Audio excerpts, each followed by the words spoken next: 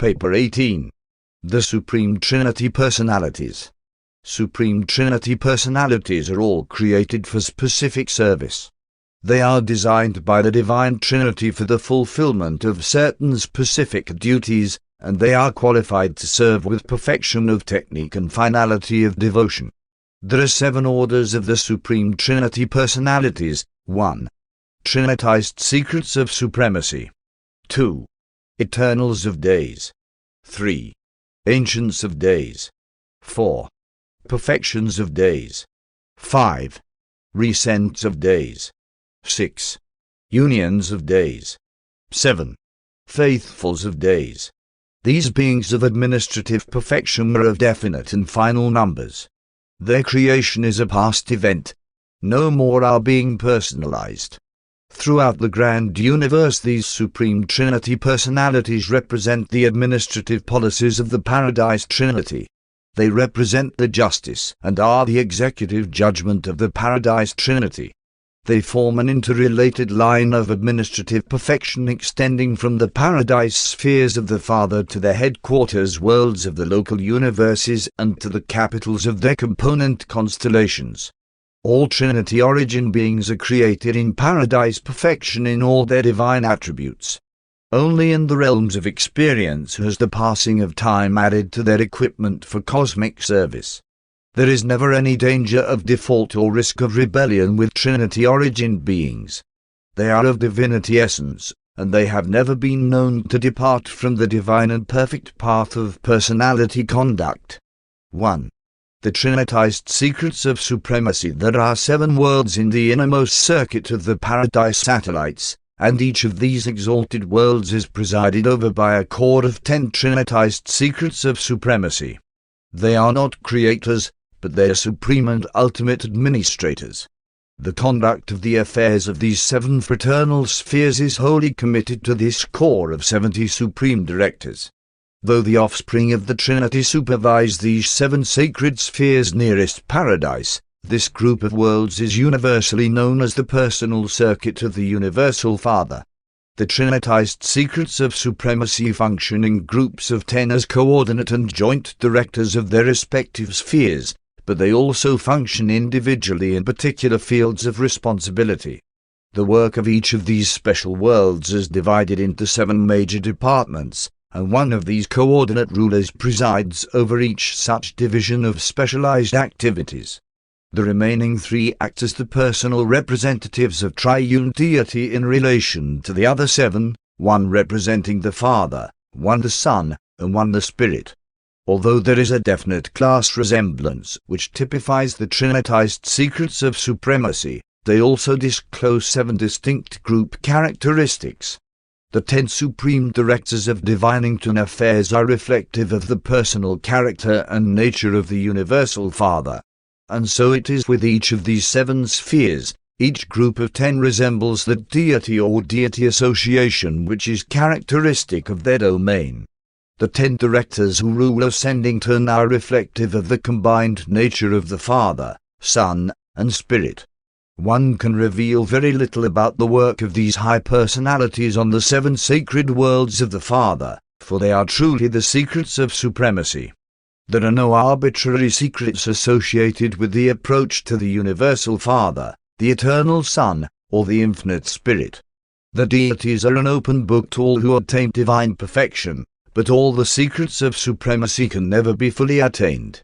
Always will we be unable fully to penetrate the realms containing the personality secrets of deity association with the 7-fold grouping of created beings. Since the work of these supreme directors has to do with the intimate and personal contact of the deities with these 7 basic groupings of universe beings when domiciled on these 7 special worlds or while functioning throughout the grand universe, it is fitting that these very personal relations and extraordinary contacts should be held secretly secret. The Paradise creators respect the privacy and sanctity of personality even in their lowly creatures. And this is true both of individuals and of the various separate orders of personalities. To beings of even a high universe attainment, these secret worlds ever remain a test of loyalty. It is given us fully and personally to know the eternal gods, freely to note their characters of divinity and perfection, but it is not granted us fully to penetrate all of the personal relations of the paradise rulers with all of their creature beings. 2. The Eternals of Days. Each of the billion worlds of Havana is directed by a Supreme Trinity Personality. These rulers are known as the Eternals of Days, and they number exactly 1 billion, one for each of the Havana spheres. They are the offspring of the Paradise Trinity, but like the secrets of supremacy, there are no records of their origin. Forever have these two groups of all-wise fathers ruled their exquisite worlds of the Paradise Havana system, and they function without rotation or reassignment. The Eternals of Days are visible to all creatures dwelling in their domains. They preside over the regular planetary conclaves. Periodically, and by rotation, they visit the headquarters spheres of the 7 superuniverses. They are close of kin to, and are the divine equals of, the Ancients of Days, who preside over the destinies of the 7 supergovernments. When an Eternal of Days is absent from his sphere, his world is directed by a Trinity teacher son.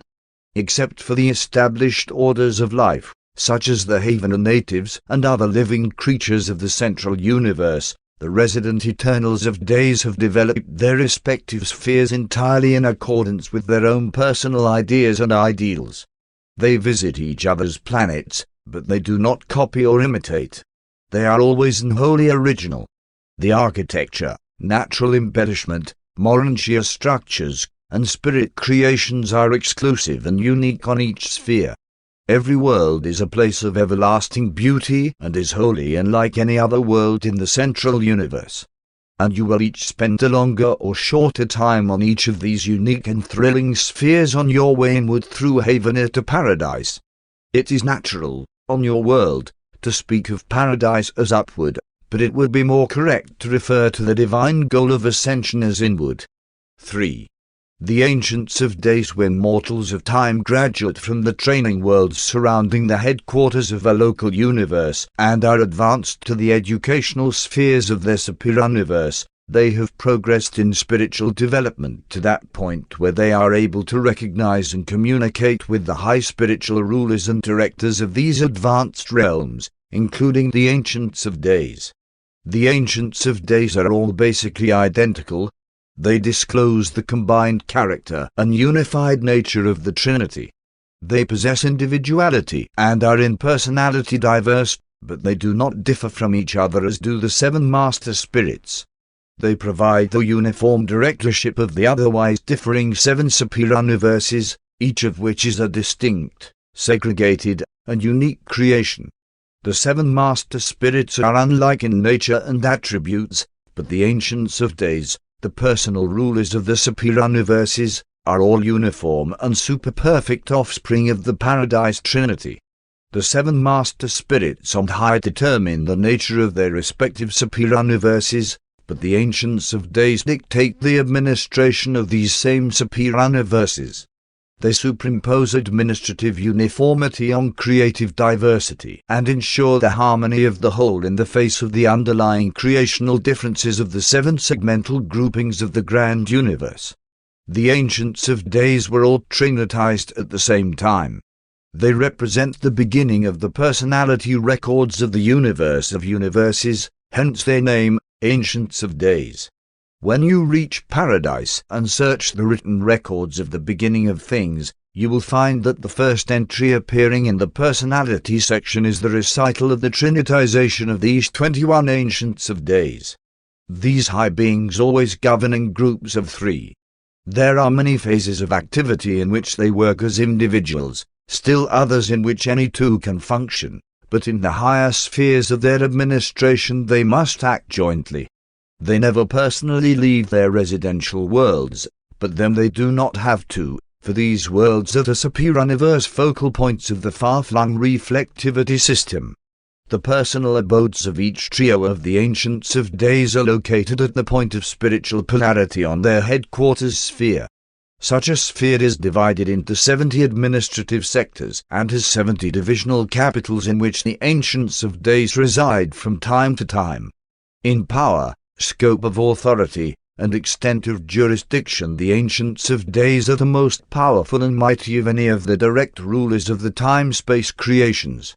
In all the vast universe of universes, they alone are invested with the high powers of final executive judgment concerning the eternal extinction of all creatures. And all three Ancients of Days must participate in the final decrees of the Supreme Tribunal of a Superuniverse. Aside from the deities and their paradise associates, the Ancients of Days are the most perfect, most versatile, and the most divinely endowed rulers in all time-space existence. Apparently they are the supreme rulers of the superuniverses, but they have not experientially earned this right to rule and are therefore destined sometime to be superseded by the Supreme Being, an experiential sovereign, whose vicegerents they will undoubtedly become. The Supreme Being is achieving the sovereignty of the seven superuniverses by experiential service, just as a creator sun experientially earns the sovereignty of his local universe. But during the present age of the unfinished evolution of the Supreme, the Ancients of Days provide the coordinated and perfect administrative over-control of the evolving universes of time and space. And the wisdom of originality and the initiative of individuality characterize all the decrees and rulings of the Ancients of Days. 4. The perfections of days. There are just 210 perfections of days, and they preside over the governments of the 10 major sectors of each superuniverse. They were trinitized for the special work of assisting the superuniverse directors, and they rule as the immediate and personal vicegerents of the Ancients of Days. 3 perfections of days are assigned to each major sector capital, but unlike the Ancients of Days, it is not necessary that all 3 be present at all times. From time to time one of this trio may absent himself to confer in person with the Ancients of Days concerning the welfare of his realm. These triune rulers of the major sectors are peculiarly perfect in the mastery of administrative details, hence their name, perfections of days. In recording the names of these beings of the spiritual world, we are confronted with the problem of translating into your tongue, and very often it is exceedingly difficult to render a satisfactory translation. We dislike to use arbitrary designations which will be meaningless to you. Hence we often find it difficult to choose a suitable name, one which will be clear to you and at the same time be somewhat representative of the original. The perfections of days have a moderate-sized corps of divine counselors, perfecters of wisdom, and universal censors attached to their governments. They have still larger numbers of mighty messengers, those high in authority, and those without name and number. But much of the routine work of major sector affairs is carried on by the celestial guardians and the high sun assistants. These 2 groups are drawn from among the trinitized offspring of either Paradise Haven personalities or glorified mortal finaliters. Certain of these 2 orders of creature trinitized beings are trinitized by the Paradise deities and then are dispatched to assist in the administration of the superuniverse governments. Most of the celestial guardians and the high sun assistants are assigned to the service of the major and the minor sectors, but the trinitized custodians, Trinity-embraced seraphim and midwayers, are the officers of the courts of all 3 divisions, functioning in the tribunals of the Ancients of Days, the perfections of days, and the recents of days. The trinitized ambassadors, Trinity-embraced ascendant mortals of sun or spirit-fused nature, may be encountered anywhere in the superuniverse, but the majority are in the service of the minor sectors. Before the times of the full unfolding of the governmental scheme of the 7 superuniverses, practically all administrators of the various divisions of these governments, excepting the Ancients of Days, served apprenticeships of varying duration under the Eternals of Days on the various worlds of the perfect Haven universe. The later trinitized beings likewise passed through a season of training under the Eternals of Days before they were attached to the service of the Ancients of Days, the perfections of days, and the recents of days. They are all seasoned, tried, and experienced administrators. You will early see the perfections of days when you advance to the headquarters of splendor after your sojourn on the worlds of your minor sector, for these exalted rulers are closely associated with the 70 major sector worlds of higher training for the ascendant creatures of time. The perfections of days, in person, administer the group pledges to the ascending graduates of the major sector schools. The work of the pilgrims of time on the world surrounding a major sector headquarters is chiefly of an intellectual nature, in contrast with the more physical and material character of the training on the 7 educational spheres of a minor sector, and with the spiritual undertakings on the 490 university worlds of a superuniverse headquarters. Although you are entered only upon the registry of the major sector of Splandon, which embraces the local universe of your origin, you will have to pass through every one of the 10 major divisions of our superuniverse. You will see all 30 of the orbitum perfections of days before you reach Uversa. 5. The Recents of Days. The Recents of Days are the youngest of the supreme directors of the superuniverses. In groups of 3 they preside over the affairs of the minor sectors. In nature they are coordinate with the perfections of days, but in administrative authority they are subordinate. There are just 21,000 of these personally glorious and divinely efficient Trinity personalities. They were created simultaneously, and together they passed through their haven the training under the Eternals of Days. The Recents of Days have a corps of associates and assistants similar to that of the perfections of days. In addition, they have assigned to them enormous numbers of the various subordinate orders of celestial beings. In the administration of the minor sectors they utilize large numbers of the resident and descending mortals, the personnel of the various courtesy colonies, and the various groups originating in the infinite spirit. The governments of the minor sectors are very largely, though not exclusively, concerned with the great physical problems of the superuniverses. The minor sector spheres are the headquarters of the master physical controllers. On these worlds ascending mortals carry on studies and experiments having to do with an examination of the activities of the 3rd order of the supreme power centers and of all 7 orders of the master physical controllers. Since the regime of a minor sector is so extensively concerned with physical problems, its 3 Recents of Days are seldom together on the capital sphere. Most of the time one is away in conference with the perfections of days of the supervising major sector, or absent while representing the ancients of days at the paradise conclaves of the High Trinity origin beings. They alternate with the perfections of days in representing the ancients of days at the supreme councils on paradise. Meanwhile, another Regent of Days may be away on a tour of inspection of the headquarters worlds of the local universes belonging to his jurisdiction. But at least one of these rulers always remains on duty at the headquarters of a minor sector. You will all sometime know the 3 Recents of Days in charge of Ensa, your minor sector, since you must pass through their hands on your way inward to the training worlds of the major sectors. In ascending to Uversa, you will pass through only one group of minor sector training spheres. 6. The unions of days. The Trinity personalities of the order of days do not function in an administrative capacity below the level of the superuniverse governments. In the evolving local universes they act only as counselors and advisors. The unions of days are a group of liaison personalities accredited by the Paradise Trinity to the dual rulers of the local universes. Each organized and inhabited local universe has assigned to it one of these Paradise Counselors, who acts as the representative of the Trinity, and in some respects, of the Universal Father, to the local creation. There are 700,000 of these beings in existence, though they have not all been commissioned. The reserve corps of the unions of days functions on Paradise as the Supreme Council of Universe Adjustments. In a special manner these Trinity observers coordinate the administrative activities of all branches of the universal government, from those of the local universes up through the sector governments to those of the superuniverse, hence their name, Unions of Days.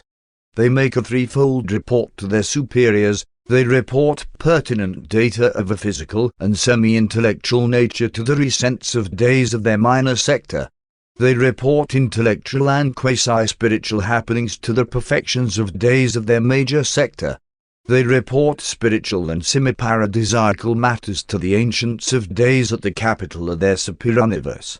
Since they are Trinity origin beings, all of the paradise circuits are available to them for intercommunication, and thus are they always in touch with each other and with all other required personalities up to the supreme councils of paradise.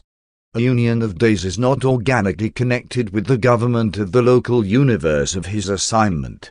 Aside from his duties as an observer, he acts only at the request of the local authorities. He is an ex officio member of all primary councils and all important conclaves of the local creation, but he does not participate in the technical consideration of administrative problems. When a local universe is settled in light and life, its glorified beings associate freely with the union of days, who then functions in an enlarged capacity in such a realm of evolutionary perfection. But he is still primarily a Trinity ambassador and paradise counselor. A local universe is directly ruled by a divine son of dual deity origin, but he has constantly by his side a paradise brother, a Trinity origin personality. In the event of the temporary absence of a creator son from the headquarters of his local universe, the acting rulers are largely guided in their major decisions by the council of their union of days. 7. The faithfuls of days. These high Trinity origin personalities are the paradise advisors to the rulers of the 100 constellations in each local universe. There are 70 million faithfuls of days, and like the unions of days, not all are in service. Their Paradise Reserve Corps is the advisory commission of inter-universe ethics and self-government. Faithfuls of days rotate in service in accordance with the rulings of the Supreme Council of their Reserve Corps. Of that union of days is to a creator son of a local universe, the faithfuls of days are to the Verondadek sons who rule the constellations of that local creation. They are supremely devoted and divinely faithful to the welfare of their constellations of assignment, hence the name, Faithfuls of Days. They act only as counselors. Never do they participate in administrative activities except upon the invitation of the constellation authorities. Neither are they directly concerned in the educational ministry to the pilgrims of ascension on the architectural training spheres surrounding a constellation headquarters. All such undertakings are under the supervision of the Verondadek sons. All faithfuls of days functioning in the constellations of a local universe are under the jurisdiction of, and report directly to, the union of days. They do not have a far-flung system of intercommunication, being ordinarily self-limited to an inter-association within the limits of a local universe. Any faithful of days on duty in Nibadan can and does communicate with all others of his order on duty in this local universe. Like the union of days on a universe headquarters, the faithfuls of days maintain their personal residences on the constellation capitals separate from those of the administrative directors of such realms. Their abodes are indeed modest in comparison with the homes of the Verondadek rulers of the constellations. The faithfuls of days are the last link in the long administrative advisory chain which reaches from the sacred spheres of the Universal Father near the center of all things to the primary divisions of the local universes. The Trinity origin regime stops with the constellations. No such paradise advisors are permanently situated on their component systems or on the inhabited worlds. These latter administrative units are wholly under the jurisdiction of beings native to the local universes. Presented by a divine counselor of Uversa. Paper 19. The Coordinate Trinity Origin Beings. This paradise group, designated the Coordinate Trinity Origin Beings, embraces the Trinity Teacher Sons, also classed among the Paradise Sons of God, three groups of high superuniverse administrators, and the somewhat impersonal category of the inspired Trinity spirits. Even the Havener natives may properly be included in this classification of Trinity personalities along with numerous groups of beings resident on Paradise. Those Trinity origin beings to be considered in this discussion are 1. Trinity Teacher Sons. 2. Perfecters of Wisdom. 3. Divine Counselors. 4. Universal Censors. 5. Inspired Trinity spirits. 6. Haven natives. 7. Paradise citizens. Excepting the Trinity teacher sons and possibly the inspired Trinity spirits, these groups are of definite numbers. Their creation is a finished and past event. 1. The Trinity teacher sons of all the high orders of celestial personalities revealed to you, the Trinity teacher sons alone act in a dual capacity. By origin of Trinity nature, in function they are almost wholly devoted to the services of divine sonship. They are the liaison beings who bridge the universe gulf between Trinity and dual origin personalities. While the stationary sons of the Trinity are of completed numbers, the teacher sons are constantly increasing. What the final number of teacher sons will be one do not know. One can, however, state that, at the last periodic report to Uversa, the Paradise records indicated 21,1,624,821 of these sons in service. These beings are the only group of the sons of God revealed to you whose origin is in the Paradise Trinity. They range the central and superior universes, and an enormous core is assigned to each local universe. They also serve the individual planets as do the other Paradise sons of God. Since the scheme of the grand universe is not fully developed, large numbers of teacher sons are held in the reserves on Paradise, and they volunteer for emergency duty and unusual service in all divisions of the grand universe, on the lone worlds of space, in the local and superior universes, and on the worlds of Havana. They also function on Paradise, but it will be more helpful to postpone their detailed consideration until we come to the discussion of the Paradise sons of God. In this connection, however, it may be noted that teacher sons are the supreme coordinating personalities of Trinity origin. In such a far-flung universe of universes there is always great danger of succumbing to the error of the circumscribed viewpoint, to the evil inherent in a segmentalized conception of reality and divinity. For example, the human mind would ordinarily crave to approach the cosmic philosophy portrayed in these revelations by proceeding from the simple and the finite to the complex and the infinite, from human origins to divine destinies. But that path does not lead to spiritual wisdom. Such a procedure is the easiest path to a certain form of genetic knowledge, but at best it could only reveal man's origin. It reveals little or nothing about his divine destiny. Even in the study of man's biologic evolution on Urantia, there are grave objections to the exclusive historic approach to his present-day status and his current problems. The true perspective of any reality problem, human or divine, terrestrial or cosmic, can be had only by the full and unprejudiced study and correlation of three phases of universe reality, origin, history, and destiny. The proper understanding of these three experiential realities affords the basis for a wise estimate of the current status. When the human mind undertakes to follow the philosophic technique of starting from the lower to approach the higher, whether in biology or theology, it is always in danger of committing four errors of reasoning. 1. It may utterly fail to perceive the final and completed evolutionary goal of either personal attainment or cosmic destiny. 2. It may commit a supreme philosophical blunder by oversimplifying cosmic evolutionary experiential reality, thus leading to the distortion of facts, to the perversion of truth, and to the misconception of destinies. 3. The study of causation is the perusal of history. But the knowledge of how a being becomes does not necessarily provide an intelligent understanding of the present status and true character of such a being. 4. History alone fails adequately to reveal future development, destiny. Finite origins are helpful, but only divine causes reveal final effects. Eternal ends are not shown in time beginnings.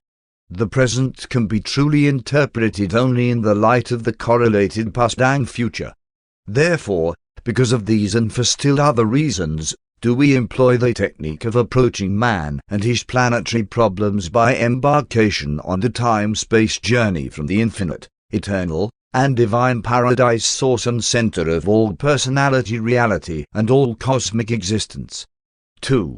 The perfecters of wisdom. The perfecters of wisdom are a specialized creation of the Paradise Trinity designed to personify the wisdom of divinity in the superior universes.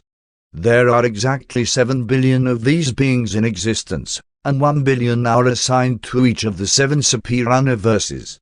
In common with their coordinates, the divine counselors and the universal censors, the perfecters of wisdom passed through the wisdom of paradise, of Havana, and except for Divinington, of the Father's paradise spheres. After these experiences, the perfecters of wisdom were permanently assigned to the service of the Ancients of Days. They serve neither on paradise nor on the worlds of the paradise Havana circuits. They are wholly occupied with the administration of the superior universe governments. Wherever and whenever a perfecter of wisdom functions, there and then divine wisdom functions. There is actuality of presence and perfection of manifestation in the knowledge and wisdom represented in the doings of these mighty and majestic personalities. They do not reflect the wisdom of the Paradise Trinity. They are that wisdom. They are the sources of wisdom for all teachers in the application of universe knowledge. They are the fountains of discretion and the wellsprings of discrimination to the institutions of learning and discernment in all universes. Wisdom is twofold in origin, being derived from the perfection of divine insight inherent in perfect beings and from the personal experience acquired by evolutionary creatures. The perfecters of wisdom are the divine wisdom of the paradise perfection of deity insight. Their administrative associates on Uversa, the mighty messengers, those without name and number, and those high in authority, when acting together, are the universe wisdom of experience. A divine being can have perfection of divine knowledge. An evolutionary mortal can sometime attain perfection of ascendant knowledge, but neither of these beings alone exhausts the potentials of all possible wisdom. Accordingly, whenever in the conduct of the superior universe it is desired to achieve the maximum of administrative wisdom, these perfecters of the wisdom of divine insight are always associated with those ascendant personalities who have come up to the high responsibilities of superior universe authority through the experiential tribulations of evolutionary progression. The perfecters of wisdom will always require this complement of experiential wisdom for the completion of their administrative sagacity. But it has been postulated that a high and hitherto unattained level of wisdom may possibly be achieved by the paradise finaliters after they are sometime inducted into the 7th stage of spirit existence. If this inference is correct, then would such perfected beings of evolutionary ascent undoubtedly become the most effective universe administrators ever to be known in all creation. One believes that such is the high destiny of finaliters. The versatility of the perfecters of wisdom enables them to participate in practically all of the celestial services of the ascendant creatures. The perfecters of wisdom are my order of personality, the divine counselors, together with the universal censors, constitute the highest orders of beings who may and do engage in the work of revealing truth to the individual planets and systems, whether in their earlier epochs or when settled in light and life. From time to time we all make contact with the service of the ascending mortals, from an initial life planet on up through a local universe and the superior universe, particularly the latter. 3. The divine council as these Trinity origin beings are the council of deity to the realms of the 7 superior universes. They are not reflective of the divine council of the Trinity. They are that council. There are 21 billion counselors in service, and 3 billion are assigned to each superior universe. Divine counselors are the associates and equals of the universal censors and the perfecters of wisdom, from 1 to 7 counselors being associated with each of these latter personalities. All 3 orders participate in the government of the Ancients of Days, including major and minor sectors, in the local universes and constellations, and in the councils of the local system sovereigns. We act as individuals, as one do in inditing this statement, but we also function as a trio whenever the occasion requires. When we act it in an executive capacity, always there are associated together a perfecter of wisdom, a universal censor, and from 1 to 7 divine counselors. 1 perfecter of wisdom, 7 divine counselors, and 1 universal censor constitute a tribunal of Trinity divinity, the highest mobile advisory body in the universes of time and space. Such a group of 9 is known either as a fact-finding or as a truth-revealing tribunal, and when it sits in judgment upon a problem and renders a decision, it is just as if an Ancient of Days had adjudicated the matter, for in all the annals of the superior universes such a verdict has never been reversed by the Ancients of Days. When the 3 Ancients of Days function, the Paradise Trinity functions.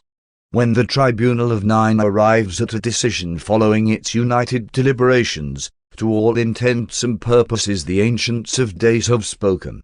And it is in this manner that the Paradise rulers make personal contact, in administrative matters and governmental regulation, with the individual worlds, systems, and universes. Divine counselors are the perfection of the divine council of the Paradise Trinity. We represent, in fact are, the council of perfection. When we are supplemented by the experiential counsel of our associates, the perfected and Trinity-embraced beings of evolutionary ascent, our combined conclusions are not only complete but replete. When our united counsel has been associated, adjudicated, confirmed, and promulgated by a universal censor, it is very probable that it approaches the threshold of universal totality. Such verdicts represent the nearest possible approach to the absolute attitude of deity within the time-space limits of the situation involved and the problem concerned. 7 divine counselors in liaison with the Trinitized evolutionary trio, a mighty messenger, 1 high in authority, and 1 without name and number, represent the nearest superior universe approach to the union of the human viewpoint and the divine attitude on near paradisiacal levels of spiritual meanings and reality values. Such close approximation of the united cosmic attitudes of the creature and the Creator is only surpassed in the Paradise bestowal sons, who are, in every phase of personality experience, God and man. 4. The universal censors. There are exactly 8 billion universal censors in existence. These unique beings are the judgment of deity. They are not merely reflective of the decisions of perfection. They are the judgment of the Paradise Trinity. Even the Ancients of Days do not sit in judgment except in association with the universal censors. 1 censor is commissioned on each of the billion worlds of the central universe, being attached to the planetary administration of the resident eternal of days. Neither perfecters of wisdom nor divine counselors are thus permanently attached to the haven administrations, nor do we altogether understand why universal censors are stationed in the central universe. Their present activities hardly account for their assignment in Havana, and we therefore suspect that they are there in anticipation of the needs of some future universe age in which the Havana population may partially change. 1 billion censors are assigned to each of the 7 superior universes. Both in an individual capacity and in association with perfecters of wisdom and divine counselors, they operate throughout all divisions of the 7 superior universes. Thus the censors act on all levels of the grand universe, from the perfect worlds of Havana to the councils of the system sovereigns, and they are an organic part of all dispensational adjudications of the evolutionary worlds. Whenever and wherever a universal censor is present, then and there is the judgment of deity. And since the senses always render their verdicts in liaison with perfecters of wisdom and divine counselors, such decisions embrace the united wisdom, counsel, and judgment of the Paradise Trinity. In this juridical trio the perfecter of wisdom would be that one was, the divine counsel that one will be, but the universal censor is always one am. The censors are universe-totaling personalities. When 1,000 witnesses have given testimony, or 1,000,000, when the voice of wisdom has spoken and the counsel of divinity has recorded, when the testimony of ascendant perfection has been added, then the censor functions, and there is immediately revealed an unerring and divine totaling of all that has transpired, and such a disclosure represents the divine conclusion, the sum and substance of a final and perfect decision. Therefore, when a censor has spoken, No one else may speak, for the censor has depicted the true and unmistakable total of all that has gone before. When he speaks, there is no appeal. Most fully do one understand the operation of the mind of the perfecter of wisdom, but one certainly do not fully comprehend the working of the adjudicating mind of a universal censor.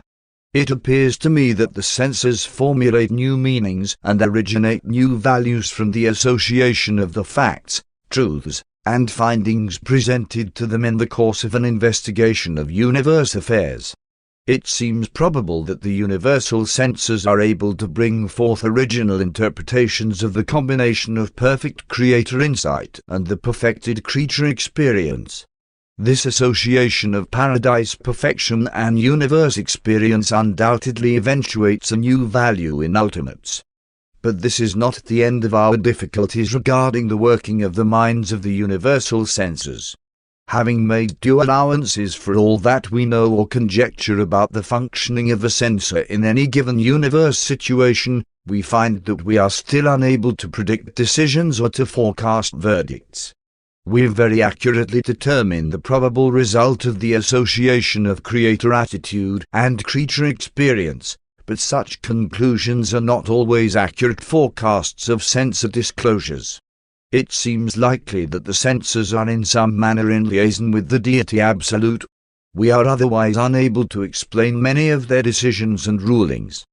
Perfecters of wisdom, divine counselors, and universal censors, together with the 7 orders of Supreme Trinity Personalities, constitute those 10 groups which have been sometimes designated stationary sons of the Trinity.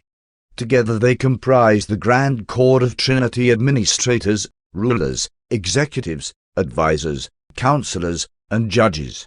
Their numbers slightly exceed 37 billion. 2,070,000,000 are stationed in the central universe, and just over 5 billion in each superuniverse.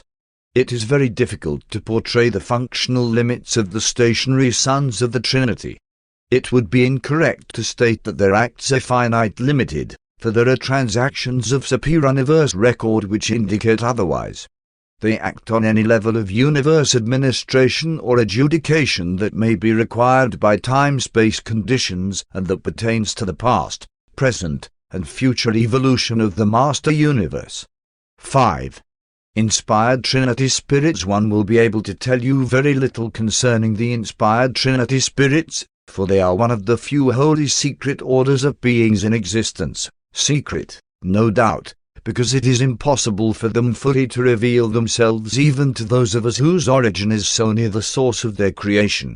They come into being by the act of the Paradise Trinity and may be utilized by any one or two of the deities as well as by all 3. We do not know whether these spirits are of completed numbers or are constantly increasing, but we incline to the belief that their number is not fixed. We fully understand neither the nature nor the conduct of the inspired spirits. They may possibly belong to the category of superpersonal spirits. They seem to operate over all known circuits and appear to act well-nigh independently of time and space.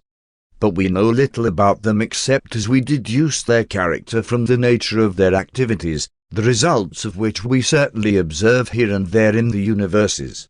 Under certain conditions, these inspired spirits can individualize themselves sufficiently for recognition by beings of Trinity origin. One have seen them, but it would never be possible for the lower orders of celestial beings to recognize one of them. Certain circumstances also arise from time to time in the conduct of the evolving universes in which any being of Trinity origin may directly employ these spirits in the furtherance of his assignment. We therefore know that they exist, and that under certain conditions we may command them receive their assistance, sometimes recognize their presence. But they are not a part of the manifest and definitely revealed organization entrusted with the conduct of the time-space universes before such material creations are settled in light and life. They have no clearly discernible place in the present economy or administration of the evolving 7 superuniverses. They are a secret of the Paradise Trinity. The Melchizedeks of Nebadan teach that inspired Trinity spirits are destined, sometime in the eternal future, to function in the places of the solitary messengers, whose ranks are slowly but certainly being depleted by their assignment as associates of certain types of trinitized sons. The inspired spirits are the solitary spirits of the universe of universes. As spirits they are very much like the solitary messengers, except that the latter are distinct personalities.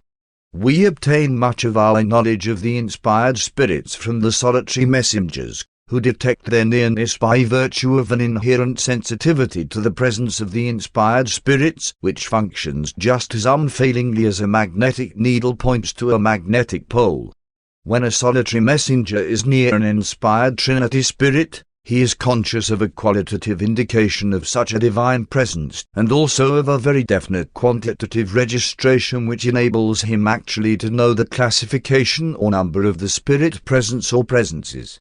One may relate a further interesting fact. When a solitary messenger is on a planet whose inhabitants are indwelt by thought adjusters, as on Urantia, he is aware of a qualitative excitation in his detection sensitivity to spirit presence. In such instances there is no quantitative excitation, only a qualitative agitation. When on a planet to which adjusters do not come, contact with the natives does not produce any such reaction. This suggests that thought adjusters are in some manner related to, or are connected with, the inspired spirits of the Paradise Trinity. In some way they may possibly be associated in certain phases of their work, but we do not really know. They both originate near the center and source of all things, but they are not the same order of being. Thought adjusters spring from the Father alone. Inspired spirits are the offspring of the Paradise Trinity. The inspired spirits do not apparently belong to the evolutionary scheme of the individual planets or universes, and yet they seem to be almost everywhere. Even as one am engaged in the formulation of this statement, my associated solitary messenger's personal sensitivity to the presence of this order of spirit indicates that there is with us at this very moment, not over 25 feet away, a spirit of the inspired order and of the third volume of power presence. The third volume of power presence suggests to us the probability that 3 inspired spirits are functioning in liaison. Of more than 12 orders of beings associated with me at this time, the solitary messenger is the only one aware of the presence of these mysterious entities of the Trinity. And further, while we are thus apprised of the nearness of these divine spirits, we are all equally ignorant of their mission. We really do not know whether they are merely interested observers of our doings, or whether they are, in some manner unknown to us, actually contributing to the success of our undertaking.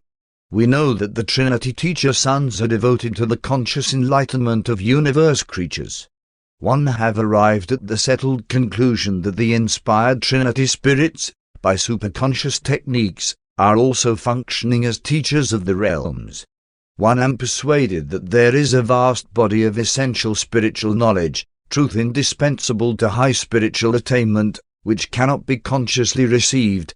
Self-consciousness would effectively jeopardize the certainty of reception.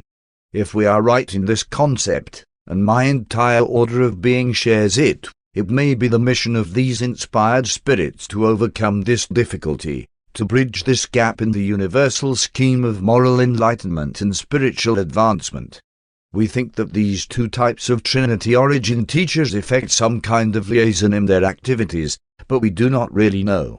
On the superuniverse training worlds and on the eternal circuits of Havana, one have fraternized with the perfecting mortals, spiritualized and ascendant souls from the evolutionary realms, but never have they been aware of the inspired spirits, whichever and anon the powers of detection resident in the solitary messengers would indicate were very near us.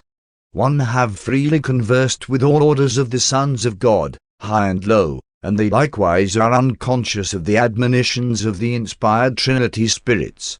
They can and do look back in their experiences and recount happenings which are difficult to explain if the action of such spirits is not taken into account. But excepting solitary messengers, and sometimes Trinity origin beings, none of the celestial family have ever been conscious of the nearness of the inspired spirits. 1. Do not believe the inspired Trinity spirits are playing hide and seek with me. They are probably trying just as hard to disclose themselves to me as I am to communicate with them. Our difficulties and limitations must be mutual and inherent. I am satisfied that there are no arbitrary secrets in the universe. Therefore will one never cease in my efforts to solve the mystery of the isolation of these spirits belonging to my order of creation. And from all this, you mortals, just now taking your first step on the eternal journey, can well see that you must advance a long way before you will progress by sight and a material assurance. You will long use faith and be dependent on revelation if you hope to progress quickly and safely. 6. Havener natives. The Havener natives are the direct creation of the Paradise Trinity, and their number is beyond the concept of your circumscribed minds. Neither is it possible for Urantians to conceive of the inherent endowments of such divinely perfect creatures as these Trinity origin races of the eternal universe. You can never truly envisage these glorious creatures. You must await your arrival in Havener, when you can greet them as spirit comrades. During your long sojourn on the billion worlds of Havener culture, you will develop an eternal friendship for these superb beings. And how deep is that friendship which grows up between the lowest personal creature from the worlds of space and these high personal beings native to the perfect spheres of the central universe. Ascending mortals, in their long and loving association with the Havener natives, do much to compensate for the spiritual impoverishment of the earlier stages of mortal progression. At the same time, through their contacts with ascending pilgrims, the Haveners gain an experience which to no small extent overcomes the experiential handicap of having always lived a life of divine perfection. The good to both ascending mortal and Havener native is great and mutual. Havener natives, like all other Trinity origin personalities, are projected in divine perfection, and as with other Trinity origin personalities, the passing of time may add to their stores of experiential endowments. But unlike the stationary sons of the Trinity, Haveners may evolve in status, may have an unrevealed future eternity destiny. This is illustrated by those Haveners who service factualize capacity for fusion with the non-adjuster father fragment and so qualify for membership in the mortal core of the finality. And there are other finaliter core open to these natives of the central universe. The status evolution of Havener natives has occasioned much speculation on Uversa. Since they're constantly filtering into the several paradise core of the finality, and since no more are being created, it is apparent that the number of natives remaining in Havener is constantly diminishing. The ultimate consequences of these transactions have never been revealed to us, but we do not believe that Havener will ever be entirely depleted of its natives. We have entertained the theory that Haveners will possibly cease entering the finalito core sometime during the ages of the successive creations of the outer space levels. We have also entertained the thought that in these subsequent universe ages the central universe may be peopled by a mixed group of resident beings, a citizenship consisting only in part of the original Havener natives. We do not know what order or type of creature may be thus destined to residential status in the future Havener, but we have thought of 1. The Univitatia, who are at present the permanent citizens of the local universe constellations. 2. Future types of mortals who may be born on the inhabited spheres of the superior universes in the flowering of the ages of light and life. 3. The incoming spiritual aristocracy of the successive outer universes. We know that the Havener of the previous universe age was somewhat different from the Havener of the present age. We deem it no more than reasonable to assume that we are now witnessing those slow changes in the central universe that are anticipatory of the ages to come. One thing is certain, the universe is non-static, only God is changeless. 7. Paradise citizens that are resident on Paradise, numerous groups of superb beings, the Paradise citizens. They are not directly concerned with the scheme of perfecting ascending creatures and are not, therefore, fully revealed to Urantia mortals. There are more than 3,000 orders of these supernal intelligences, the last group having been personalized simultaneously with the mandate of the Trinity, which promulgated the creative plan of the 7 superior universes of time and space. Paradise citizens and Havener natives are sometimes designated collectively as Paradise Havener personalities. This completes the story of those beings who are brought into existence by the Paradise Trinity. None of them have ever gone astray. And yet, in the highest sense, they are all free will endowed. Trinity origin beings possess prerogatives of transit which make them independent of transport personalities, such as seraphim. We all possess the power of moving about freely and quickly in the universe of universes.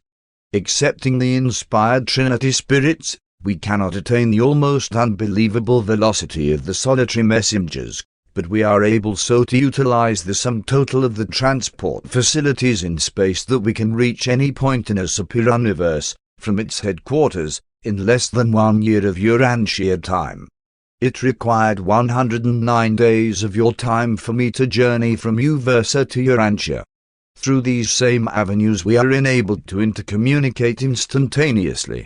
Our entire order of creation finds itself in touch with every individual embraced within every division of the children of the Paradise Trinity save only the inspired spirits. Presented by a divine counselor of Uversa. Paper 20. The Paradise Sons of God as they function in the superior universe of Orvington. The Sons of God are classified under 3 general heads. 1. The Descending Sons of God. 2. The Ascending Sons of God. 3. The Trinitized Sons of God. Descending orders of sonship include personalities who are of direct and divine creation. Ascending sons, such as mortal creatures, achieve this status by experiential participation in the creative technique known as evolution. Trinitized sons are a group of composite origin which includes all beings embraced by the Paradise Trinity even though not of direct Trinity origin. 1. The Descending Sons of God. All descending sons of God have high and divine origins.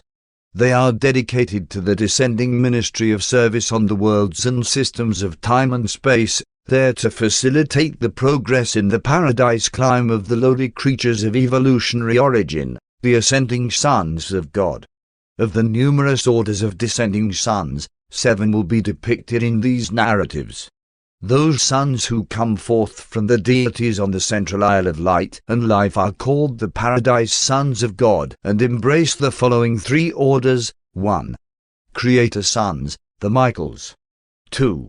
Magisterial sons, the Avenals. 3. Trinity teacher sons, the Danels. The remaining 4 orders of descending sonship are known as the local universe sons of God. 4. Melchizedek sons. 5. Verondadek sons. 6. Lananandek sons. 7. The life carriers. Melchizedeks are the joint offspring of a local universe creator son, creative spirit, and Father Melchizedek. Both Verondadeks and Lananandeks are brought into being by a creator son and his creative spirit associate. Verondadeks are best known as the Most Highs, the Constellation Fathers, Lananandeks as system sovereigns and as planetary princes. The threefold order of life carriers is brought into being by a creator son and creative spirit associated with one of the 3 ancients of days of the superior universe of jurisdiction. But the natures and activities of these local universe sons of God are more properly portrayed in those papers dealing with the affairs of the local creations. The Paradise Sons of God are of threefold origin. The primary or creator sons are brought into being by the Universal Father and the Eternal Son. The secondary or magisterial sons are children of the Eternal Son and the Infinite Spirit. The Trinity teacher sons are the offspring of the Father, Son, and Spirit. From the standpoint of service, worship, and supplication, the Paradise Sons are as one. Their spirit is one, and their work is identical in quality and completeness. As the Paradise Orders of Days proved to be divine administrators, so have the Orders of Paradise Sons revealed themselves as divine ministers, creators, servers, bestowers, judges, teachers, and truth revealers. They range the universe of universes from the shores of the eternal isle to the inhabited worlds of time and space, performing manifold services in the central and superior universes not disclosed in these narratives. They are variously organized, dependent on the nature and whereabouts of their service, but in a local universe both magisterial and teacher sons serve under the direction of the Creator Son, who presides over that domain. The Creator Sons seem to possess a spiritual endowment centering in their persons, which they control and which they can bestow, as did your own Creator Son when he poured out his Spirit upon all mortal flesh on Urantia. Each Creator Son is endowed with this spiritual drawing power in his own realm. He is personally conscious of every act and emotion of every descending Son of God serving in his domain. Here is a divine reflection, a local universe duplication, of that absolute spiritual drawing power of the Eternal Son, which enables him to reach out to make and maintain contact with all his paradise sons, no matter where they may be in all the universe of universes.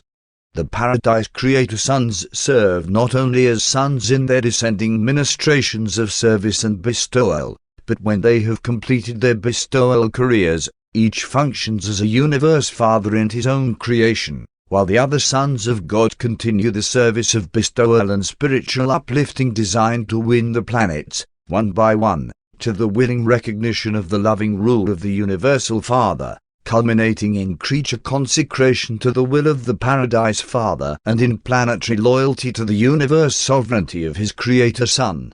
In a sevenfold Creator Son, creator and creature are forever blended in understanding, sympathetic, and merciful association. The entire order of Michael, the Creator Sons, is so unique that the consideration of their natures and activities will be reserved to the next paper in this series, while this narrative will be chiefly concerned with the two remaining orders of Paradise and Ship, the Magisterial Sons and the Trinity Teacher Sons. 2.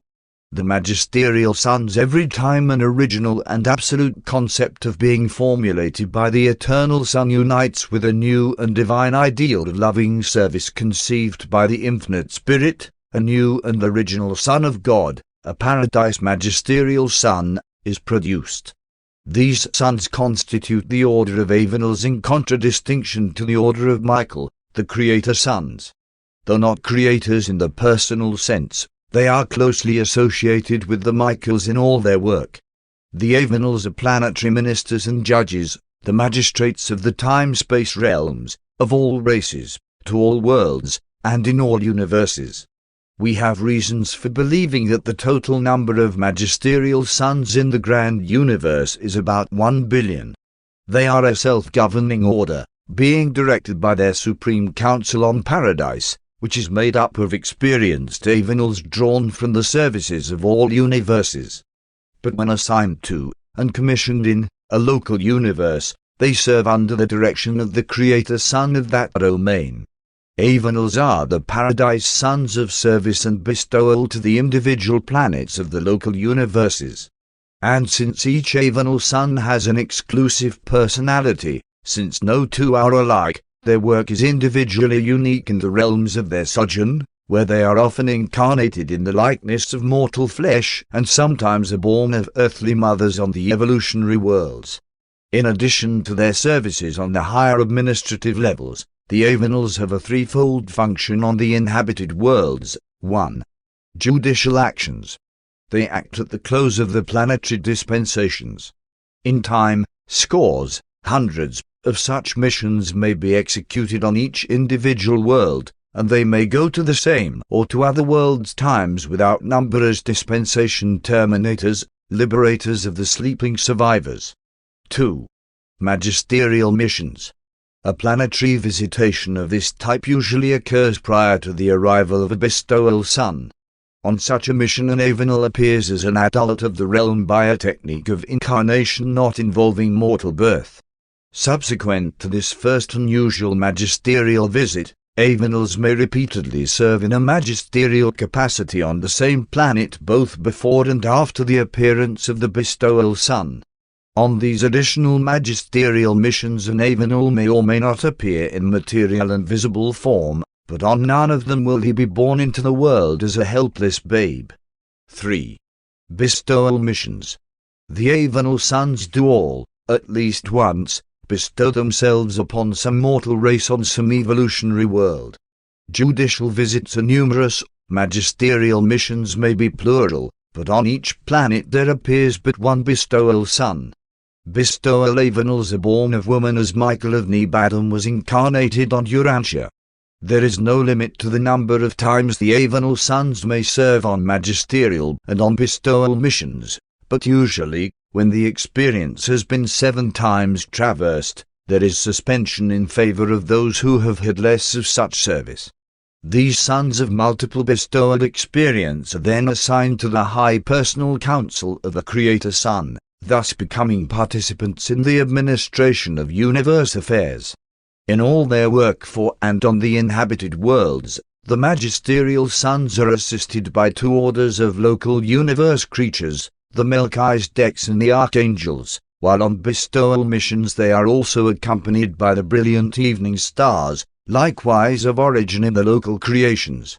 In every planetary effort the secondary paradise sons, the Avenals, are supported by the full power and authority of a primary paradise son, the Creator Son of their local universe of service. To all intents and purposes their work on the inhabited spheres is just as effective and acceptable as would have been the service of a Creator Son upon such worlds of mortal habitation. 3. Judicial actions. The Avenals are known as magisterial sons because they are the high magistrates of the realms, the adjudicators of the successive dispensations of the worlds of time. They preside over the awakening of the sleeping survivors, sit in judgment on the realm, bring to an end a dispensation of suspended justice, execute the mandates of an age of probationary mercy, reassign the space creatures of planetary ministry to the tasks of the new dispensation, and return to the headquarters of their local universe upon the completion of their mission. When they sit in judgment on the destinies of an age, the Avenals decree the fate of the evolutionary races, but though they may render judgments extinguishing the identity of personal creatures, they do not execute such sentences. Verdicts of this nature are executed by none but the authorities of a superior universe. The arrival of a paradise Avenal on an evolutionary world for the purpose of terminating a dispensation and of inaugurating a new era of planetary progression is not necessarily either a magisterial mission or a bestowal mission. Magisterial missions sometimes, and bestowal missions always, are incarnations. That is, on such assignments the Avenals serve on a planet in material form, literally. Their other visits are technical, and in this capacity an Avenal is not incarnated for planetary service. If a magisterial son comes solely as a dispensational adjudicator, he arrives on a planet as a spiritual being, invisible to the material creatures of the realm. Such technical visits occur repeatedly in the long history of an inhabited world. Avenal sons may act as planetary judges prior to both the magisterial and bestowal experiences. On either of these missions, however, the incarnated son will judge the passing planetary age. Likewise does a Creator Son when incarnated on a mission of bestowal in the likeness of mortal flesh. When a paradise son visits an evolutionary world and becomes like one of its people, his presence terminates a dispensation and constitutes a judgment of the realm. 4. Magisterial missions. Prior to the planetary appearance of a bestowal son, an inhabited world is usually visited by a paradise Avenal on a magisterial mission. If it is an initial magisterial visitation, the Avenal is always incarnated as a material being. He appears on the planet of assignment as a full-fledged male of the mortal races, a being fully visible to, and in physical contact with, the mortal creatures of his day and generation. Throughout a magisterial incarnation the connection of the Avenal Son with the local and the universal spiritual forces is complete and unbroken. A planet may experience many magisterial visitations both before and after the appearance of a bestowal son.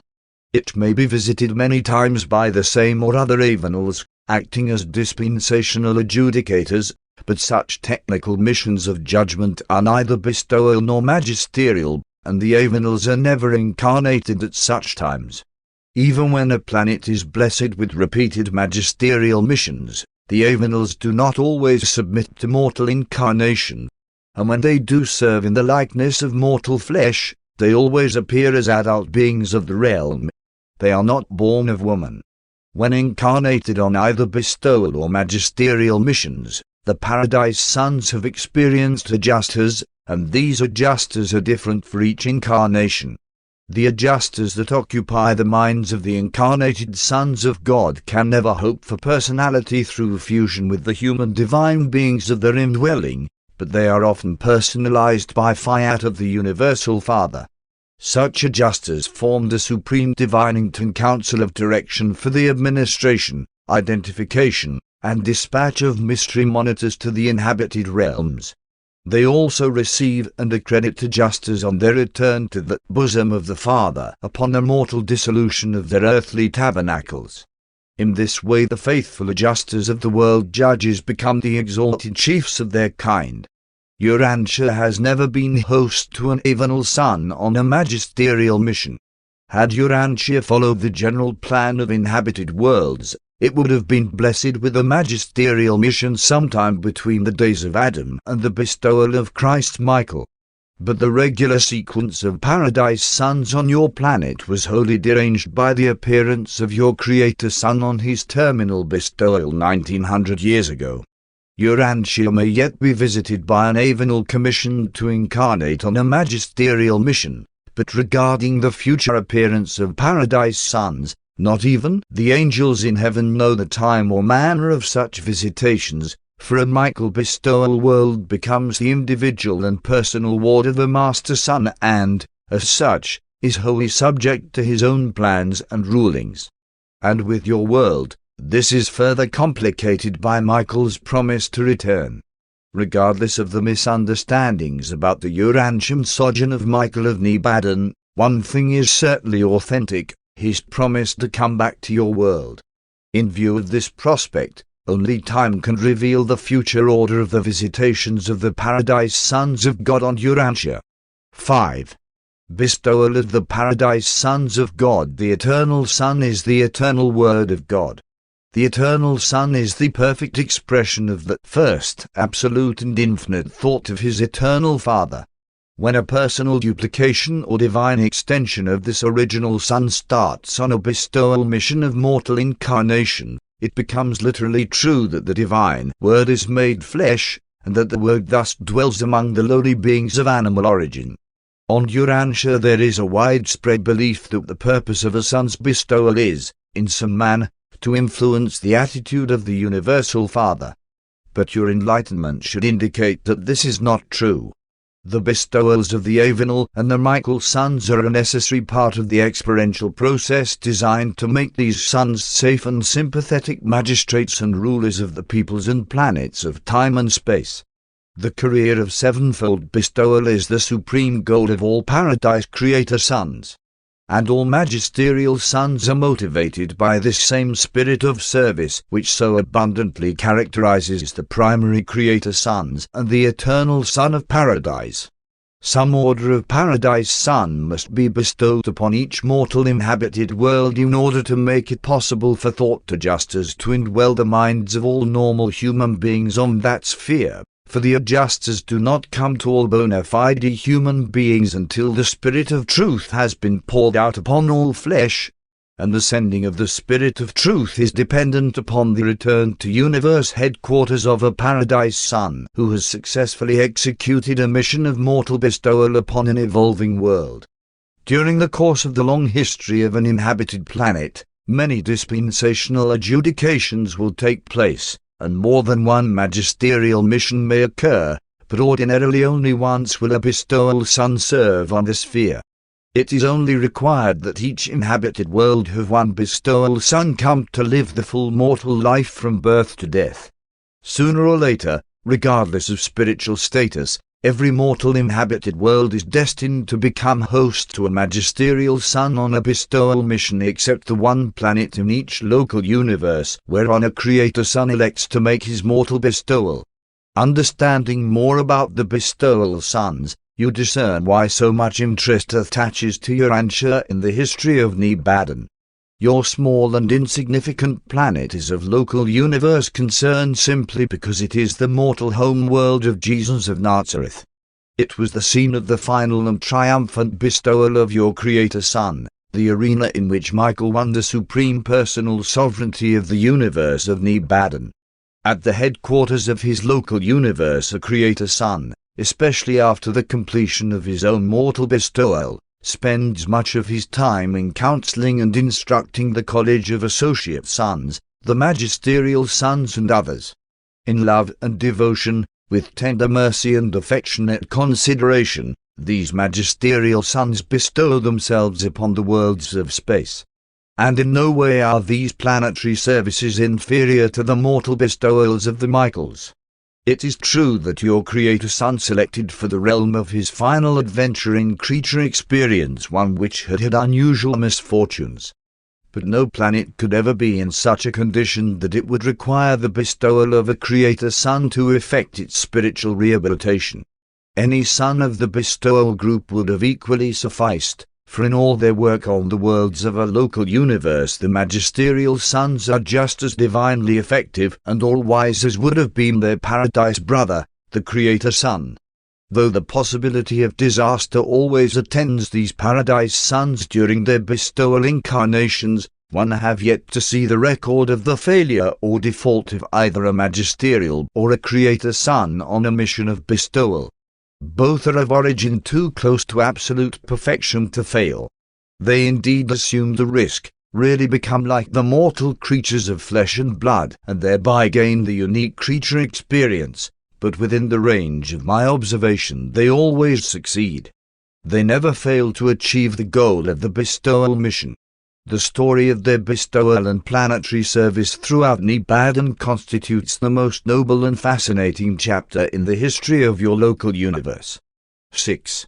The mortal bestowal career is the method whereby a paradise son becomes ready for mortal incarnation as a bestowal son, becomes enmothered on the bestowal planet, is a universal mystery, and any effort to detect the working of this unerring technique is doomed to meet with certain failure. Let the sublime knowledge of the mortal life of Jesus of Nazareth sink into your souls, but waste no thought in useless speculation as to how this mysterious incarnation of Michael of Nebadan was effected. Let us all rejoice in the knowledge and assurance that such achievements are possible to the divine nature, and waste no time on futile conjectures about the technique employed by divine wisdom to effect such phenomena. On a mortal bestowal mission, a paradise son is always born of woman and grows up as a male child of the realm, as Jesus did on Urantia. These sons of supreme service all pass from infancy through youth to manhood just as does a human being. In every respect they become like the mortals of the race into which they are born. They make petitions to the Father as do the children of the realms in which they serve. From a material viewpoint, these human divine sons live ordinary lives with just one exception: they do not beget offspring on the worlds of their sojourn. That is a universal restriction imposed on all orders of the paradise bestowal sons. As Jesus worked on your world as the carpenter's son, so do other paradise sons labor in various capacities on their bestowal planets. You could hardly think of a vocation that has not been followed by some paradise son in the course of his bestowal on some one of the evolutionary planets of time. When a bestowal son has mastered the experience of living the mortal life, when he has achieved perfection of attunement with his indwelling adjuster, thereupon he begins that part of his planetary mission designed to illuminate the minds and to inspire the souls of his brethren in the flesh. As teachers, these sons are exclusively devoted to the spiritual enlightenment of the mortal races on the worlds of their sojourn. The mortal bestowal careers of the Michaels and the Avenals, while comparable in most respects, are not identical in all. Never does a magisterial son proclaim, Whosoever has seen the Son has seen the Father, as did your Creator Son when on Urantia and in the flesh. But a bestowed Avenal does declare, whosoever has seen me has seen the eternal Son of God.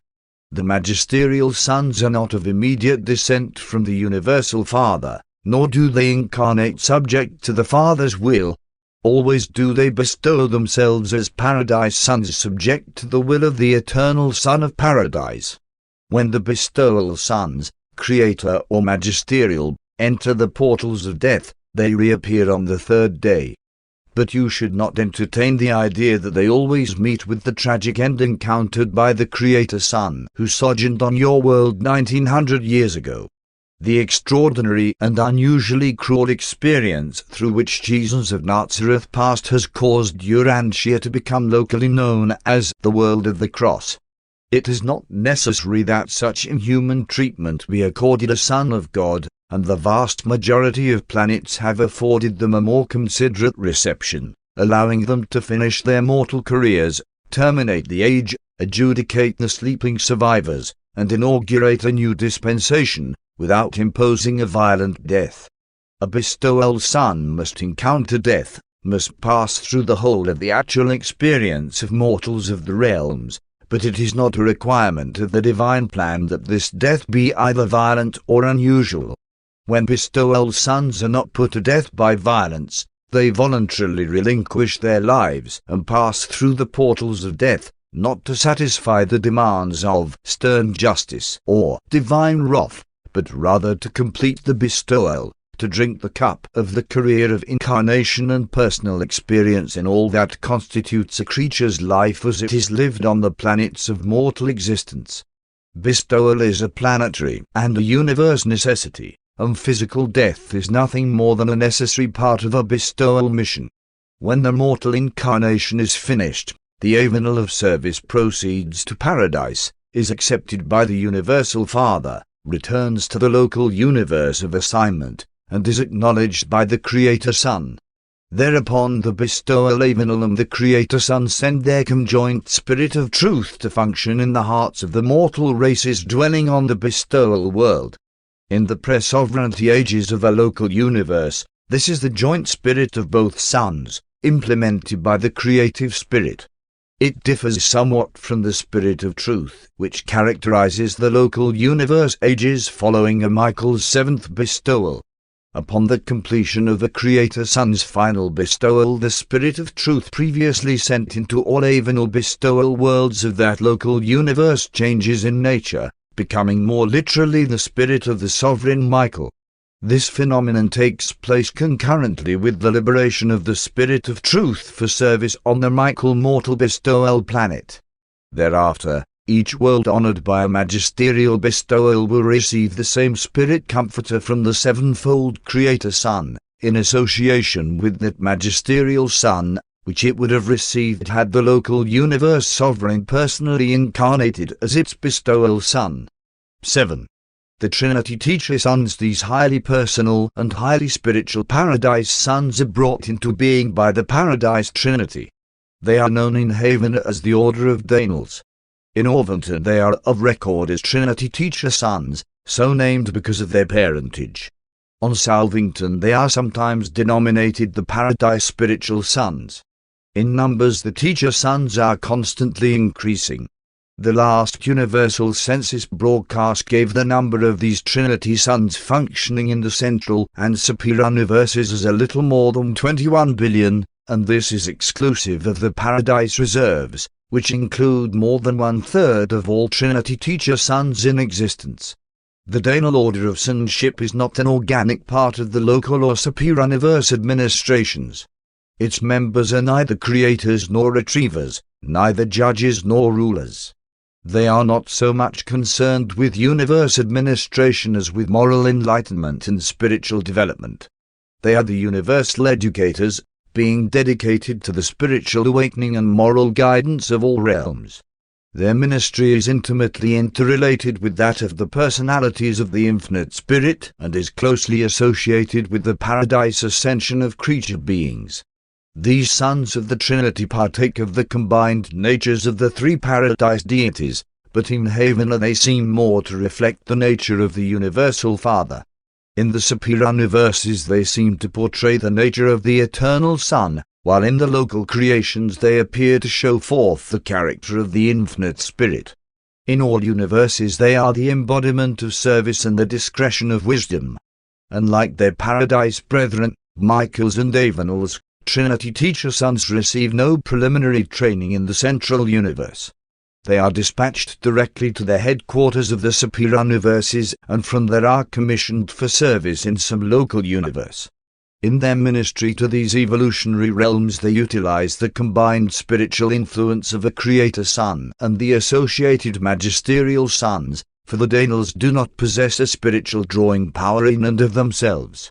8. Local universe ministry of the Danels. The Paradise spiritual sons are unique Trinity origin beings and the only Trinity creatures to be so completely associated with the conduct of the dual-origined universes. They are affectionately devoted to the educational ministry to mortal creatures and the lower orders of spiritual beings. They begin their labors in the local systems and, in accordance with experience and achievement, are advanced inward through the constellation service to the highest work of the local creation. Upon certification they may become spiritual ambassadors representing the local universes of their service. The exact number of teacher sons in Nibadan one do not know. There are many thousands of them. Many of the heads of departments in the Melchizedek schools belong to this order, while the combined staff of the regularly constituted University of Salvington embraces over 100,000 including these sons. Large numbers are stationed on the various Morantia training worlds, but they are not wholly occupied with the spiritual and intellectual advancement of mortal creatures. They are equally concerned with the instruction of seraphic beings and other natives of the local creations. Many of their assistants are drawn from the ranks of the creature trinitized beings. The teacher sons compose the faculties who administer all examinations and conduct all tests for the qualification and certification of all subordinate phases of universe service, from the duties of outpost sentinels to those of star students. They conduct an age-long course of training, ranging from the planetary courses up to the High College of Wisdom located on Salvington. Recognition indicative of effort and attainment is granted to all, ascending mortal or ambitious cherubim, who complete these adventures in wisdom and truth. In all universes all the sons of God are beholden to these ever-faithful and universally efficient Trinity teacher sons.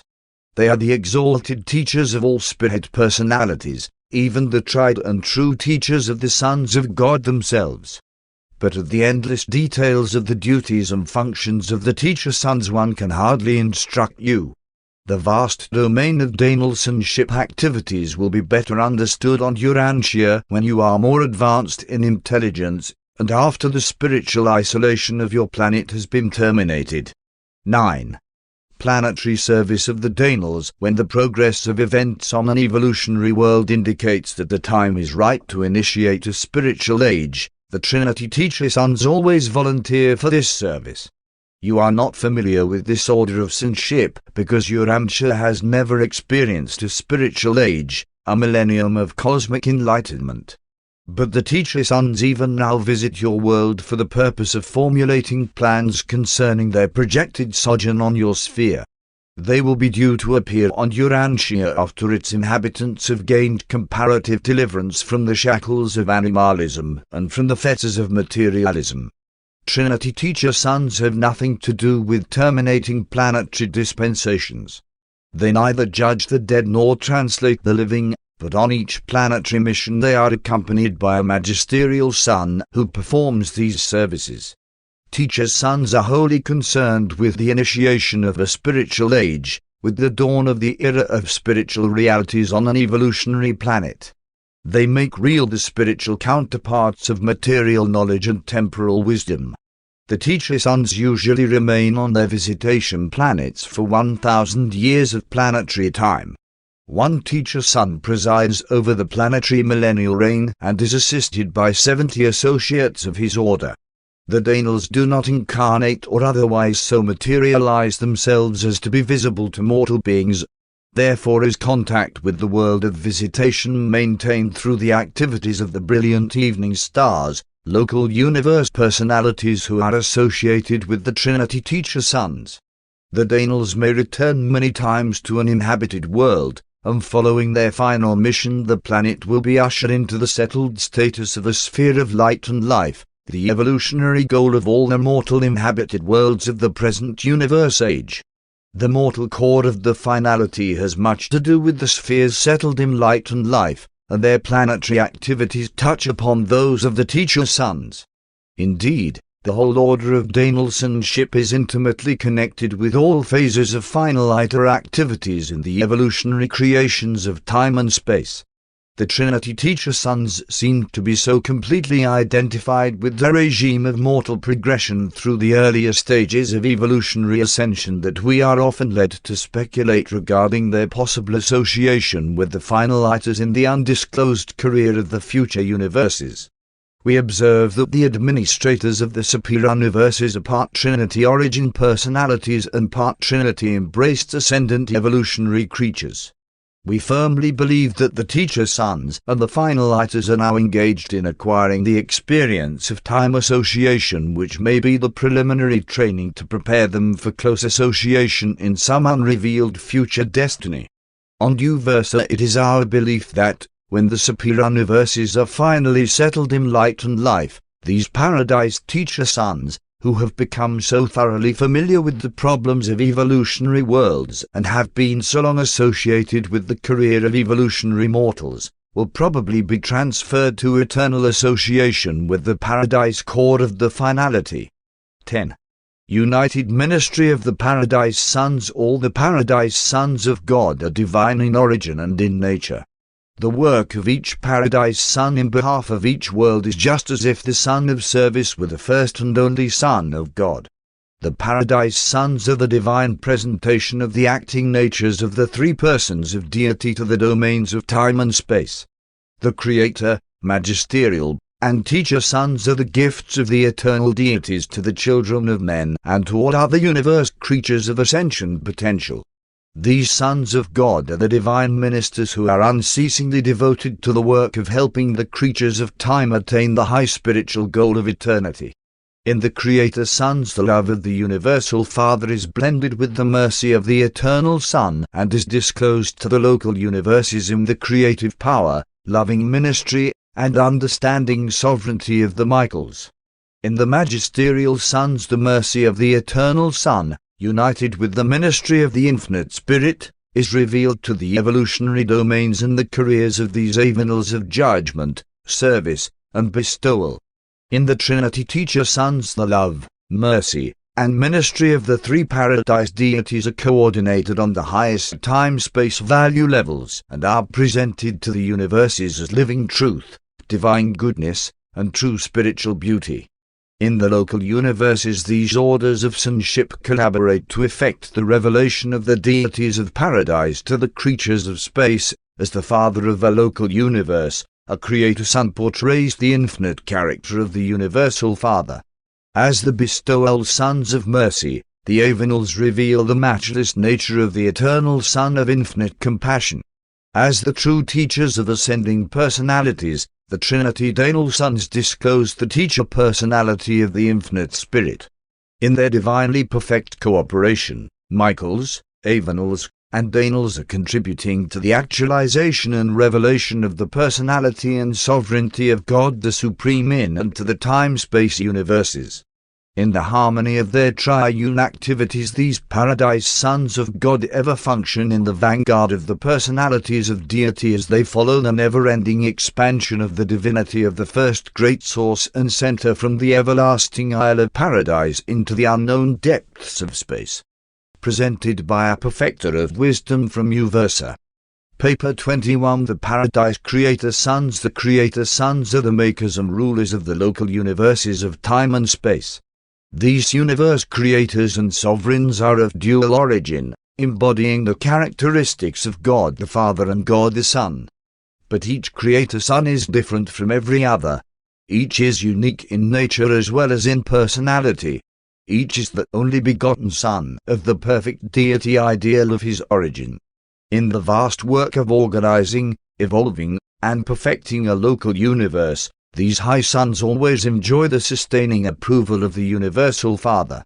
The relationship of the Creator Sons with their Paradise Father is touching and superlative. No doubt the profound affection of the deity parents for their divine progeny is the wellspring of that beautiful and well-nigh divine love which even mortal parents bear their children. These primary Paradise Sons are personalized as Michaels. As they go forth from Paradise to found their universes, they are known as Creator Michaels. When settled in supreme authority, they are called Master Michaels. Sometimes we refer to the sovereign of your universe of Nibadan as Christ Michael. Always and forever do they reign after the order of Michael, that being the designation of the first son of their order and nature. The original or firstborn Michael has never experienced incarnation as a material being, but 7 times he passed through the experience of spiritual creature ascent on the 7 circuits of Havana, advancing from the outer spheres to the innermost circuit of the central creation. The order of Michael knows the grand universe from one end to the other. There is no essential experience of any of the children of time and space in which the Michaels have not personally participated. They are in fact partakers not only of the divine nature, but also of your nature, meaning all natures, from the highest to the lowest. The original Michael is the presiding head of the primary Paradise Sons when they assemble for conference at the center of all things. Not long since on Uversa we recorded a universal broadcast of a conclave extraordinary on the eternal Isle of 150,000 Creator Sons assembled in the parental presence and engaged in deliberations having to do with the progress of the unification and stabilization of the universe of universes. This was a selected group of sovereign Michaels, 7-fold bestowal sons. 1. Origin and nature of Creator Sons. When the fullness of absolute spiritualization in the Eternal Son encounters the fullness of absolute personality concept in the Universal Father, when such a creative union is finally and fully attained, when such absolute identity of spirit and such infinite oneness of personality concept occur, then, right then and there, without the loss of anything of personality or prerogative by either of the infinite deities, there flashes into full-fledged being a new and original Creator Son, the only begotten Son of the perfect ideal and the powerful idea whose union produces this new Creator personality of power and perfection. Each Creator Son is the only begotten and only begettable offspring of the perfect union of the original concepts of the two infinite and eternal and perfect minds of the ever-existent creators of the universe of universes.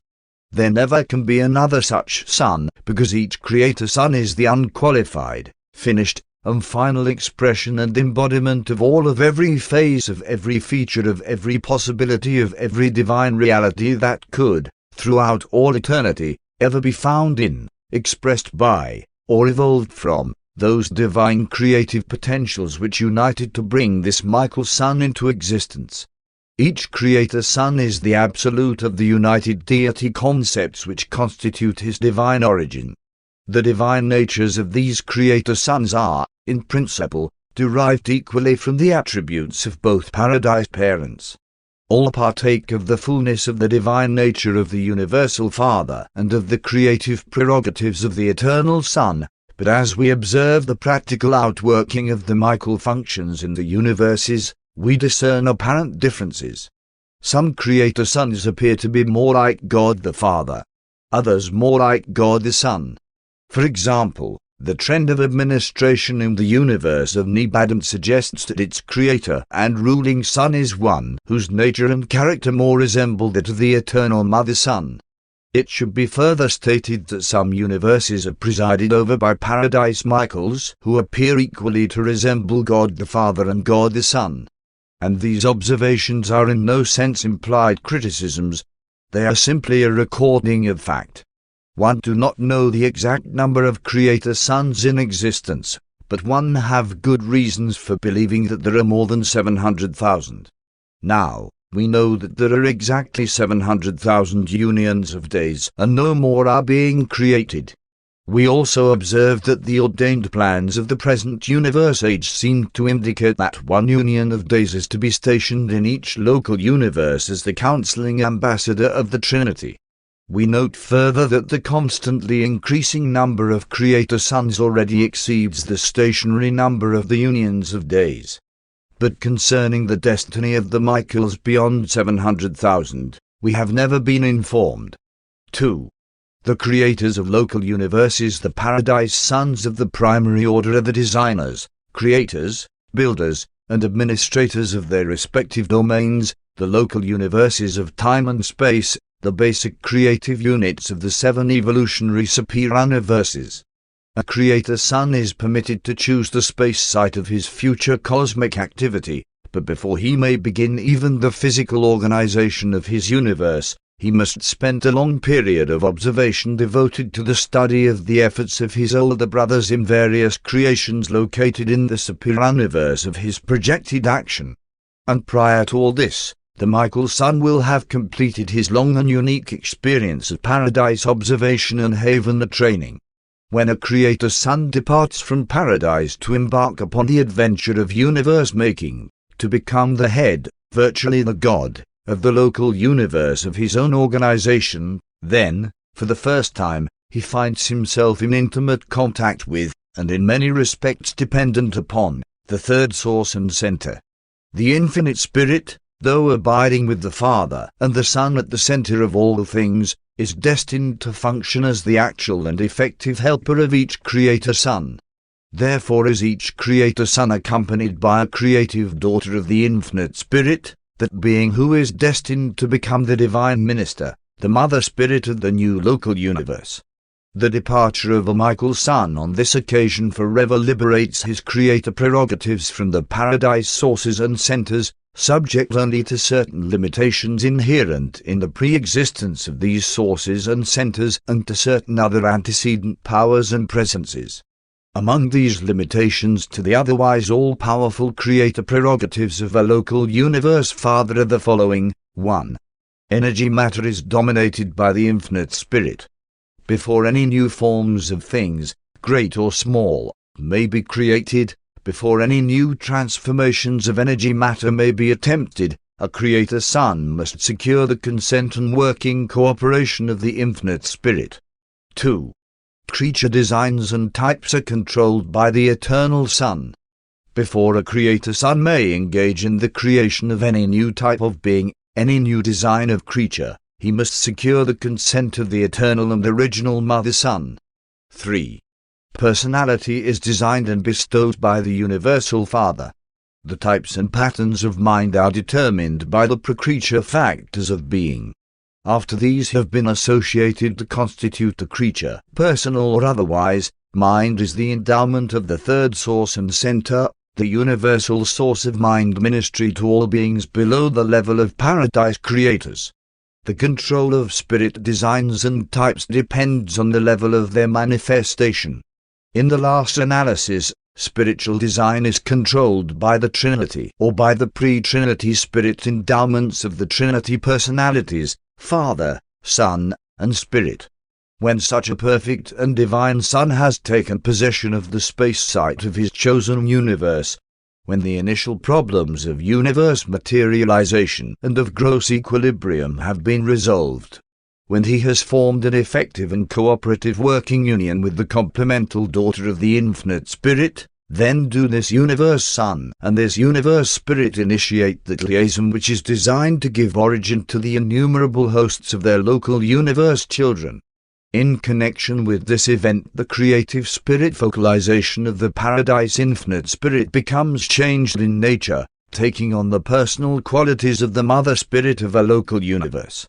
Notwithstanding that all creator sons are divinely like their paradise parents, none exactly resembles another.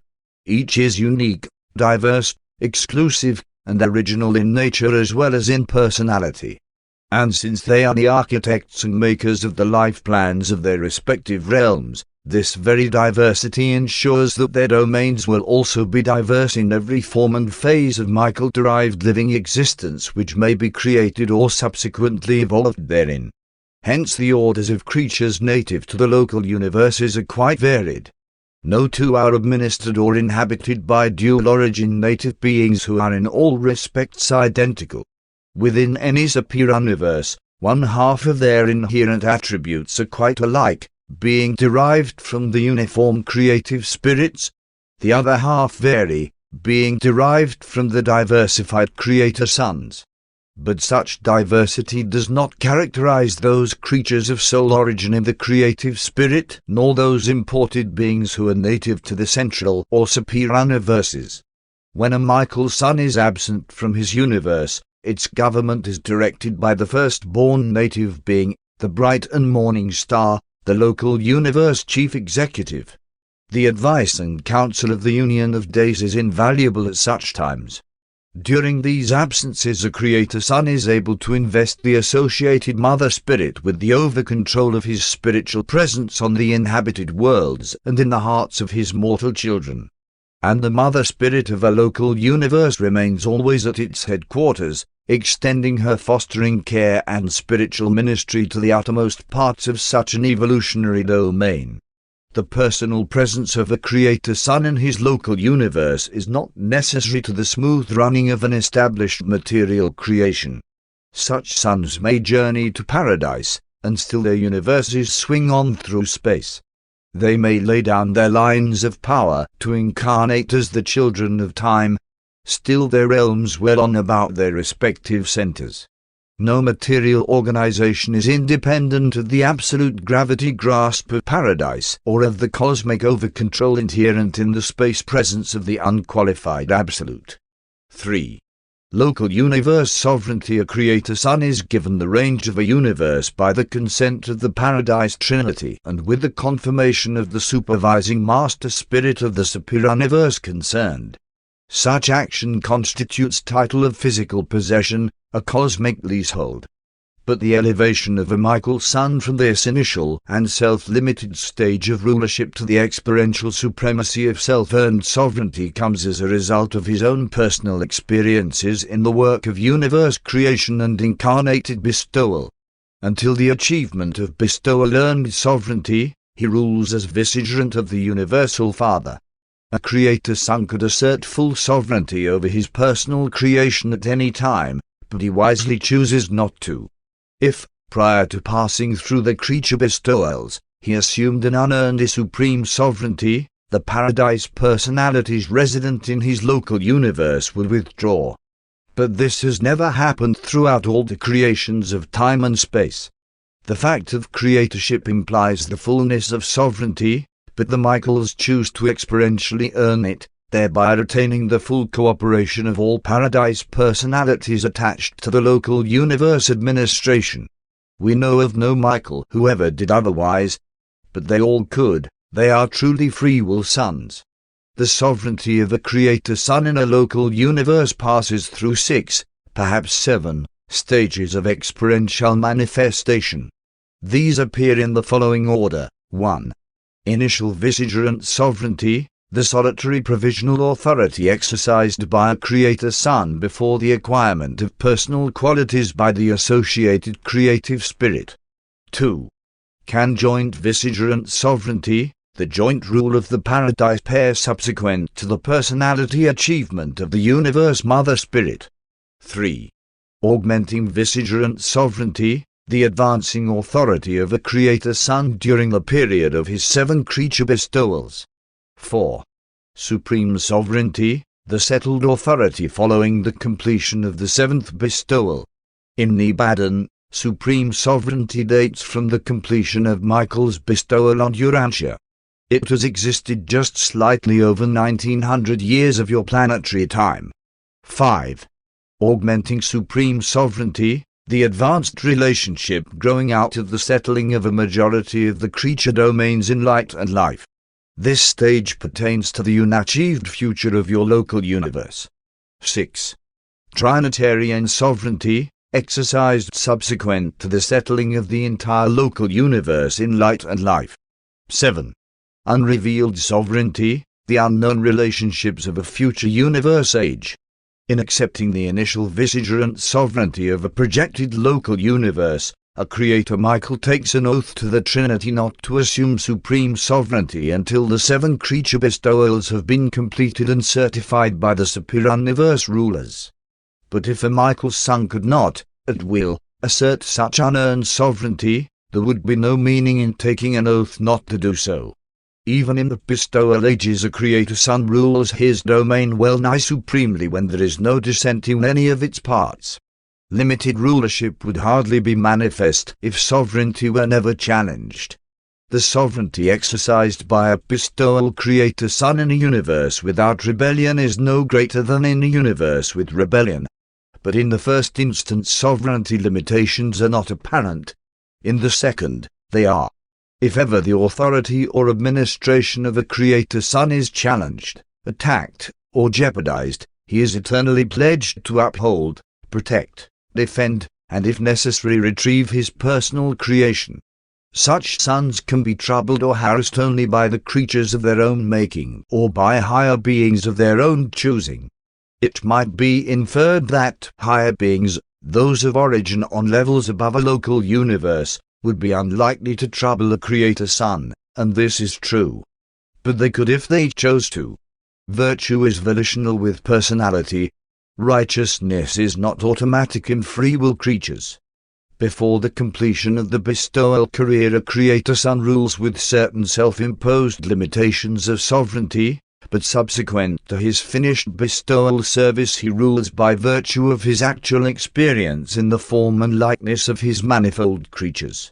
When a creator has 7 times sojourned among his creatures, when the bestowal career is finished, then is he supremely settled in universal authority. He has become a master son, a sovereign and supreme ruler. The technique of obtaining supreme sovereignty over a local universe involves the following 7 experiential steps. 1. Experientially to penetrate 7 creature levels of being through the technique of incarnated bestowal in the very likeness of the creatures on the level concerned. 2. To make an experiential consecration to each phase of the 7-fold will of paradise deity as it is personified in the 7 master spirits. 3. To traverse each of the 7 experiences on the creature levels simultaneously with the execution of one of the 7 consecrations to the will of paradise deity. 4. On each creature level, experientially to portray the acme of creature life to paradise deity and to all universe intelligences. 5. On each creature level, experientially to reveal one phase of the 7-fold will of deity to the bestowal level and to all the universe. 6. Experientially to unify the 7-fold creature experience with the 7-fold experience of consecration to the revelation of the nature and will of deity. 7. To achieve new and higher relationship with the Supreme Being. The repercussion of the totality of this creator-creature experience augments the superior universe reality of God the Supreme, and the time-space sovereignty of the Almighty Supreme unfactualizes the supreme local universe sovereignty of a paradise Michael. In settling the question of sovereignty in a local universe, the Creator Son is not only demonstrating his own fitness to rule but is also revealing the nature and portraying the 7-fold attitude of the paradise deities. The finite understanding and creature appreciation of the Father's primacy is concerned in the adventure of a Creator Son when he condescends to take upon himself the form and experiences of his creatures.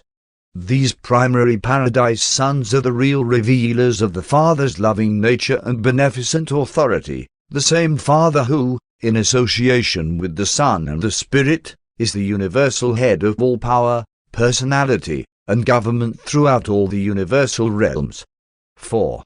The Michael bestowals. There are 7 groups of bestowal creator sons, and they are so classified in accordance with the number of times they have bestowed themselves upon the creatures of their realms. They range from the initial experience up through 5 additional spheres of progressive bestowal until they attain 7th and final episode of creature-creator experience. Avenal bestowals are always in the likeness of mortal flesh, but the 7 bestowals of a Creator Son involve his appearing on 7 creature levels of being and pertain to the revelation of the 7 primary expressions of the will and nature of deity. Without exception, All Creator Sons pass through this 7 times, giving of themselves to their created children before they assume settled and supreme jurisdiction over the universes of their own creation. Though these 7 bestowals vary in the different sectors and universes, they always embrace the mortal bestowal adventure. In the final bestowal, a Creator Son appears as a member of one of the higher mortal races on some inhabited world, usually as a member of that racial group which contains the largest hereditary legacy of the Adamic stock, which has previously been imported to upstep the physical status of the animal origin peoples. Only once in his 7-fold career as a bestowal son is a paradise Michael born of woman, as you have the record of the babe of Bethlehem. Only once does he live and die as a member of the lowest order of evolutionary will creatures. After each of his bestowals, a Creator Son proceeds to the right hand of the Father, there to gain the Father's acceptance of the bestowal and to receive instruction preparatory to the next episode of universe service. Following the 7th and final bestowal, a Creator Son receives from the Universal Father supreme authority and jurisdiction over his universe. It is of record that the Divine Son of last appearance on your planet was a Paradise Creator Son who had completed 6 phases of his bestowal career. Consequently, when he gave up the conscious grasp of the incarnated life on Urantia, he could, and did, truly say, "It is finished." It was literally finished. His death on Urantia completed his bestowal career. It was the last step in fulfilling the sacred oath of a Paradise Creator Son. And when this experience has been acquired, such sons are supreme universe sovereigns. No longer do they rule as vicegerents of the Father, but in their own right in name as King of Kings and Lord of Lords. With certain stated exceptions, these 7-fold bestowal sons are unqualifiedly supreme in the universes of their abode. Concerning his local universe, all power in heaven and on earth was relegated to this triumphant and enthroned Master Son. Creator Sons, subsequent to the completion of their bestowal careers, are reckoned as a separate order, 7-fold Master Sons. In person, the Master Sons are identical with the Creator Sons, but they have undergone such a unique bestowal experience that they are commonly regarded as a different order. When a Creator deigns to effect a bestowal, a real and permanent change is destined to take place. True, the bestowal Son is still and nonetheless a Creator, but he has added to his nature the experience of a creature, which forever removes him from the divine level of a Creator Son and elevates him to the experiential plane of a Master Son, one who has fully earned the right to rule the universe and administer its worlds. Such beings embody all that can be secured from divine parentage and embrace everything to be derived from perfected creature experience. Why should man bemoan his lowly origin and enforced evolutionary career when the very gods must pass through an equivalent experience before they are accounted experientially worthy and competent finally and fully to rule over their universe domains? 5. Relation of Master Sons to the universe. The power of the Master Michael is unlimited because derived from experienced association with the Paradise Trinity, is unquestioned because derived from actual experience as the very creatures subject to such authority. The nature of the sovereignty of a 7-fold Creator Son is supreme because it, 1. Embraces the 7-fold viewpoint of Paradise deity. 2. Embodies a 7-fold attitude of time-space creatures. 3. Perfectly synthesizes Paradise attitude and creature viewpoint. This experiential sovereignty is thus all-inclusive of the divinity of God, the 7-fold culminating in the Supreme Being. And the personal sovereignty of a 7-fold Son is like the future sovereignty of the sometime-to-be-completed Supreme Being, embracing as it does the fullest possible content of the power and authority of the Paradise Trinity manifestable within the time-space limits concerned. With the achievement of supreme local universe sovereignty, there passes from a Michael Son the power and opportunity to create entirely new types of creature beings during the present universe age. but a Master Sun's loss of power to originate entirely new orders of beings in no way interferes with the work of life elaboration already established and in process of unfoldment. This vast program of universe evolution goes on without interruption or curtailment. The acquirement of supreme sovereignty by a Master Sun implies the responsibility of personal devotion to the fostering and the administering of that which has already been designed and created, and of that which will subsequently be produced by those who have been thus designed and created.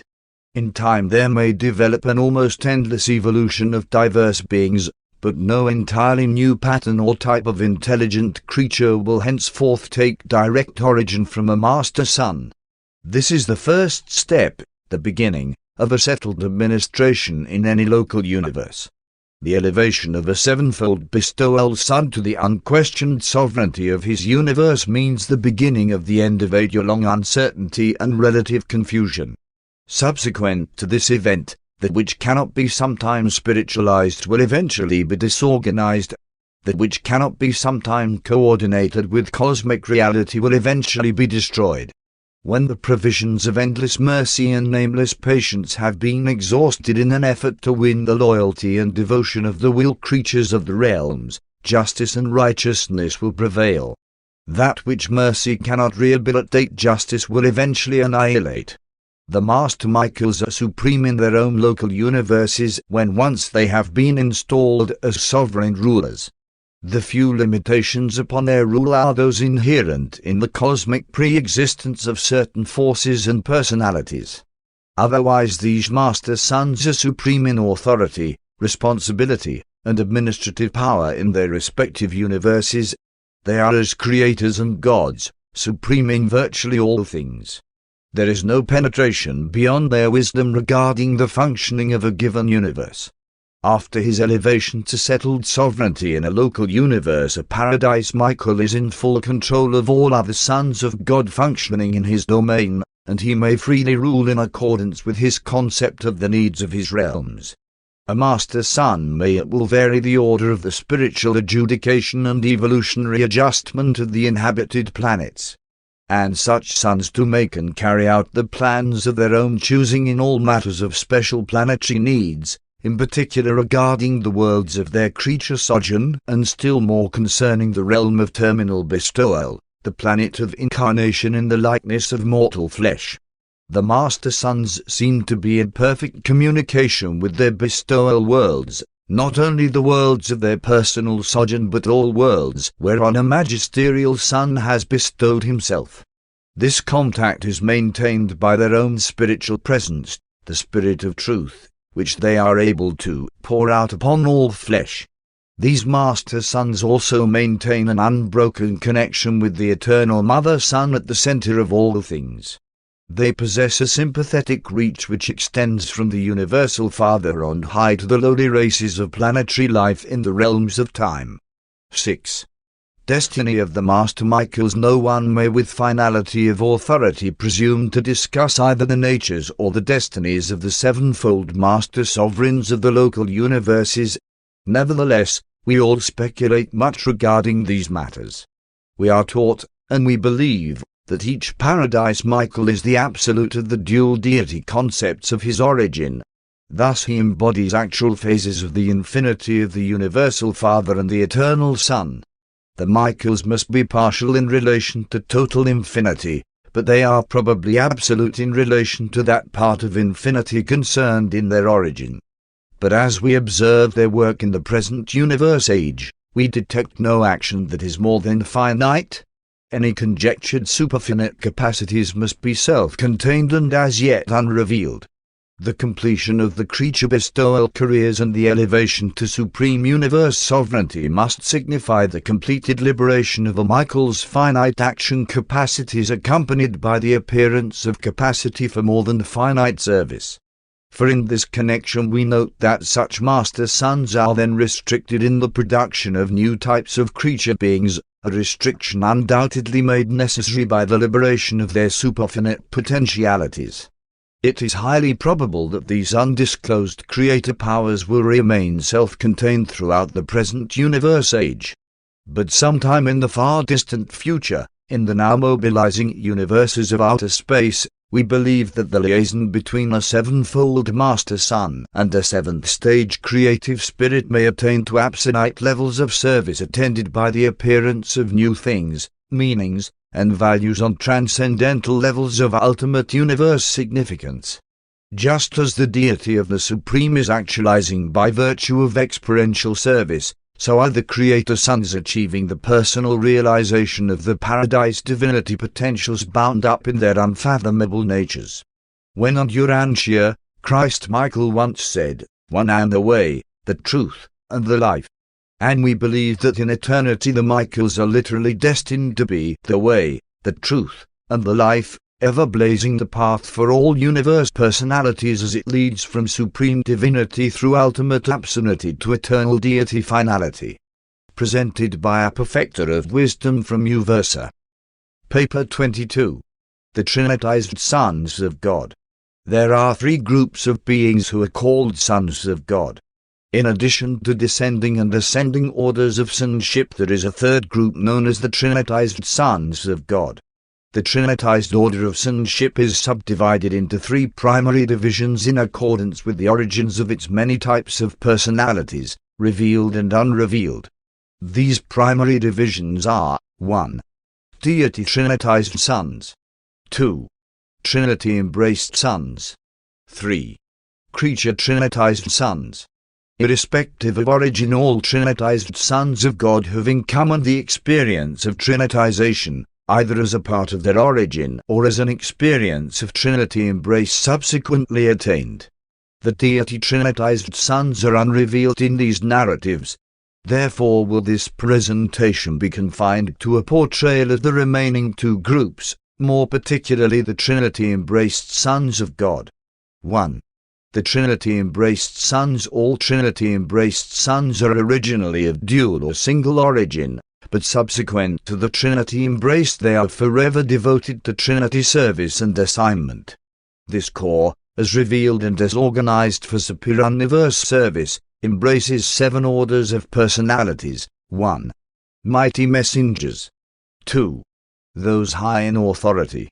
3. Those without name and number. 4. Trinitized custodians. 5. Trinitized ambassadors. 6. Celestial guardians. 7. High Sun assistants. These 7 groups of personalities are further classified, according to origin, nature, and function, into 3 major divisions: the Trinitized Sons of Attainment, the Trinitized Sons of Selection, and the Trinitized Sons of Perfection. The Trinitized Sons of Attainment, the mighty messengers, those high in authority, and those without name and number, are all just effused ascendant mortals who have attained paradise and the core of the finality. But they are not fine-lighters. When they have been Trinity embraced, their names are removed from the fine-lighter roll call. The new sons of this order pass through specific courses of training, for comparatively short periods, on the circuit headquarters planets of the Havana circuits under the direction of the Eternals of Days. Thereafter they are assigned to the services of the Ancients of Days in the 7 superior universes. The Trinitized Sons of Selection embrace the Trinitized Custodians and the Trinitized Ambassadors.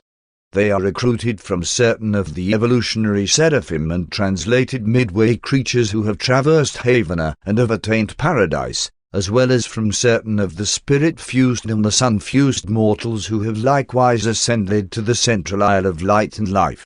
Subsequent to their embrace by the Paradise Trinity, and after a brief training in Havana, the Trinitized Sons of Selection are assigned to the courts of the Ancients of Days. The Trinitized Sons of Perfection. The Celestial Guardians and their coordinates, the High Sun Assistants, comprise a unique group of twice Trinitized personalities.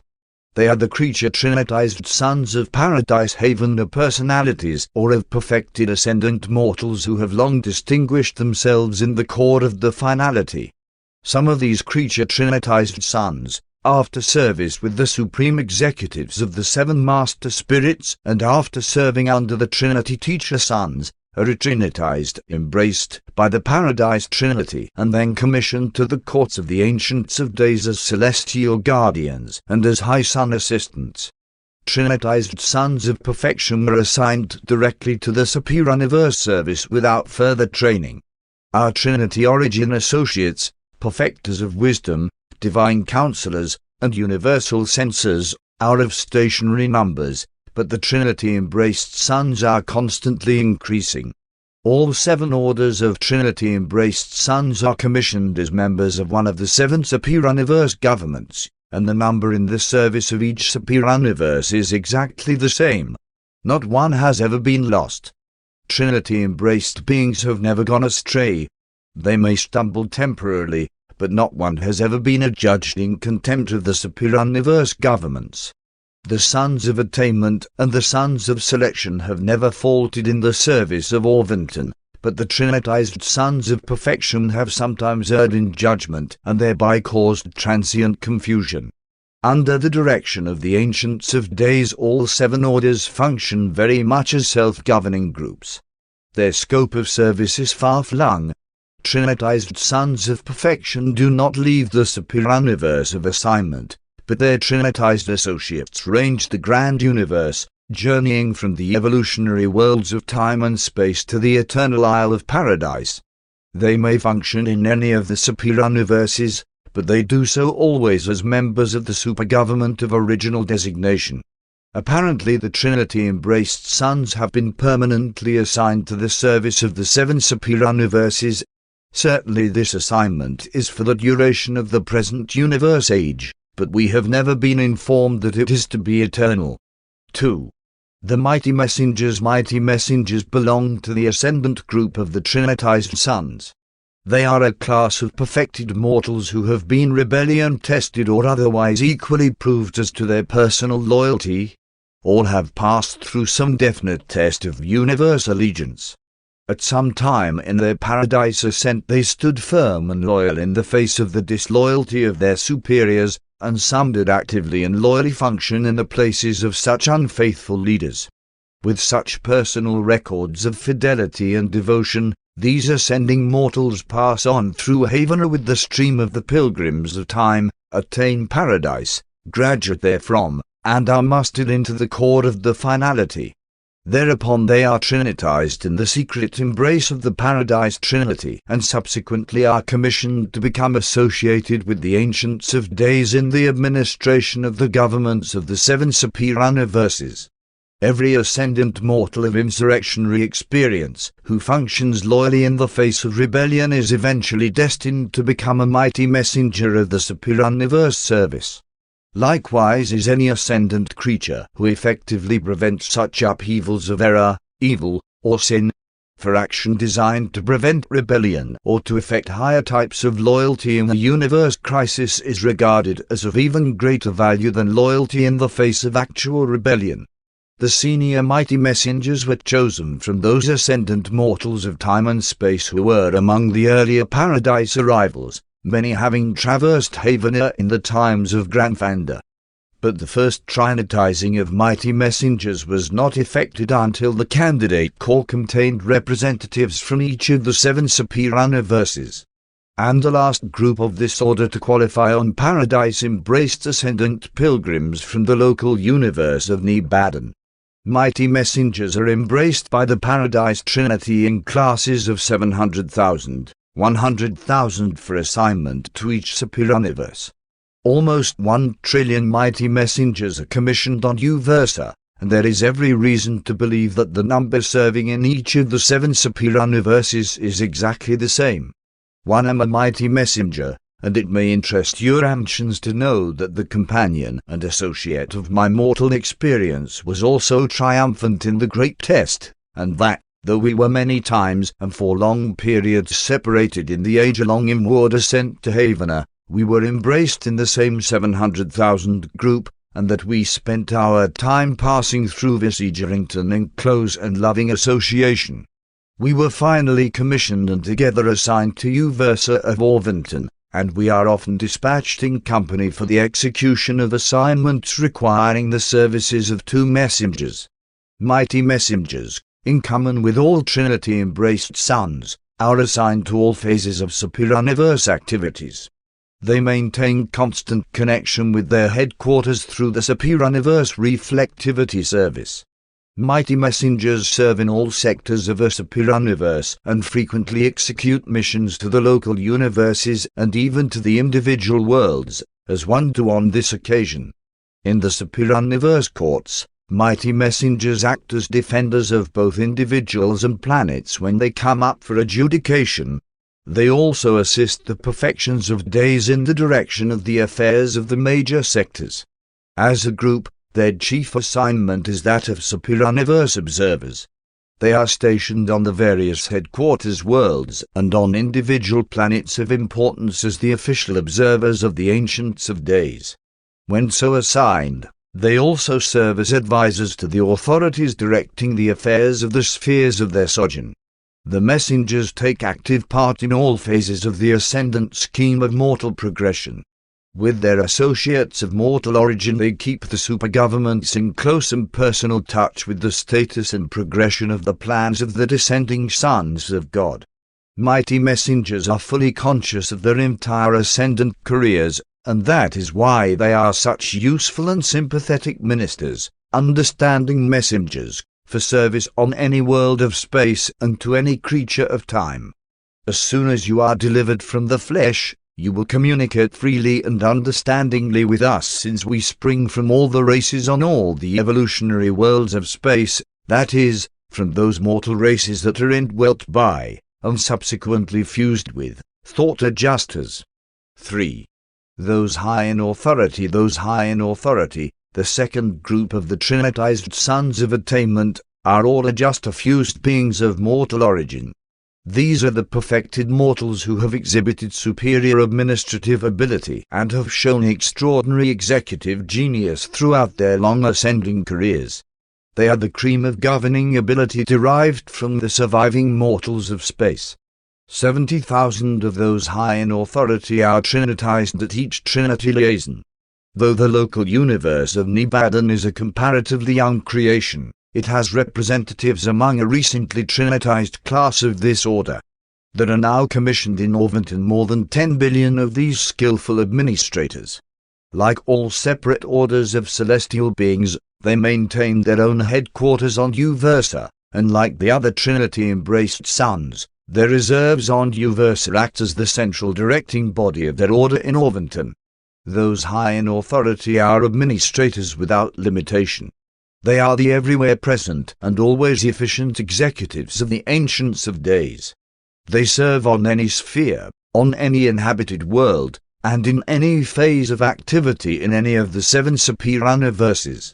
Having superb administrative wisdom and unusual executive skill, these brilliant beings assume to present the cause of justice in behalf of the superuniverse tribunals.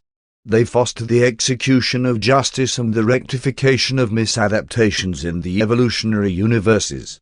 Therefore, if you should ever be cited for errors of judgment while you are ascending the worlds and spheres of your ordained cosmic progression, it is hardly likely that you would suffer injustice, since your prosecutors would be one-time ascendant creatures who are personally familiar with every step of the career you have traversed and are traversing. 4. Those without name and number constitute the third and last group of the Trinitized Sons of Attainment. They are the ascendant souls who have developed the ability to worship beyond the skill of all the sons and daughters of the evolutionary races from the worlds of time and space. They have acquired a spiritual concept of the eternal purpose of the Universal Father, which comparatively transcends the comprehension of the evolutionary creatures of name or number. Therefore are they denominated those without name and number. More strictly translated, their name would be those above name and number. This order of sons is embraced by the Paradise Trinity in groups of 7,000. There are of record on Uversa over 100 million of these sons commissioned in Orvanton. Since those without name and number are the superior spiritual minds of the survival races, they are especially qualified to sit in judgment and to render opinions when a spiritual viewpoint is desirable, and when experience in the ascendant career is essential to an adequate comprehension of the questions involved in the problem to be adjudicated. They are the supreme jurors of Orvonton. A maladministered jury system may be more or less of a travesty of justice on some worlds, but on Uversa and its extension tribunals we employ the highest type of evolved spiritual mentality as juror judges. Adjudication is the highest function of any government, and those who are entrusted with verdict rendering should be chosen from the highest and most noble types of the most experienced and understanding individuals. The selection of candidates for the trinitization classes of mighty messengers, those high in authority, and those without name and number is inherent and automatic. The selective techniques of paradise are not in any sense arbitrary.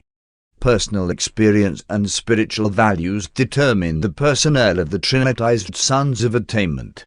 Such beings are equal in authority and uniform in administrative status, but they all possess individuality and diverse characters. They are not standardized beings. All are characteristically different, depending on the differentials of their ascendant careers. In addition to these experiential qualifications, the trinitized sons of attainment have been trinitized in the divine embrace of the paradise deities. Consequently, they function as the coordinate associates of the stationary sons of the Trinity, for the Trinity embrace does seem to precipitate out of the stream of future time many of the unrealized potentials of creature beings. But this is true concerning only that which pertains to the present universe age. This group of sons is chiefly, but not wholly, concerned with the services of the ascendant career of the time-space mortals. If the viewpoint of a mortal creature is ever in doubt, the question is settled by appeal to an ascendant commission consisting of a mighty messenger, one high in authority, and one without name and number. You mortals who read this message may yourselves ascend to paradise, attain the Trinity embrace, and in remote future ages be attached to the service of the Ancients of Days in one of the 7 superuniverses, and sometime be assigned to enlarge the revelation of truth to some evolving inhabited planet, even as one am now functioning on Urantia. 5. The Trinitized Custodians. The Trinitized Custodians are Trinitized sons of selection. Not only do your races and other mortals of survival value traverse Havana, attain paradise, and sometimes find themselves destined to superuniverse service with the stationary sons of the Trinity, but your faithful seraphic guardians and your equally faithful midway associates may also become candidates for the same Trinity recognition and superb personality destiny. Trinitized custodians are ascendant seraphim and translated midway creatures who have passed through Havana and have attained paradise and the core of the finality. Subsequently they were embraced by the Paradise Trinity and were assigned to the service of the Ancients of Days. The candidates for the Trinity embrace from among the ascendant seraphim are accorded this recognition because of their valiant cooperation with some ascendant mortal who attained the core of the finality and was subsequently trinitized. My own seraphic guardian of the mortal career went through with me, was later trinitized, and now is attached to the Uversa government as a trinitized custodian. And so with the midway creatures. Many have translated and achieved paradise and, along with the seraphim and for the same reasons, a Trinity embraced and commissioned as custodians in the superuniverses. The Trinitized custodians are embraced by the Paradise Trinity in groups of 70,000, and 1/7 of each group is assigned to a superuniverse. There are now in the service of Orvonton slightly over 10 million of these trusted and high custodians. They serve on Uversa and on the major and minor headquarters spheres. In their labors they are assisted by a core of several billion Psychonophim and other able superuniverse personalities. The Trinitized custodians start out their careers as custodians, and they continue as such in the affairs of the supergovernments. In a way, they are officers of their superuniverse governments, but they do not deal with individuals, as do the celestial guardians. The Trinitized custodians administer group affairs and foster collective projects. They are the custodians of records, plans, and institutions. They act as the trustees of undertakings, personality groups, ascendant projects, Urantia plans, universe projections, and innumerable other enterprises. 6. The Trinitized Ambassadors. Trinitized Ambassadors are the second order of the Trinitized Sons of Selection. Unlike their associates, the custodians are recruited from two types of ascendant creatures. Not all ascending mortals are adjuster or father fused. Some are spirit fused, some are sun fused. Certain of these spirit and sun fused mortals reach heaven and attain paradise. From among these paradise ascenders, candidates are selected for the Trinity embrace, and from time to time they are trinitized in classes of 7,000. They are then commissioned in the superior universes as trinitized ambassadors of the Ancients of Days. Almost 1/2 billion are registered on Uversa. Trinitized ambassadors are selected for the Trinity embrace upon the advices of their Haven teachers. They represent the superior minds of their respective groups and are, therefore, best qualified to assist the superior universe rulers in understanding and in administering the interests of those worlds from which the spirit-fused mortals hail. The sun-fused ambassadors are of great assistance in our dealings with problems involving the sun-fused order of personality. Trinitized ambassadors are the emissaries of the Ancients of Days for any and all purposes, to any and all worlds or universes within the superior universe of their assignment. They render particular and important services on the headquarters of the minor sectors, and they perform the numberless miscellaneous assignments of a superior universe. They are the emergency or reserve corps of the Trinitized Sons of the super-governments, and they are therefore available for a great range of duties. They engage in thousands upon thousands of undertakings in superior universe affairs which it is impossible to portray to human minds, since there is nothing transpiring on Urantia that is in any way analogous to these activities. 7. Technique of Trinitization. One cannot fully unfold to the material mind the experience of the supreme creative performance of perfect and perfected spiritual beings, the act of Trinitization.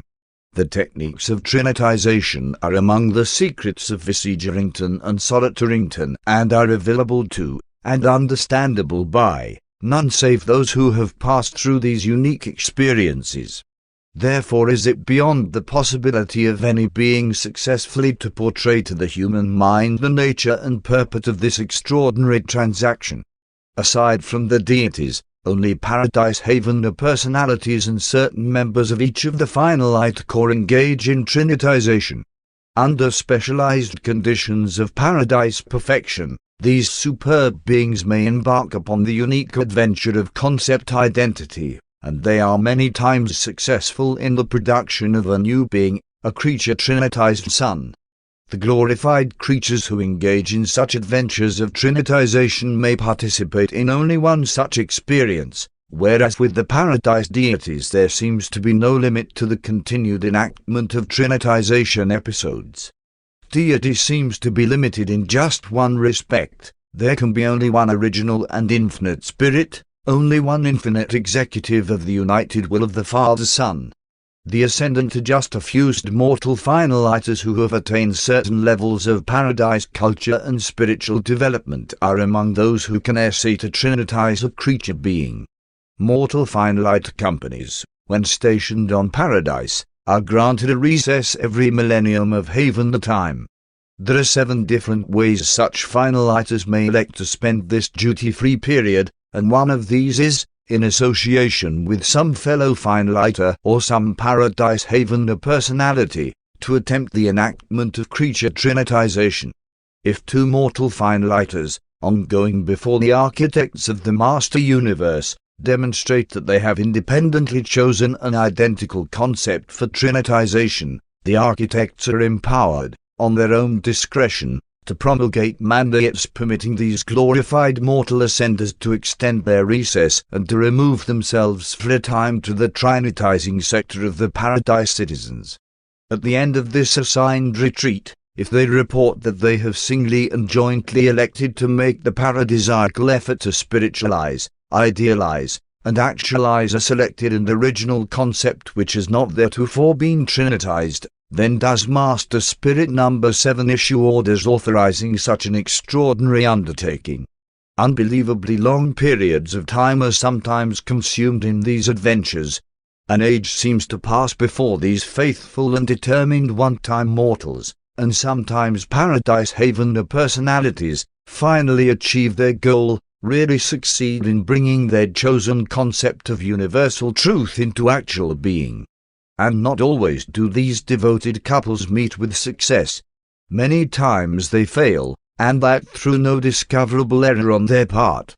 Candidates for Trinitization who thus fail are admitted to a special group of finaliters who are designated as beings who have made a supreme effort and sustained a supreme disappointment. When the Paradise deities unite to Trinitize, they always succeed, but not so with a homogeneous pair of creatures, the attempted union of two members of the same order of being.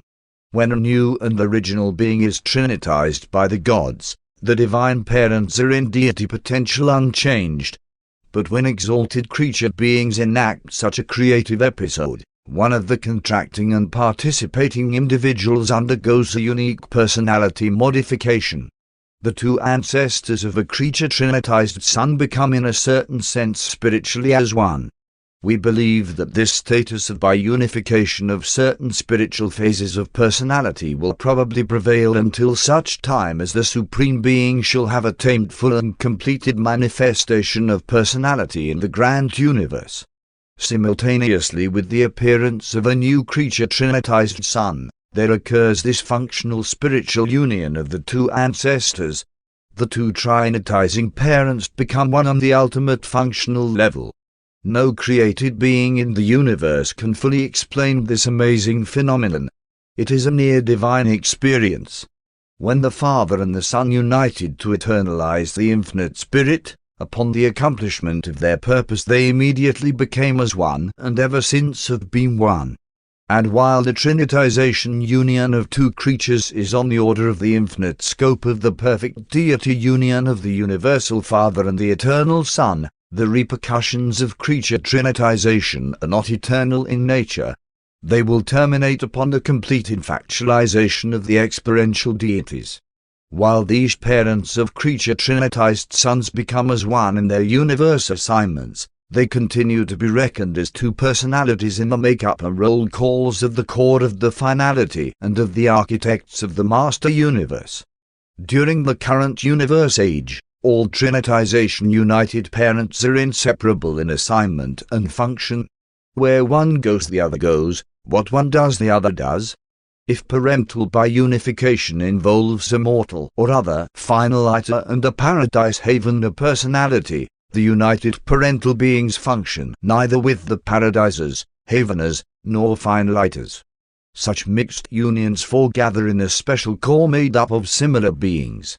And in all trinitization unions, mixed or otherwise, the parental beings are conscious of, and can communicate with, each other, and they can perform duties that neither could have previously discharged. The seven master spirits have authority to sanction the trinitizing union of finaliters and Paradise Haven personalities, and such mixed liaisons are always successful. The resultant magnificent creature trinitized sons are representative of concepts unsuited to the comprehension of either the eternal creatures of paradise or the time creatures of space. Hence they become the wards of the architects of the master universe. These trinitized sons of destiny embody ideas, ideals, and experience which apparently pertain to a future universe age and are therefore of no immediate practical value to either the super or central universe administrations. These unique sons of the children of time and the citizens of eternity are all held in reserve on Visage, where they are engaged in the study of the concepts of time and the realities of eternity in a special sector of the sphere occupied by the secret colleges of the core of the Creator Sons. The Supreme Being is the unification of three phases of deity reality: God the Supreme, the spiritual unification of certain finite aspects of the Paradise Trinity, the Almighty Supreme, the power unification of the grand universe creators, and the Supreme Mind, the individual contribution of the third source and center and his coordinates to the reality of the Supreme Being. In their trinitization adventures, the superb creatures of the central universe and paradise are engaged in a threefold exploration of the deity of the Supreme, which results in the production of three orders of creature trinitized sons. 1.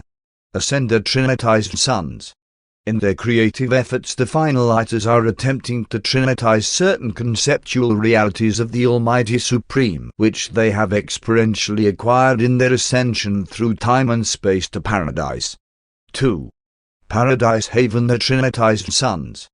The creative efforts of the paradise citizens and the Haveners result in the trinitization of certain high spiritual aspects of the Supreme Being which they have experientially acquired on a super-supreme background bordering on the ultimate and the eternal. 3. Trinitized Sons of Destiny. But when a finalizer and a paradise havener together trinitize a new creature, this conjoint effort repercusses in certain phases of the Supreme Ultimate Mind. The resulting creature trinitized sons are supercreational. They represent actualities of Supreme Ultimate Deity which have not been otherwise experientially attained, and which, therefore, automatically fall within the province of the architects of the Master Universe, custodians of those things which transcend the creational limits of the present universe age. The trinitized sons of destiny embody certain aspects of the unrevealed Master Universe function of the Supreme Ultimate. We do not know a great deal about these conjoined children of time and eternity, but we know much more than we are permitted to reveal. 8. The creature trinitized sons. In addition to the creature trinitized sons considered in this narrative, there are numerous unrevealed orders of creature trinitized beings, the diverse progeny of the multiple liaisons of 7 finalite accord and paradise haven personalities.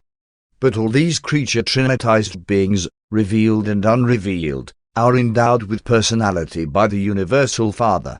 When new ascender trinitized and paradise haven trinitized sons are young and untrained, they are usually dispatched for long periods of service on the 7 paradise spheres of the Infinite Spirit, where they serve under the tutelage of the 7 supreme executives.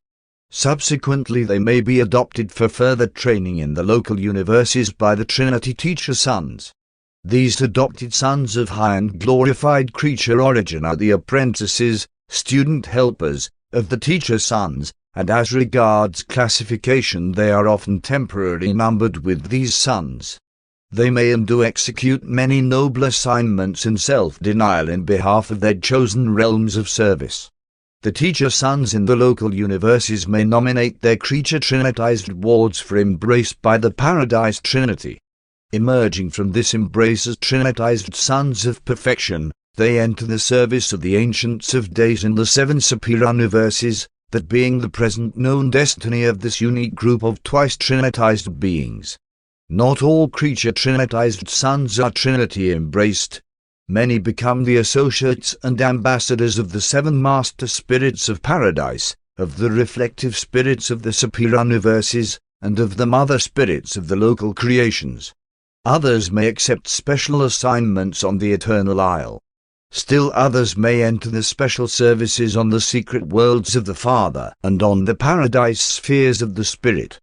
Eventually many find their way into the conjoint core of the trinitized sons on the inner circuit of Havener. Excepting the trinitized sons of perfection and those who are foregathering on Visegerington, the supreme destiny of all creature trinitized sons appears to be entrance into the core of trinitized finaliters, one of the 7 paradise core of the finality. 9. The celestial guardians creature trinitized sons are embraced by the Paradise Trinity in classes of 7,000. These trinitized offspring of perfected humans and of Paradise Haven personalities are all equally embraced by the deities, but they are assigned to the superior universes in accordance with the advice of their former instructors, the Trinity Teacher Sons. Those of more acceptable service are commissioned High Son Assistants. Those of less distinguished performance are designated Celestial Guardians. When these unique beings have been Trinity embraced, they become valuable adjuncts to the superior universe governments. They are versed in the affairs of the ascendant career, not by personal ascension, but as a result of their service with the Trinity Teacher Sons on the worlds of space. Almost 1 billion celestial guardians have been commissioned in Orvonton. They are chiefly assigned to the administrations of the perfections of days on the headquarters of the major sectors, and are ably assisted by a corps of ascendant sun-fused mortals. The celestial guardians are the officers of the courts of the ancients of days, functioning as court messengers and as bearers of the summonses and decisions of the various tribunals of the super-universe governments. They are the apprehending agents of the ancients of days. They go forth from Uversa to bring back beings whose presence is required before the super-universe judges. They execute the mandates for the detention of any personality in the super-universe. They also accompany spirit-fused mortals of the local universes when, for any reason, their presence is required on Uversa. The celestial guardians and their associates, the High Sun Assistants, have never been indwelt by adjusters. Neither are they spirit nor sun-fused. The embrace of the Paradise Trinity does, however, compensate for the non-fused status of the Trinitized Sons of Perfection. The Trinity embrace may act solely upon the idea which is personified in a creature Trinitized Son, leaving the embraced Son otherwise unchanged, but such a limitation occurs only when so planned. These twice Trinitized Sons are marvelous beings, but they are neither as versatile nor dependable as their ascendant associates. They lack the tremendous and profound personal experience which the rest of the sons belonging to this group have acquired by actually climbing up to glory from the dark domains of space. We of the ascendant career love them and do all in our power to compensate their deficiencies, but they make us ever grateful for our lowly origin and our capacity for experience. Their willingness to recognize and acknowledge their deficiencies in the experienceable realities of universe ascension is transcendently beautiful and sometimes most touchingly pathetic. Trinitized Sons of Perfection are limited in contrast to other Trinity-embraced sons because their experiential capacity is time-space inhibited. They are experience deficient, despite long training with the Supreme Executives and the Teacher Sons, and if this were not the case, experiential saturation would preclude their being left in reserve for acquiring experience in a future universe age. There is simply nothing in all universal existence which can take the place of actual personal experience, and these creature Trinitized Sons are held in reserve for experiential function in some future universe epoch. On the mansion worlds one have often seen these dignified officers of the high courts of the super-universe look so longingly and appealingly at even the recent arrivals from the evolutionary worlds of space that one could not help realizing that these possessors of non-experiential trinitization really envied their supposedly less fortunate brethren who ascend the universal path by steps of bona fide experience and actual living. Notwithstanding their handicaps and limitations, they are a wonderfully useful and ever-willing corps of workers when it comes to the execution of the complex administrative plans of the super-universe governments. 10. High Sun Assistants. The High Sun Assistants are the superior group of the Trinitized Sons of glorified ascendant beings of the mortal core of the finality and of their eternal associates, the Paradise Haven Personalities.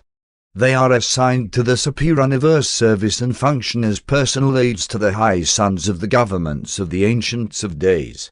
They might fittingly be denominated private secretaries. They act, from time to time, as clerks for special commissions and other group associations of the High Sons. They serve perfecters of wisdom, divine counselors, universal censors, mighty messengers, those high in authority, and those without name and number. If, in discussing the celestial guardians, one have seemed to call attention to the limitations and handicaps of these twice trinitized sons, let me now, in all fairness, call attention to their one point of great strength, the attribute which makes them almost invaluable to us. These beings owe their very existence to the fact that they are the personification of a single and supreme concept. They are the personality embodiment of some divine idea, some universal ideal, as it has never before been conceived, expressed, or trinitized. And they have subsequently been Trinity embraced. Thus they show forth and actually embody the very wisdom of the Divine Trinity as concerns the ideal of their personality existence. As far as that particular concept is revealable to the universes, these personalities embody all of everything that any creature or creator intelligence could possibly conceive, express, or exemplify. They are that idea personified. Can you not see that such living concentrations of a single supreme concept of universe reality would be of untold service to those who are entrusted with the administration of the superior universes?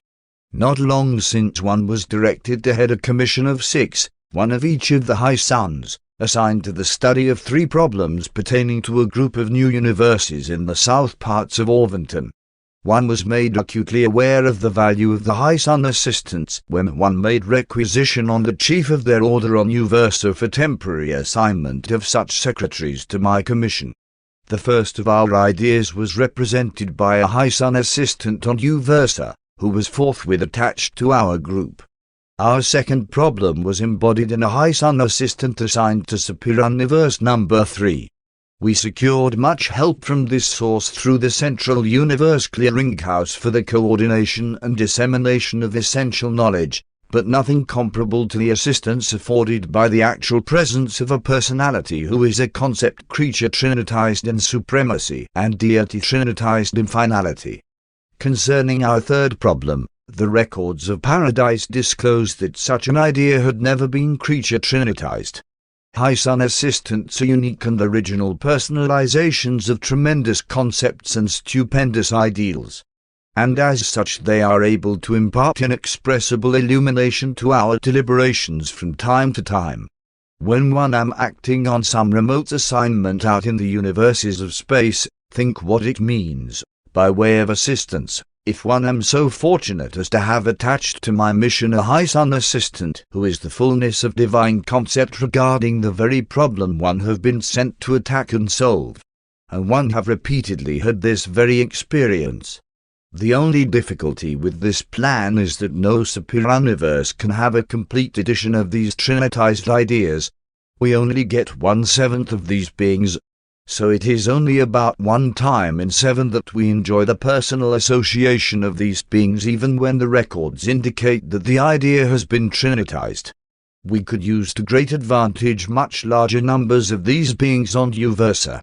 Because of their value to the superior universe administrations, we, in every way possible, encourage the pilgrims of space and also the residents of paradise to attempt trinitization after they have contributed to one another those experiential realities which are essential to the enactment of such creative adventures. We now have in our superior universe about 1.25 million high sun assistants, and they serve on both the major and minor sectors, even as they function on Uversa. They very often accompany us on our assignments to the remote universes. High sun assistants are not permanently assigned to any sun or to any commission.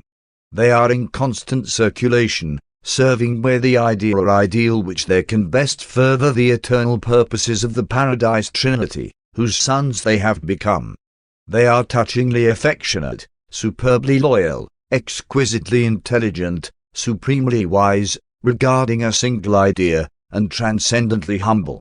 While they can impart to you the lore of the universe concerning their one idea or ideal, it is well nigh pathetic to observe them seeking knowledge and information on hosts of other subjects, even from the ascending mortals. And this is the narrative of the origin, nature, and functioning of certain of those who are called the Trinitized Sons of God, more particularly of those who have passed through the divine embrace of the Paradise Trinity, and who have then been assigned to the services of the superior universes, there to give wise and understanding cooperation with the administrators of the Ancients of Days in their untiring efforts to facilitate the inward progress of the ascending mortals of time toward their immediate haven or destination and their eventual paradise goal. Narrated by a mighty messenger of the Revelatory Court of Orvington.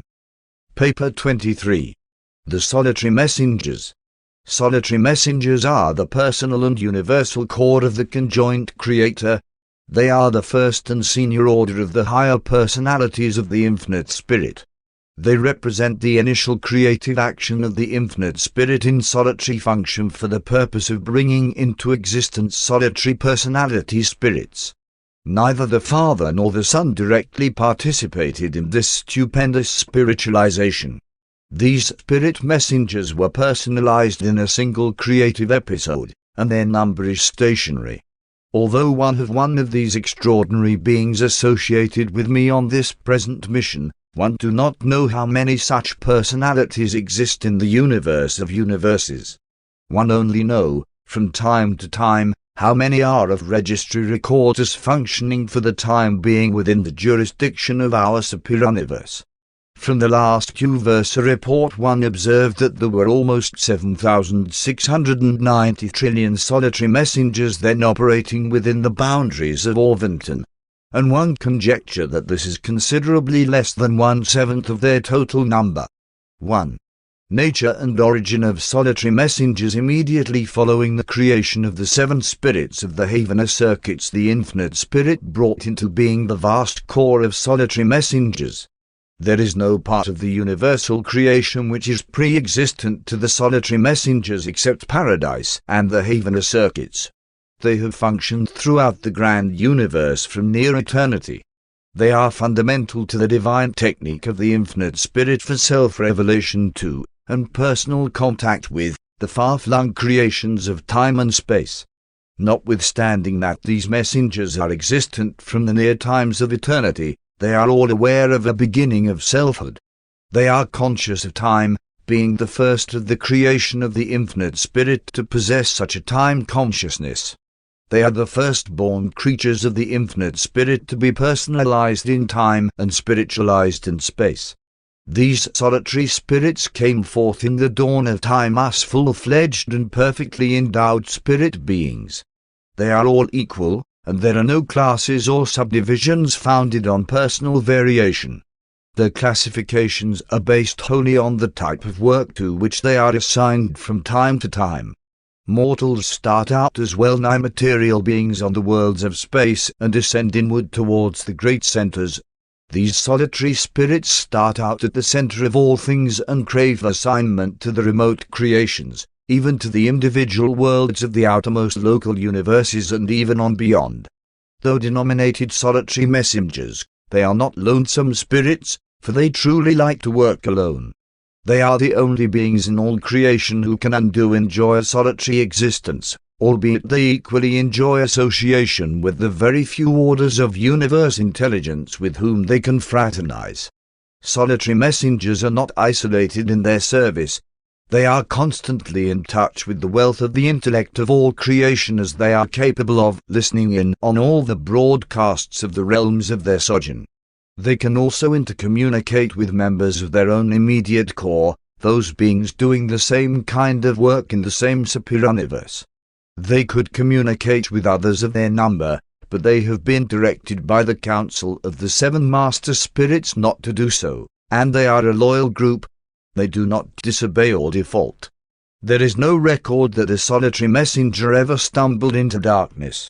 The solitary messengers, like the universe power directors, are among the very few types of beings operating throughout the realms who are exempt from apprehension or detention by the tribunals of time and space.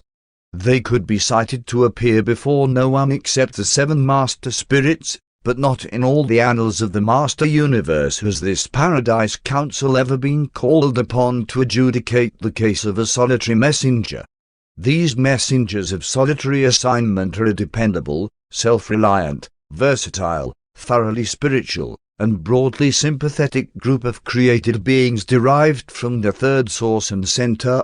They operate by the authority of the Infinite Spirit resident on the central Isle of Paradise and as personalized on their headquarters spheres of the local universes. They are constant partakers of the direct circuit emanating from the Infinite Spirit, even when they function in the local creations under the immediate influence of the local universe mother spirits. There is a technical reason why these solitary messengers must travel and work alone. For short periods and when stationary, they can collaborate in a group, but when thus ensembled, they are altogether cut off from the sustenance and direction of their paradise circuit. They are wholly isolated. When in transit, or when operating in the circuits of space and the currents of time, if two or more of this order are in close proximity, both or all are thrown out of liaison with the higher circulating forces. They are short-circuited, as you might describe it in illustrative symbols. Therefore they have inherent within them a power of automatic alarm, a warning signal, which unerringly operates to apprise them of approaching conflicts, and unfailingly keeps them sufficiently separated as not to interfere with their proper and effective functioning. They also possess inherent and automatic powers which detect and indicate the proximity of both the inspired Trinity spirits and the divine thought adjusters. These messengers possess no power of personality extension or reproduction, but there is practically no work of the universes in which they cannot engage, and to which they cannot contribute something essential and helpful. Especially are they the great time-savers for those who are concerned in the administration of universe affairs, and they assist us all, from the highest to the lowest. 2. Assignments of solitary messengers. Solitary messengers are not permanently attached to any individual or group of celestial personalities. They are on duty, always by assignment, and during such service they work under the immediate supervision of those who direct the realms of their attachment. Among themselves they have neither organization nor government of any kind. They are solitary messengers. Solitary messengers are assigned by the Infinite Spirit to the following 7 divisions of service. 1. Messengers of the Paradise Trinity.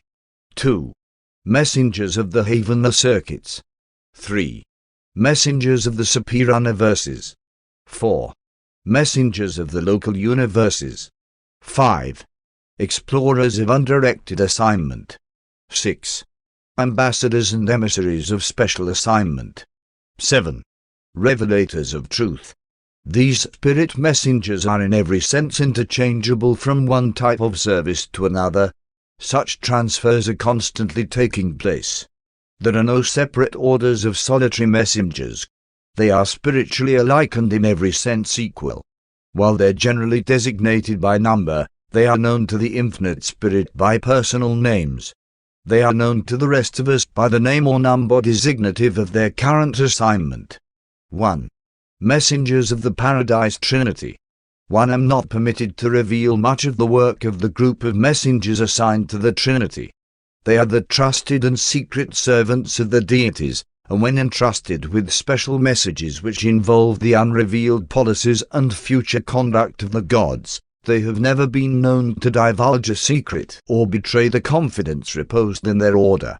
And all this is related in this connection, not to appear boastful of their perfection, but rather to point out that the deities can and do create perfect beings.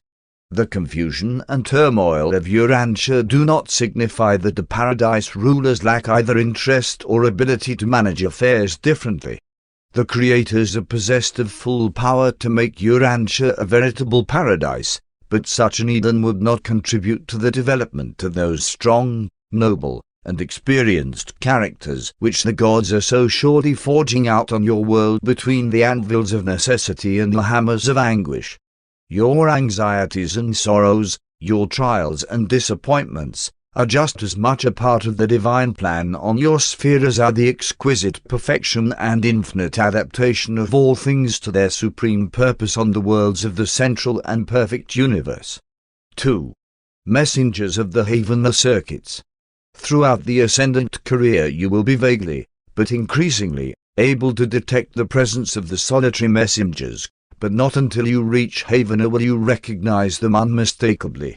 The first of the messengers you will see face to face will be those of the Heavenly Circuits. Solitary messengers enjoy special relations with the natives of the Heavenly worlds.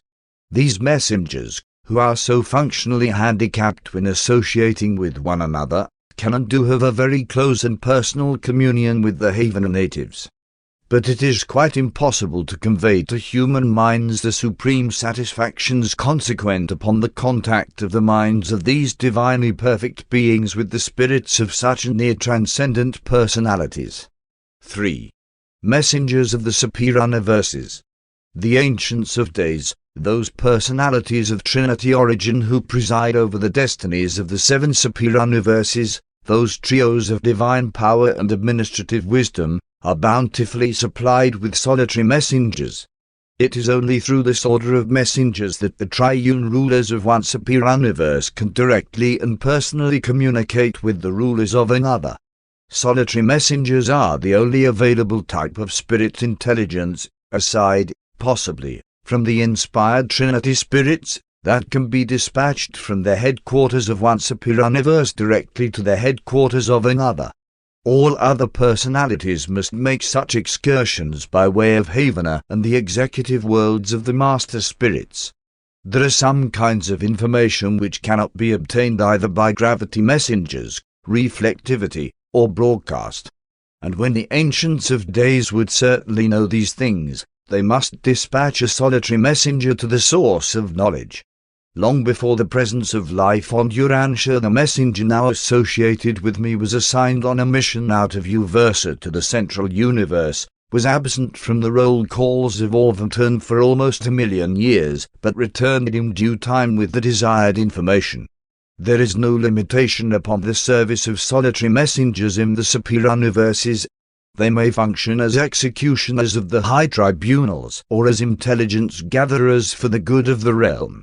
Of all the supercreations they most delight to serve in Orvington, because here the need is greatest and the opportunities for heroic effort are greatly multiplied. In the more needy realms we all enjoy the satisfaction of a more replete function. 4. Messengers of the local universes. In the services of a local universe there is no limit upon the functioning of the solitary messengers. They are the faithful revealers of the motives and intent of the local universe Mother Spirit, although they are under the full jurisdiction of the reigning Master Sun. And this is true of all messengers operating in a local universe, whether they are traveling out directly from universe headquarters, or whether they are acting temporarily in liaison with constellation fathers, system sovereigns, or planetary princes. Before the concentration of all power in the hands of a Creator Sun at the time of his elevation as sovereign ruler of his universe, these messengers of the local universes function under the general direction of the Ancients of Days and are immediately responsible to their resident representative, the Union of Days. 5. Explorers of undirected assignment. When the reserve corps of the solitary messengers is over-recruited, there issues from one of the 7 Supreme Power Directors a call for exploration volunteers, and there is never a lack of volunteers, for they delight to be dispatched as free and untrammeled explorers, to experience the thrill of finding the organizing nucleus of new worlds and universes. They go forth to investigate the clues furnished by the space contemplators of the realms. Undoubtedly the paradise deities know of the existence of these undiscovered energy systems of space, but they never divulge such information. If the solitary messengers did not explore and chart these newly organizing energy centers, such phenomena would long remain unnoticed even by the intelligences of adjacent realms. Solitary messengers, as a class, are highly sensitive to gravity. Accordingly, they can sometimes detect the probable presence of very small dark planets, the very worlds which are best adapted to life experiments. These messenger explorers of undirected assignment patrol the master universe. They are constantly out on exploring expeditions to the uncharted regions of all outer space. Very much of the information which we possess of transactions in the realms of outer space we owe to the explorations of the solitary messengers, as they often work and study with the celestial astronomers. 6. Ambassadors and emissaries of special assignment. Local universes situated within the same superuniverse customarily exchange ambassadors selected from their native orders of sonship. But to avoid delay, solitary messengers are frequently asked to go as ambassadors from one local creation to another, to represent and interpret one realm to another. For example, when a newly inhabited realm is discovered, it may prove to be so remote in space that a long time will pass before an unseraphimed ambassador can reach this far distant universe. An unseraphimed being cannot possibly exceed the velocity of 558,840 Urantia miles in 1 second of your time. Massive stars, cross-currents, and detours, as well as attraction tangents, will all tend to retard such speed so that on a long journey the velocity will average about 550,000 miles per second. When it develops that it will require hundreds of years for a native ambassador to reach a far distant local universe, a solitary messenger is often asked to proceed there immediately to act as ambassador ad interim. Solitary messengers can go in very short order, not independently of time and space as do the gravity messengers, but nearly so. They also serve in other circumstances as emissaries of special assignment. 7. Revelators of truth. The solitary messengers regard the assignment to reveal truth as the highest trust of their order, and they function ever and anon in this capacity, from the superior universes to the individual planets of space. They are frequently attached to commissions which are sent to enlarge the revelation of truth to the worlds and systems. 3. Time and space services of solitary messengers. The solitary messengers are the highest type of perfect and confidential personality available in all realms for the quick transmission of important and urgent messages when it is inexpedient to utilize either the broadcast service or the reflectivity mechanism. They serve in an endless variety of assignments, helping out the spiritual and material beings of the realms, particularly where the element of time is involved. Of all orders assigned to the services of the superior universe domains, they are the highest and most versatile personalized beings who can come so near to defying time and space. The universe is well supplied with spirits who utilize gravity for purposes of transit. They can go anywhere anytime, instanter, but they are not persons. Certain other gravity traversers are personal beings, such as gravity messengers and transcendental recorders, but they are not available to the super and the local universe administrators. The worlds teem with angels and men and other highly personal beings, but they are handicapped by time and space. The limit of velocity for most non-seraphimed beings is 186,280 miles of your world per second of your time. The midway creatures and certain others can, often do, attain double velocity, 372,560 miles per second, while the seraphim and others can traverse space at triple velocity, about 558,840 miles per second. There are, however, no transit or messenger personalities who function between the instantaneous velocities of the gravity traversers and the comparatively slow speeds of the seraphim, except the solitary messengers.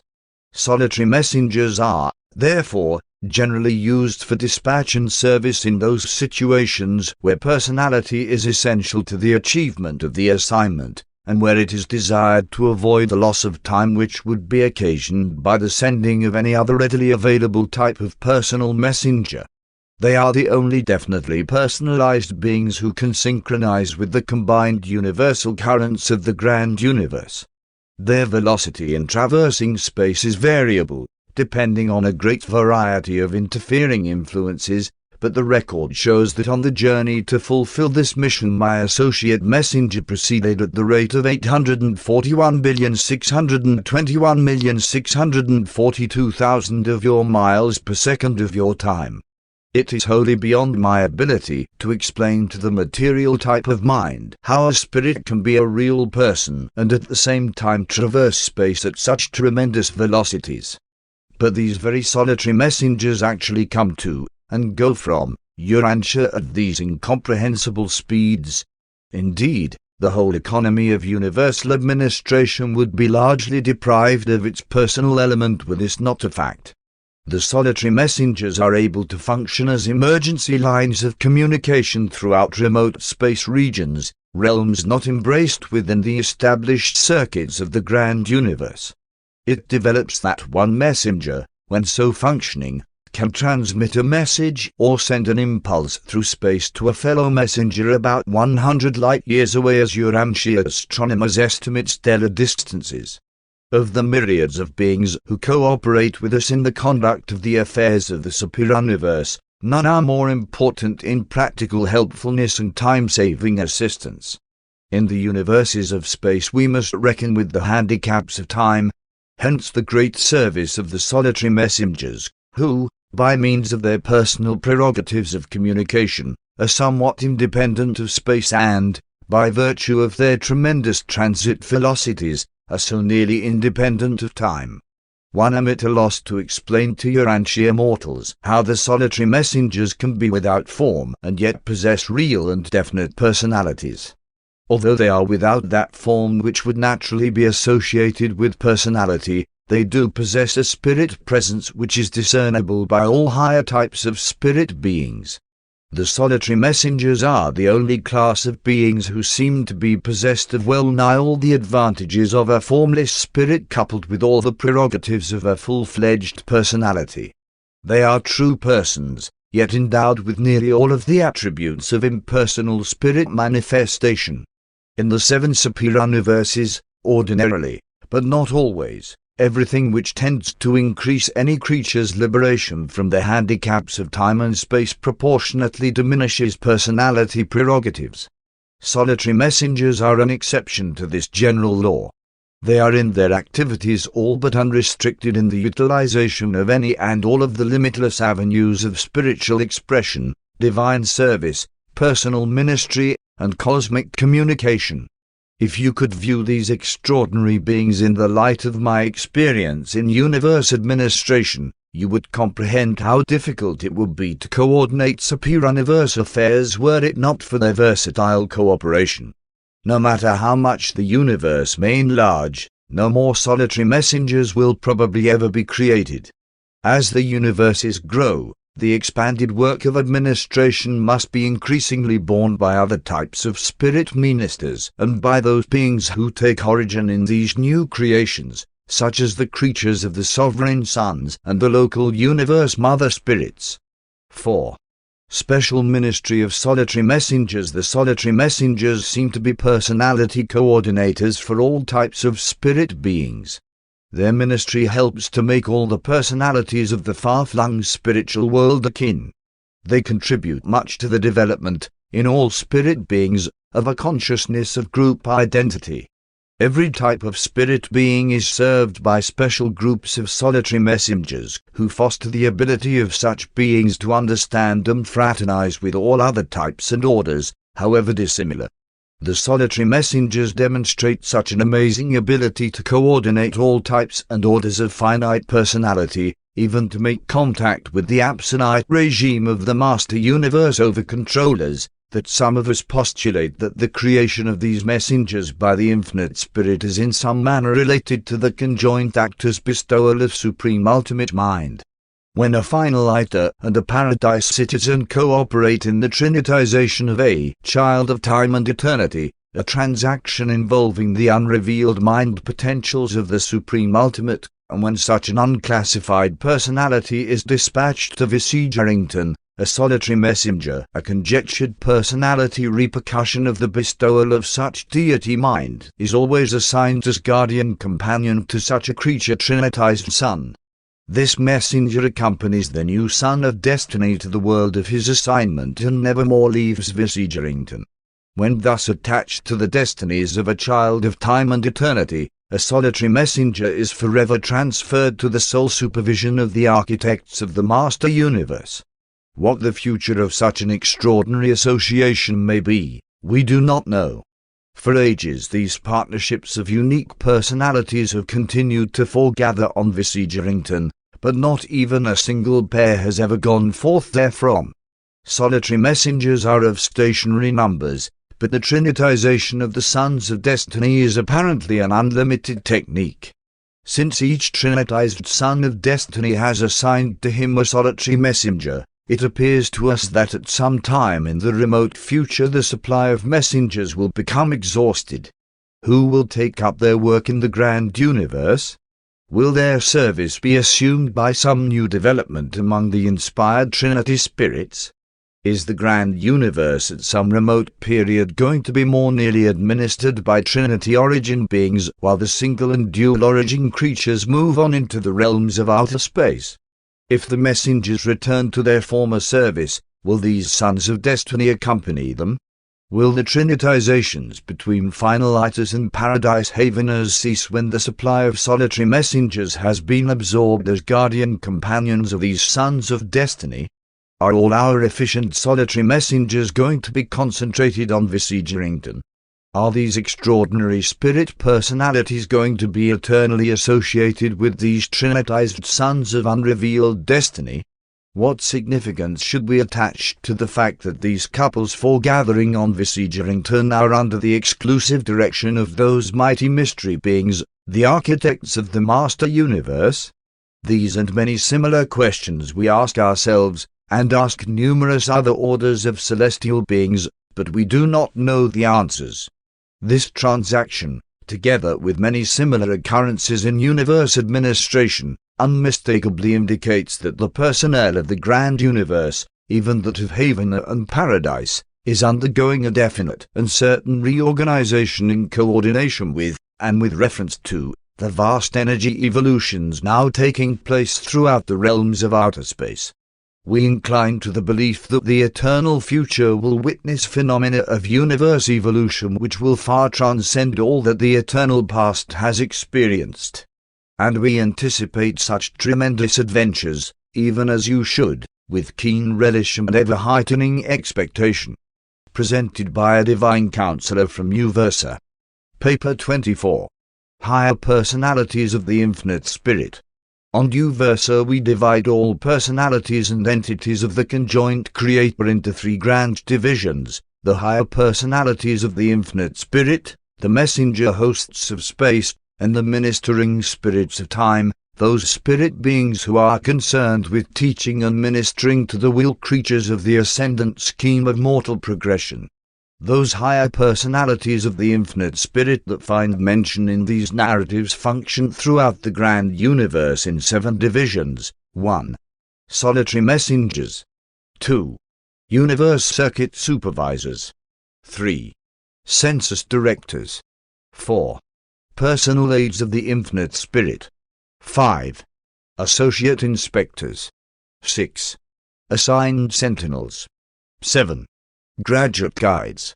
Solitary messengers, circuit supervisors, census directors, and the personal aides are characterized by the possession of tremendous endowments of anti-gravity. The solitary messengers are without known general headquarters. They roam the universe of universes.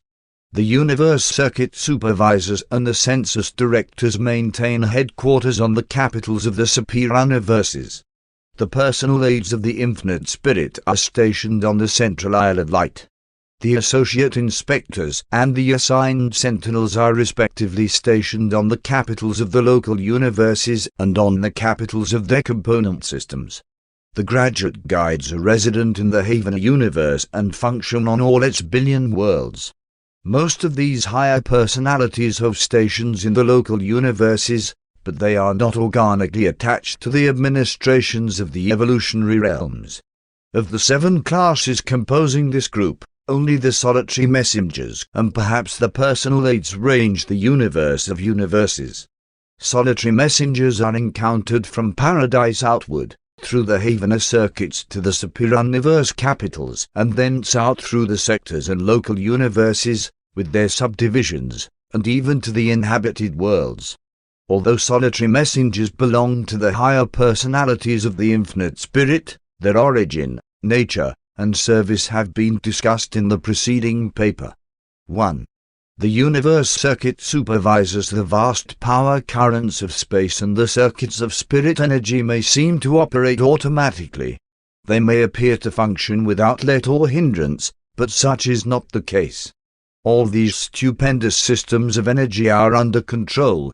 They are subject to intelligent supervision.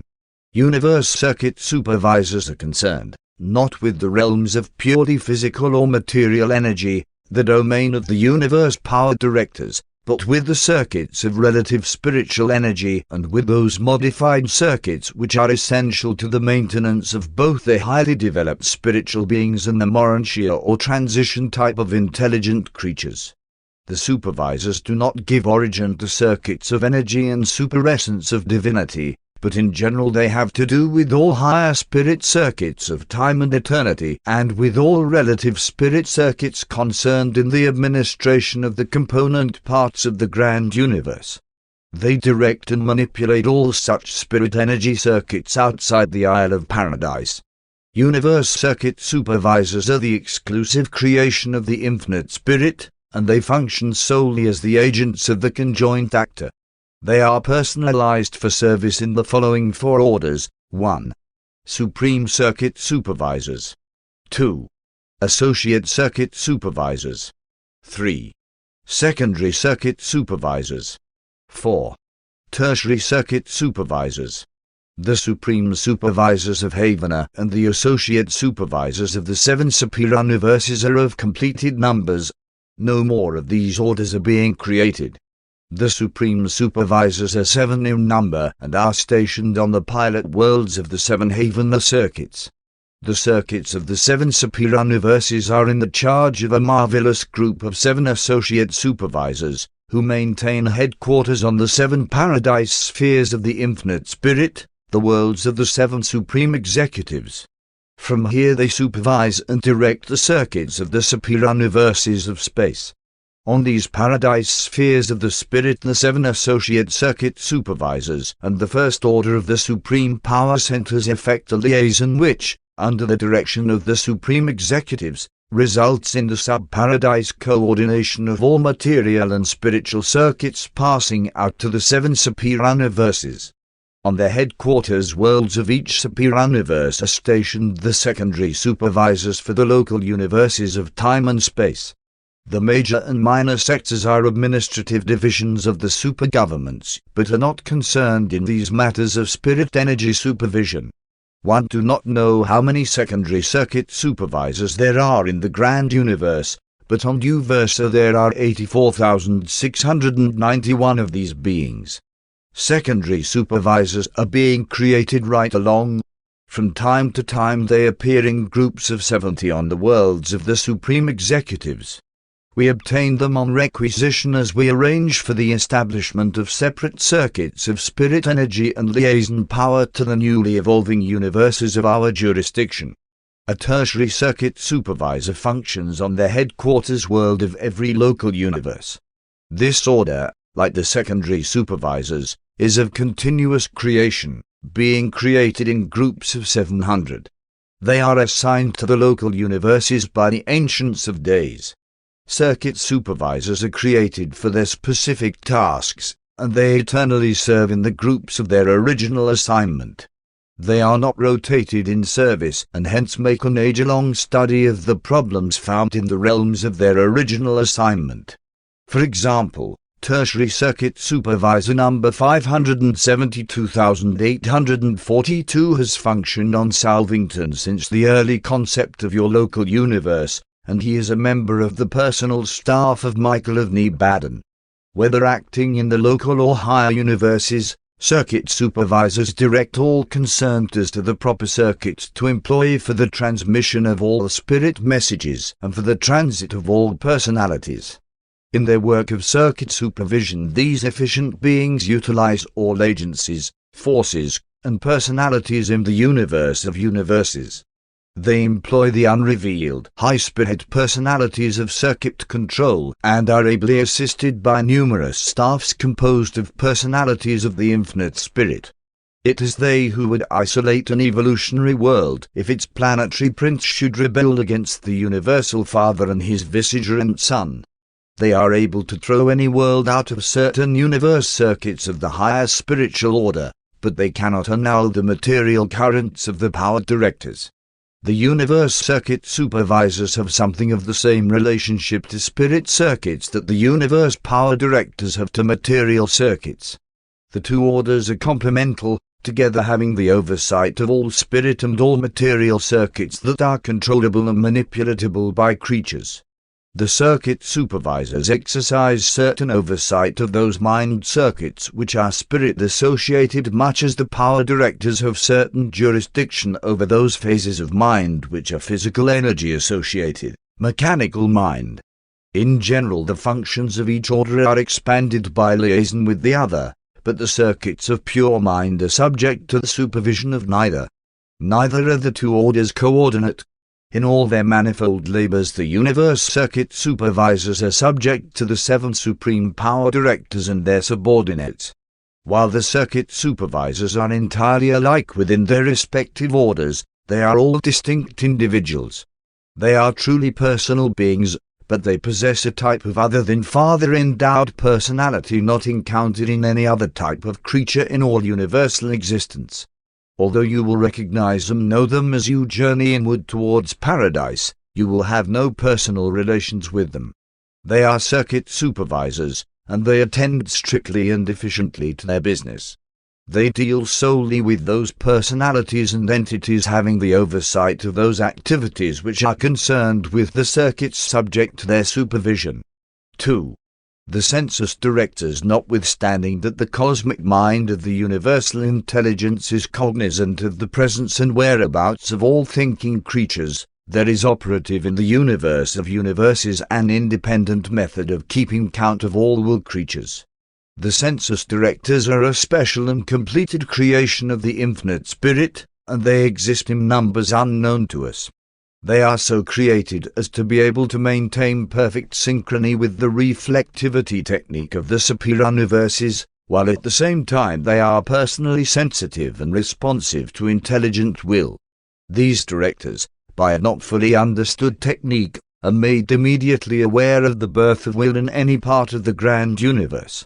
They are, therefore, always competent to give us the number, nature, and whereabouts of all will creatures in any part of the central creation and the 7 superior universes. But they do not function on paradise. There is no need for them there. On paradise knowledge is inherent. The deities know all things. 7 census directors operate in Havana, 1 being stationed on the pilot world of each Havana circuit. Excepting these 7 and the reserves of the order on the paradise worlds of the spirit, all census directors function under the jurisdiction of the Ancients of Days.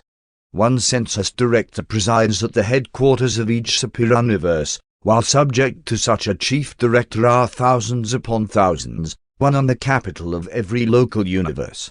All personalities of this order are equal excepting those on the Havana pilot worlds and the 7th superior universe chiefs. In the 7th superior universe there are 100,000 census directors, and this number consists entirely of those assignable to local universes. It does not include the personal staff of Urantia, the superior universe chief of all Orventum directors. Urantia, like the other superior universe chiefs, is not directly attuned to the registration of intelligent will. He is solely attuned to his subordinates stationed in the Orventum universes. Thus he acts as a magnificent totaling personality for their reports coming in from the capitals of the local creations. From time to time the official recorders of Uversa place on their records the status of the superior universe as it is indicated by the registrations in and upon the personality of Urantia. Such census data is indigenous to the superior universes. These reports are transmitted neither to Havana nor to paradise. The census directors are concerned with human beings, as with other will creatures, only to the extent of recording the fact of will function. They are not concerned with the records of your life and its doings. They are not in any sense recording personalities. The census director of Nebadan, number 81,412 of Orventon, now stationed on Salvington, is at this very moment personally conscious and aware of your living presence here on Urantia, and he will afford the records confirmation of your death the moment you cease to function as a will creature. Census directors register the existence of a new will creature when the first act of will is performed. They indicate the death of a will creature when the last act of will takes place. The partial emergence of will observed in the reactions of certain of the higher animals does not belong to the domain of the census directors. They keep count of nothing but bona fide will creatures, and they are responsive to nothing but will function. Exactly how they register the function of will, we do not know. These beings always have been, and always will be, census directors. They would be comparatively useless in any other division of universe labor. But they are infallible in function. They never default, neither do they falsify. And notwithstanding their marvelous powers and unbelievable prerogatives, they are persons. They have recognizable spirit presence and form. 3. Personal aids of the infinite spirit. We have no authentic knowledge as to the time or manner of the creation of the personal aids. Their number must be legion, but it is not of record on Uversa. From conservative deductions based on our knowledge of their work, one ventured to estimate that their number extends high into the trillions. We hold the opinion that the infinite spirit is not limited as to numbers in the creation of these personal aids. The personal aids of the infinite spirit exist for the exclusive assistance of the paradise presence of the third person of deity. Although attached directly to the infinite spirit and located on paradise, they flash to and fro to the outermost parts of creation. Wherever the circuits of the conjoint Creator extend, there these personal aids may appear for the purpose of executing the bidding of the infinite spirit. They traverse space much as do the solitary messengers, but are not persons in the sense that the messengers are. The personal aids are all equal and identical. They disclose no differentiation of individuality. Though the conjoint actor looks upon them as true personalities, it is difficult for others to regard them as real persons. They do not manifest a spirit presence to other spirit beings. Paradise origin beings are always aware of the proximity of these aids, but we do not recognize a personality presence. The lack of such a presence form undoubtedly renders them all the more serviceable to the third person of deity. Of all the revealed orders of spirit beings taking origin in the infinite spirit, the personal aids are about the only ones you will not encounter on your inward ascent to paradise. 4. The associate inspectors, the 7 supreme executives, on the 7 paradise spheres of the infinite spirit, collectively function as the administrative board of supermanagers for the 7 superuniverses. The associate inspectors are the personal embodiment of the authority of the supreme executives to the local universes of time and space. These high observers of the affairs of the local creations are the joint offspring of the infinite spirit and the 7 master spirits of paradise. In the near times of eternity 700,000 were personalized, and their reserve core abides on paradise. Associate inspectors work under the direct supervision of the 7 supreme executives, being their personal and powerful representatives to the local universes of time and space.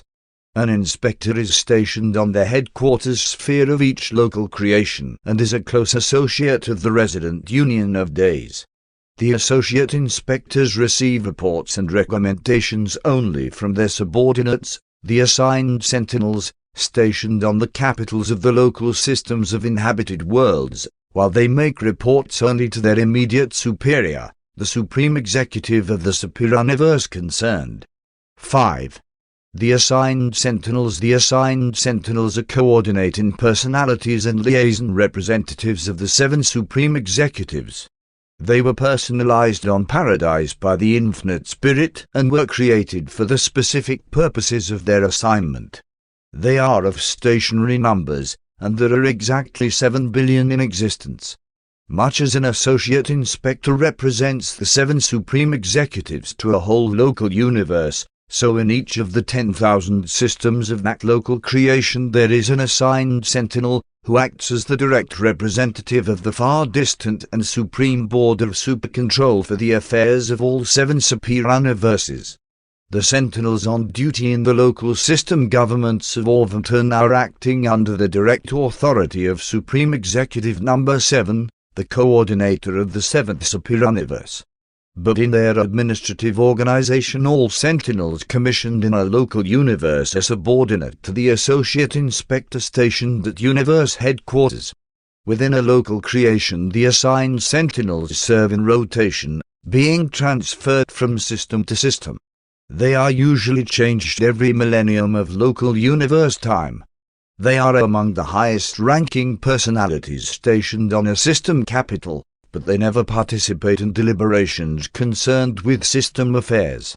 In the local systems they serve as the ex officio heads of the 24 administrators hailing from the evolutionary worlds, but otherwise, ascending mortals have little contact with them. The sentinels are almost exclusively concerned in keeping the associate inspector of their universe fully informed on all matters relating to the welfare and state of the systems of their assignment. Assigned sentinels and associate inspectors do not report to the supreme executives through a superior universe headquarters. They are responsible solely to the supreme executive of the superior universe concerned. Their activities are distinct from the administration of the Ancients of Days. The supreme executives, associate inspectors, and assigned sentinels, together with the Omniaphim and a host of unrevealed personalities, constitute an efficient, direct, centralized, but far-flung system of advisory and administrative coordination of all the grand universe of things and beings. 6. The Graduate Guides. The Graduate Guides, as a group, sponsor and conduct the high university of technical instruction and spiritual training which is so essential to mortal attainment of the goal of the ages, God, rest, and then eternity of perfected service. These highly personal beings take their name from the nature and purpose of their work. They are exclusively devoted to the tasks of guiding the mortal graduates from the superior universes of time through the haven, a course of instruction and training which serves to prepare the ascending pilgrims for admission to paradise and the core of the finality. One am not forbidden to undertake to tell you of the work of these graduate guides, but it is so ultra-spiritual that one despair of being able to adequately portray to the material mind the concept of their manifold activities. On the mansion worlds, after your vision range is extended and you are freed from the fetters of material comparisons, you can begin to comprehend the meaning of those realities which I cannot see nor hear, and which have never entered the concept of human minds, even those things which God has prepared for those who love such eternal verities. You are not always to be so limited in the range of your vision and spiritual comprehension. The graduate guides are engaged in piloting the pilgrims of time through the 7 circuits of haven worlds. The guide who greets you upon your arrival on the receiving world of the outer haven circuit will remain with you throughout your entire career on the heavenly circuits.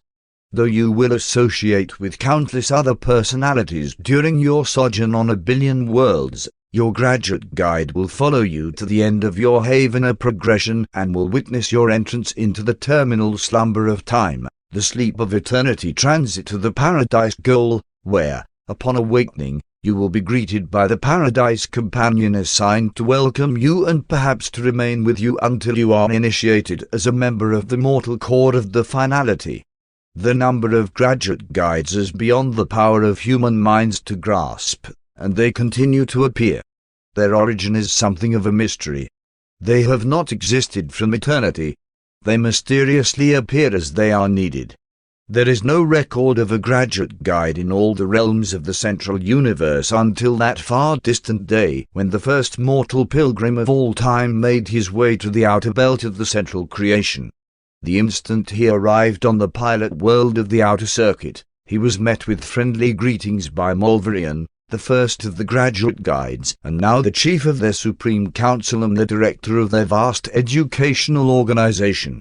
On the Paradise Records of Havana, in the section denominated Graduate Guides, there appears this initial entry, and Mulverian, the first of this order, did greet and instruct the pilgrim discoverer of Havana, and did conduct him from the outer circuits of initial experience, step by step and circuit by circuit, until he stood in the very presence of the source and destiny of all personality, subsequently crossing the threshold of eternity to paradise. At that far distant time one was attached to the service of the Ancients of Days on Uversa, and we all rejoiced in the assurance that, eventually, pilgrims from our superior universe would reach Havana. For ages we had been taught that the evolutionary creatures of space would attain paradise, and the thrill of all time swept through the heavenly courts when the first pilgrim actually arrived. The name of this pilgrim discoverer of Havana is Grandfanda, and he hailed from planet 341 of System 84 in constellation 62 of local universe 1131 situated in Superior Universe number 1. His arrival was the signal for the establishment of the broadcast service of the universe of universes.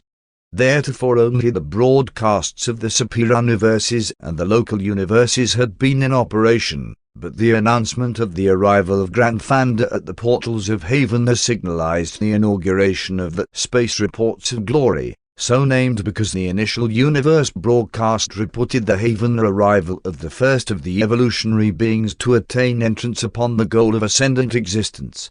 Graduate guides never leave the Havana worlds. They are dedicated to the service of the graduate pilgrims of time and space.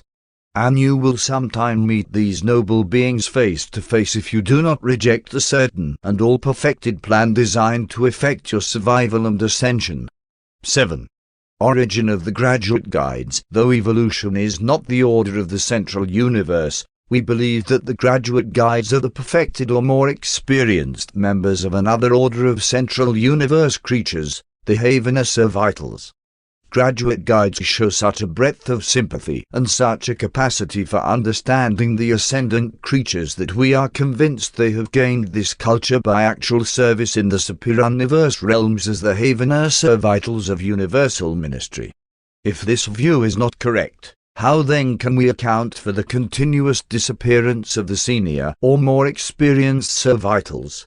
A Servital will be long absent from Havana on superior universe assignment, having been on many such missions previously, will return home, be granted the privilege of personal contact with the Paradise Central Shining, will be embraced by the luminous persons, and disappear from the recognition of his spirit fellows, never more to reappear among those of his kind. On returning from superior universe service, a Havana Servital may enjoy numerous divine embraces and emerge therefrom merely an exalted Servital.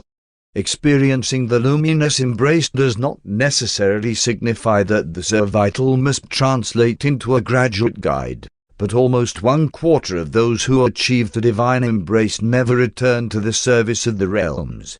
There appears on the high records a succession of such entries as this, and Servital number 842,842, 682,846, 782 of Havana, named Sadhna, came over from the superior universe service, was received on paradise, knew the Father, entered the divine embrace, and is not.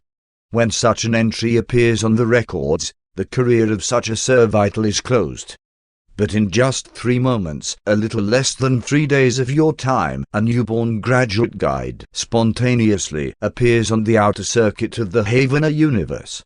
And the number of graduate guides, allowing for a slight difference, due no doubt to those in transition, exactly equals the number of vanished Servitals. There is an additional reason for supposing the graduate guides to be evolved Havana Servitals, and that is the unfailing tendency of these guides and their associated Servitals to form such extraordinary attachments. The manner in which these supposedly separate orders of beings understand and sympathize with one another is wholly inexplicable. It is refreshing and inspiring to witness their mutual devotion. The 7 Master Spirits and the associated 7 Supreme Power Directors, respectively, are the personal repositories of the mind potential and of the power potential of the Supreme Being, which he does not, as yet, operate personally. And when these Paradise Associates collaborate to create the Havana Servitals, the latter are inherently involved in certain phases of supremacy. Havana Servitals are thus, in actuality, a reflection in the perfect central universe of certain evolutionary potentialities of the time-space domains, all of which is disclosed when a servital undergoes transformation and recreation. We believe that this transformation takes place in response to the will of the Infinite Spirit, undoubtedly acting in behalf of the Supreme. Graduate guides are not created by the Supreme Being, but we all conjecture that experiential deity is in some way concerned in those transactions which bring these beings into existence. The haven now traversed by ascending mortals differs in many respects from the central universe as it was before the times of Grandfounder. The arrival of mortal ascenders on the haven circuits inaugurated sweeping modifications in the organization of the central and divine creation, modifications undoubtedly initiated by the Supreme Being, the God of evolutionary creatures, in response to the arrival of the first of his experiential children from the 7 superior universes.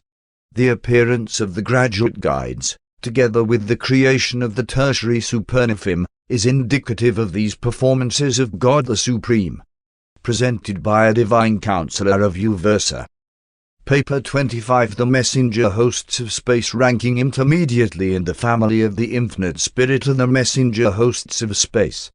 These versatile beings function as the connecting links between the higher personalities and the ministering spirits. The messenger hosts include the following orders of celestial beings: 1. Havener Servitals. 2. Universal Conciliators. 3. Technical Advisors. 4. Custodians of Records on Paradise. 5. Celestial Recorders. 6. Morantia Companions. 7. Paradise Companions. Of the 7 groups enumerated, only 3, Servitals, Conciliators, and Morantia Companions, are created as such. The remaining 4 represent attainment levels of the angelic orders. In accordance with inherent nature and attained status, the messenger hosts variously serve in the universe of universes, but always subject to the direction of those who rule the realms of their assignment. 1. The Havener Servitals. Though denominated Servitals, these midway creatures of the central universe are not servants in any menial sense of the word. In the spiritual world there is no such thing as menial work. All service is sacred and exhilarating. Neither do the higher orders of beings look down upon the lower orders of existence. The Havener Servitals are the joint creative work of the 7 master spirits and their associates, the 7 supreme power directors. This creative collaboration comes the nearest to being the pattern for the long list of reproductions of the dual order in the evolutionary universes, extending from the creation of a bright and morning star by a creator-son creative spirit liaison down to sex procreation on worlds like Urantia. The number of Servitals is prodigious, and more are being created all the time. They appear in groups of 1,000 on the 3rd moment following the assembly of the Master Spirits and the Supreme Power Directors at their joint area in the far northerly sector of Paradise. Every 4th Servital is more physical in type than the others. That is, out of each 1,000, 750 are apparently true to spirit type, but 250 are semiphysical in nature. These 4th creatures are somewhat on the order of material beings, material in the Havener sense, resembling the physical power directors more than the master spirits. In personality relationships the spiritual is dominant over the material, even though it does not now so appear on Urantia, and in the production of Havener Servitals the law of spirit dominance prevails. The established ratio yields 3 spiritual beings to 1 semiphysical.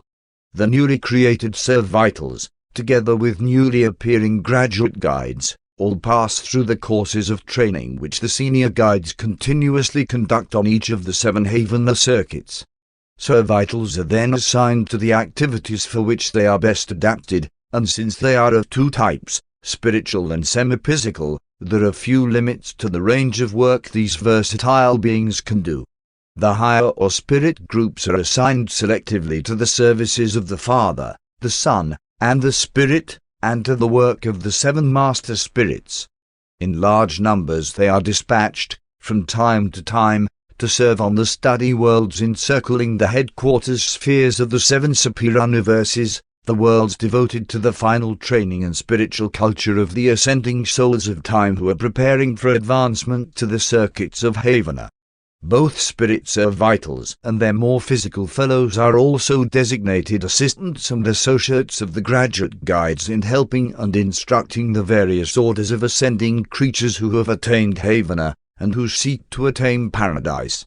The Havana servitals and the graduate guides manifest a transcendent devotion to their work and a touching affection for one another, an affection which, while spiritual, you could only understand by comparison with the phenomenon of human love.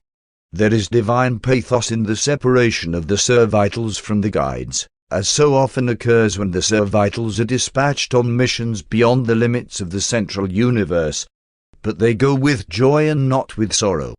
The satisfying joy of high duty is the eclipsing emotion of spiritual beings. Sorrow cannot exist in the face of the consciousness of divine duty faithfully performed. And when man's ascending soul stands before the Supreme Judge, the decision of eternal import will not be determined by material successes or quantitative achievements. The verdict reverberating through the high courts declares, "Well done, good and faithful servant. You have been faithful over a few essentials. You shall be made ruler over universe realities." On superuniverse service, the Havana servitals are always assigned to that domain presided over by the Master Spirit, whom they most resemble in general and special spirit prerogatives. They serve only on the educational world surrounding the capitals of the 7 superuniverses, and the last report of Uversa indicates that almost 138 billion servitals were ministering on its 490 satellites. They engage in an endless variety of activities in connection with the work of these educational worlds comprising the superuniversities of the superuniverse of Orvington. Here they are your companions. They have come down from your next career to study you and to inspire you with the reality and certainty of your eventual graduation from the universes of time to the realms of eternity. And in these contacts the servitals gain the preliminary experience of ministering to the ascending creatures of time, which is so helpful in their subsequent work on the Havana circuits as associates of the graduate guides, or, as translated servitals, as graduate guides themselves. 2. The universal conciliators. For every Havana servital created, 7 universal conciliators are brought into being, 1 in each superuniverse. This creative enactment involves a definite superuniverse technique of reflective response to transactions taking place on Paradise. On the headquarters worlds of the 7 superuniverses there function the 7 reflections of the 7 master spirits. It is difficult to undertake to portray the natures of these reflective spirits to material minds. They are true personalities. Still, each member of a superuniverse group is perfectly reflective of just one of the 7 master spirits. And every time the master spirits associate themselves with the power directors for the purpose of creating a group of Havana servitals, there is a simultaneous focalization upon one of the reflective spirits in each of the superuniverse groups, and forthwith and full-fledgedly an equal number of universal conciliators appear on the headquarters worlds of the supercreations. If, in the creation of servitals, Master Spirit number 7 should take the initiative, none but the reflective spirits of the 7th order will become pregnant with conciliators, and concurrently with the creation of 1,000 Orvington-like servitals, 1,000 of the 7th order conciliators would appear on each superuniverse capital. Out of these episodes, reflecting the 7-fold nature of the master spirits, arise the 7 created orders of conciliators serving in each superuniverse.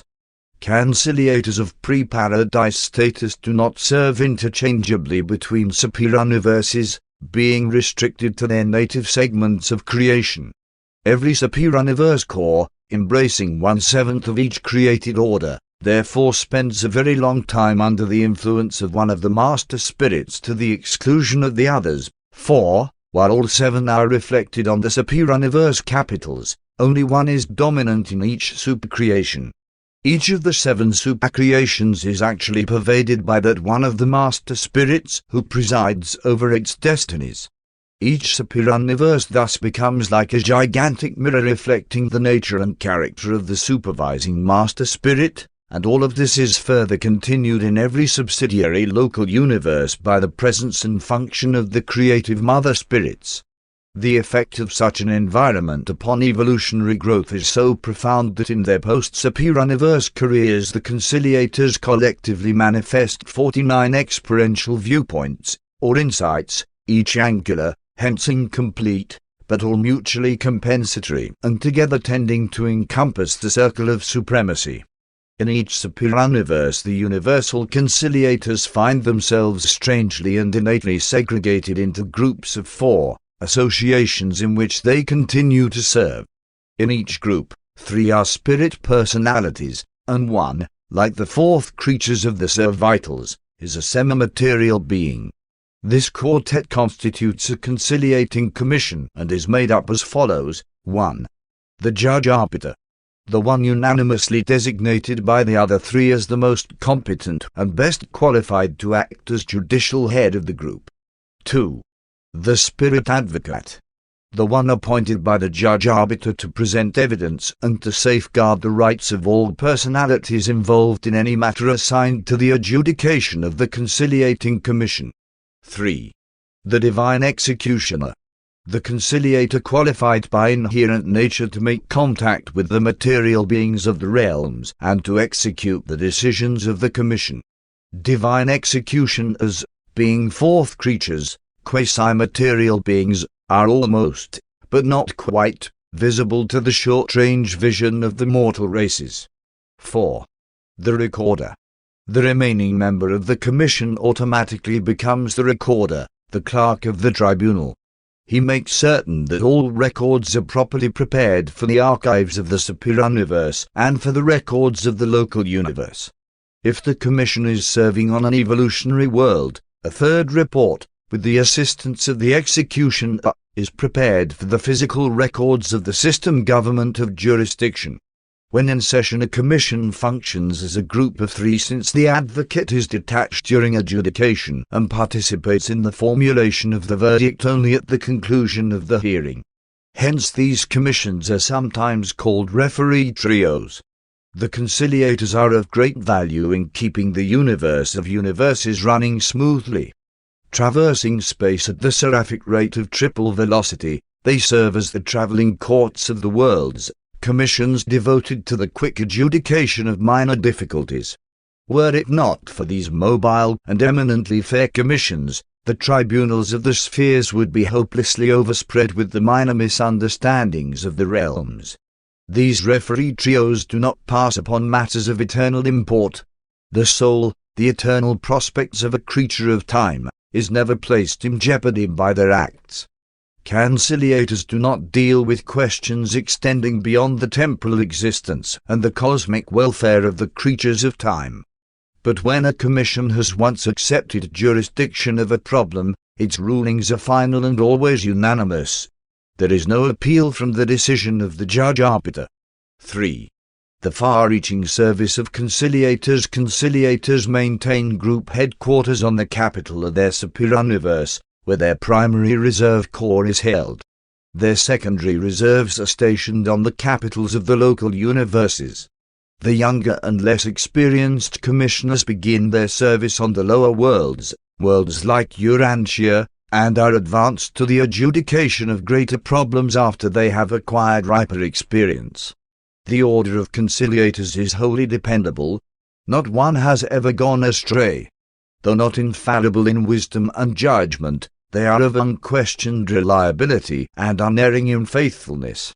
They take origin on the headquarters of a superuniverse and eventually return thereto, advancing through the following levels of universe service. 1.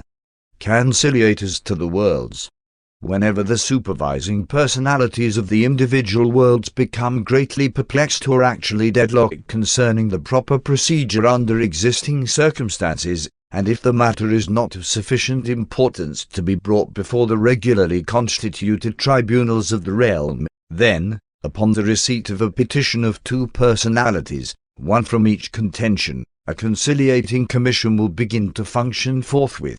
When these administrative and jurisdictional difficulties have been placed in the hands of the conciliators for study and adjudication, they are supreme in authority. But they will not formulate a decision until all the evidence has been heard, and there is absolutely no limit to their authority to call witnesses from anywhere and everywhere. And while their decisions may not be appealed, sometimes matters so develop that the Commission closes its records at a given point, concludes its opinions, and transfers the whole question to the higher tribunals of the realm. The Commissioner's decisions are placed on the planetary records and, if necessary, are put into effect by the divine executioner. His power is very great, and the range of his activities on an inhabited world is very wide. Divine executioners are masterful manipulators of that which is in the interests of that which ought to be. Their work is sometimes carried out for the apparent welfare of the realm, and sometimes their acts on the worlds of time and space are difficult of explanation. Though executing decrees in defiance of neither natural law nor the ordained usages of the realm, they do oftentimes effect their strange doings and enforce the mandates of the conciliators in accordance with the higher laws of the system administration. 2. Conciliators to the system headquarters. From service on the evolutionary worlds, these commissions of 4 are advanced to duty on a system headquarters. Here they have much work to do, and they prove to be the understanding friends of men, angels, and other spirit beings. The referee trios are not so much concerned with personal differences as with group contentions and with misunderstandings arising between different orders of creatures. And on the system headquarters there live both spiritual and material beings, as well as the combined types, such as the material sons. The moment the creators bring into existence evolving individuals with the power of choice, that moment a departure is made from the smooth working of divine perfection. Misunderstandings are certain to arise, and provision for the fair adjustment to these honest differences of viewpoint must be made. We should all remember that the all-wise and all-powerful creators could have made the local universes just as perfect as Havana. No conciliating commissions need function in the central universe. But the creators did not choose in their all-wisdom to do this. And while they have produced universes which abound in differences and teem with difficulties, they have likewise provided the mechanisms and the means for composing all these differences and for harmonizing all this seeming confusion. 3. The constellation conciliators. From service in the systems, the conciliators are promoted to the adjudication of the problems of a constellation, taking up the minor difficulties arising between its 100 systems of inhabited worlds. Not many problems developing on the constellation headquarters fall under their jurisdiction, but they are kept busy going from system to system, gathering evidence and preparing preliminary statements.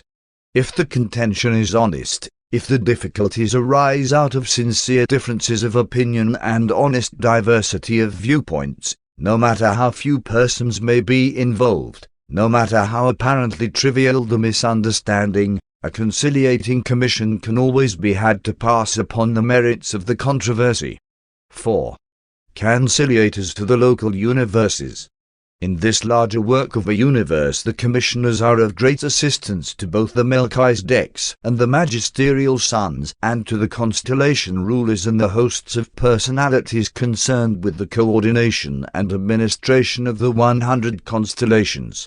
The different orders of seraphim and other residents of the headquarters spheres of a local universe also avail themselves of the help and decisions of the referee trios. It is almost impossible to explain the nature of those differences which may arise in the detailed affairs of a system, a constellation, or a universe. Difficulties do develop, but they are very unlike the petty trials and travails of material existence as it is lived on the evolutionary worlds. 5. Conciliators to the superuniverse minor sectors. From the problems of local universes, the commissioners are advanced to the study of questions arising in the minor sectors of their superuniverse. The farther they ascend inward from the individual planets, the fewer are the material duties of the divine executioner. Gradually he assumes a new role of mercy-justice interpreter, at the same time being quasi-material, keeping the commission as a whole in sympathetic touch with the material aspects of its investigations. 6. Conciliators to the superuniverse major sectors. The character of the work of the commissioners continues to change as they advance. There is less and less of misunderstanding to adjudicate and more of mysterious phenomena to explain and interpret. From stage to stage they are evolving from arbiters of differences to explainers of mysteries, judges evolving into interpretative teachers. Arbiters of those who through ignorance permit difficulties and misunderstandings to arise, they once were. But they are now becoming instructors of those who are sufficiently intelligent and tolerant to avoid clashes of mind and wars of opinions. The higher a creature's education, the more respect he has for the knowledge, experience, and opinions of others. 7. Conciliators to the superuniverse. Here the conciliators become coordinate, for mutually understood and perfectly functioning arbiter teachers. The divine executioner is divested of retributive power and becomes the physical voice of the spirit trio. By this time these counselors and teachers have become expertly familiar with most of the actual problems and difficulties encountered in the conduct of superuniverse affairs. Thus they become wonderful advisors and wise teachers of the ascending pilgrims who are in residence on the educational spheres surrounding the headquarters worlds of the superuniverses. All conciliators serve under the general supervision of the Ancients of Days and under the immediate direction of the Image Aids until such time as they are advanced to Paradise. During the Paradise sojourn they report to the Master Spirit who presides over the superuniverse of their origin. The superuniverse registries do not enumerate those conciliators who have passed beyond their jurisdiction, and such commissions are widely scattered through the grand universe. The last report of registry on Uversa gives the number operating in Orvonton as almost 18 trillion commissions, over 70 trillion individuals. But these are only a very small fraction of the multitude of conciliators that have been created in Orvonton. The number is of an altogether higher magnitude and is the equivalent of the total number of Havener vitals, with allowances for the transmutation into graduate guides. From time to time, as the numbers of the superuniverse conciliators increase, they are translated to the Council of Perfection on Paradise, from which they subsequently emerge as the coordinating core evolved by the Infinite Spirit for the universe of universes, a marvelous group of beings which is constantly increasing in numbers and efficiency. By experiential ascent and paradise training they have acquired a unique grasp of the emerging reality of the Supreme Being, and they roam the universe of universes on special assignment. The members of a conciliating commission are never separated. A group of 4 forever serve together just as they were originally associated. Even in their glorified service they continue to function as quartets of accumulated cosmic experience and perfected experiential wisdom. They are eternally associated as the embodiment of the supreme justice of time and space. 4. Technical advisors. These legal and technical minds of the spirit world were not created as such. From the early Supernafim and Omnifim, 1 million of the most orderly minds were chosen by the Infinite Spirit as the nucleus of this vast and versatile group. And ever since that far distant time, actual experience in the application of the laws of perfection to the plans of evolutionary creation has been required of all who aspire to become technical advisors. The technical advisors are recruited from the ranks of the following personality orders: 1. The Supernafim. 2. The Seconafim. 3. The Tertiafim. 4. The Omniafim. 5. The Seraphim. 6. Certain types of ascending mortals. 7. Certain types of ascending midwayers. At the present time, not counting the mortals and midwayers who are all of transient attachment, the number of technical advisors registered on Uversa and operating in Orvonton is slightly in excess of 61 trillion. technical advisors frequently function as individuals, but are organized for service and maintain common headquarters on the spheres of assignment in groups of 7. In each group at least 5 must be of permanent status, while 2 may be of temporary association. Ascending mortals and ascending midway creatures serve on these advisory commissions while pursuing the paradise ascent, but they do not enter the regular courses of training for technical advisors, nor do they ever become permanent members of the order. Those mortals and midwayers who serve transiently with the advisors are chosen for such work because of their expertness in the concept of universal law and supreme justice. As you journey toward your paradise goal, constantly acquiring added knowledge and enhanced skill, you are continuously afforded the opportunity to give out to others the wisdom and experience you have already accumulated. All the way into Havana you enact the role of a pupil teacher.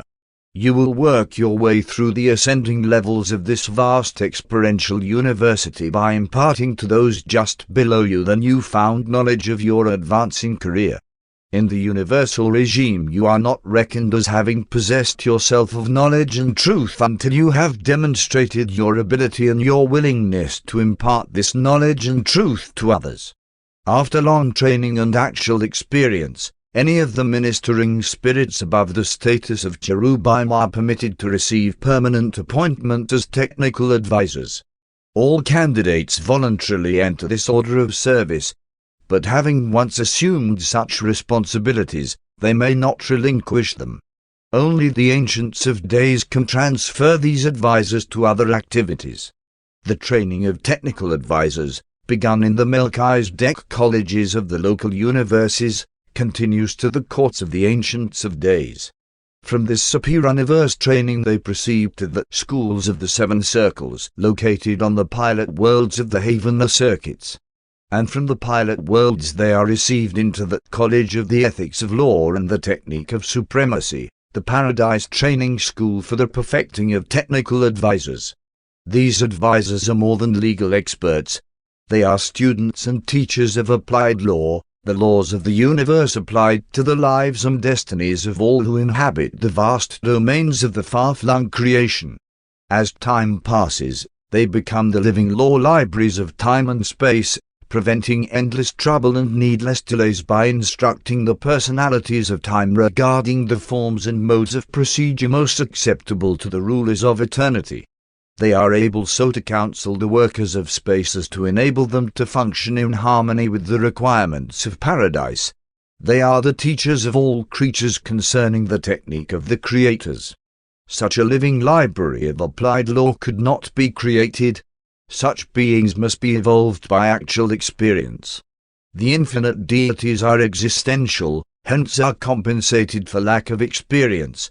They know all even before they experience all, but they do not impart this non-experiential knowledge to their subordinate creatures.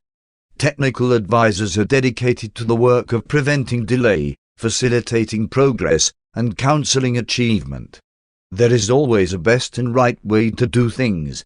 There is always the technique of perfection, a divine method, and these advisors know how to direct us all in the finding of this better way. These exceedingly wise and practical beings are always closely associated with the service and work of the universal censors. The Melchizedeks are provided with an able corps. The rulers of the systems, constellations, universes, and superior-universe sectors are all bountifully supplied with these technical or legal reference minds of the spiritual world. A special group act as law counselors to the life carriers, advising these sons concerning the extent of permissible departure from the established order of life propagation and otherwise instructing them respecting their prerogatives and latitudes of function. They are the advisors of all classes of beings regarding the proper usages and techniques of all spirit world transactions. But they do not directly and personally deal with the material creatures of the realms. Besides counseling regarding legal usages, technical advisors are equally devoted to the efficient interpretation of all laws concerning creature beings, physical, mental, and spiritual. They are available to the universal conciliators and to all others who desire to know the truth of law. In other words, to know how the supremacy of deity may be depended upon to react in a given situation, having factors of an established physical, mental, and spiritual order. They even essay to elucidate the technique of the ultimate. Technical advisors are selected and tested beings. One have never known one of them to go astray. We have no records on Uversa of there ever having been adjudged in contempt of the divine laws they so effectively interpret and so eloquently expound. There is no known limit to the domain of their service, neither has any been placed upon their progress. They continue as advisors even to the portals of paradise. The whole universe of law and experience is open to them. 5. The custodians of records on paradise. From among the tertiary supernafim in Havana, certain of the senior chief recorders are chosen as custodians of records, as keepers of the formal archives of the Isle of Light, those archives which stand in contrast to the living records of registry in the minds of the custodians of knowledge, sometimes designated the living library of paradise. The recording angels of the inhabited planets are the source of all individual records. Throughout the universes other recorders function regarding both formal records and living records. From Urantia to paradise, both recordings are encountered. In a local universe, more of the written records and less of the living. On paradise, more of the living and less of the formal. On Uversa, both are equally available. Every occurrence of significance in the organized and inhabited creation is a matter of record. While events of no more than local importance find only a local recording, those of wider significance are dealt with accordingly. From the planets, systems, and constellations of Nebadan, everything of universe import is posted on Salvington, and from such universe capitals those episodes are advanced to high recording which pertain to the affairs of the sector and super-governments. Paradise also has a relevant summary of Superuniverse and Havana data, and this historic and cumulative story of the universe of universes is in the custody of these exalted tertiary supernafim. While certain of these beings have been dispatched to the superuniverses to serve as chiefs of records directing the activities of the celestial recorders, not one has ever been transferred from the permanent roll call of their order. 6. The celestial recorders. These are the recorders who execute all records in duplicate, making an original spirit recording and a semi-material counterpart, what might be called a carbon copy. This they can do because of their peculiar ability simultaneously to manipulate both spiritual and material energy. Celestial recorders are not created as such. They are ascendant seraphim from the local universes. They are received, classified, and assigned to their spheres of work by the councils of the chiefs of records on their headquarters of the 7 superuniverses. There also are located the schools for training celestial recorders. The school on Uversa is conducted by the perfecters of wisdom and the divine counselors. As the recorders advance in universe service, they continue their system of dual recording, thus making their records always available to all classes of beings, from those of the material order to the high spirits of light. In your transition experience, as you ascend from this material world, you will always be able to consult the records of, and to be otherwise conversant with, the history and traditions of your status sphere. The recorders are attested and tried core.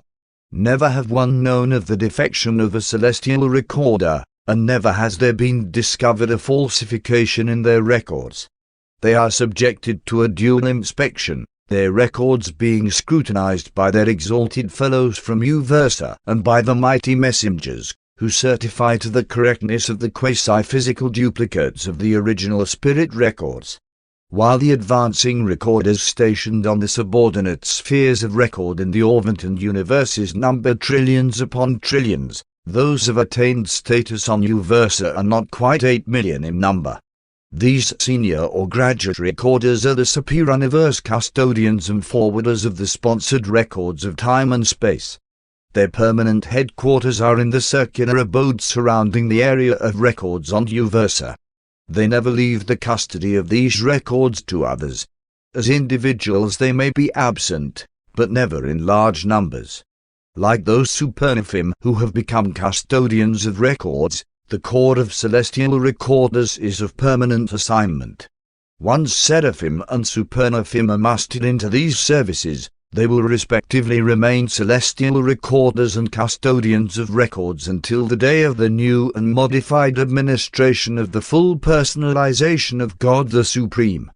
On due versa, these senior celestial recorders can show the records of everything of cosmic import in all Orvonton since the far distant times of the arrival of the Ancients of Days, while on the Eternal Isle the custodians of records guard the archives of that realm which testify to the transactions of paradise since the times of the personification of the Infinite Spirit. 7.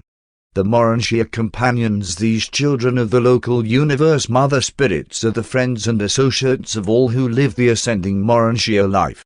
They are not indispensable to an ascender's real work of creature progression, neither do they in any sense displace the work of the seraphic guardians, who often accompany their mortal associates on the paradise journey. The Urantia companions are simply gracious hosts to those who are just beginning the long inward ascent. They are also skillful play sponsors, and are ably assisted in this work by the reversion directors. Though you will have earnest and progressively difficult tasks to perform on the Urantia training worlds of Nibadan, you will always be provided with regular seasons of rest and reversion. Throughout the journey to paradise there will always be time for rest and spirit play. And in the career of light and life there is always time for worship and new achievement. These Urantia companions are such friendly associates that, when you finally leave the last phase of the Urantia experience, as you prepare to embark upon the superuniverse spirit adventure, you will truly regret that these companionable creatures cannot accompany you, but they serve exclusively in the local universes. At every stage of the ascending career all contactable personalities will be friendly and companionable, but not until you meet the Paradise Companions will you find another group so devoted to friendship and companionship. The work of the Urantia Companions is more fully depicted in those narratives dealing with the affairs of your local universe. 8. The Paradise Companions. The Paradise Companions are a composite or assembled group recruited from the ranks of the Seraphim, Psychonaphim, Supernaphim, and Omniaphim. Though serving for what you would regard as an extraordinary length of time, they are not of permanent status. When this ministry has been completed, as a rule, but not invariably, they return to those duties they performed when summoned to paradise service. Members of the angelic hosts are nominated for this service by the local universe mother spirits, by the superuniverse reflective spirits, and by Majeston of Paradise. They are summoned to the Central Isle and are commissioned as Paradise Companions by one of the 7 Master Spirits. Aside from permanent status on Paradise, this temporary service of Paradise Companionship is the highest honor ever conferred upon the ministering spirits. These selected angels are dedicated to the service of companionship and are assigned as associates to all classes of beings who may chance to be alone on Paradise, chiefly to the ascendant mortals, but also to all others who are alone on the Central Isle. Paradise Companions have nothing especial to accomplish in behalf of those with whom they fraternize. They are simply companions. Almost every other being you mortals will encounter during your paradise sojourn, aside from your fellow pilgrims, will have something definite to do with you or for you. But these companions are assigned only to be with you and to commune with you as personality associates. They are often assisted in their ministry by the gracious and brilliant paradise citizens. Mortals come from races that are very social. The creators well know that it is not good for man to be alone, and provision is accordingly made for companionship, even on paradise. If you, as an ascendant mortal, should reach paradise in the company of the companion or close associate of your earthly career, or if your seraphic guardian of destiny should chance to arrive with you or were waiting for you, then no permanent companion would be assigned you. But if you arrive alone, a companion will certainly welcome you as you awaken on the Isle of Light from the terminal sleep of time. Even if it is known that you will be accompanied by someone of ascendant association, temporary companions will be designated to welcome you to the eternal shores and to escort you to the reservation made ready for the reception of you and your associates. You may be certain of being warmly welcomed when you experience the resurrection into eternity on the everlasting shores of paradise. Reception companions are assigned during the terminal days of the Ascender's sojourn on the last circuit of Havana, and they carefully examine the records of mortal origin and eventful ascent through the worlds of space and the circles of Havana. When they greet the mortals of time, they are already well versed in the careers of these arriving pilgrims, and immediately prove to be sympathetic and intriguing companions. During your prefinalite sojourn on paradise, if for any reason you should be temporarily separated from your associate of the ascending career, mortal or seraphic, a paradise companion would be forthwith assigned for counsel and companionship. When once assigned to an ascendant mortal of solitary residence on paradise, the companion remains with this person until he either is rejoined by his ascendant associates or is duly mustered into the court of the finality. Paradise companions are assigned in order of waiting, except that an ascender is never placed in the charge of a companion whose nature is unlike his superuniverse type. If a Urantia mortal were arriving on paradise today, there would be assigned to him the first waiting companion, either of origin in Orvington or otherwise of the nature of the seventh master spirit. Hence the Omniafim serve not with the ascendant creatures from the seven superuniverses. Many additional services are performed by the paradise companions, if an ascending mortal should reach the central universe alone and, while traversing Havana, should fail in some phase of the deity adventure. In due course he would be remanded to the universes of time, and forthwith a call would be made to the reserves of the paradise companions. One of this order would be assigned to follow the defeated pilgrim, to be with him and to comfort and cheer him, and to remain with him until he returned to the central universe to resume the paradise ascent. If an ascending pilgrim met defeat in the deity adventure while traversing Havana in the company of an ascending seraphim, the guardian angel of the mortal career, she would elect to accompany her mortal associate.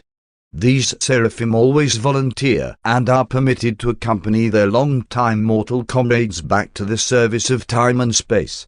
But not so with two closely associated mortal ascenders. If one attains God while the other temporarily fails, the successful individual invariably chooses to go back to the evolutionary creations with the disappointed personality, but this is not permitted. Instead, a call is made to the reserves of the paradise companions, and one of the volunteers is selected to accompany the disappointed pilgrim. A volunteer paradise citizen then becomes associated with the successful mortal, who tarries on the central isle awaiting the haven return of the defeated comrade, and in the meantime teaches in certain paradise schools, presenting the adventurous story of the evolutionary ascent. Sponsored by one high in authority from Uversa. Paper 26. Ministering Spirits of the Central Universe. Supernafim are the ministering spirits of paradise and the central universe. They are the highest order of the lowest group of the children of the infinite spirit, the angelic hosts. Such ministering spirits are to be encountered from the Isle of Paradise to the worlds of time and space. No major part of the organized and inhabited creation is without their services. 1.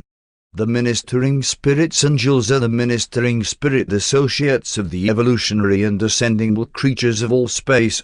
They are also the colleagues and working associates of the higher hosts of the divine personalities of the spheres. The angels of all orders are distinct personalities and are highly individualized.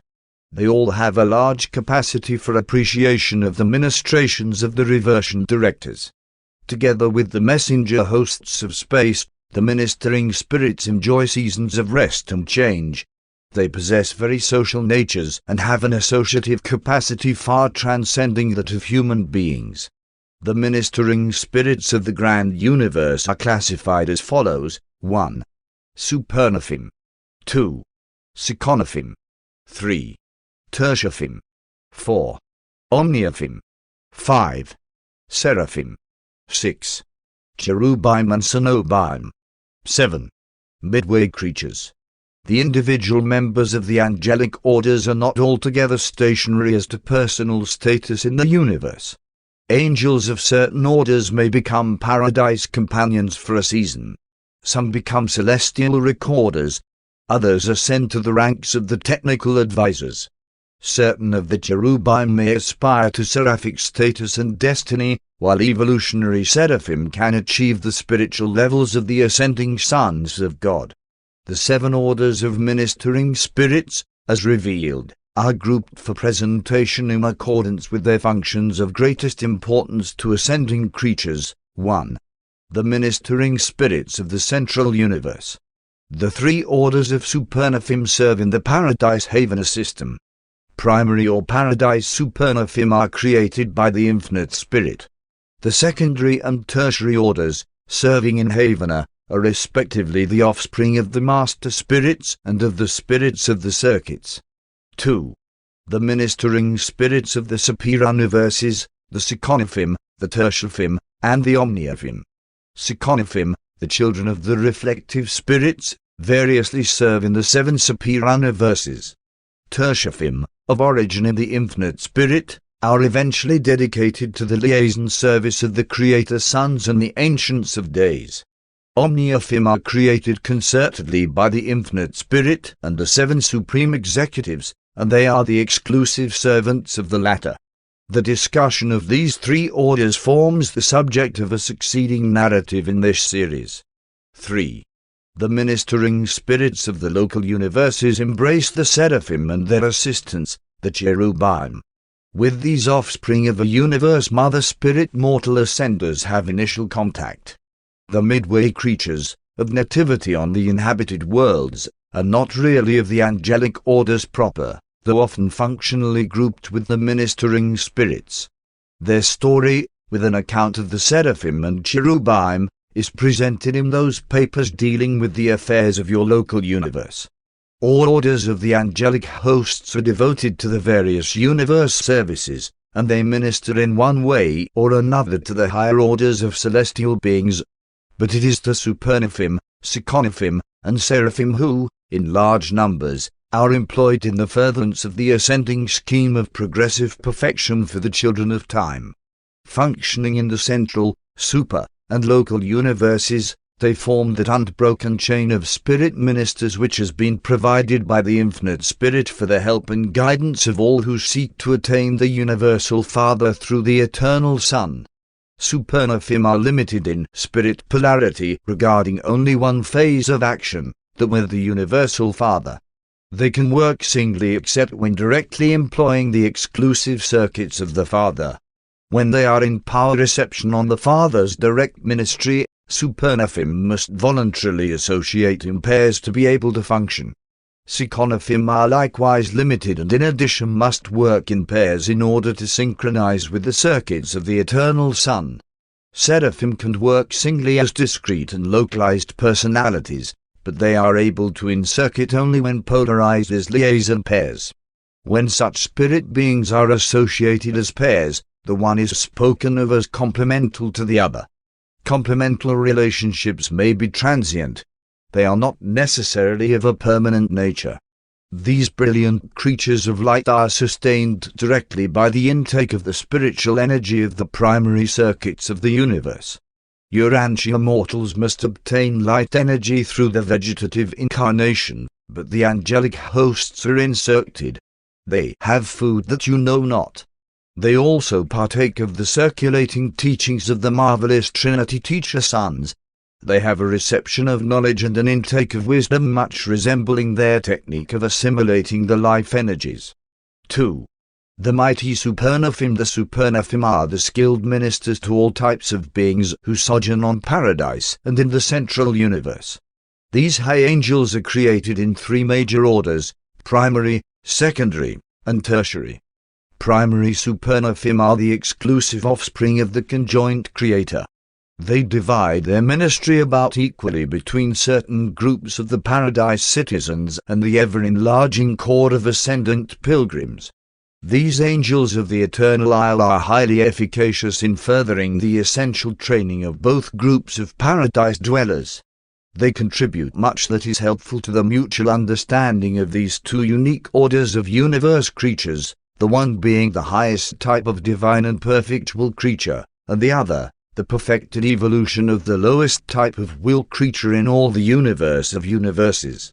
The work of the primary Supernafim is so unique and distinctive that it will be separately considered in the succeeding narrative. Secondary Supernafim are the directors of the affairs of ascending beings on the 7 circuits of Havana. They are equally concerned in ministering to the educational training of numerous orders of paradise citizens who sojourn for long periods on the world circuits of the central creation, but we may not discuss this phase of their service. There are 7 types of these high angels, each of origin in one of the 7 master spirits and in nature patterned accordingly. Collectively, the 7 master spirits create many different groups of unique beings and entities, and the individual members of each order are comparatively uniform in nature. But when these same 7 spirits create individually, the resulting orders are always sevenfold in nature. The children of each master spirit partake of the nature of their creator and are accordingly diverse from the others. Such is the origin of the secondary Supernafim, and the angels of all 7 created types function in all channels of activity open to their entire order, chiefly on the 7 circuits of the central and divine universe. Each of the 7 planetary circuits of Havana is under the direct supervision of one of the 7 spirits of the circuits, themselves the collective, hence uniform, creation of the 7 master spirits. Though partaking of the nature of the third source and center, these 7 subsidiary spirits of Havana were not a part of the original pattern universe. They were in function after the original, eternal, creation but long before the times of Grandfather. They undoubtedly appeared as a creative response of the master spirits to the emerging purpose of the Supreme Being, and they were discovered in function upon the organization of the grand universe. The Infinite Spirit and all his creative associates, as universal coordinators, seem abundantly endowed with the ability to make suitable creative responses to the simultaneous developments in the experiential deities and in the evolving universes. Tertiary Supernafim take origin in these 7 spirits of the circuits. Each one of them, on the separate Havana circles, is empowered by the Infinite Spirit to create a sufficient number of high superaphic ministers of the tertiary order to meet the needs of the central universe. While the circuit spirits produced comparatively few of these angelic ministers prior to the arrival in Havana of the pilgrims of time, the 7 master spirits did not even begin the creation of secondary Supernafim until the landing of Grandfather. As the older of the 2 orders, the tertiary Supernafim will therefore receive first consideration. 3. The tertiary Supernafim. These servants of the 7 master spirits are the angelic specialists of the various circuits of Havana, and their ministry extends to both the ascending pilgrims of time and the descending pilgrims of eternity. On the billion study worlds of the perfect central creation, your superaphic associates of all orders will be fully visible to you. There you will all be, in the highest sense, fraternal and understanding beings of mutual contact and sympathy. You will also fully recognize and exquisitely fraternize with the descending pilgrims, the paradise citizens, who traverse these circuits from within outward, entering Havana through the pilot world of the first circuit and proceeding outward to the 7th. The ascending pilgrims from the 7 superior universes pass through Havana in the opposite direction, entering by way of the pilot world of the 7th circuit and proceeding inward. There is no time limit set on the progress of the ascending creatures from world to world and from circuit to circuit, just as no fixed span of time is arbitrarily assigned to residents on the Urantia worlds. But, whereas adequately developed individuals may be exempted from sojourn on one or more of the local universe training worlds, no pilgrim may avoid passing through all 7 of the Havana circuits of progressive spiritualization.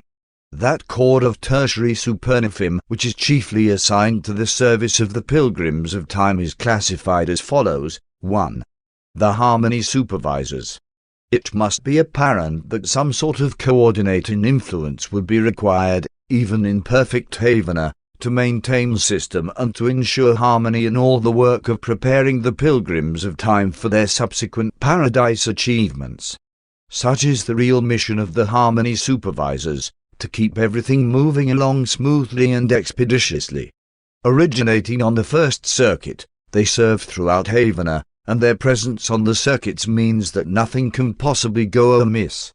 A great ability to coordinate a diversity of activities involving personalities of differing orders, even multiple levels, enables these supernafim to give assistance wherever and whenever required. They contribute enormously to the mutual understanding of the pilgrims of time and the pilgrims of eternity. 2. The chief recorders. These angels are created on the second circuit, but operate everywhere in the central universe. They record in triplicate, executing records for the literal files of Havana, for the spiritual files of their order, and for the formal records of paradise. In addition, they automatically transmit the transactions of true knowledge import to the living libraries of paradise, the custodians of knowledge of the primary order of Supernafim. 3. The broadcasters. The children of the third circuit spirit function throughout Havana, although their official station is located on planet number 70 in the outermost circle. These master technicians are the broadcast receivers and senders of the central creation and the directors of the space reports of all deity phenomena on paradise. They can operate all of the basic circuits of space. 4. The messengers take origin on circuit number 4. They range the Paradise Havana system as bearers of all messages requiring personal transmission. They serve their fellows, the celestial personalities, the Paradise pilgrims, and even the ascendant souls of time. 5. The intelligence coordinators. These tertiary supernafim, the children of the fifth circuit spirit, are always the wise and sympathetic promoters of fraternal association between the ascending and the descending pilgrims.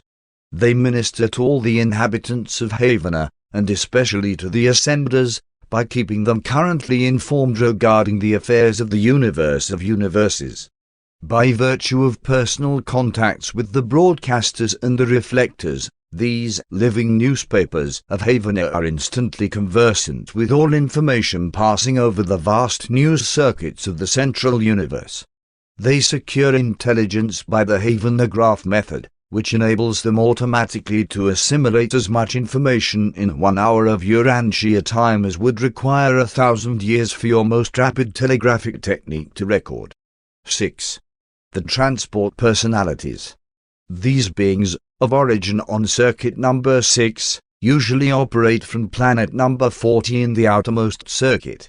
It is they who take away the disappointed candidates who transiently fail in the deity adventure. They stand ready to serve all who must come and go in the service of Havana, and who are not space traversers.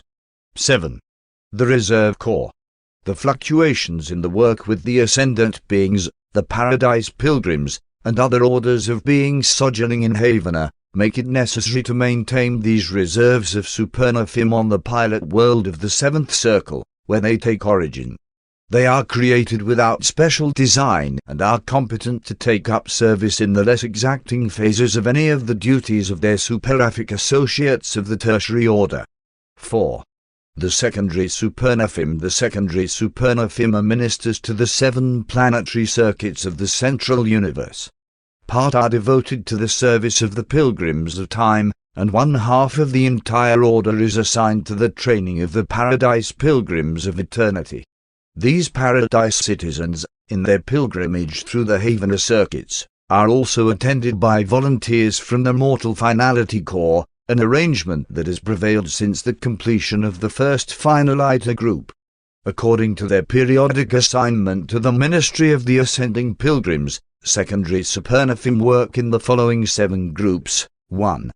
Pilgrim Helpers. 2. Supremacy Guides. 3. Trinity Guides. 4. Sun Finders.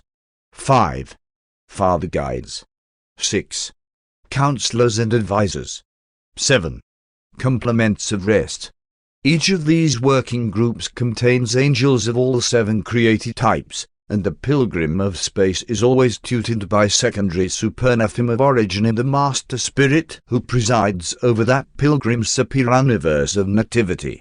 When you mortals of Urantia attain Havana, you will certainly be piloted by supernothing whose created natures, like your own evolved natures, are derived from the Master Spirit of Orvanton. And since your tutors spring from the Master Spirit of your own superuniverse, they are especially qualified to understand, comfort, and assist you in all your efforts to attain paradise perfection. The pilgrims of time are transported past the dark gravity bodies of Havana to the outer planetary circuit by the transport personalities of the primary order of Psychonothim, operating from the headquarters of the 7 superuniverses.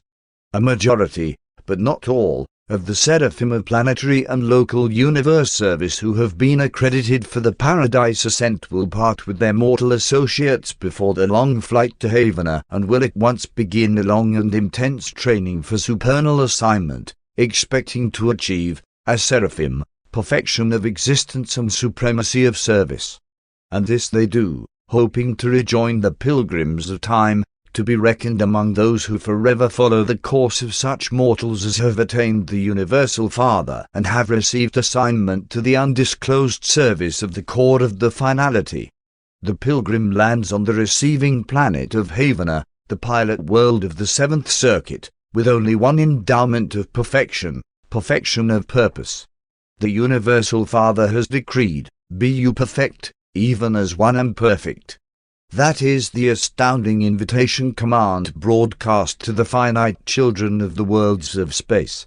The promulgation of that injunction has set all creation astir in the cooperative effort of the celestial beings to assist in bringing about the fulfillment and realization of that tremendous command of the first great source and center.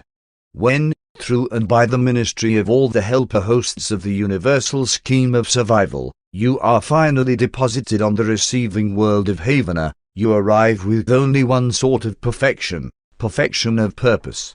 Your purpose has been thoroughly proved. Your faith has been tested. You are known to be disappointment-proof. Not even the failure to discern the Universal Father can shake the faith or seriously disturb the trust of an ascendant mortal who has passed through the experience that all must traverse in order to attain the perfect spheres of Havana. By the time you reach Havana, your sincerity has become sublime. Perfection of purpose and divinity of desire, with steadfastness of faith, have secured your entrance to the settled abodes of eternity. Your deliverance from the uncertainties of time is full and complete, and now must you come face to face with the problems of Havana and the immensities of paradise, to meet which you have so long been in training in the experiential epochs of time on the world schools of space. Faith has won for the ascendant pilgrim a perfection of purpose which admits the children of time to the portals of eternity.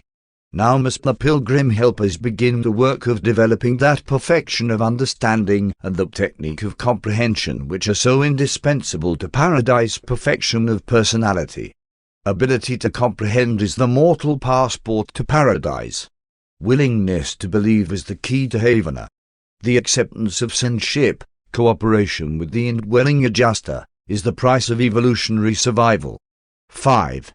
The pilgrim helpers. The first of the 7 groups of secondary supernothim to be encountered are the pilgrim helpers, those beings of quick understanding and broad sympathy who welcome the much-traveled ascenders of space to the stabilized worlds and settled economy of the central universe. Simultaneously these high ministers begin their work for the paradise pilgrims of eternity, the first of whom arrived on the pilot world of the inner Havana circuit concomitantly with the landing of Grandfanda on the pilot world of the outer circuit. Back in those far distant days the pilgrims from paradise and the pilgrims of time first met on the receiving world of circuit number 4. These pilgrim helpers, functioning on the 7th circle of Havana worlds, conduct their work for the ascending mortals in 3 major divisions. First, the supreme understanding of the Paradise Trinity. Second, the spiritual comprehension of the Father-Son partnership. And third, the intellectual recognition of the infinite spirit.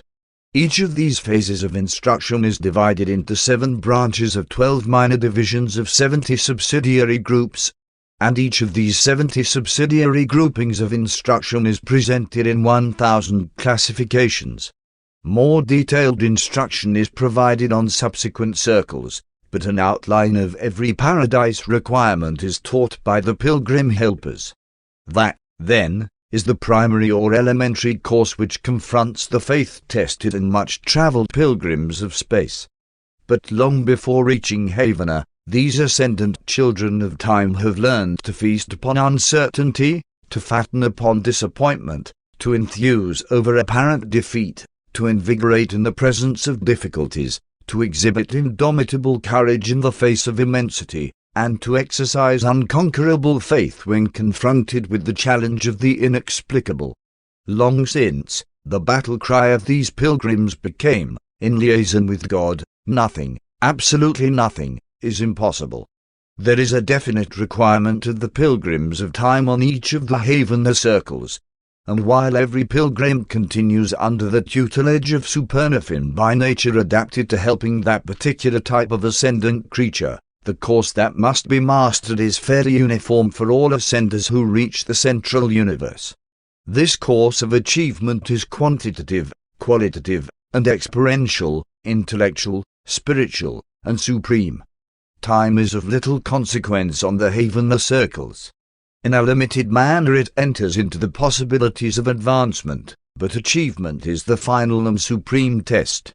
The very moment your superific associate deems you to be competent to pass inward to the next circle, you will be taken before the 12 adjutants of the 7th Circuit Spirit. Here you will be required to pass the tests of the circle determined by the superuniverse of your origin and by the system of your nativity. The divinity attainment of this circle takes place on the pilot world and consists in the spiritual recognition and realization of the master spirit of the ascending pilgrim's superuniverse. When the work of the outer Havana circle is finished and the course presented is mastered, the pilgrim helpers take their subjects to the pilot world of the next circle and commit them to the care of the supremacy guides. The pilgrim helpers always tarry for a season to assist in making the transfer both pleasant and profitable. 6. The supremacy guides ascenders of space are designated spiritual graduates when translated from the 7th to the 6th circle and are placed under the immediate supervision of the supremacy guides. These guides should not be confused with the graduate guides, belonging to the higher personalities of the infinite spirit, who, with their servile associates, minister on all circuits of Havana to both ascending and descending pilgrims. The supremacy guides function only on the 6th circle of the central universe. It is in this circle that the ascenders achieve a new realization of supreme divinity. Through their long careers in the evolutionary universes, the pilgrims of time have been experiencing a growing awareness of the reality of an almighty over-control of the time-space creations. Here, on this Havana circuit, they come near to encountering the central universe source of time-space unity, the spiritual reality of God the Supreme. One am somewhat at a loss to explain what takes place on this circle. No personalized presence of supremacy is perceptible to the ascenders. In certain respects, new relationships with the 7th Master Spirit compensate this non-contactability of the Supreme Being. But regardless of our inability to grasp the technique, each ascending creature seems to undergo a transforming growth, a new integration of consciousness, a new spiritualization of purpose, a new sensitivity for divinity, which can hardly be satisfactorily explained without assuming the unrevealed activity of the Supreme Being. To those of us who have observed these mysterious transactions, it appears as if God the Supreme were affectionately bestowing upon his experiential children, up to the very limits of their experiential capacities, those enhancements of intellectual grasp, of spiritual insight, and of personality outreach which they will so need, in all their efforts at penetrating the divinity level of the Trinity of Supremacy, to achieve the eternal and existential deities of paradise. When the Supremacy Guides deem their pupils ripe for advancement, they bring them before the Commission of 70, a mixed group serving as examiners on the pilot world of Circuit Number 6. After satisfying this commission as to their comprehension of the Supreme Being and of the Trinity of Supremacy, the pilgrims are certified for translation to the Fifth Circuit. 7. The Trinity Guides. Trinity Guides are the tireless ministers of the Fifth Circle of the Haven, the training of the advancing pilgrims of time and space. The spiritual graduates are here designated candidates for the deity adventure, since it is on this circle, under the direction of the Trinity Guides, that the pilgrims receive advanced instruction concerning the Divine Trinity in preparation for the attempt to achieve the personality recognition of the Infinite Spirit. And here the ascending pilgrims discover what true study and real mental effort mean as they begin to discern the nature of the still more taxing and far more arduous spiritual exertion that will be required to meet the demands of the high goal set for their achievement on the worlds of this circuit. Most faithful and efficient are the Trinity Guides, and each pilgrim receives the undivided attention, and enjoys the whole affection, of a secondary supernophim belonging to this order. Never would a pilgrim of time find the first approachable person of the Paradise Trinity were it not for the help and assistance of these guides and the host of other spiritual beings engaged in instructing the ascenders respecting the nature and technique of the forthcoming deity adventure.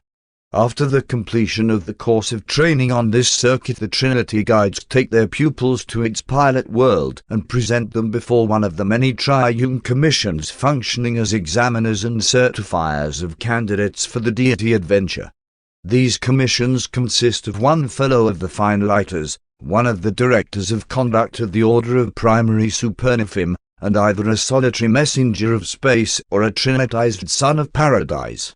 When an ascendant soul actually starts for paradise, he is accompanied only by the transit trio, the Superaphic Circle Associate, the Graduate Guide, and the ever-present Servital Associate of the latter. These excursions from the Havener circles to paradise are trial trips. The ascenders are not yet of paradise status.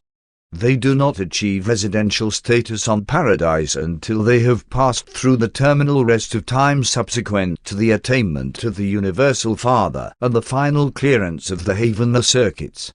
Not until after the divine rest do they partake of the essence of divinity and the spirit of supremacy, and thus really begin to function in the circle of eternity and in the presence of the Trinity. The ascender's companions of the transit trio are not required to enable him to locate the geographic presence of the spiritual luminosity of the Trinity, rather to afford all possible assistance to a pilgrim in his difficult task of recognizing, discerning, and comprehending the infinite spirit sufficiently to constitute personality recognition. Any ascendant pilgrim on paradise can discern the geographic or locational presence of the Trinity. The great majority are able to contact the intellectual reality of the deities, especially the third person, but not all can recognize or even partially comprehend the reality of the spiritual presence of the Father and the Son. Still more difficult is even a minimum spiritual comprehension of the Universal Father. Seldom does the quest for the Infinite Spirit fail of consummation, and when their subjects have succeeded in this phase of the deity adventure, the Trinity Guides prepare to transfer them to the ministry of the Sun-Finders on the fourth circle of Havener. 8. The Sun-Finders. The fourth Havener circuit is sometimes called the Circuit of the Suns. From the worlds of this circuit the ascending pilgrims go to paradise to achieve an understanding contact with the eternal Sun, while on the worlds of this circuit the descending pilgrims achieve a new comprehension of the nature and mission of the Creator Sons of time and space. There are 7 worlds in this circuit on which the reserve corps of the Paradise Michaels maintains special service schools of mutual ministry to both the ascending and descending pilgrims, and it is on these worlds of the Michael Sons that the pilgrims of time and the pilgrims of eternity arrive at their first truly mutual understanding of one another. In many respects the experiences of this circuit are the most intriguing of the entire Havener sojourn. The Sun-Finders are the superaphic ministers to the ascending mortals of the fourth circuit. In addition to the general work of preparing their candidates for a realization of the Trinity relationships of the Eternal Son, these Son Finders must so fully instruct their subjects that they will be wholly successful, first, in the adequate spiritual comprehension of the Son, second, in the satisfactory personality recognition of the Son, and third, in the proper differentiation of the Son from the personality of the Infinite Spirit. After the attainment of the Infinite Spirit, no more examinations are conducted. The tests of the inner circles are the performances of the pilgrim candidates when in the embrace of the enshroudment of the deities. Advancement is determined purely by the spirituality of the individual, and no one but the gods presumes to pass upon this possession. In the event of failure no reasons are ever assigned, neither are the candidates themselves nor their various tutors and guides ever chided or criticized. On Paradise, disappointment is never regarded as defeat. Postponement is never looked upon as disgrace. The apparent failures of time are never confused with the significant delays of eternity. Not many pilgrims experience the delay of seeming failure in the deity adventure. Nearly all attain the Infinite Spirit, though occasionally a pilgrim from Superuniverse number 1 does not succeed on the first attempt. The pilgrims who attain the Spirit seldom fail in finding the Son. Of those who do fail on the first adventure, almost all hail from Superuniverses 3 and 5. The great majority of those who fail on the first adventure to attain the Father, after finding both the Spirit and the Son, hail from Superuniverse number 6, though a few from numbers 2 and 3 are likewise unsuccessful. And all this seems clearly to indicate that there is some good and sufficient reason for these apparent failures, in reality, simply inescapable delays. The defeated candidates for the deity adventure are placed under the jurisdiction of the chiefs of assignment, a group of primary supernaphim, and are remanded to the work of the realms of space for a period of not less than 1 millennium. They never return to the superuniverse of their nativity, always to that supercreation most propitious for the retraining in preparation for the second deity adventure. Following this service, on their own motion, they return to the outer circle of Havana, are immediately escorted to the circle of their interrupted career, and at once resume their preparations for the deity adventure. Never do the secondary supernaphim fail to pilot their subjects successfully on the second attempt, and the same superaphic ministers and other guides always attend these candidates during this second adventure. 9. The Father guides when the pilgrim soul attains the third circle of Havana. He comes under the tutelage of the Father guides, the older, highly skilled, and most experienced of the superaphic ministers. On the worlds of this circuit the Father guides maintain schools of wisdom and colleges of technique wherein all the beings inhabiting the central universe serve as teachers. Nothing is neglected which would be of service to a creature of time in this transcendent adventure of eternity attainment. The attainment of the Universal Father is the passport to eternity, notwithstanding the remaining circuits to be traversed. It is therefore a momentous occasion on the pilot world of Circle number 3 when the transit trio announced that the last venture of time is about to ensue, that another creature of space seeks entry to paradise through the portals of eternity. The test of time is almost over. The race for eternity has been all but run. The days of uncertainty are ending. The temptation to doubt is vanishing. The injunction to be perfect has been obeyed. From the very bottom of intelligent existence the creature of time and material personality has ascended the evolutionary spheres of space, thus proving the feasibility of the ascension plan, while forever demonstrating the justice and righteousness of the command of the Universal Father to his lowly creatures of the worlds, "Be you perfect, even as one am perfect." Step by step, life by life, world by world, the ascendant career has been mastered, and the goal of deity has been attained. Survival is complete in perfection, and perfection is replete in the supremacy of divinity. Time is lost in eternity. Space is swallowed up in worshipful identity and harmony with the Universal Father. The broadcasts of Havana flash forth the space reports of glory, the good news that in very truth the conscientious creatures of animal nature and material origin have, through evolutionary ascension, become in reality and eternally the perfected sons of God. 10. The counselors and advisors. The superific counselors and advisors of the second circle are the instructors of the children of time regarding the career of eternity. The attainment of paradise entails responsibilities of a new and higher order, and the sojourn on the second circle affords ample opportunity to receive the helpful counsel of these devoted supernaphim. Those who are unsuccessful in the first effort at deity attainment are advanced from the circle of failure directly to the second circle before they are returned to superuniverse service. Thus the counselors and advisors also serve as the counselors and comforters of these disappointed pilgrims.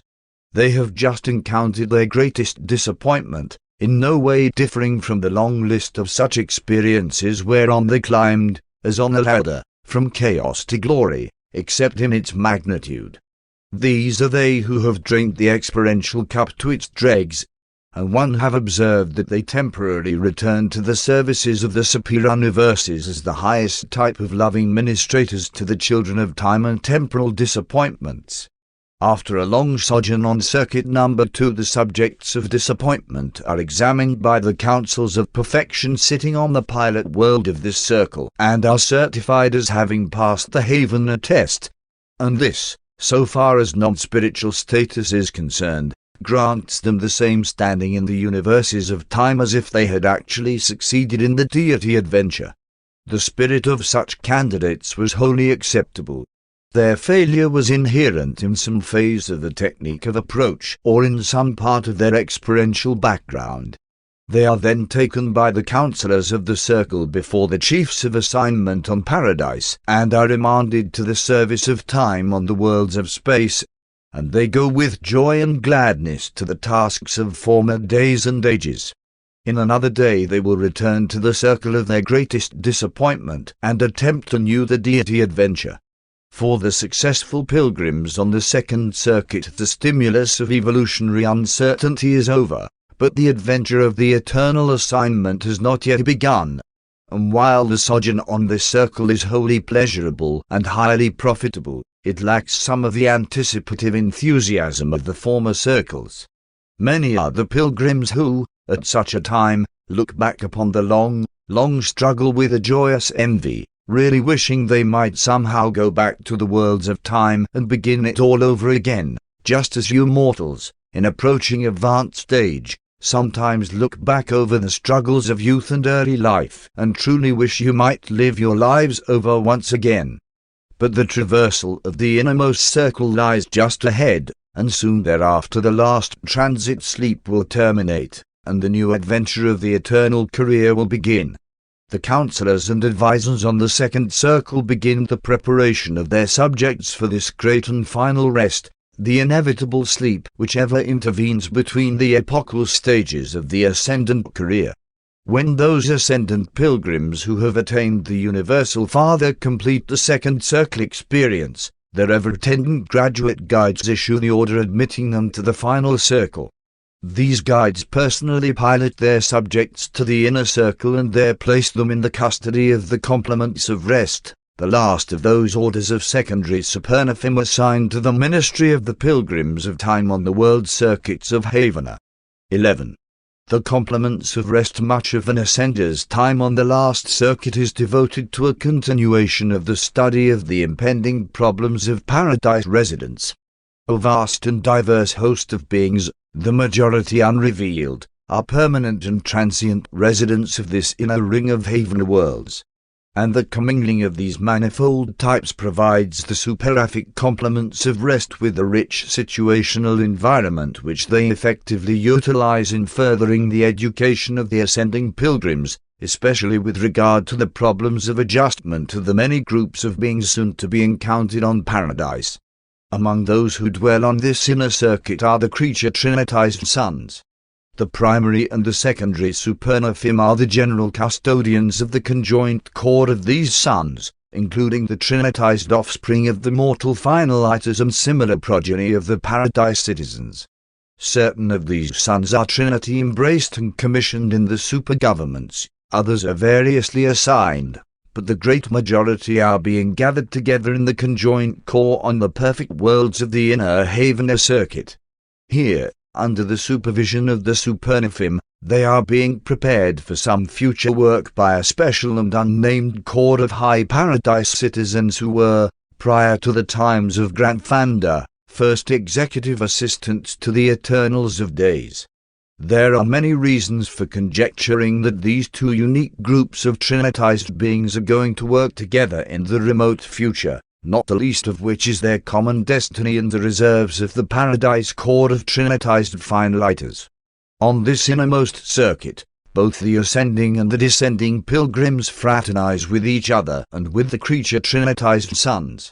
Like their parents, these sons derive great benefits from interassociation, and it is the special mission of the Supernifim to facilitate and to ensure the confraternity of the Trinitized sons of the mortal fine lighters and the Trinitized sons of the paradise citizens.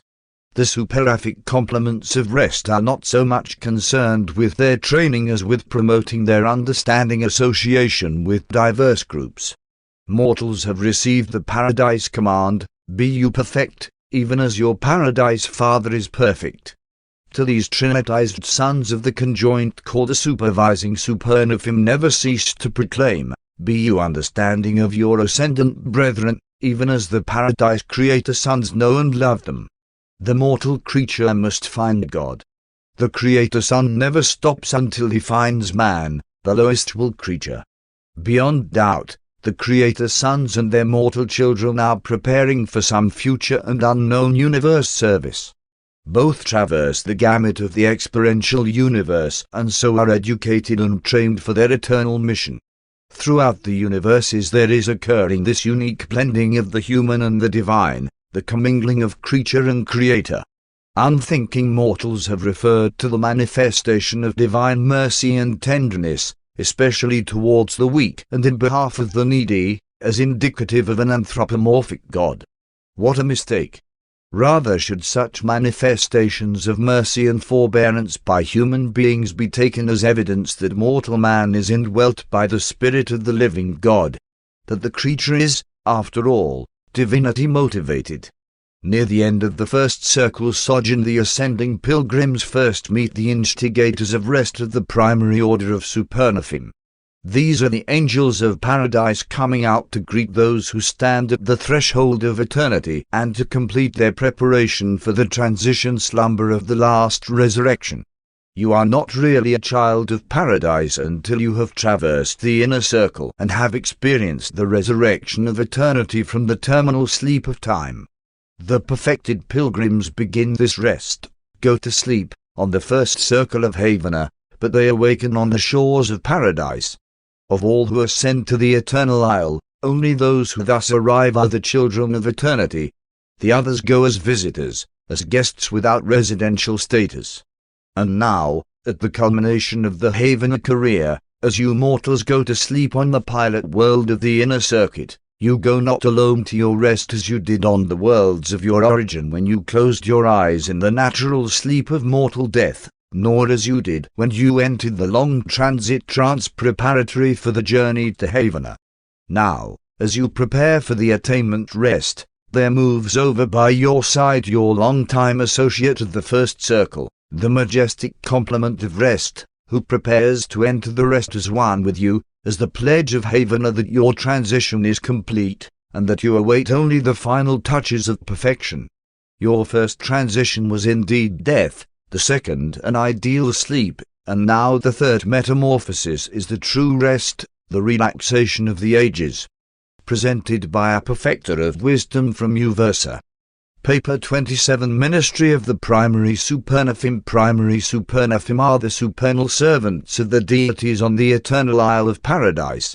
Never have they been known to depart from the paths of light and righteousness. The roll calls are complete. From eternity not one of this magnificent host has been lost. These high Supernifim are perfect beings, supreme in perfection, but they are not absolute, neither are they absolute. Being of the essence of perfection, These children of the infinite spirit work interchangeably and at will in all phases of their manifold duties. They do not function extensively outside paradise, though they do participate in the various millennial gatherings and group reunions of the central universe. They also go forth as special messengers of the deities, and in large numbers they ascend to become technical advisors. Primary Supernaphim are also placed in command of the seraphic hosts ministering on worlds isolated because of rebellion. When a paradise son is bestowed upon such a world, completes his mission, ascends to the Universal Father, is accepted, and returns as the accredited deliverer of this isolated world, a primary Supernaphim is always designated by the chiefs of assignment to assume command of the ministering spirits on duty in the newly reclaimed sphere. Supernaphim in this special service are periodically rotated. On Urantia, the present chief of Seraphim is the second of this order to be on duty since the times of the bestowal of Christ Michael. From eternity the primary Supernaphim have served on the Isle of Light and have gone forth on missions of leadership to the worlds of space, but they have functioned as now classified only since the arrival on Paradise of the Haven, the pilgrims of time. These high angels now minister chiefly in the following 7 orders of service: 1. Conductors of worship. 2. Masters of philosophy. 3. Custodians of knowledge. 4. Directors of conduct. 5. Interpreters of ethics. 6. Chiefs of assignment. 7. Instigators of rest. Not until the ascending pilgrims actually attain paradise residence do they come under the direct influence of these Supernaphim, and then they pass through a training experience under the direction of these angels in the reverse order of their naming. That is, you enter upon your paradise career under the tutelage of the instigators of rest and, after successive seasons with the intervening orders, finish this training period with the conductors of worship. Thereupon are you ready to begin the endless career of a fine lighter. 1. Instigators of rest. The instigators of rest are the inspectors of paradise who go forth from the central isle to the inner circuit of Havana, there to collaborate with their colleagues, the complements of rest of the secondary order of Supernaphim. The one essential to the enjoyment of paradise is rest, divine rest. And these instigators of rest are the final instructors who make ready the pilgrims of time for their introduction to eternity. They begin their work on the final attainment circle of the central universe and continue it when the pilgrim awakes from the last transition sleep, the slumber which graduates a creature of space into the realm of the eternal. Rest is of a 7-fold nature. There is the rest of sleep and of play in the lower life orders, discovery in the higher beings, and worship in the highest type of spirit personality.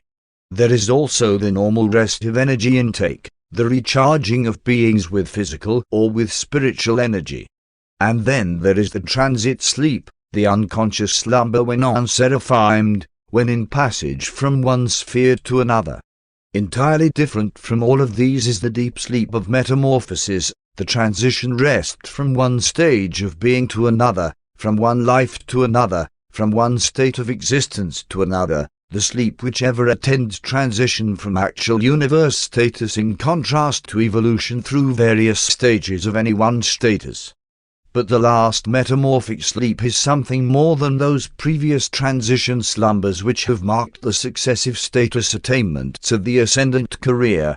Thereby do the creatures of time and space traverse the innermost margins of the temporal and the spatial to attain residential status in the timeless and spaceless abodes of paradise. The instigators and the complements of rest are just as essential to this transcending metamorphosis as are the seraphim and associated beings to the mortal creature's survival of death. You enter the rest on the final Havana circuit and are eternally resurrected on paradise. And as you there spiritually repersonalize, you will immediately recognize the instigator of rest who welcomes you to the eternal shores as the very primary Supernaphim who produced the final sleep on the innermost circuit of Havana, and you will recall the last grand stretch of faith as you once again made ready to commend the keeping of your identity into the hands of the Universal Father. The last rest of time has been enjoyed. The last transition sleep has been experienced. Now you awake to life everlasting on the shores of the eternal abode. And there shall be no more sleep. The presence of God and His Son are before you, and you are eternally His servants. You have seen His face, and His name is your spirit. There shall be no night there. And they need no light of the sun, for the great source and center gives them light. They shall live forever and ever. And God shall wipe away all tears from their eyes. There shall be no more death, neither sorrow nor crying, neither shall there be any more pain, for the former things have passed away. 2. Chiefs of Assignment. This is the group designated from time to time by the Chief Supernaphim, the original pattern angel, to preside over the organization of all three orders of these angels, primary, secondary, and tertiary. The Supernaphim, as a body, are wholly self-governing and self-regulatory except for the functions of their mutual chief, the first angel of paradise, whoever presides over all these spirit personalities. The angels of assignment have much to do with glorified mortal residents of paradise before they are admitted to the court of the finality. Study and instruction are not the exclusive occupations of paradise arrivals. Service also plays its essential part in the prefinaliter educational experiences of paradise. And one have observed that, when the ascendant mortals have periods of leisure, they evince a predilection to fraternize with the reserve corps of the superaphic chiefs of assignment. When you mortal ascenders attain paradise, your societal relationships involve a great deal more than contact with a host of exalted and divine beings and with a familiar multitude of glorified fellow mortals. You must also fraternize with upwards of 3,000 different orders of paradise citizens, with the various groups of the transcendentalers, and with numerous other types of paradise inhabitants, permanent and transient, who have not been revealed on Urantia. After sustained contact with these mighty intellects of paradise, it is very restful to visit with the angelic types of mind. They remind the mortals of time of the seraphim with whom they have had such long contact and such refreshing association. 3. Interpreters of ethics. The higher you ascend in the scale of life, the more attention must be paid to universe ethics.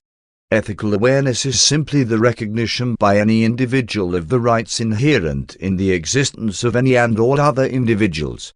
But spiritual ethics far transcends the mortal and even the Urantia concept of personal and group relations.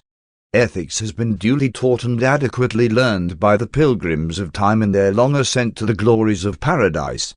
As this inward ascending career has unfolded from the nativity worlds of space, the ascenders have continued to add group after group to their ever-widening circle of universe associates. Every new group of colleagues met with adds one more level of ethics to be recognized and complied with until, by the time the mortals of ascent reach paradise, they really need someone to provide helpful and friendly counsel regarding ethical interpretations.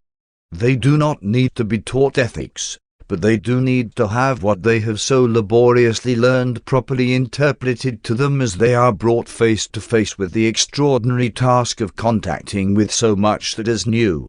The interpreters of ethics are of inestimable assistance to the paradise arrivals in helping them to adjust to numerous groups of majestic beings during that eventful period extending from the attainment of residential status to formal induction into the court of mortal finaliters. Many of the numerous types of paradise citizens the ascendant pilgrims have already met on the 7 circuits of Havana. The glorified mortals have also enjoyed intimate contact with the creature trinitized sons of the conjoined core on the inner Havana circuit, where these beings are receiving much of their education. And on the other circuits the ascending pilgrims have met numerous unrevealed residents of the Paradise Havana system who are there pursuing group training in preparation for the unrevealed assignments of the future. All these celestial companionships are invariably mutual. As ascending mortals you not only derive benefit from these successive universe companions and such numerous orders of increasingly divine associates, but you also impart to each of these fraternal beings something from your own personality and experience, which forever makes every one of them different and better for having been associated with an ascending mortal from the evolutionary worlds of time and space. 4. Directors of conduct, having already been fully instructed in the ethics of paradise relationships, neither meaningless formalities nor the dictations of artificial castes, but rather the inherent proprieties, the ascendant mortals find it helpful to receive the counsel of the superific directors of conduct, who instruct the new members of Paradise Society in the usages of the perfect conduct of the higher beings who sojourn on the central isle of light and life. Harmony is the keynote of the central universe, and detectable order prevails on Paradise. Proper conduct is essential to progress by way of knowledge, through philosophy, to the spiritual heights of spontaneous worship. There is a divine technique in the approach to divinity, and the acquirement of this technique must await the pilgrim's arrival on Paradise. The spirit of it has been imparted on the circles of Havana, but the final touches of the training of the pilgrims of time can be applied only after they actually attain the Isle of Light. All Paradise conduct is wholly spontaneous, in every sense natural and free. But there still is a proper and perfect way of doing things on the Eternal Isle, and the directors of conduct are ever by the side of the strangers within the gates to instruct them and so guide their steps as to put them at perfect ease, and at the same time to enable the pilgrims to avoid the confusion and uncertainty which would otherwise be inevitable. Only by such an arrangement could endless confusion be avoided, and confusion never appears on Paradise. These directors of conduct really serve as glorified teachers and guides. They are chiefly concerned with instructing the new mortal residents regarding the almost endless array of new situations and unfamiliar usages. Notwithstanding all the long preparation therefore and the long journey thereto, Paradise is still inexpressibly strange and unexpectedly new to those who finally attain residential status. 5. The custodians of knowledge. The superific custodians of knowledge are the higher, living epistles, known and read by all who dwell on Paradise. They are the divine records of truth, the living books of real knowledge. You have heard about records in the Book of Life. The custodians of knowledge are just such living books, records of perfection imprinted upon the eternal tablets of divine life and supreme surety. They are in reality living, automatic libraries. The facts of the universes are inherent in these primary supernifim, actually recorded in these angels, and it is also inherently impossible for an untruth to gain lodgment in the minds of these perfect and replete repositories of the truth of eternity and the intelligence of time. These custodians conduct informal courses of instruction for the residents of the Eternal Isle, but their chief function is that of reference and verification. Any sojourner on Paradise may at will have by his side the living repository of the particular fact or truth he may wish to know. At the northern extremity of the isle there are available the living finders of knowledge, who will designate the director of the group holding the information sought, and forthwith will appear the brilliant beings who are the very thing you wish to know. No longer must you seek enlightenment from engrossed pages. You now commune with living intelligence face to face. Supreme knowledge you thus obtain from the living beings who are its final custodians. When you locate that supernifim who is exactly what you desire to verify, you will find available all the known facts of all universes, for these custodians of knowledge are the final and living summaries of the vast network of the recording angels, ranging from the seraphim and seconifim of the local and superuniverses to the chief recorders of the tertiary supernifim in Havana. And this living accumulation of knowledge is distinct from the formal records of Paradise, the cumulative summary of universal history. The wisdom of truth takes origin in the divinity of the central universe, but knowledge, experiential knowledge, largely has its beginnings in the domains of time and space. Therefore the necessity for the maintenance of the far-flung superuniverse organizations of the recording seraphim and supernifim sponsored by the celestial recorders. These primary supernaphim who are inherently in possession of universe knowledge are also responsible for its organization and classification. In constituting themselves the living reference library of the universe of universes, they have classified knowledge into 7 grand orders, each having about 1 million subdivisions. The facility with which the residents of paradise can consult this vast store of knowledge is solely due to the voluntary and wise efforts of the custodians of knowledge. The custodians are also the exalted teachers of the central universe, freely giving out their living treasures to all beings on any of the Havana circuits, and they are extensively, though indirectly, utilized by the courts of the Ancients of Days. But this living library, which is available to the central and superior universes, is not accessible to the local creations. Only by indirection and reflectively are the benefits of paradise knowledge secured in the local universes. 6. Masters of philosophy. Next to the supreme satisfaction of worship is the exhilaration of philosophy. Never do you climb so high or advance so far that there do not remain 1,000 mysteries which demand the employment of philosophy in an attempted solution. The master philosophers of paradise delight to lead the minds of its inhabitants, both native and ascendant, in the exhilarating pursuit of attempting to solve universe problems. These superaphic masters of philosophy are the wise men of heaven, the beings of wisdom who make use of the truth of knowledge and the facts of experience in their efforts to master the unknown. With them knowledge attains to truth and experience ascends to wisdom. On paradise the ascendant personalities of space experience the heights of being. They have knowledge. They know the truth. They may philosophize, think the truth. They may even seek to encompass the concepts of the ultimate and attempt to grasp the techniques of the absolutes. At the southern extremity of the vast paradise domain, the masters of philosophy conduct elaborate courses in the 70 functional divisions of wisdom. Here they discourse upon the plans and purposes of infinity and seek to coordinate the experiences and to compose the knowledge of all who have access to their wisdom. They have developed a highly specialized attitude toward various universe problems, but their final conclusions are always in uniform agreement. These paradise philosophers teach by every possible method of instruction, including the higher graph technique of Havana and certain paradise methods of communicating information. All of these higher techniques of imparting knowledge and conveying ideas are utterly beyond the comprehension capacity of even the most highly developed human mind. 1 hour's instruction on paradise would be the equivalent of 10,000 years of the word memory methods of Urantia. You cannot grasp such communication techniques, and there is simply nothing in mortal experience with which they may be compared, nothing to which they can be likened. The masters of philosophy take supreme pleasure in imparting their interpretation of the universe of universes to those beings who have ascended from the worlds of space.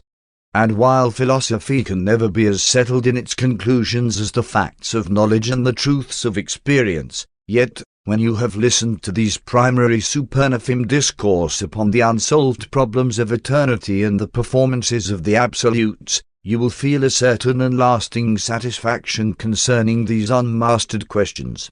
These intellectual pursuits of paradise are not broadcast. The philosophy of perfection is available only to those who are personally present. The encircling creations know of these teachings only from those who have passed through this experience, and who have subsequently carried this wisdom out to the universes of space. 7. Conductors of worship. Worship is the highest privilege and the first duty of all created intelligences. Worship is the conscious and joyous act of recognizing and acknowledging the truth and fact of the intimate and personal relationships of the creators with their creatures.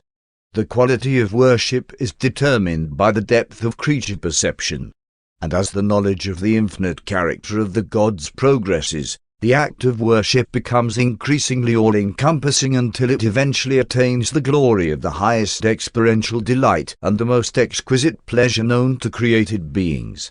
While the Isle of Paradise contains certain places of worship, it is more nearly one vast sanctuary of divine service. Worship is the first and dominant passion of all who climb to its blissful shores, the spontaneous ebullition of the beings who have learned enough of God to attain His presence. Circle by circle, during the inward journey through Havana, worship is a growing passion until on Paradise it becomes necessary to direct and otherwise control its expression.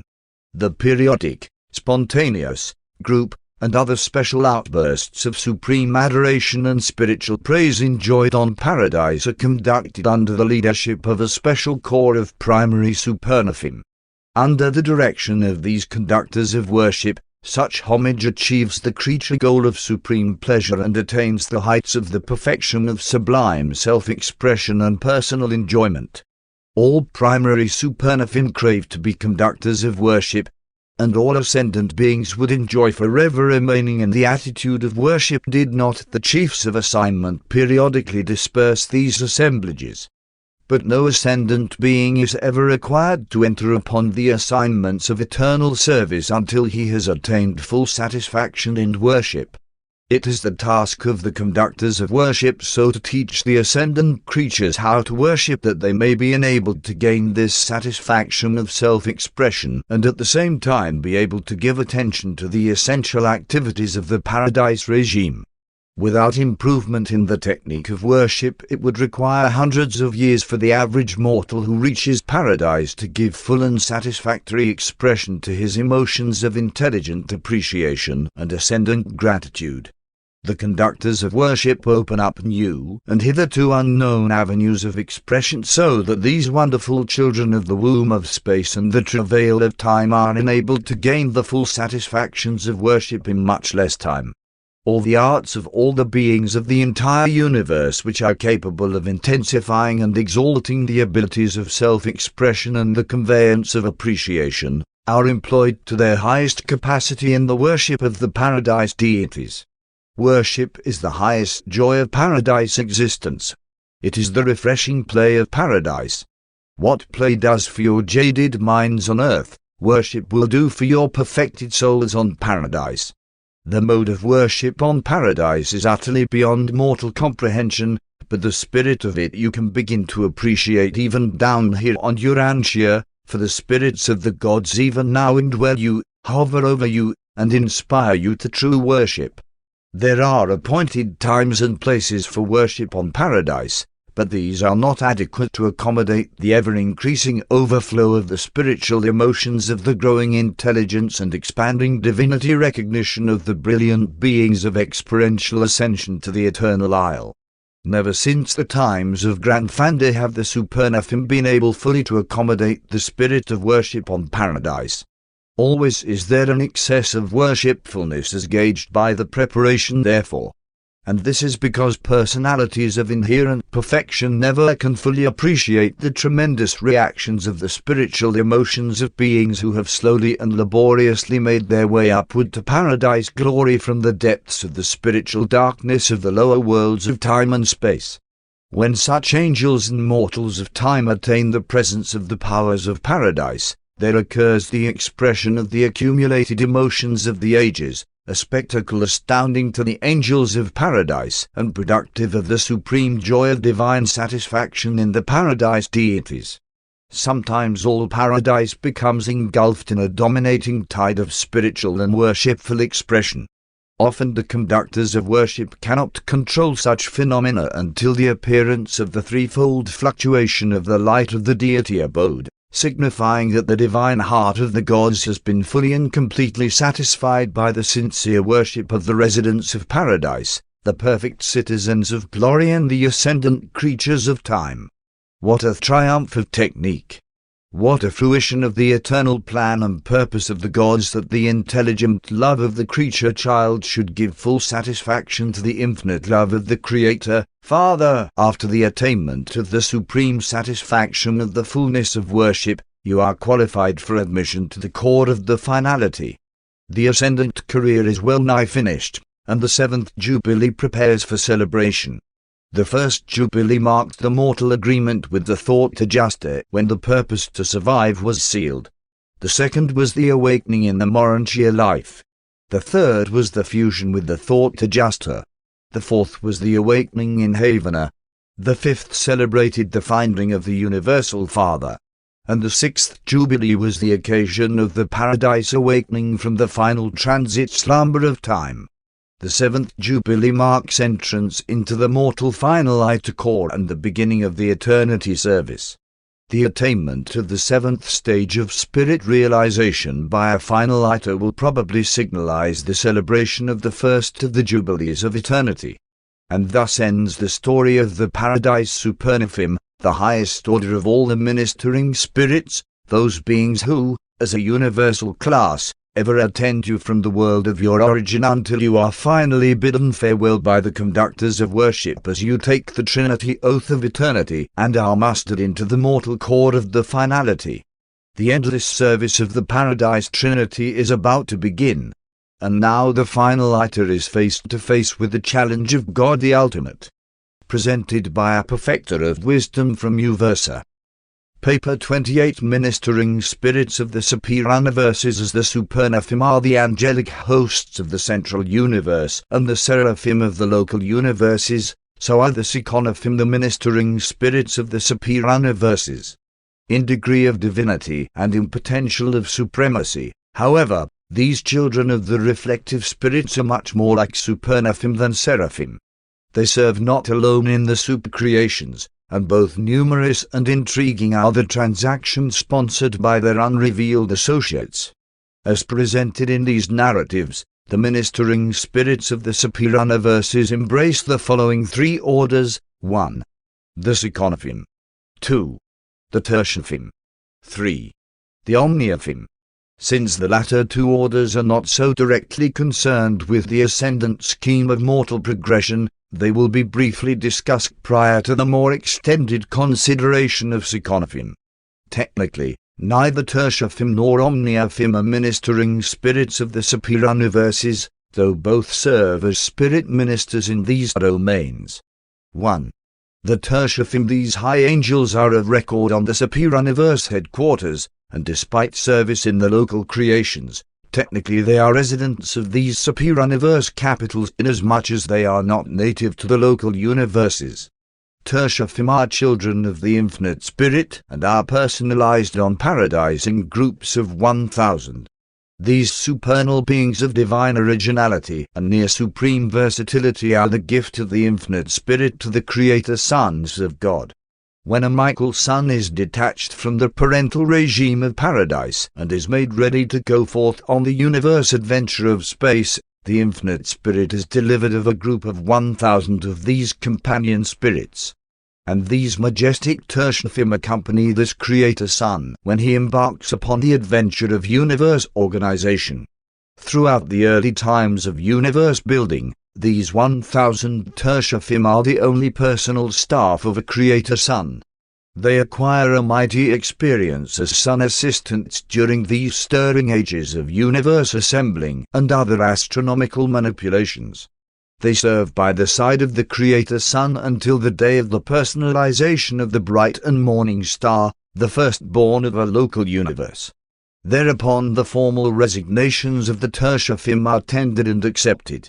And with the appearance of the initial orders of native angelic life, they retire from active service in the local universe and become the liaison ministers between the creator son of former attachment and the ancients of days of the superuniverse concerned. 2. The omniaphim are created by the infinite spirit in liaison with the 7 supreme executives, and they are the exclusive servants and messengers of these same supreme executives.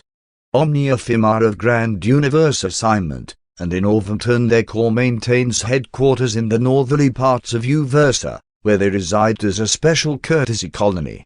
They are not of registry on Uversa, nor are they attached to our administration.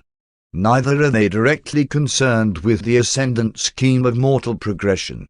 The omniaphim are wholly occupied with the oversight of the superuniverses in the interests of administrative coordination from the viewpoint of the 7 supreme executives.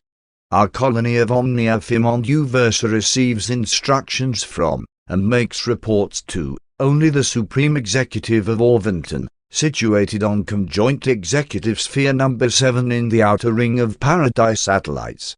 3. The Psychonophim, the seraphic hosts, are produced by the 7 reflective spirits assigned to the headquarters of each superuniverse. There is a definite paradise responsive technique associated with the creation of these angels in groups of 7. In each 7 there are always 1 primary, 3 secondary, and 3 tertiary Psychonophim. They always personalize in this exact proportion. When 7 such Psychonophim are created, 1, the primary, becomes attached to the service of the Ancients of Days. The 3 secondary angels are associated with 3 groups of paradise origin administrators in the super-governments, the divine counselors, the perfecters of wisdom, and the universal censors. The 3 tertiary angels are attached to the ascendant trinitized associates of the superuniverse rulers, the mighty messengers, those high in authority, and those without name and number. These Psychonophim of the superuniverses are the offspring of the reflective spirits, and therefore reflectivity is inherent in their nature. They are reflectively responsive to all of each phase of every creature of origin in the third source and center and the paradise creator sons, but they are not directly reflective of the beings and entities, personal or otherwise, of soul origin in the first source and center. We possess many evidences of the actuality of the universal intelligence circuits of the infinite spirit, but even if we had no other proof, the reflective performances of the Psychonophim would be quite sufficient to demonstrate the reality of the universal presence of the infinite mind of the conjoint actor. 4. The primary Psychonophim, the primary Psychonophim, of assignment to the Ancients of Days, are living mirrors in the service of these triune rulers. Think what it means in the economy of a superuniverse to be able to turn, as it were, to a living mirror, and therein to see and therewith to hear the certain responses of another being 1,000 or 100,000 light years distant, and to do all this instantly and unerringly. Records are essential to the conduct of the universes, broadcasts are serviceable, the work of the solitary and other messengers is very helpful, but the Ancients of Days from their position midway between the inhabited worlds and paradise, between man and God, can instantly look both ways, hear both ways, and know both ways. This ability, to hear and see, as it were, all things, can be perfectly realized in the superuniverses only by the Ancients of Days and only on their respective headquarters worlds. Even their limits are encountered, from versa. Such communication is limited to the worlds and universes of Orvington, and while inoperative between the superuniverses, this same reflective technique keeps each one of them in close touch with the central universe and with paradise. The 7 super-governments, though individually segregated, are thus perfectly reflective of the authority above and are wholly sympathetic, as well as perfectly conversant, with the needs below. The primary Psychonophim are found to incline by inherent nature towards 7 types of service, and it is befitting that the first serials of this order should be so endowed as inherently to interpret the mind of the spirit to the Ancients of Days. 1. The voice of the conjoint actor. In each superuniverse the first primary Psychonophim and every 7th one of that order subsequently created exhibit a high order of adaptability for understanding and interpreting the mind of the infinite spirit to the Ancients of Days and their associates in the super-governments. This is of great value on the headquarters of the superuniverses, for, unlike the local creations with their divine ministers, the seat of a super-government does not have a specialized personalization of the infinite spirit. Hence these seraphic voices come the nearest to being the personal representatives of the third source and center on such a capital sphere. True, the 7 reflective spirits are there, but these mothers of the seraphic hosts are less truly and automatically reflective of the conjoint actor than of the 7 master spirits. 2. The voice of the 7 master spirits. The second primary Psychonophim and every 7th one thereafter created incline towards portraying the collective natures and reactions of the 7 master spirits. Though each master spirit is already represented on a superuniverse capital by some one of the 7 reflective spirits of assignment, such representation is individual, not collective. Collectively, they are only reflectively present. Therefore do the Master Spirits welcome the services of these highly personal angels, the second serials of the primary Psychonophim, who are so competent to represent them before the Ancients of Days. 3. The voice of the Creator Sons. The Infinite Spirit must have had something to do with the creation or training of the Paradise Sons of the Order of Michael, for the third primary Psychonophim and every seventh serial thereafter possess the remarkable gift of being reflective of the minds of these Creator Sons.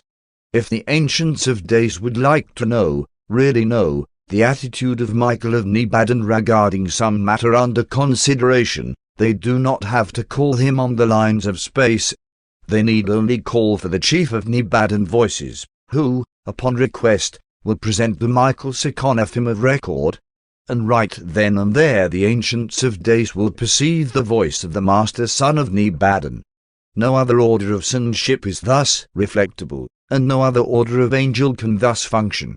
We do not fully understand just how this is accomplished, and one doubt very much that the Creator Sons themselves fully understand it.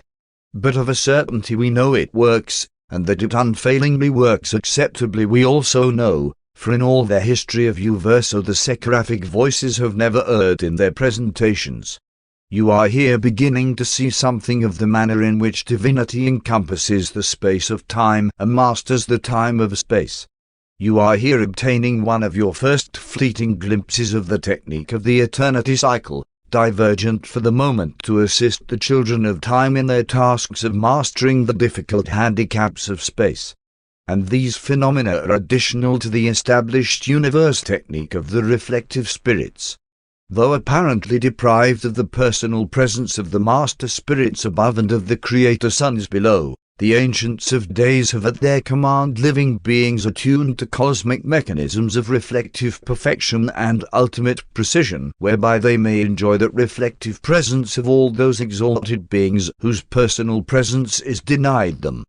By and through these means, and others unknown to you, God is potentially present on the headquarters of the superior universes. The Ancients of Days perfectly deduce the Father's will by equating the Spirit voice flash from above and the Michael voice flashes from below. Thus may they be unerringly certain in calculating the Father's will concerning the administrative affairs of the local universes. But to deduce the will of one of the gods from a knowledge of the other two, the three Ancients of Days must act together. Two would not be able to achieve the answer. And for this reason, even were there no others, the superior universes are always presided over by three Ancients of Days, and not by one or even two. 4.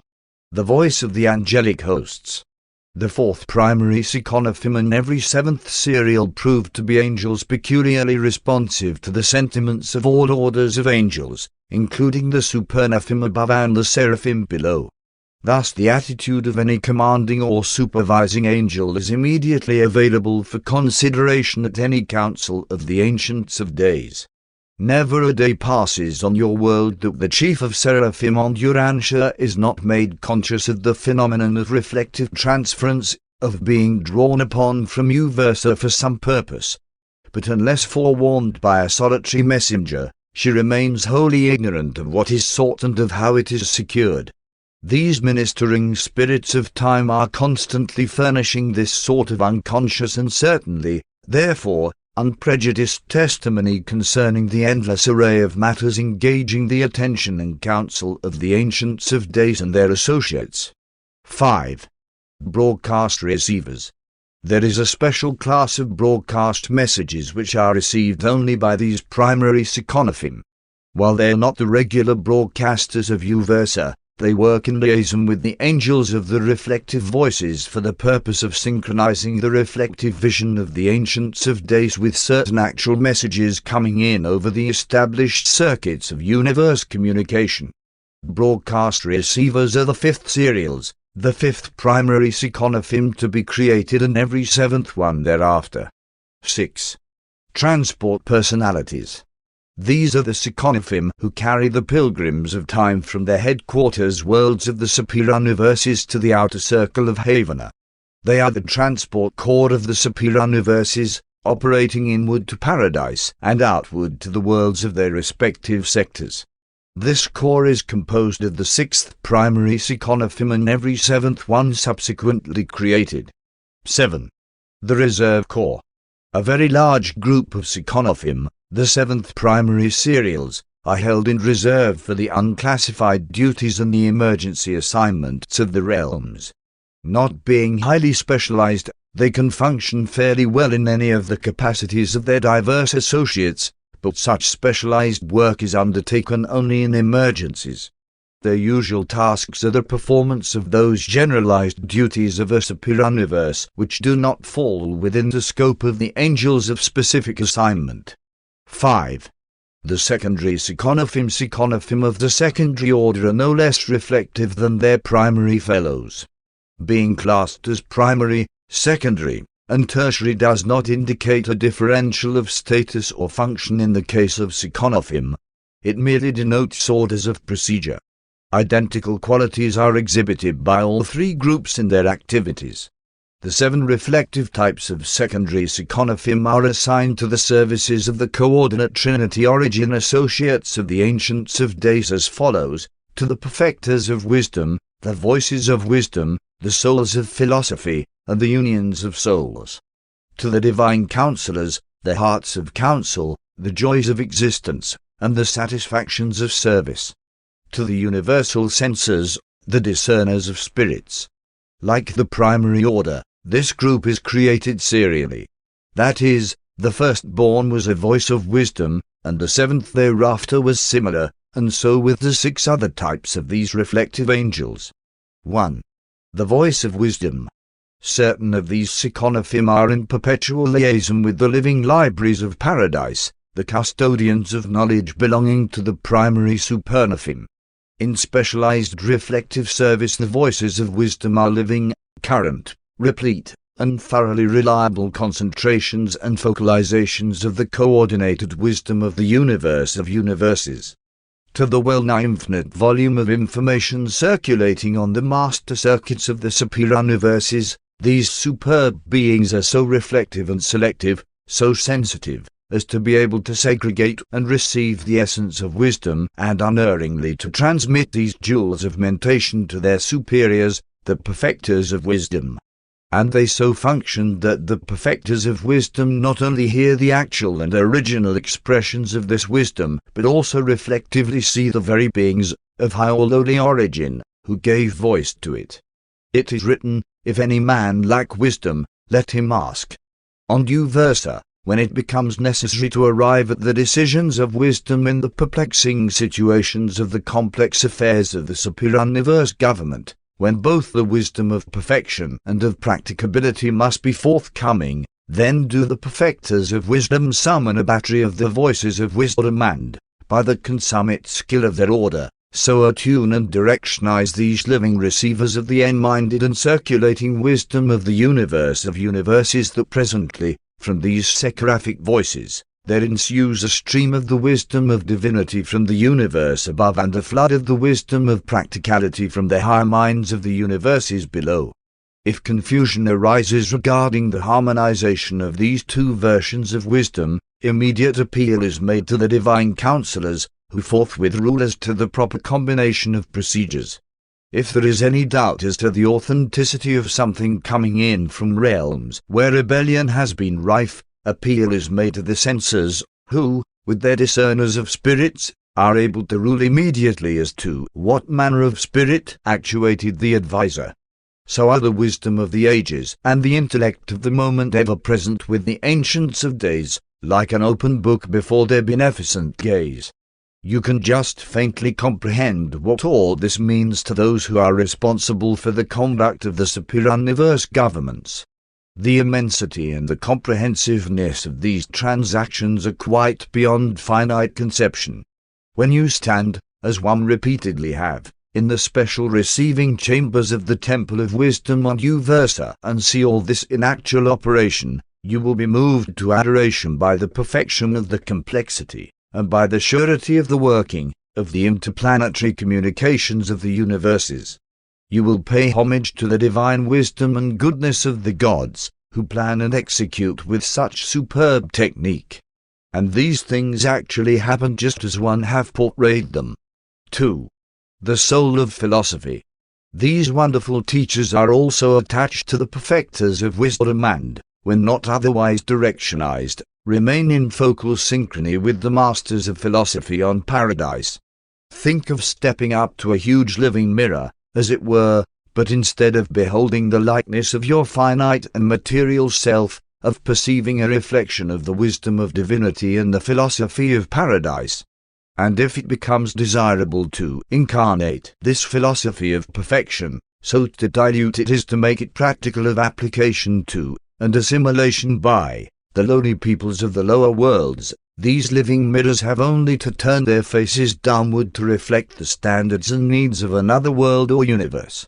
By these very techniques do the perfecters of wisdom adapt decisions and recommendations to the real needs and actual status of the peoples and worlds under consideration, and always do they act in concert with the divine counselors and the universal censors. But the sublime repleteness of these transactions is beyond even my ability to comprehend. 3. The union of souls. Completing the triune staff of attachment to the perfecters of wisdom, are these reflectors of the ideals and status of ethical relationships.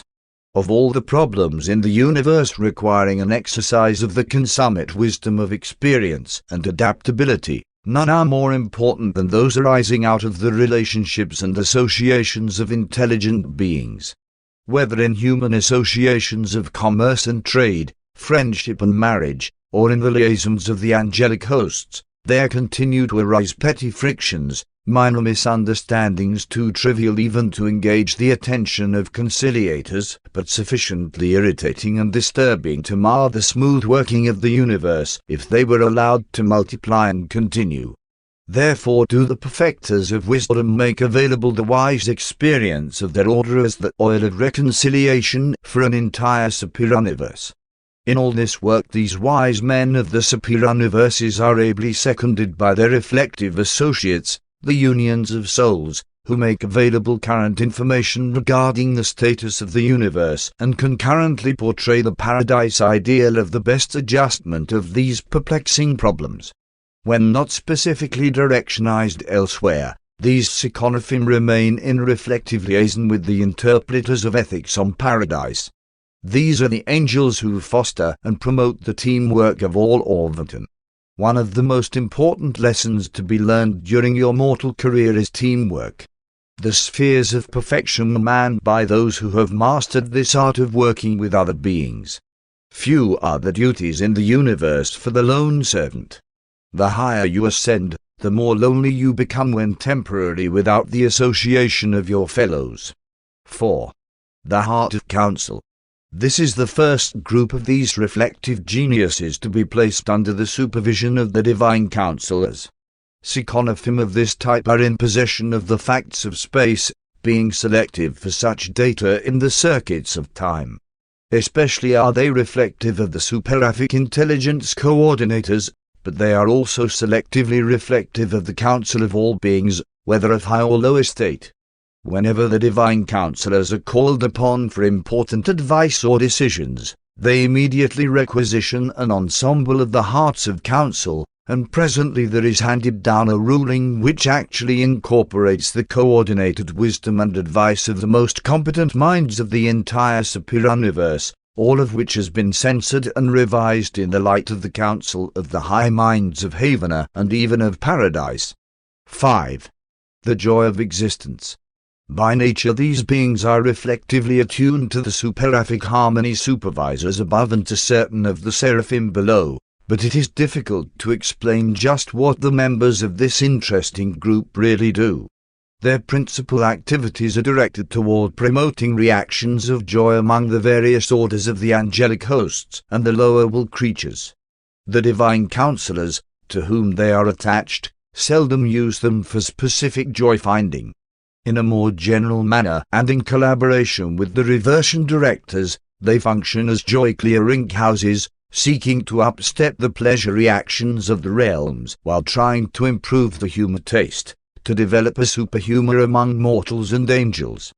They endeavor to demonstrate that there is inherent joy in free will existence, independent of all extraneous influences, and they are right, although they meet with great difficulty in inculcating this truth in the minds of primitive men.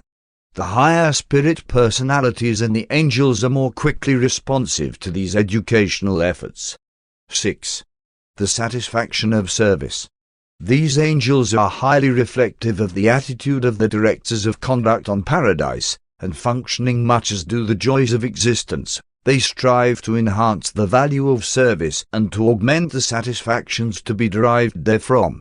They have done much to illuminate the deferred rewards inherent in unselfish service, service for the extension of the kingdom of truth. The divine counselors, to whom this order is attached, utilize them to reflect from one world to another the benefits to be derived from spiritual service. And by using the performances of the best to inspire and encourage the mediocre, these Psychonophim contribute immensely to the quality of devoted service in the superior universes. Effective use is made of the fraternal competitive spirit by circulating to any one world information about what the others, particularly the best, are doing. A refreshing and wholesome rivalry is promoted even among the seraphic hosts. 7. The discerner of spirits. A special liaison exists between the counselors and advisors of the second Havana circle and these reflective angels. They are the only Psychonophim attached to the universal censors, but are probably the most uniquely specialized of all their fellows. Regardless of the source or channel of information, no matter how meager the evidence at hand, when it is subjected to their reflective scrutiny, these discerners will forthwith inform us as to the true motive, the actual purpose, and the real nature of its origin.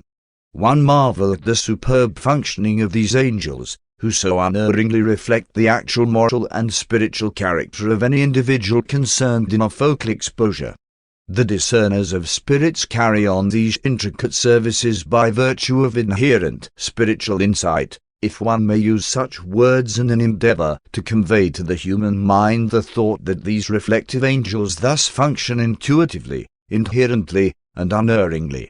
When the universal censors behold these presentations, they are face to face with the naked soul of the reflected individual. And this very certainty and perfection of portraiture in part explains why the censors can always function so justly as righteous judges. The discerners always accompany the censors on any mission away from Uversa, and they're just as effective out in the universes as at their Uversa headquarters.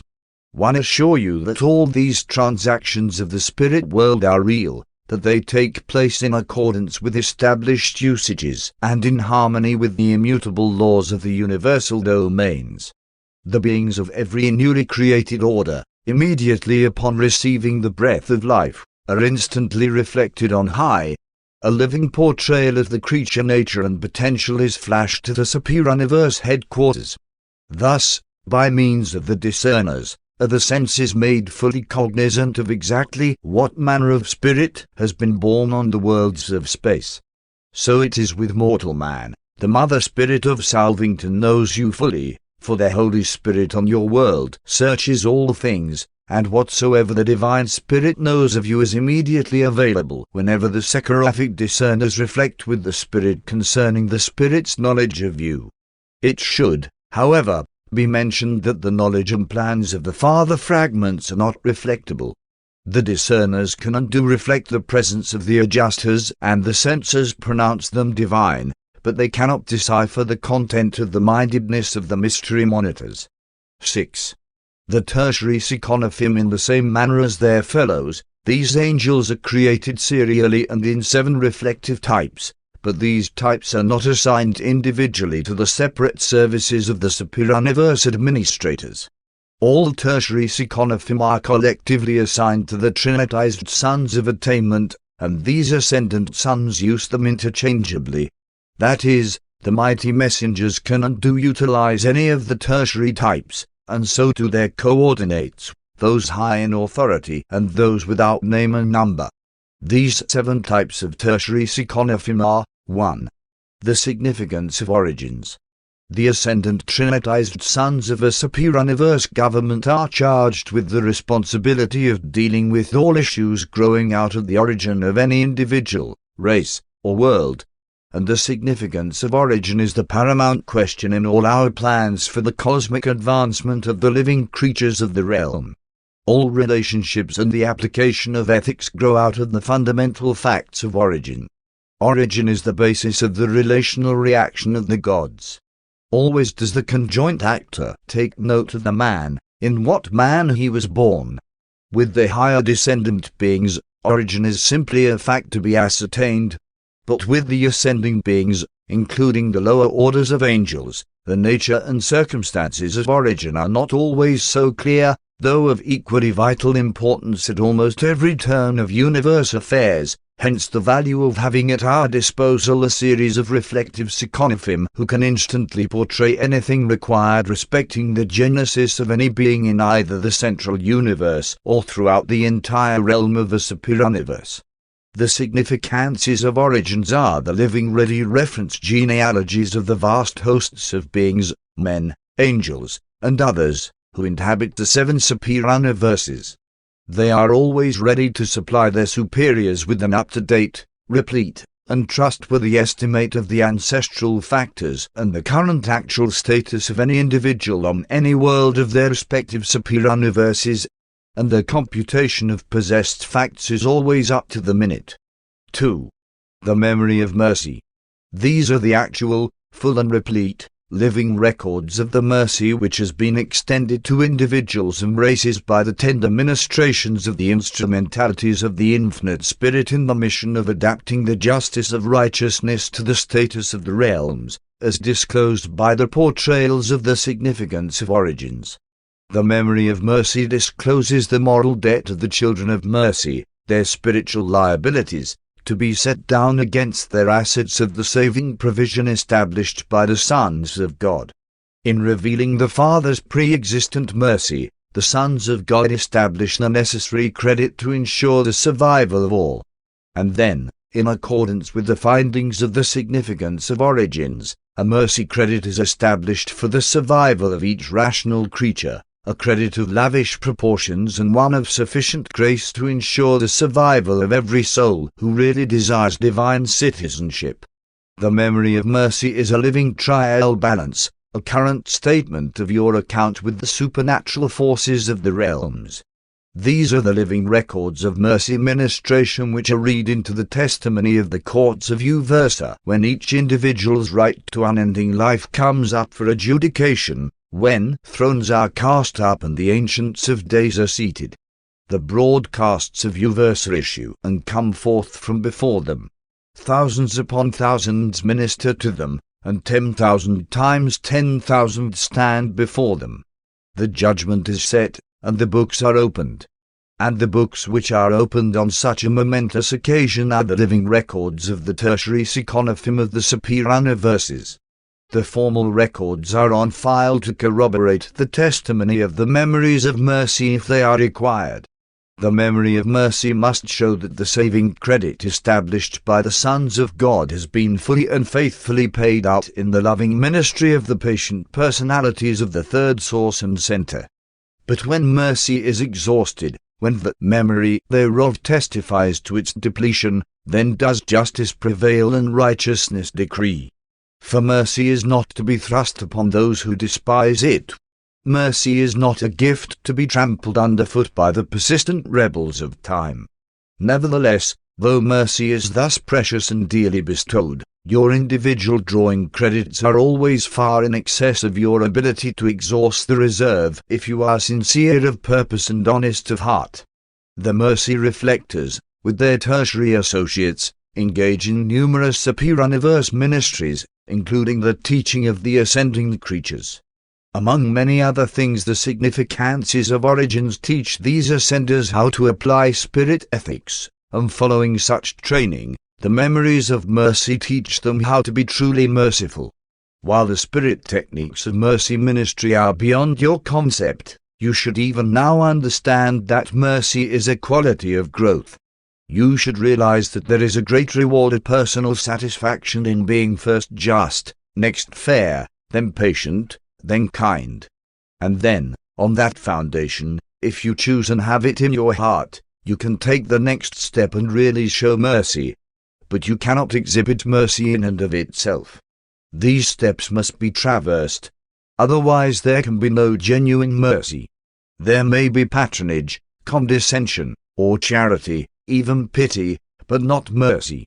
True mercy comes only as the beautiful climax to these preceding adjuncts to group understanding, mutual appreciation, fraternal fellowship, spiritual communion, and divine harmony. 3. The import of time. Time is the one universal endowment of all will creatures. It is the one talent entrusted to all intelligent beings.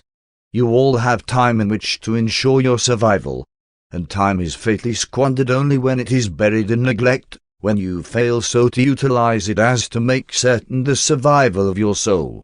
Failure to improve one's time to the fullest extent possible does not impose fatal penalties. It merely retards the pilgrim of time in his journey of ascent. If survival is gained, all other losses can be retrieved. In the assignment of trusts, the counsel of the imports of time is invaluable. Time is a vital factor in everything this side of heaven and paradise. In the final judgment before the Ancients of Days, time is an element of evidence. The imports of time must always afford testimony to show that every defendant has had ample time for making decisions, achieving choice. These time evaluators are also the secret of prophecy. They portray the element of time which will be required in the completion of any undertaking, and they're just as dependable as indicators as are the Fradelinks and chronodecks of other living orders. The gods foresee, hence foreknow, but the ascendant authorities of the universes of time must consult the imports of time to be able to forecast events of the future. You will first encounter these beings on the mansion worlds, and they will there instruct you in the advantageous use of that which you call time, both in its positive employment, work, and in its negative utilization, rest. Both uses of time are important. 4. The solemnity of trust. Trust is the crucial test of all creatures. Trustworthiness is the true measure of self-mastery, character. These Psychonophim accomplish a double purpose in the economy of the superior universes. They portray to all will creatures the sense of the obligation, sacredness, and solemnity of trust. At the same time they unerringly reflect to the governing authorities the exact trustworthiness of any candidate for confidence or trust. On Urantia, you grotesquely essay to read character and to estimate specific abilities, but on Uversa we actually do these things in perfection. These Psychonophim weigh trustworthiness in the living scales of unerring character appraisal, and when they have looked at you, we have only to look at them to know the limitations of your ability to discharge responsibility, execute trust, and fulfill missions. Your assets of trustworthiness are clearly set forth alongside your liabilities of possible default or betrayal. It is the plan of your superiors to advance you by augmented trust just as fast as your character is sufficiently developed to gracefully bear these added responsibilities, but to overload the individual only courts disaster and ensures disappointment. And the mistake of placing responsibility prematurely upon either man or angel may be avoided by utilizing the ministry of these infallible estimators of the trust capacity of the individuals of time and space. These Psychonophim ever accompany those high in authority, and never do these executives make assignments until their candidates have been weighed in the seraphic balances and pronounced not wanting. 5. The sanctity of service. The privilege of service immediately follows the discovery of trustworthiness. Nothing can stand between you and opportunity for increased service except your own untrustworthiness, your lack of capacity for appreciation of the solemnity of trust. Service, purposeful service, not slavery, is productive of the highest satisfaction and is expressive of the divinest dignity. Service, more service, increased service, difficult service, adventurous service, and at last divine and perfect service, is the goal of time and the destination of space. but ever will the play cycles of time alternate with the service cycles of progress. And after the service of time there follows the super-service of eternity. During the play of time you should envision the work of eternity, even as you will, during the service of eternity, reminisce the play of time. The universal economy is based on intake and output. Throughout the eternal career you will never encounter monotony of inaction or stagnation of personality. Progress is made possible by inherent motion, advancement grows out of the divine capacity for action, and achievement is the child of imaginative adventure. But inherent in this capacity for achievement is the responsibility of ethics, the necessity for recognizing that the world and the universe are filled with a multitude of differing types of beings. All of this magnificent creation, including yourself, was not made just for you. This is not an egocentric universe.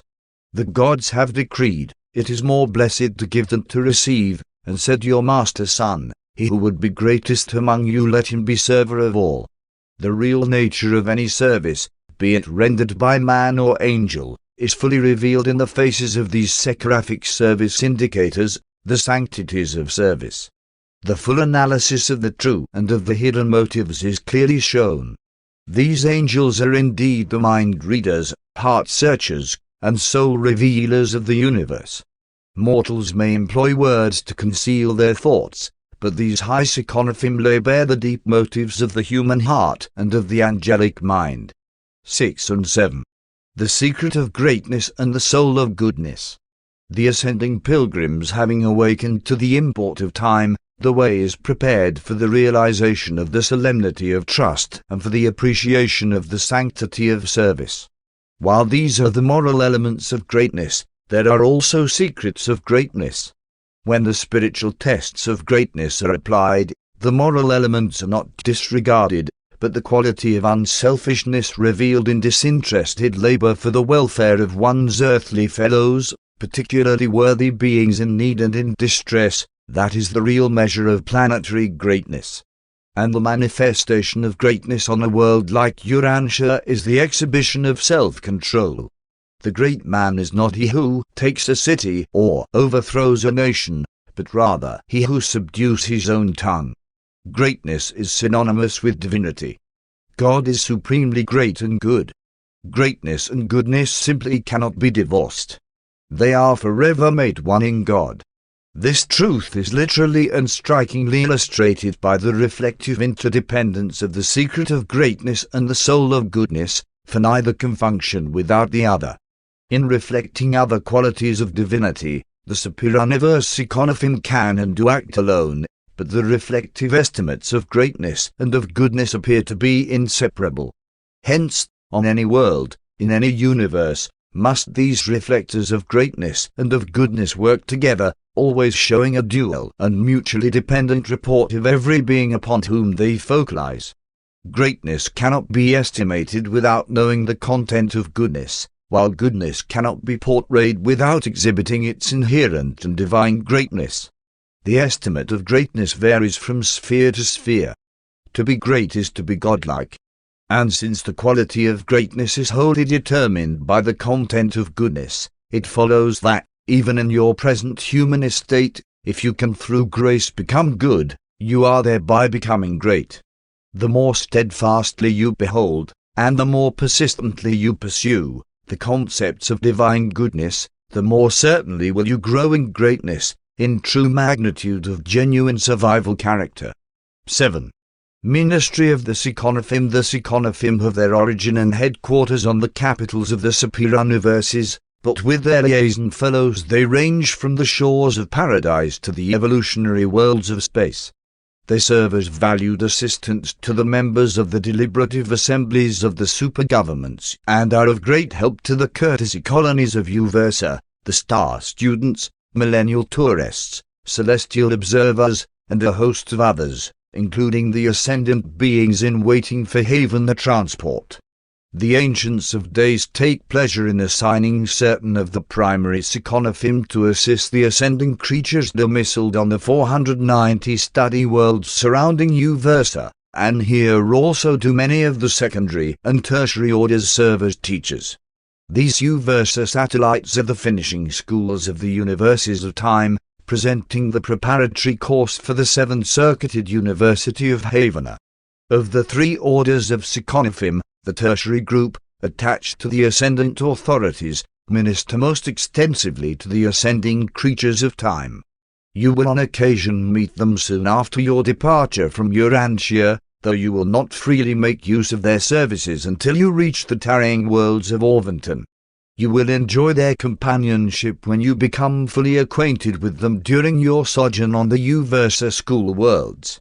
These tertiary Psychonophim are the time-savers, space abridgers, error detectors, faithful teachers, and everlasting guide-posts, living signs of divine surety, in mercy placed at the crossroads of time, there to guide the feet of anxious pilgrims in moments of great perplexity and spiritual uncertainty.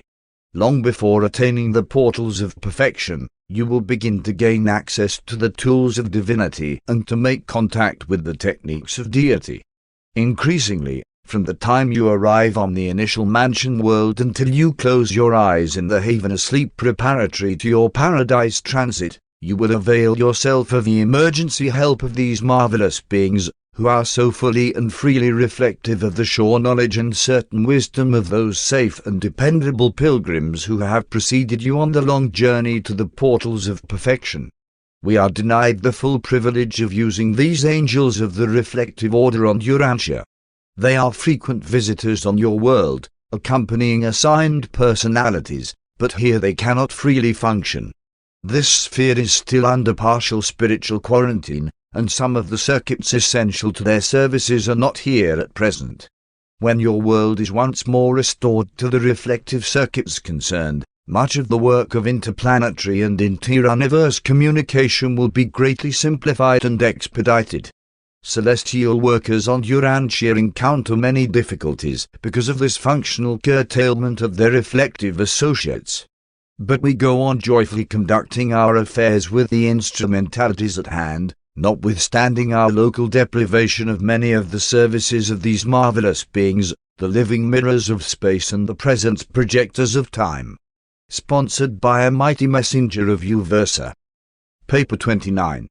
The Universe Power Directors. Of all the universe personalities concerned in the regulation of interplanetary and inter-universe affairs, the power directors and their associates have been the least understood on Urantia. While your races have long known of the existence of angels and similar orders of celestial beings, little information concerning the controllers and regulators of the physical domain has ever been imparted. Even now I am permitted fully to disclose only the last of the following three groups of living beings having to do with force control and energy regulation in the Master Universe. 1. Primary Eventuated Master Force Organizers. 2. Associate Transcendental Master Force Organizers. 3. Universe Power Directors. Though one deem it impossible to portray the individuality of the various groups of directors, centers, and controllers of universe power, one hoped to be able to explain something about the domain of their activities. They are a unique group of living beings having to do with the intelligent regulation of energy throughout the grand universe. Including the Supreme Directors, they embrace the following major divisions. 1. The 7 Supreme Power Directors. 2. The Supreme Power Centers. 3. The Master Physical Controllers. 4. The Urantia Power Supervisors. The Supreme Power Directors and Centers have existed from the near times of eternity, and as far as we know, no more beings of these orders have been created. The 7 Supreme Directors were personalized by the 7 Master Spirits, and then they collaborated with their parents in the production of more than 10 billion associates. Before the days of the Power Directors, the energy circuits of space outside of the central universe were under the intelligent supervision of the Master Force Organizers of Paradise. Having knowledge about material creatures, you have at least a contrastive conception of spiritual beings, but it is very difficult for the mortal mind to envisage the Power Directors. In the scheme of ascendant progression to higher levels of existence, you have nothing directly to do with either the Supreme Directors or the power centers. On certain rare occasions you will have dealings with the physical controllers, and you will work freely with the supervisors of Urantia power upon reaching the Mancham worlds. These Urantia power supervisors function so exclusively in the Urantia regime of the local creations that it is deemed best to narrate their activities in the section dealing with the local universe. 1. The 7 Supreme Power Directors. The 7 Supreme Power Directors are the physical energy regulators of the grand universe. Their creation by the 7 Master Spirits is the first recorded instance of the derivation of semi-material progeny from true spirit ancestry. When the 7 Master Spirits create individually, they bring forth highly spiritual personalities on the angelic order. When they create collectively, they sometimes produce these high types of semi-material beings. But even these quasi-physical beings will be invisible to the short-range vision of Urantia mortals. The Supreme Power Directors are 7 in number, and they are identical in appearance and function. One cannot be distinguished from another except by that Master Spirit with whom each is in immediate association, and to whom each is in complete functional subservience. Each of the Master Spirits is thus in eternal union with one of their collective offspring. The same director is always in association with the same spirit, and their working partnership results in a unique association of physical and spiritual energies, of a semi-physical being and a spirit personality.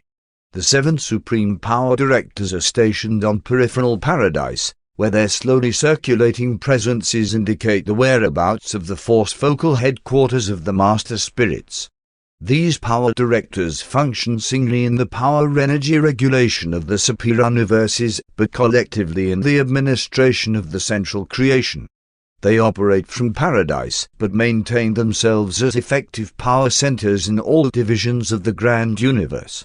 These mighty beings are the physical ancestors of the vast host of the power centers and, through them, of the physical controllers scattered throughout the 7 superuniverses. Such subordinate physical control organisms are basically uniform, identical except for the differential toning of each superuniverse core. In order to change in superuniverse service, they would merely have to return to paradise for retoning. The physical creation is fundamentally uniform in administration. 2. The Supreme Power Centers. The 7 Supreme Power Directors are not able, individually, to reproduce themselves, but collectively, and in association with the 7 Master Spirits, they can undo, reproduce, create other beings like themselves. Such is the origin of the Supreme Power Centers of the Grand Universe, who function in the following 7 groups. 1. Supreme Center Supervisors. 2. Havener Centers. 3. Superuniverse Centers. 4. Local Universe Centers. 5. Constellation Centers. 6. System Centers. 7. Unclassified Centers. These power centers, together with the Supreme Power Directors, are beings of high will, freedom and action. They are all endowed with third source personality and disclose unquestioned volitional capacity of a high order. These directing centers of the universe power system are the possessors of exquisite intelligence endowment. They are the intellect of the power system of the grand universe and the secret of the technique of the mind control of all the vast network of the far-flung functions of the master physical controllers and the Urantia power supervisors. 1. Supreme Center Supervisors. These 7 coordinates and associates of the Supreme Power Directors are the regulators of the master energy circuits of the grand universe. Each center supervisor is headquartered on one of the special worlds of the 7 supreme executives, and they work in close association with these coordinators of general universe affairs. The Supreme Power Directors and the Supreme Center Supervisors function both as individuals and conjointly with regard to all cosmic phenomena below the levels of gravity energy. When acting in liaison, These 14 beings are to universe power what the 7 supreme executives are to general universe affairs, and what the 7 master spirits are to the cosmic mind. 2. Havana centers. Before the creation of the universes of time and space, power centers were not required in Havana, but ever since these far distant times, 1 million have functioned in the central creation, each center having the supervision of 1,000 Havana worlds. Here in the divine universe there is perfection of energy control, a condition not existing elsewhere. Perfection of energy regulation is the ultimate goal of all the power centers and the physical controllers of space. 3. Superioniverse centers. Occupying an enormous area on the capital sphere of each of the 7 superioniverses are 1,000 power centers of the third order. 3 currents of primary energy of 10 segregations each come into these power centers, but 7 specialized and well-directed, though imperfectly controlled, circuits of power go forth from their seat of united action. This is the electronic organization of universe power. All energy is circuited in the paradise cycle, but the universe power directors direct the force energies of nether paradise as they find them modified in the space functions of the central and superioniverses, converting and directing these energies into channels of useful and constructive application. There is a difference between Havana energy and the energies of the superioniverses. The power charge of a superioniverse consists of 3 phases of energy of 10 segregations each. This threefold energy charge spreads throughout the space of the grand universe. It is like a vast moving ocean of energy which engulfs and bathes the whole of each of the 7 supercreations. The electronic organization of universe power functions in 7 phases and discloses varying response to local or linear gravity. This 7-fold circuit proceeds from the superioniverse power centers and pervades each supercreation. Such specialized currents of time and space are definite and localized energy movements initiated and directed for specific purposes, much as the Gulf Stream functions as a circumscribed phenomenon in the midst of the Atlantic Ocean. 4. Local universe centers. On the headquarters of each local universe are stationed 100 power centers of the 4th order. They function to downstep and otherwise to modify the 7 power circuits emanating from superioniverse headquarters, thus making them applicable to the services of the constellations and systems. The local astronomical catastrophes of space are of passing concern to these power centers. They are engaged in the orderly dispatch of effective energy to the subsidiary constellations and systems. They are of great assistance to the Creator Suns during the later times of universe organization and energy mobilization. These centers are able to provide intensified lanes of energy useful for interplanetary communication between important inhabited points. Such a lane or line of energy, sometimes also called an energy path, is a direct circuit of energy from one power center to another power center, or from one physical controller to another controller. It is an individualized stream of power and stands in contrast to the free space movements of undifferentiated energy. 5. Constellation centers. 10 of these living power centers are stationed in each constellation, functioning as energy projectors to the 100 tributary local systems. From these beings there go forth the power lines for communication and transport, and for the energizing of those living creatures who are dependent upon certain forms of physical energy for the maintenance of life.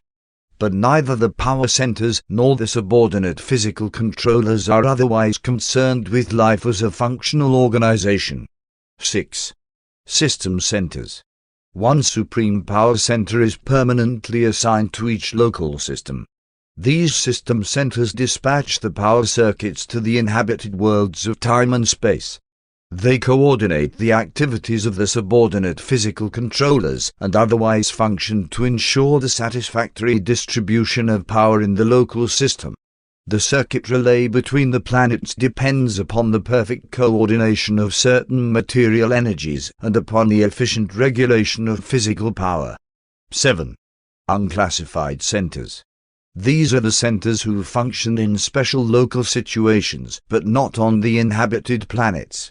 The individual worlds are in the charge of master physical controllers and receive the inserted lines of power dispatched by the power center of their system. Only those spheres of the most extraordinary energy relationships of power centers of the seventh order acting as universe balance wheels or energy governors.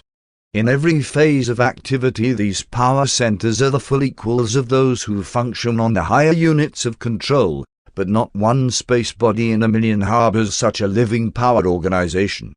3. The domain of power centers. The supreme power centers distributed throughout the superior universes number, with their associates and subordinates, upward of 10 billion. And they are all in perfect synchrony and complete liaison with their paradise progenitors, the 7 supreme power directors.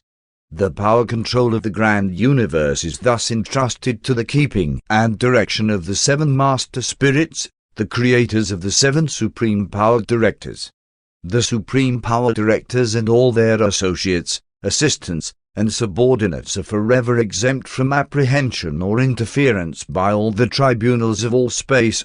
Neither are they subject to the administrative direction either of the superior universe government of the Ancients of Days or of the local universe administration of the Creator Sons. These power centers and directors are brought into being by the children of the Infinite Spirit.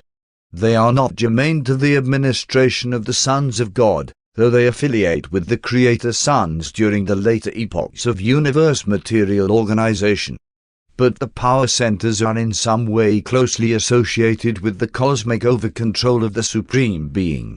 Power centers and physical controllers undergo no training. They are all created in perfection and are inherently perfect in action. Never do they pass from one function to another. Always do they serve as originally assigned. There is no evolution in their ranks, and this is true of all 7 divisions of both orders. Having no ascendant past to revert to in memory, power centers and physical controllers never play. They are thoroughly businesslike in all their actions. They are always on duty. There is no provision in the universal scheme for the interruption of the physical lines of energy. Never for a fraction of a second can these beings relinquish their direct supervision of the energy circuits of time and space.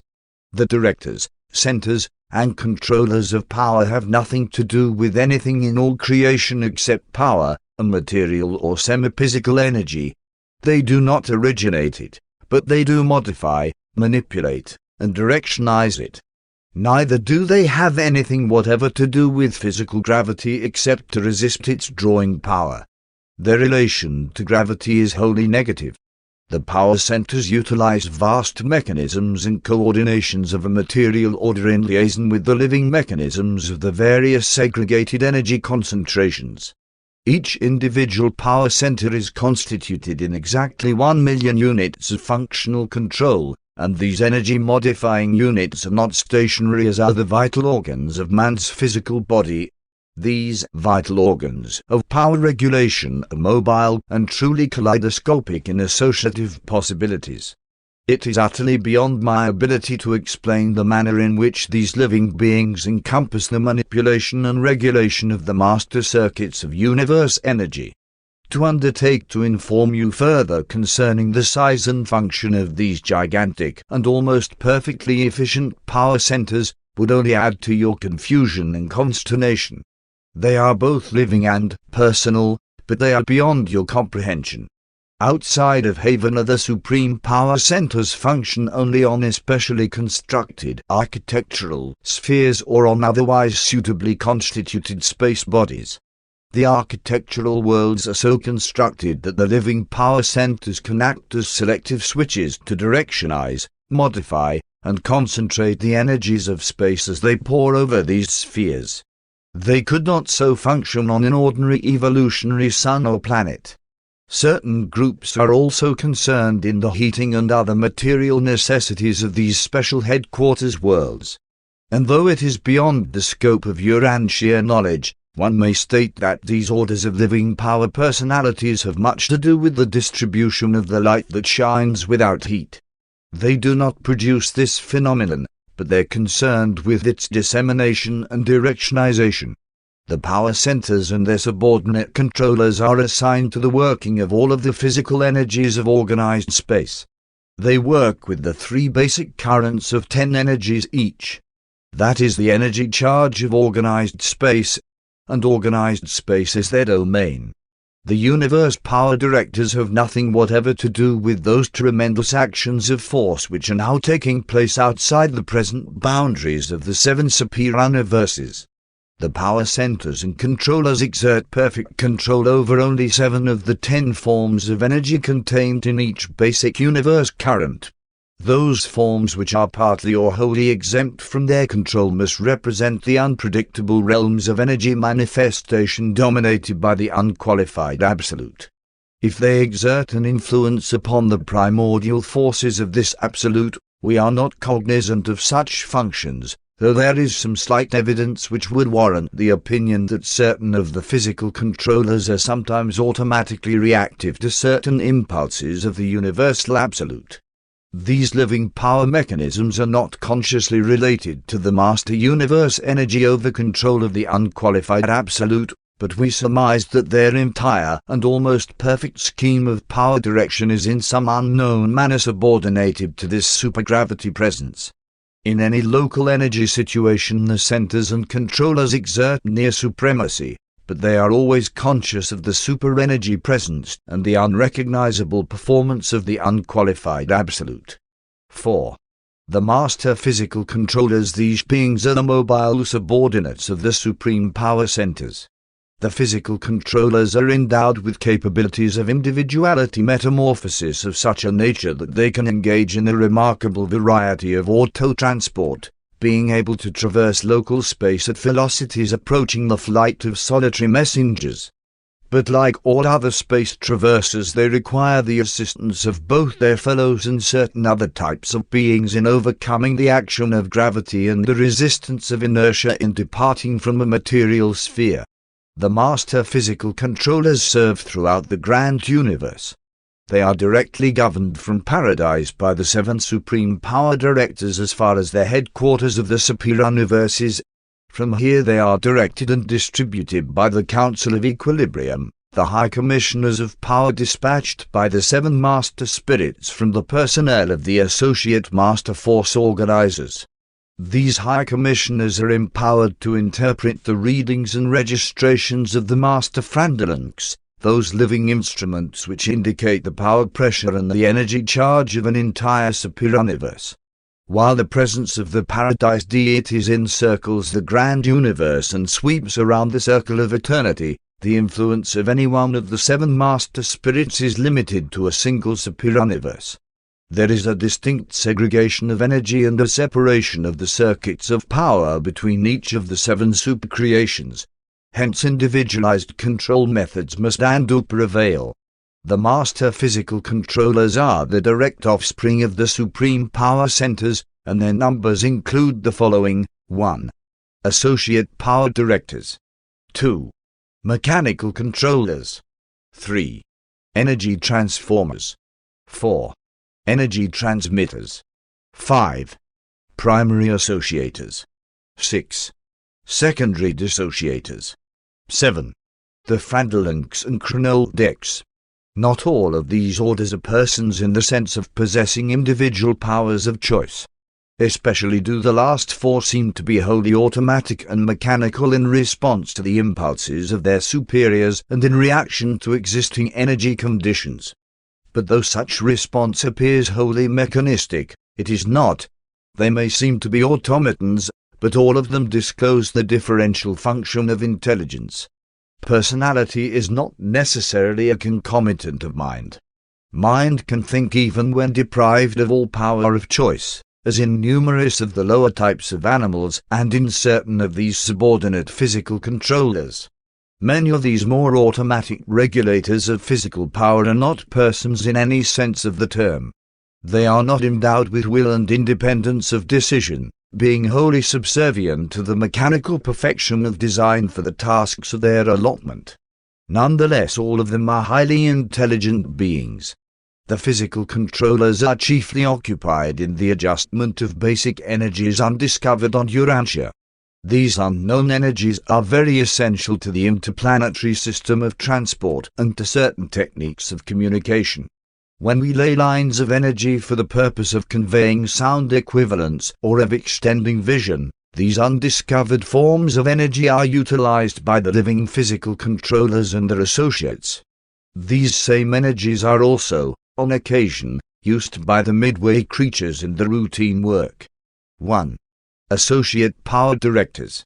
These marvelously efficient beings are entrusted with the assignment and dispatch of all orders of the master physical controllers in accordance with the ever-shifting needs of the constantly changing energy status of the realms.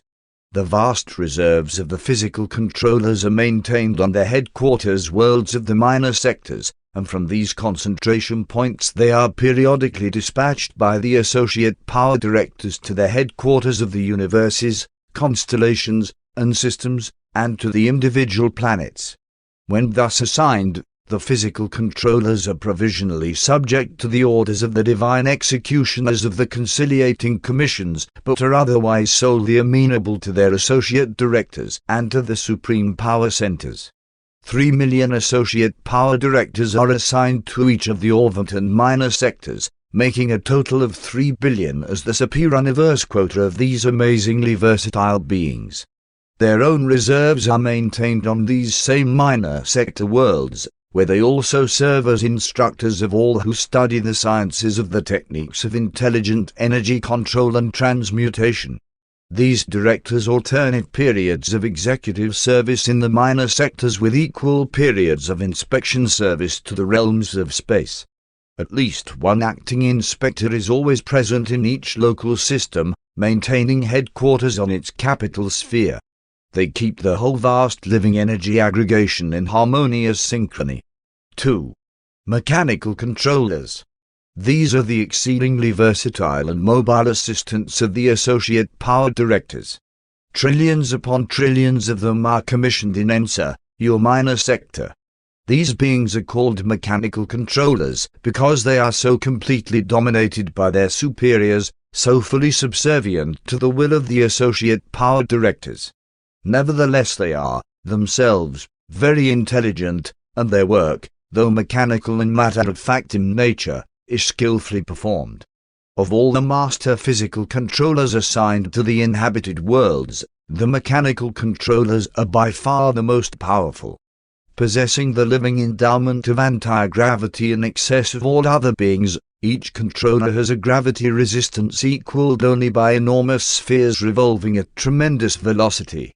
10 of these controllers are now stationed on Urantia, and one of their most important planetary activities is to facilitate the departure of seraphic transports. In so functioning, all 10 of the mechanical controllers act in unison, while a battery of 1,000 energy transmitters provides the initial momentum for the seraphic departure. The mechanical controllers are competent to directionize the flow of energy and to facilitate its concentration into the specialized currents or circuits. These mighty beings have much to do with the segregation, directionization, and intensification of the physical energies and with the equalization of the pressures of the interplanetary circuits. They are expert in the manipulation of 21 of the 30 physical energies of space, constituting the power charge of the superuniverse. They are also able to accomplish much towards the management and control of 6 of the 9 more subtle forms of physical energy. By placing these controllers in proper technical relationship to each other and to certain of the power centers, the associate power directors are enabled to effect unbelievable changes in power adjustment and energy control. The master physical controllers often function in batteries of hundreds, thousands, and even millions, and by varying their positions and formations are able to effect energy control in a collective as well as an individual capacity. As requirements vary, they can upstep and accelerate the energy volume and movement or detain, condense, and retard the energy currents. They influence energy and power transformations somewhat as so-called catalytic agents augment chemical reactions. They function by inherent ability and in cooperation with the supreme power centers. 3. Energy transformers. The number of these beings in a superuniverse is unbelievable. They are almost 1 million in Satania alone, and the usual quota is 100 for each inhabited world. The energy transformers are the conjoint creation of the 7 Supreme Power Directors and the 7 Center Supervisors. They are among the more personal orders of physical controllers, and except when an associate power director is present on an inhabited world, the transformers are in command. They are the planetary inspectors of all departing seraphic transports. All classes of celestial life can utilize the less personal orders of the physical controllers only by liaison with the more personal orders of the associate directors and the energy transformers. These transformers are powerful and effective living switches, being able to dispose themselves for or against a given power disposition or directionization.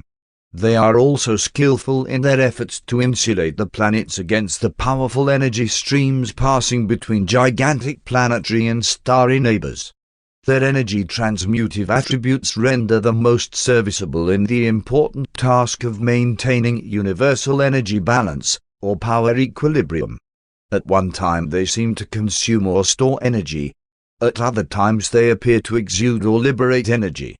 The transformers are able to increase or to diminish the storage battery potential of the living and dead energies of their respective realms. But they deal only with physical and semi-material energies. They do not directly function in the domain of life, neither do they change the forms of living beings. In some respects the energy transformers are the most remarkable and mysterious of all the semi-material living creatures. They are in some unknown manner physically differentiated, and by varying their liaison relationships, they are able to exert a profound influence upon the energy which passes through their associated presences. The status of the physical realms seems to undergo a transformation under their skillful manipulation. They can undo change the physical form of the energies of space. With the aid of their fellow controllers they are actually able to change the form and potential of 27 of the 30 physical energies of the superuniverse power charge. That 3 of these energies are beyond their control proves that they are not instrumentalities of the unqualified absolute. The remaining 4 groups of the master physical controllers are hardly persons within any acceptable definition of that word. These transmitters, associators, dissociators, and frandalinks are wholly automatic in their reactions. Nevertheless they are in every sense intelligent. We are greatly limited in our knowledge of these wonderful entities because we cannot communicate with them. They appear to understand the language of the realm, but they cannot communicate with us. They seem fully able to receive our communications, but quite powerless to make response. 4. Energy transmitters. These beings function chiefly, but not wholly, in an interplanetary capacity. They are marvelous dispatchers of energy as it is manifested on the individual worlds. When energy is to be diverted to a new circuit, the transmitters deploy themselves in a line along the desired energy path, and by virtue of their unique attributes of energy attraction, they can actually induce an increased energy flow in the desired direction. This they do just as literally as certain metallic circuits directionize the flow of certain forms of electric energy, and they are living superconductors for more than half of the 30 forms of physical energy. Transmitters form skillful liaisons which are effective in rehabilitating the weakening currents of specialized energy passing from planet to planet and from station to station on an individual planet. They can detect currents which are much too feeble to be recognized by any other type of living being, and they can so augment these energies that the accompanying message becomes perfectly intelligible. Their services are invaluable to the broadcast receivers. Energy transmitters can function with regard to all forms of communicable perception. They can render a distant scene visible as well as a distant sound audible. They provide the emergency lines of communication in the local systems and on the individual planets. These services must be used by practically all creatures for purposes of communication outside of the regularly established circuits. These beings, together with the energy transformers, are indispensable to the maintenance of mortal existence on those worlds having an impoverished atmosphere, and they are an integral part of the technique of life on the non-breathing planets. 5. Primary associators. These interesting and invaluable entities are masterly energy conservators and custodians. Somewhat as a plant stores solar light, so do these living organisms store energy during times of plus manifestations. They work on a gigantic scale, converting the energies of space into a physical state not known on Urantia. They are also able to carry forward these transformations to the point of producing some of the primitive units of material existence. These beings simply act by their presence. They are in no way exhausted or depleted by this function. They act like living catalytic agents. During seasons of minus manifestations they are empowered to release these accumulated energies.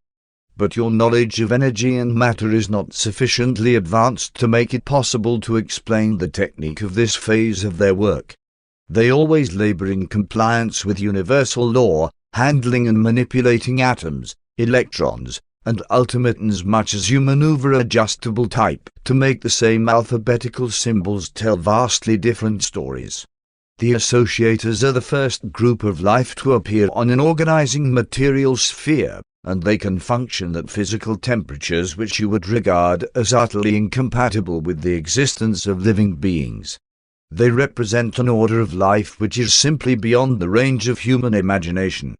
Together with their co-workers, the dissociators, they are the most slavish of all intelligent creatures. 6. Secondary dissociators. Compared with the primary associators, these beings of enormous anti-gravity endowment are the reverse workers.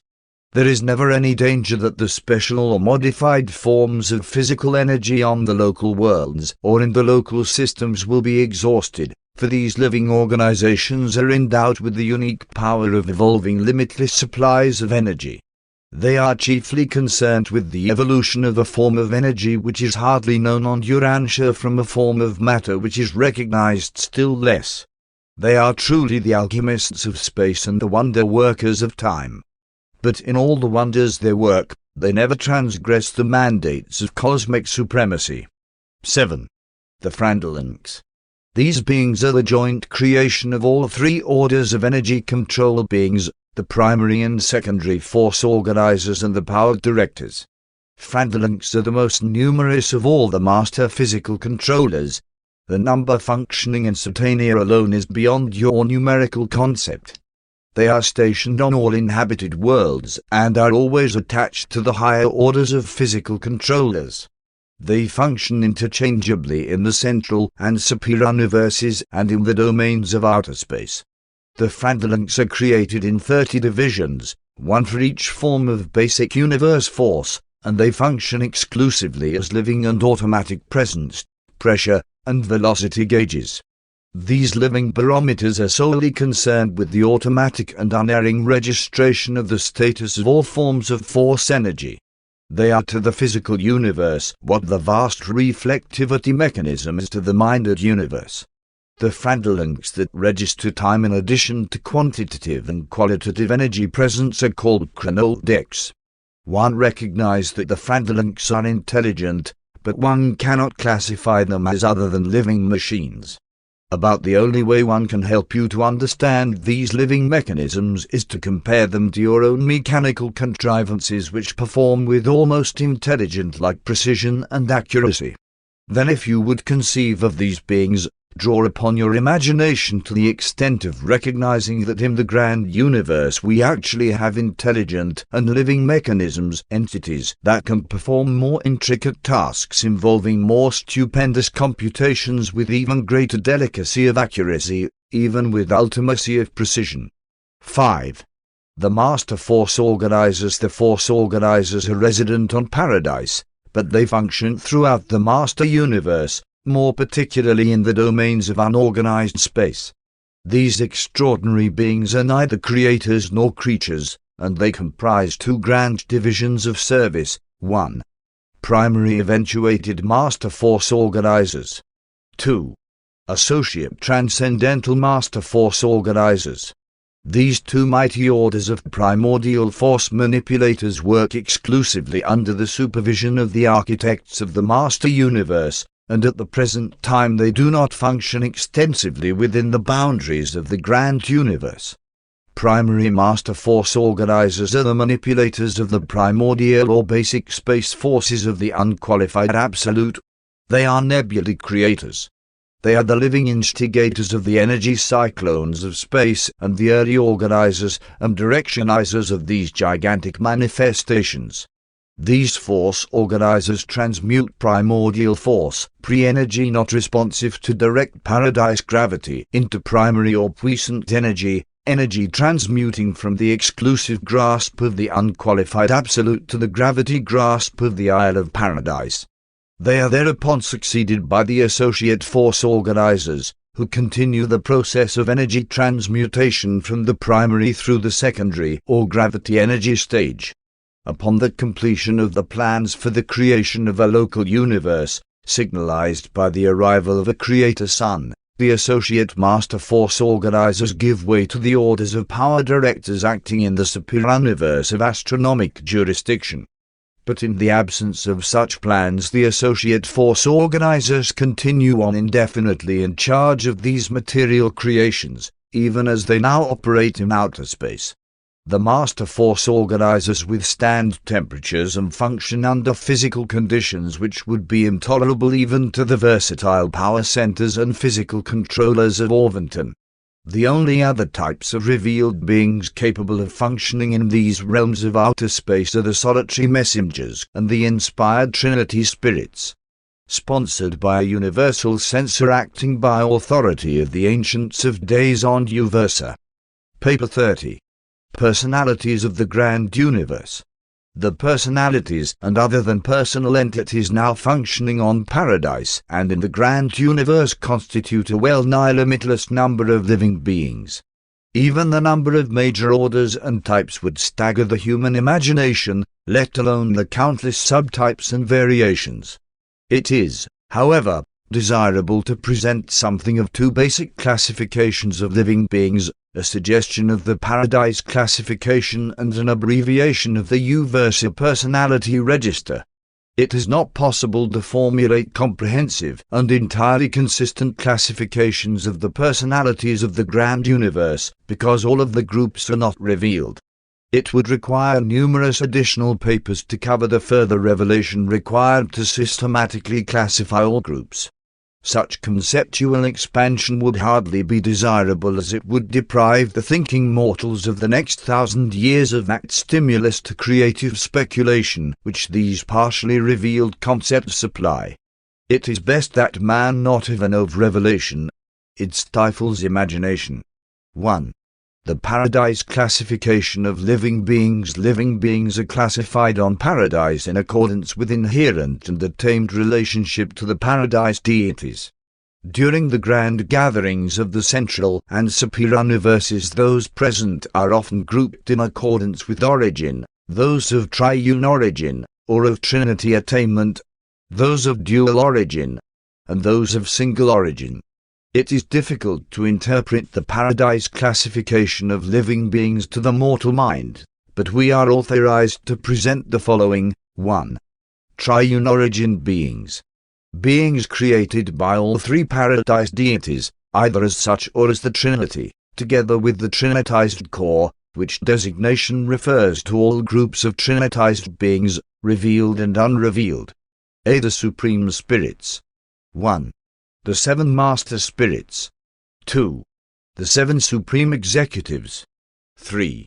The 7 Orders of Reflective Spirits. B. The Stationary Sons of the Trinity. 1. Trinitized Secrets of Supremacy. 2. Eternals of Days. 3. Ancients of Days. 4. Perfections of Days. 5. Recents of Days. 6. Unions of Days. 7. Faithfuls of Days. 8. Perfecters of Wisdom. 9. Divine Counselors. 10. Universal Censors. See Trinity Origin and Trinitized Beings. 1. Trinity Teacher Sons. 2. Inspired Trinity Spirits. 3. Haven Natives. 4. Paradise Citizens. 5. Unrevealed Trinity Origin Beings. 6. Unrevealed Deity Trinitized Beings. 7. Trinitized Sons of Attainment. 8. Trinitized Sons of Selection. 9. Trinitized Sons of Perfection. 10. Creature Trinitized Sons. 2. Dual Origin Beings. Those of origin in any two of the Paradise deities or otherwise created by any two beings of direct or indirect descent from the Paradise deities. A. The Descending Orders. 1. Creator Sons. 2. Magisterial Sons. 3. Bright and Morning Stars. 4. Father Melchizedeks. 5. The Melchizedeks. 6. The Verondadeks. 7. The Lananamdeks. 8. Brilliant Evening Stars. 9. The Archangels. 10. Life Carriers. 11. Unrevealed Universe Aids. 12. Unrevealed Sons of God. B. The Stationary Orders. 1. Abandompters. 2. Cessatia. 3. Univitatia. 4. Speronga. 5. Unrevealed Dual Origin Beings. See the Ascending Orders. 1. Adjuster-fused Mortals. 2. Sun-fused Mortals. 3. Spirit-fused Mortals. 4. Translated Midways. 5. Unrevealed Ascenders. 3. Single Origin Beings. Those of origin in any one of the Paradise deities or otherwise created by any one being of direct or indirect descent from the Paradise deities. A. The Supreme Spirits. 1. Gravity Messengers. 2. The 7 Spirits of the Heavenly Circuits. 3. The 12-fold Adjutants of the Heavenly Circuits. 4. The Reflective Image Aids. 5. Universe Mother Spirits. 6. The 7-fold Adjutant Mind Spirits. 7. Unrevealed Deity Origin Beings. B. The Ascending Orders. 1. Personalized Adjusters. 2. Ascending Material Sons. 3. Evolutionary Seraphim. 4. Evolutionary Cherubim. 5. Unrevealed Ascenders. See the family of the Infinite Spirit. 1. Solitary Messengers. 2. Universe Circuit Supervisors. 3. Census Directors. 4. Personal Aids of the Infinite Spirit. 5. Associate Inspectors. 6. Assigned Sentinels. 7. Graduate Guides. 8. Havener Vitals. 9. Universal Conciliators. 10. Morantia Companions. 11. Supernaphim. 12. Seconaphim. 13. Tertiaphim. 14. Omniaphim. 15. Seraphim. 16. Cherubim and Cenobim. 17. Unrevealed Spirit Origin Beings. 18. The 7 Supreme Power Directors. 19. The Supreme Power Centers. 20. The Master Physical Controllers. 21. The Morantia Power Supervisors. 4. Eventuated Transcendental Beings. There is to be found on Paradise a vast host of transcendental beings whose origin is not ordinarily disclosed to the universes of time and space until they are settled in light and life. These transcendentalers are neither creators nor creatures. They are the eventuated children of divinity, ultimacy, and eternity. These eventuators are neither finite nor infinite, they are absolute, and absolutity is neither infinity nor absoluteness. These uncreated non-creators are ever loyal to the Paradise Trinity and obedient to the ultimate. They are existent on 4 ultimate levels of personality activity and are functional on the 7 levels of the absolute in 12 grand divisions consisting of 1,000 major working groups of 7 classes each. These eventuated beings include the following orders. 1. the architects of the master universe. 2. Transcendental recorders. 3. Other transcendentalers. 4. Primary eventuated master force organizers. 5. Associate transcendental master force organizers. God, as a superperson, eventuates. God, as a person, creates. God, as a pre-person, fragments. And such an adjuster fragment of himself evolves the spirit soul upon the material and mortal mind in accordance with the free will choosing of the personality which has been bestowed upon such a mortal creature by the parental act of God as a father. 5. Fragmented entities of deity. This order of living existence, originating in the universal Father, is best typified by the thought adjusters, though these entities are by no means the only fragmentations of the pre-personal reality of the first source and center. The functions of the other than adjuster fragments are manifold and little known. Fusion with an adjuster or other such fragment constitutes the creature a father-fused being. The fragmentations of the pre-mind spirit of the third source and center, though hardly comparable to the father fragments, should be here recorded. Such entities differ very greatly from adjusters.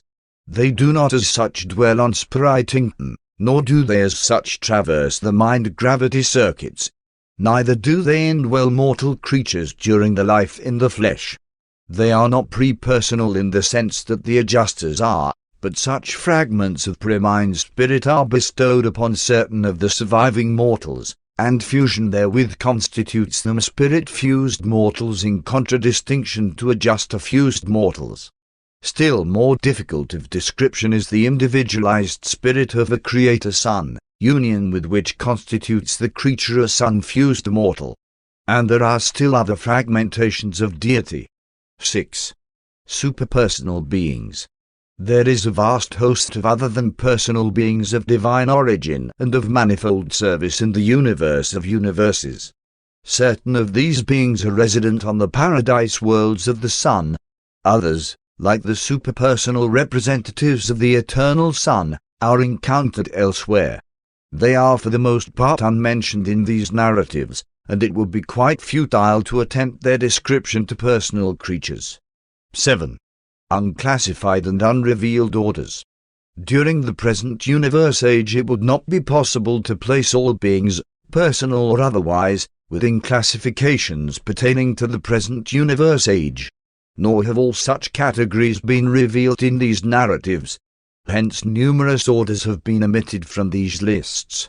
Consider the following: the consummata of universe destiny, the qualified vicegerents of the ultimate, the unqualified supervisors of the supreme, the unrevealed creative agencies of the ancients of days, Majeston of paradise, the unnamed reflective eight liaisons of Majeston, the mid-synite orders of the local universes. No especial significance need attach to the listing of these orders together except that none of them appear in the paradise classification as revealed herein. These are the unclassified few. You have yet to learn of the unrevealed many.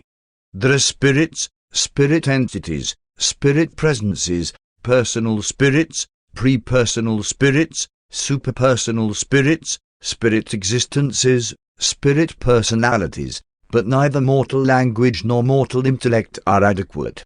We may, however, state that there are no personalities of pure mind. No entity has personality unless he is endowed with it by God who is spirit. Any mind entity that is not associated with either spiritual or physical energy is not a personality. But in the same sense that there are spirit personalities who have mind, there are mind personalities who have spirit. Majeston and his associates are fairly good illustrations of mind-dominated beings, but there are better illustrations of this type of personality unknown to you. There are even whole unrevealed orders of such mind personalities, but they are always spirit-associated. Certain other unrevealed creatures are what might be termed mindful and physical energy personalities. This type of being is non-responsive to spirit gravity, but is nonetheless a true personality, is within the Father's circuit. These papers do not, cannot, even begin to exhaust the story of the living creatures, creators, eventuators, and still otherwise existent beings who live and worship and serve in the swarming universes of time and in the central universe of eternity. You mortals are persons. Hence we can describe beings who are personalized, but how could an absolutized being ever be explained to you? 2.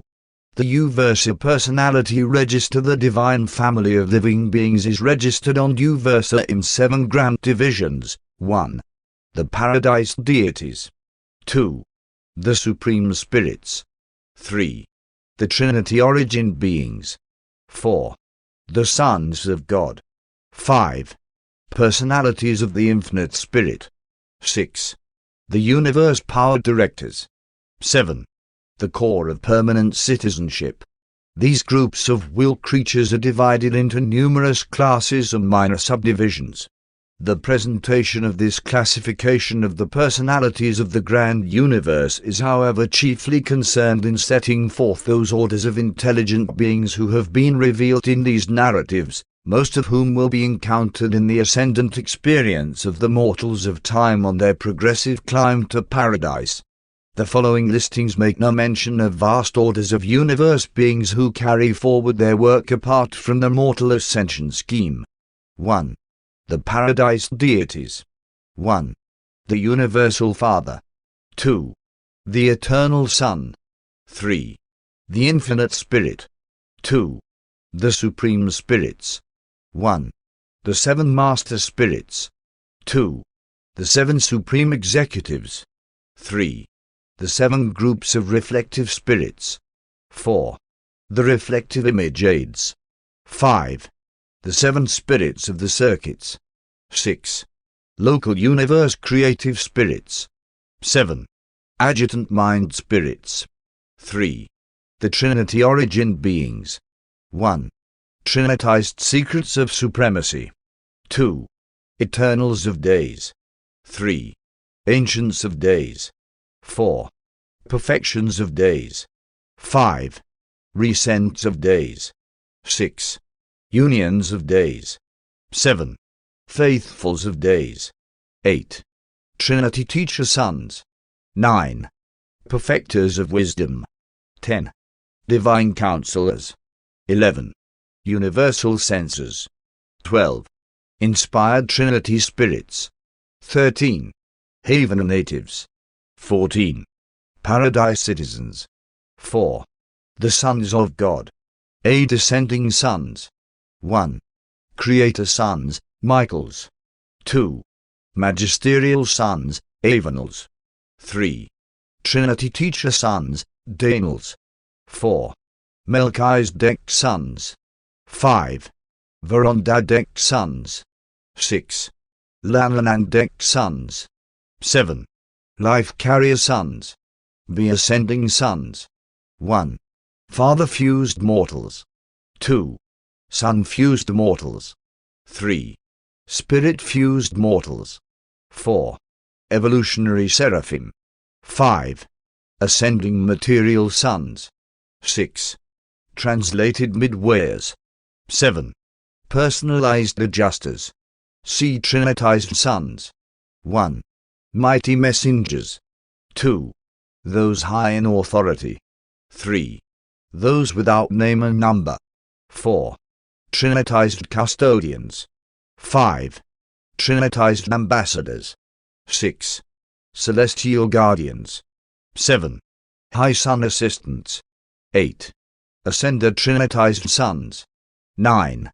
Paradise Haven the Trinitized Sons. 10. Trinitized Sons of Destiny. 5. Personalities of the Infinite Spirit. A higher personalities of the Infinite Spirit. 1. Solitary Messengers. 2. Universe Circuit Supervisors. 3. Census Directors. 4. Personal Aides of the Infinite Spirit. 5. Associate Inspectors. 6. Assigned Sentinels. 7. Graduate Guides. Be the messenger hosts of space. 1. Havenesser Vitals. 2. Universal Conciliators. 3. Technical Advisors. 4. Custodians of records on paradise. 5. Celestial recorders. 6. Urantia companions. 7. Paradise companions. See the ministering spirits. 1. Supernaphim. 2. Seconaphim. 3. Tertiaphim. 4. Omniaphim. 5. Seraphim. 6. Cherubim and Cenobim. 7. Midways. 6. The Universe Power Directors. A. The 7 Supreme Power Directors. B. Supreme Power Centers. 1. Supreme Center Supervisors. 2. Havener Centers. 3. Superior Universe Centers. 4. Local Universe Centers. 5. Constellation Centers. 6. System Centers. 7. Unclassified Centers. C. Master Physical Controllers. 1. Associate Power Directors. 2. Mechanical Controllers. 3. Energy Transformers. 4. Energy Transmitters. 5. Primary Associators. 6. Secondary Dissociators. 7. Frandalinks and Chronodecks. D. Urantia Power Supervisors. 1. Circuit Regulators. 2. System Coordinators. 3. Planetary Custodians. 4. Combined Controllers. 5. Liaison Stabilizers. 6. Selective Assorters. 7. Associate Registrars. 7. The Core of Permanent Citizenship. 1. The Planetary Midways. 2. The Adamic Sons of the Systems. 3. The Constellation Univitatia. 4. The Local Universe Asasia. 5. Spirit-fused mortals of the local universes. 6. The Superior Universe Abandontas. 7.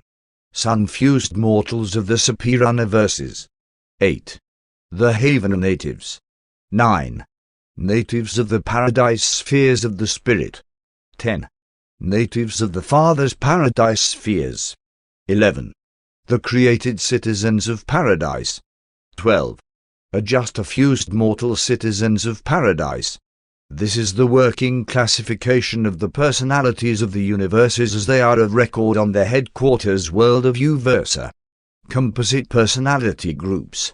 There are on Uversa the records of numerous additional groups of intelligent beings that are also closely related to the organization and administration of the grand universe. Among such orders are the following 3 composite personality groups. A. The Paradise Core of the Finality. 1. The Core of Mortal Fine-Lighters. 2. The Core of Paradise Fine-Lighters. 3. The Core of Trinitized Fine-Lighters. 4. The Core of Conjoint Trinitized Fine-Lighters. 5. The Core of Havener Fine-Lighters. 6. The Core of Transcendental Fine-Lighters. 7. The Core of Unrevealed Sons of Destiny. The mortal core of the finality is dealt with in the next and final paper of this series. B. The Universe Aids. 1. Bright and Morning Stars. 2. Brilliant Evening Stars. 3. Archangels. 4. Most High Assistants. 5. High Commissioners. 6. Celestial Overseers. 7. Mansion World Teachers. On all headquarters worlds of both local and superior universes, provision is made for these beings who are engaged in specific missions for the Creator Sons, the local universe rulers. We welcome these universe aids on Uversa, but we have no jurisdiction over them. Such emissaries prosecute their work and carry on their observations under authority of the Creator Sons. Their activities are more fully described in the narrative of your local universe. See the 7 courtesy colonies. 1. Star Students. 2. Celestial Artisans. 3. Reversion Directors. 4. Extension School Instructors. 5. The various Reserve Corps. 6. Student Visitors. 7. Ascending Pilgrims. These 7 groups of beings will be found thus organized and governed on all headquarters worlds from the local systems up to the capitals of the superuniverses, particularly the latter. The capitals of the 7 superuniverses are the meeting places for almost all classes and orders of intelligent beings. With the exception of numerous groups of paradise haveners, here the will creatures of every phase of existence may be observed and studied. 3. The courtesy colonies. The 7 courtesy colonies sojourn on the architectural spheres for a longer or shorter time while engaged in the furtherance of their missions and in the execution of their special assignments. Their work may be described as follows. 1. The star students, the celestial astronomers, choose to work on spheres like Uversa because such specially constructed worlds are unusually favorable for their observations and calculations. Uversa is favorably situated for the work of this colony, not only because of its central location, but also because there are no gigantic living or dead suns near at hand to disturb the energy currents. These students are not in any manner organically connected with the affairs of the superuniverse. They are merely guests. The astronomical colony of Uversa contains individuals from many nearby realms, from the central universe, and even from Norlagiadek. Any being on any world in any system of any universe may become a star student, may aspire to join some corps of celestial astronomers. The only requisites are continuing life and sufficient knowledge of the worlds of space, especially their physical laws of evolution and control. Star students are not required to serve eternally in this corps, but no one admitted to this group may withdraw under 1 millennium of Uversa time. The star observer colony of Uversa now numbers over 1 million. These astronomers come and go, though some remain for comparatively long periods. They carry on their work with the aid of a multitude of mechanical instruments and physical appliances. They are also greatly assisted by the solitary messengers and other spirit explorers. These celestial astronomers make constant use of the living energy transformers and transmitters, as well as of the reflective personalities, in their work of star study and space survey. They study all forms and phases of space material and energy manifestations, and they're just as much interested in force function as in stellar phenomena. Nothing in all space escapes their scrutiny. Similar astronomer colonies are to be found on the sector headquarters worlds of the superuniverse as well as on the architectural capitals of the local universes and their administrative subdivisions. Except on Paradise, knowledge is not inherent. Understanding of the physical universe is largely dependent on observation and research. 2. The celestial artisans serve throughout the 7 superuniverses. Ascending mortals have their initial contact with these groups in the Urantia career of the local universe, in connection with which these artisans will be more fully discussed. 3. The reversion directors are the promoters of relaxation and humor, reversion to past memories. They are of great service in the practical operation of the ascending scheme of mortal progression, especially during the earlier phases of Urantia transition and spirit experience. Their story belongs to the narrative of the mortal career in the local universe. 4. Extension School Instructors. The next higher residential world of the ascendant career always maintains a strong core of teachers on the world just below, a sort of preparatory school for the progressing residents of that sphere. This is a phase of the ascendant scheme for advancing the pilgrims of time. These schools, their methods of instruction and examinations, are wholly unlike anything which USA to conduct on Urantia.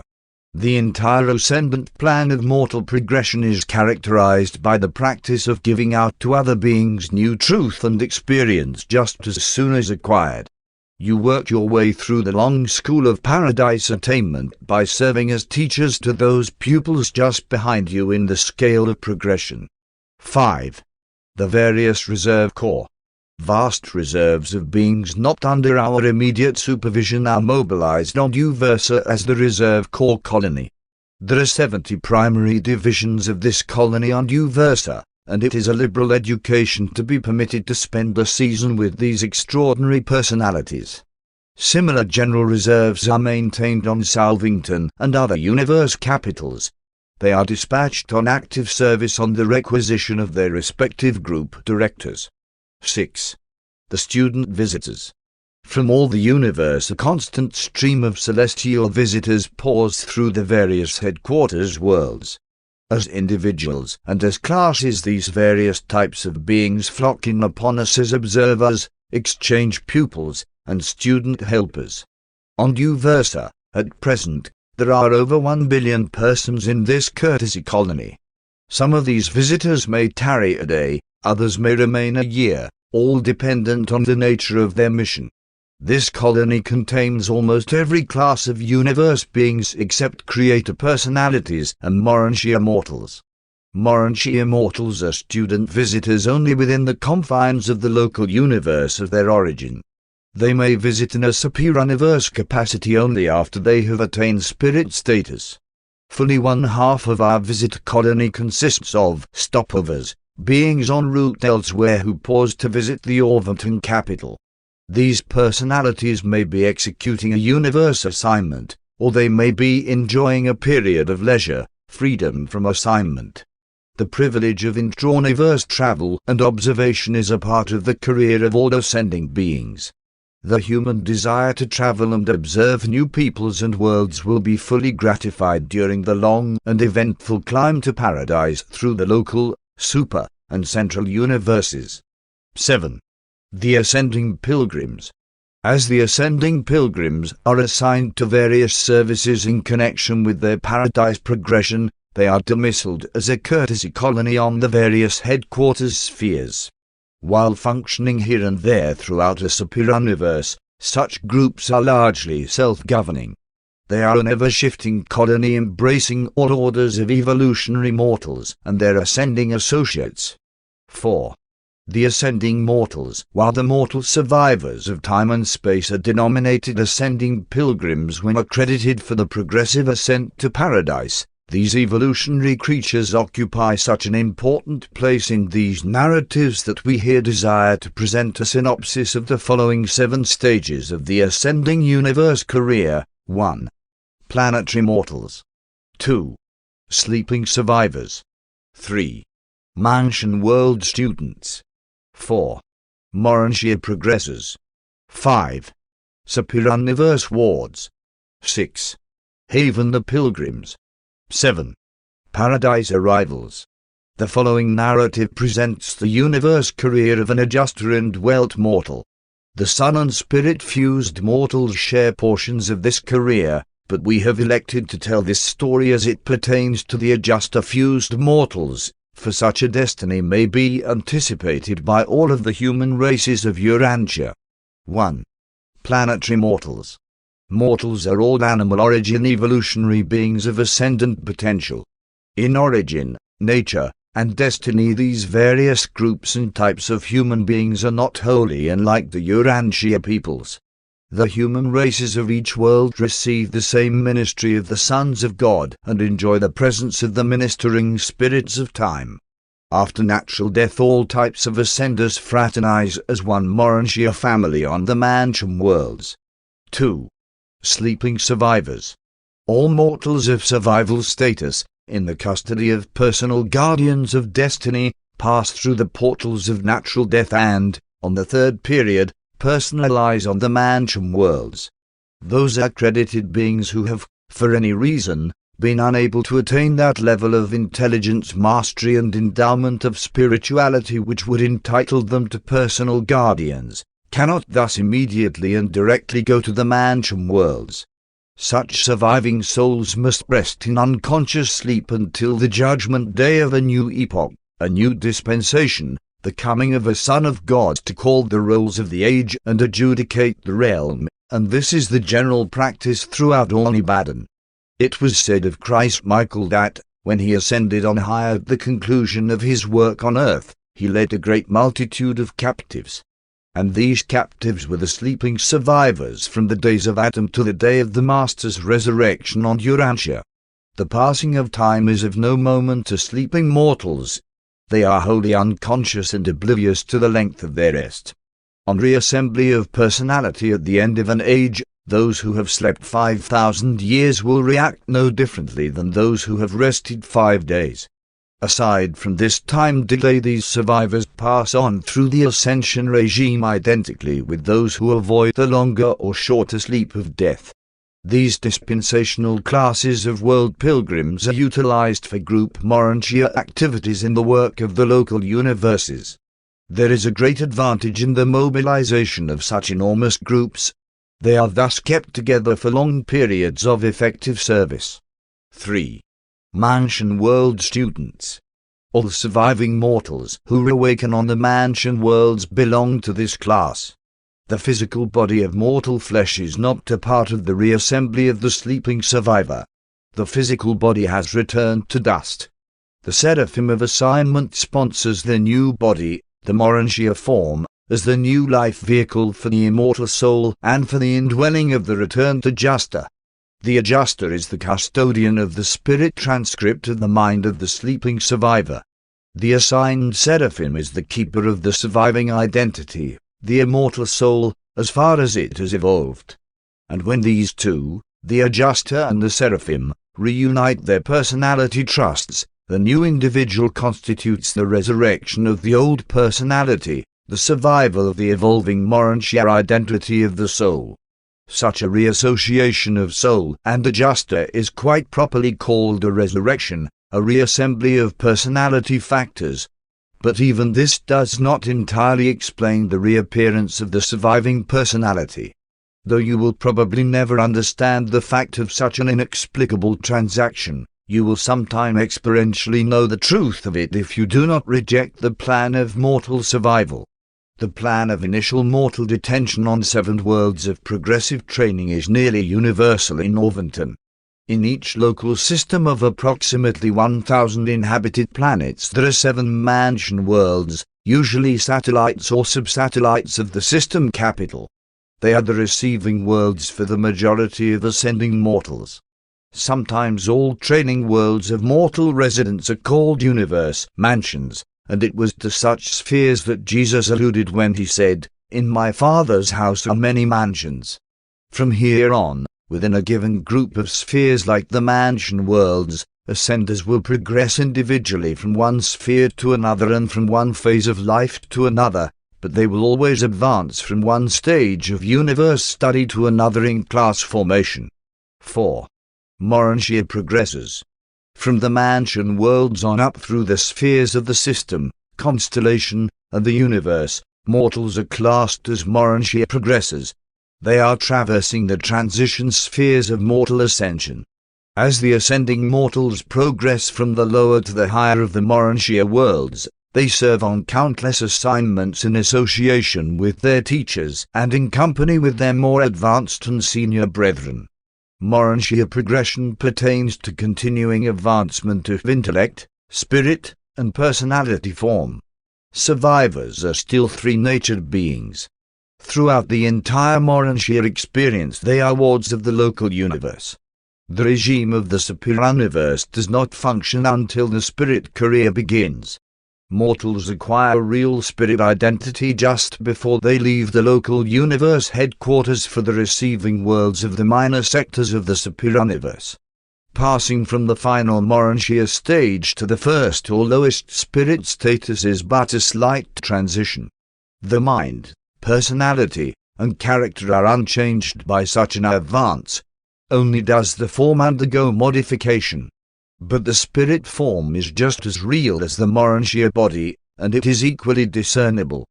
Before departing from their native local universes for the Superuniverse receiving worlds, the mortals of time are recipients of spirit confirmation from the Creator Sun and the local universe Mother Spirit. From this point on, the status of the ascending mortal is forever settled. Superuniverse wards have never been known to go astray. Ascending seraphim are also advanced in angelic standing at the time of their departure from the local universes. 5. Superuniverse wards. All ascenders arriving on the training worlds of the Superuniverses become the wards of the Ancients of Days. They have traversed the Urantia life of the local universe and are now accredited spirits. As young spirits they begin the ascension of the Superioniverse system of training and culture, extending from the receiving spheres of their minor sector and through the study worlds of the 10 major sectors and on to the higher cultural spheres of the Superioniverse headquarters. There are 3 orders of student spirits in accordance with their sojourn upon the minor sector, major sectors, and the Superioniverse headquarters worlds of spirit progression. As Urantia ascenders studied and worked on the worlds of the local universe, so spirit ascenders continue to master new worlds while they practice at giving out to others that which they have imbibed at the experiential founts of wisdom. But going to school as a spirit being in the Superioniverse career is very unlike anything that has ever entered the imaginative realms of the material mind of man. Before leaving the Superioniverse for Havana, these ascending spirits receive the same thorough course in Superioniverse management that they received during their Urantia experience in local universe supervision. Before spirit mortals reach Havana, their chief study, but not exclusive occupation, is the mastery of local and Superioniverse administration.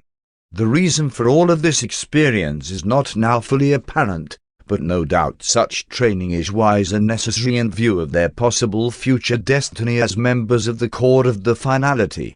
The Superioniverse regime is not the same for all ascending mortals. They receive the same general education, but special groups and classes are carried through special courses of instruction and are put through specific courses of training. 6. Haven the pilgrims. When spirit development is complete, even though not replete, then the surviving mortal prepares for the long flight to Havana, the haven of evolutionary spirits. On earth you were a creature of flesh and blood. Through the local universe you were a Urantia being. Through the Superioniverse you were an evolving spirit. With your arrival on the receiving worlds of Havana your spiritual education begins in reality and in earnest. Your eventual appearance on Paradise will be as a perfected spirit. The journey from the Superioniverse headquarters to the Havana receiving spheres is always made alone. From now on no more class or group instruction will be administered. You are through with the technical and administrative training of the evolutionary worlds of time and space. Now begins your personal education, your individual spiritual training. From first to last, throughout all Havana, the instruction is personal and threefold in nature: intellectual, spiritual, and experiential. The first act of your Havana career will be to recognize and thank your transport Psychonofim for the long and safe journey. Then you are presented to those beings who will sponsor your early Havana activities. Next you go to register your arrival and prepare your message of thanksgiving and adoration for dispatch to the Creator Son of your local universe, the Universe Father who made possible your sonship career. This concludes the formalities of the Havana arrival, whereupon you are accorded a long period of leisure for free observation, and this affords opportunity for looking up your friends, fellows, and associates of the long ascension experience. You may also consult the broadcasts to ascertain who of your fellow pilgrims have departed for Havana since the time of your leaving Uversa. The fact of your arrival on the receiving worlds of Havana will be duly transmitted to the headquarters of your local universe and personally conveyed to your seraphic guardian, wherever that seraphim may chance to be. The ascendant mortals have been thoroughly trained in the affairs of the evolutionary worlds of space. Now they begin their long and profitable contact with the created spheres of perfection. What a preparation for some future work is afforded by this combined, unique, and extraordinary experience. But one cannot tell you about Havana. You must see these worlds to appreciate their glory or to understand their grandeur. 7. Paradise arrivals.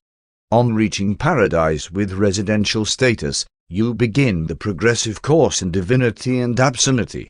Your residence on Paradise signifies that you have found God, and that you are to be mustered into the mortal core of the finality.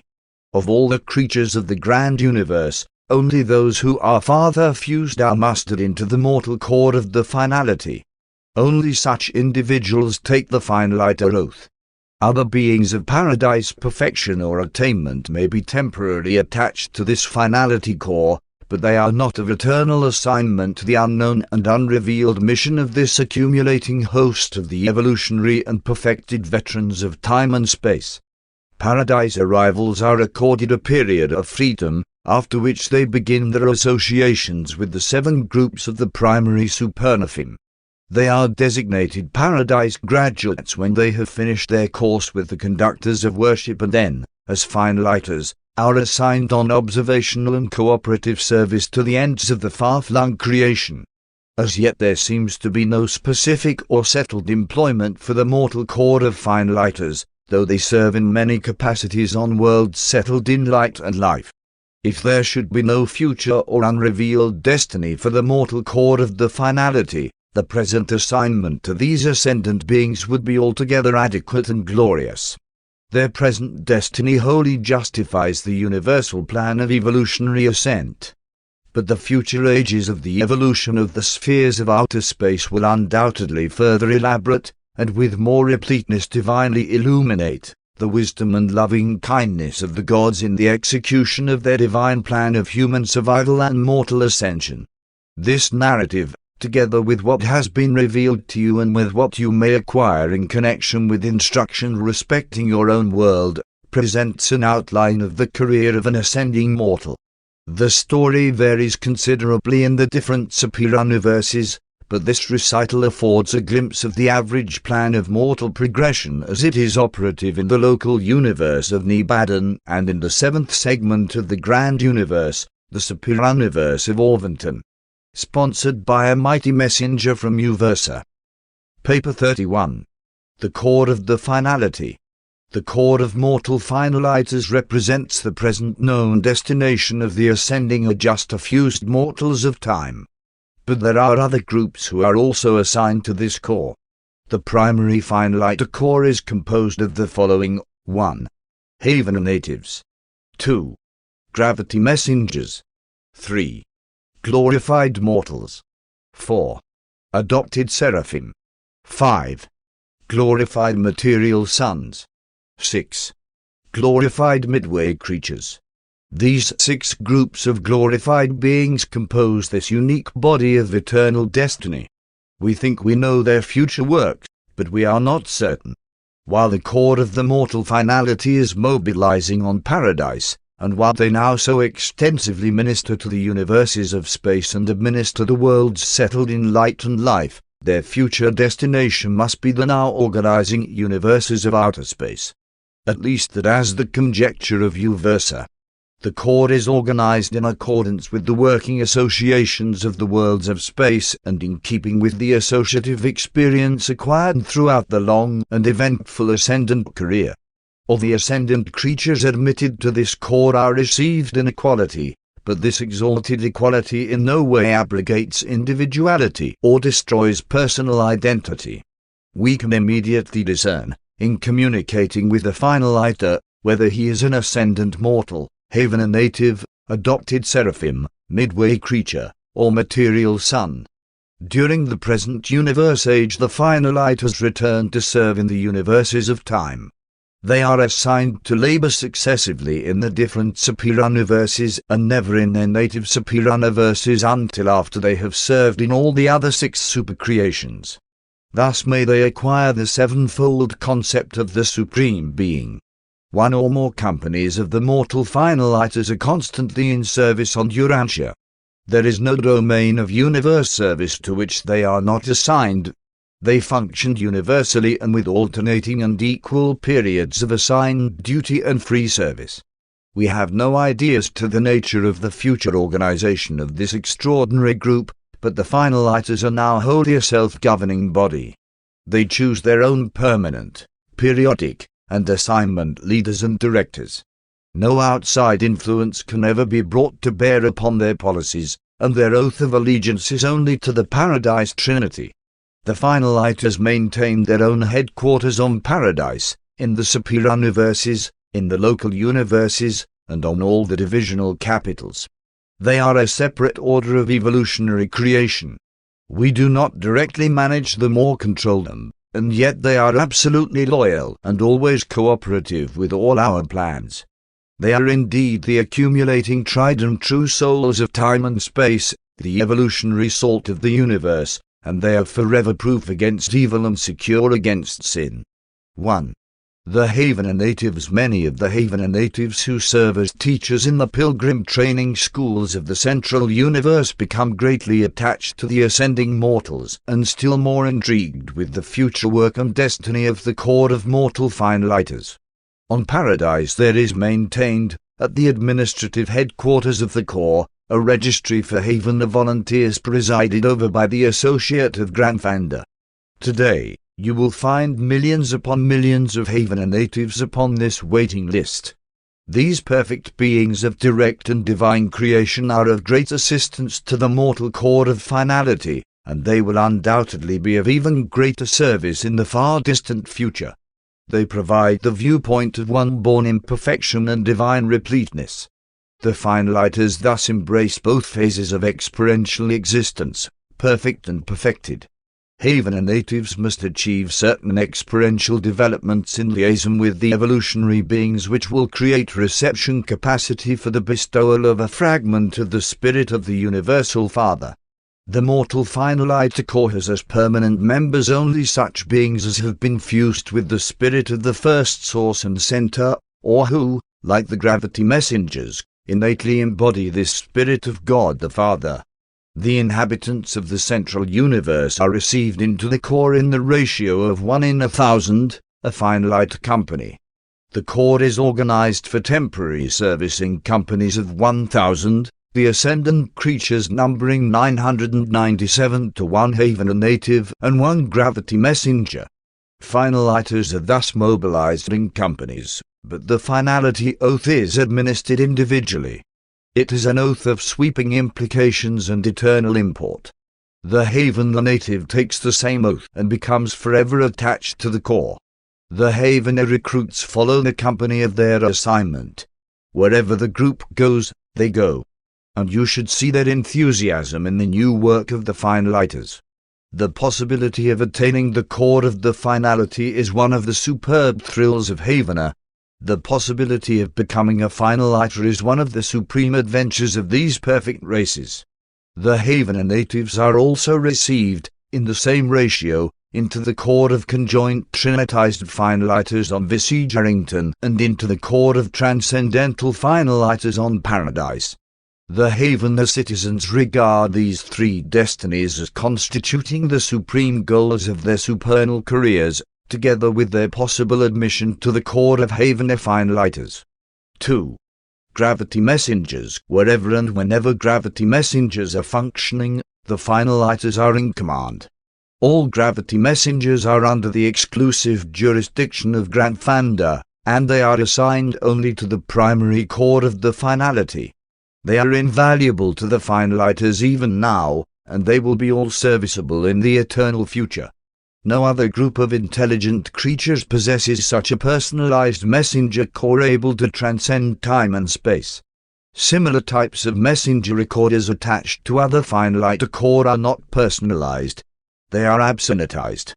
Gravity messengers hail from Divinington, and they are modified and personalized adjusters, but no one of our Uversa group will undertake to explain the nature of one of these messengers. We know they are highly personal beings, divine, intelligent, and touchingly understanding, but we do not comprehend their timeless technique of traversing space. They seem to be competent to utilize any and all energies, circuits, and even gravity. Finaliters of the mortal core cannot defy time and space, but they have associated with them and subject to their command all but infinite spirit personalities who can. We presume to call gravity messengers personalities, but in reality they are super-spirit beings, unlimited and boundless personalities. They are of an entirely different order of personality as compared with solitary messengers. Gravity messengers may be attached to a finalite company in unlimited numbers, but only one messenger, the chief of his fellows, is mustered into the mortal core of the finality.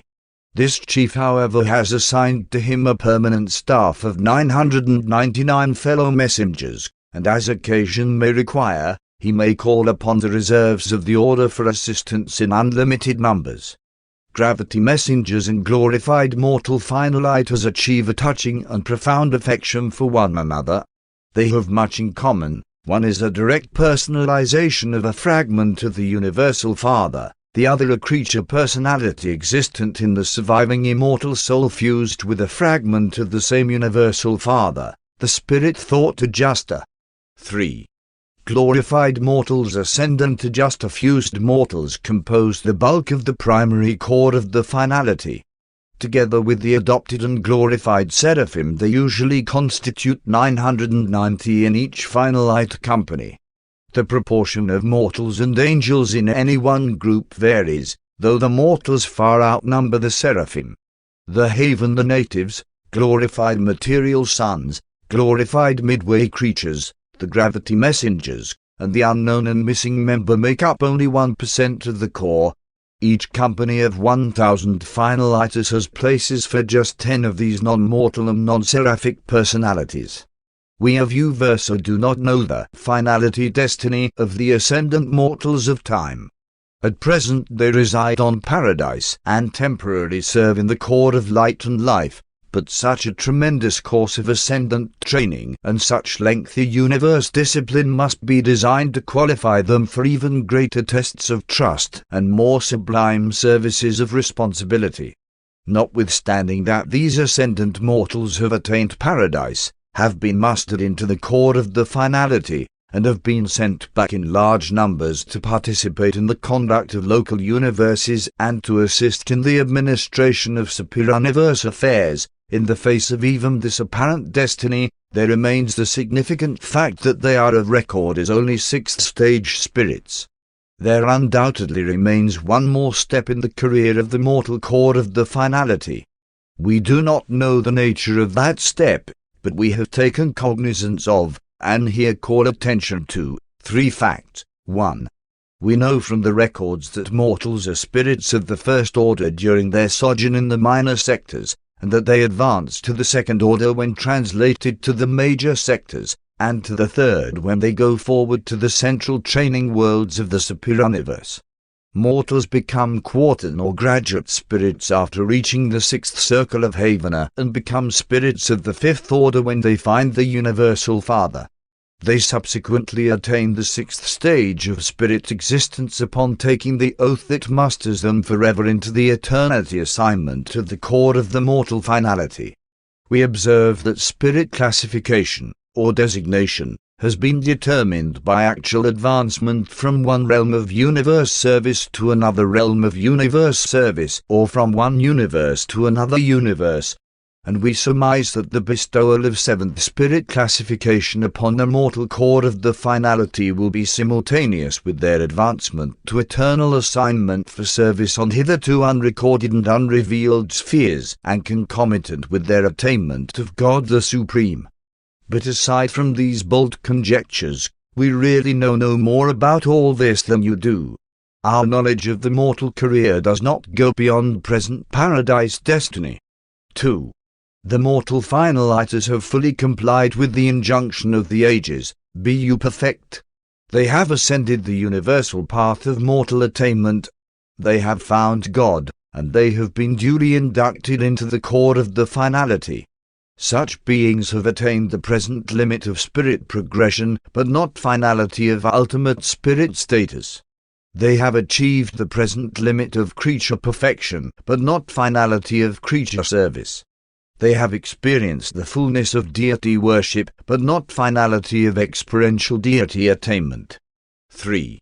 The glorified mortals of the paradise core of finality are ascendant beings in possession of experiential knowledge of every step of the actuality and philosophy of the fullest possible life of intelligent existence, while during the ages of this ascent from the lowest material worlds to the spiritual heights of paradise, these surviving creatures have been trained to the limits of their capacity respecting every detail of every divine principle of the just and efficient, as well as merciful and patient, administration of all the universal creation of time and space.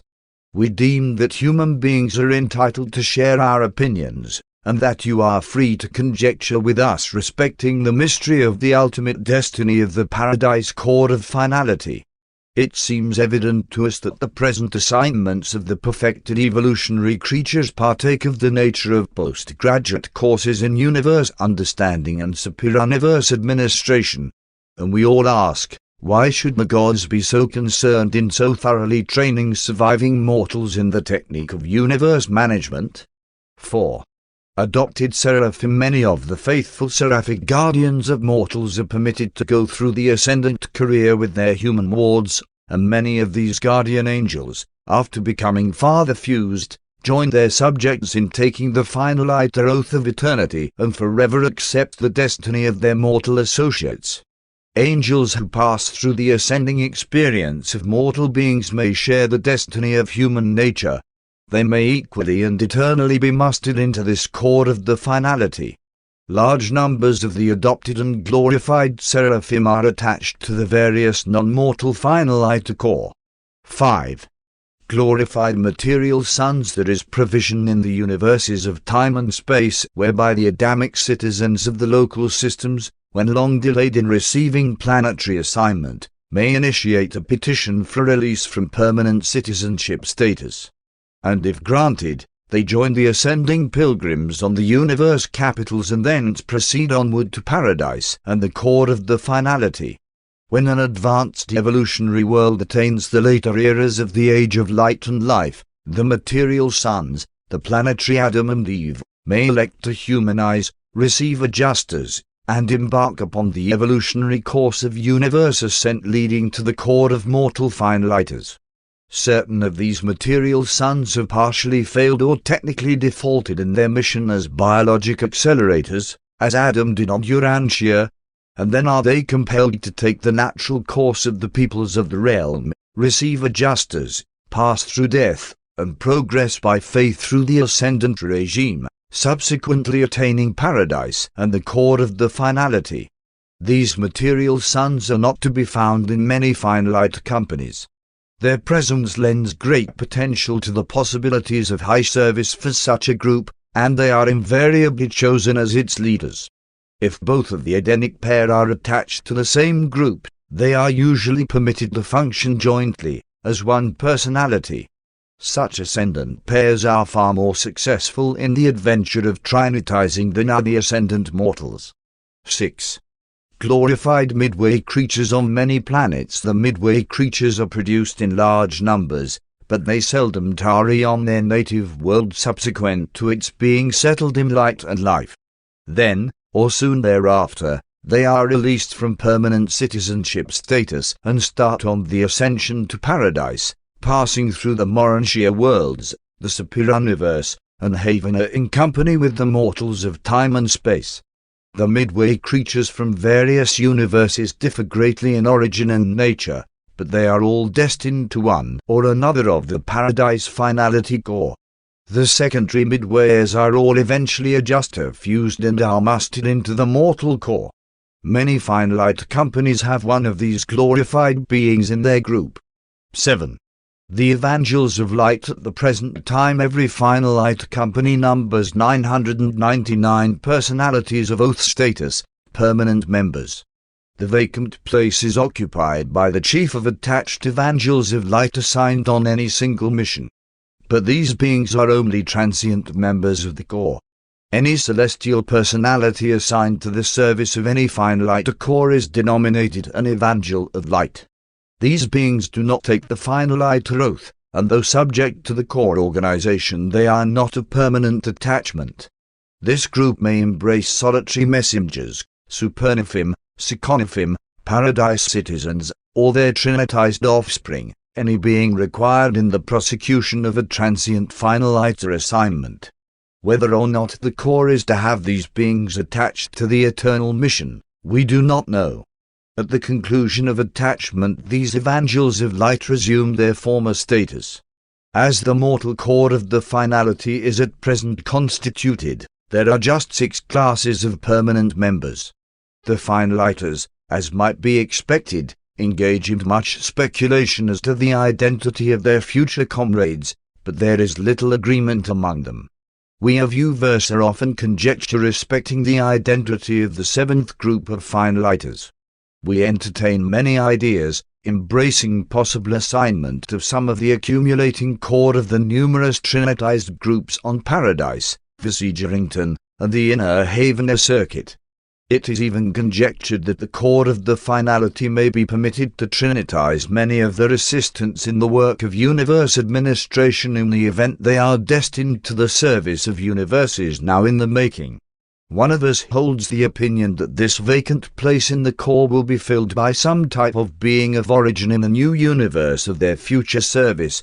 The other inclines to the belief that this place will be occupied by some type of paradise personality not yet created, eventuated, or trinitized.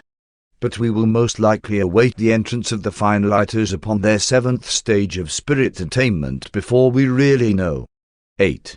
The transcendental is part of the perfected mortal's experience on Paradise as a finaliter consists in the effort to achieve comprehension of the nature and function of more than 1,000 groups of the transcendental super-citizens of Paradise, eventuated beings of absolute attributes.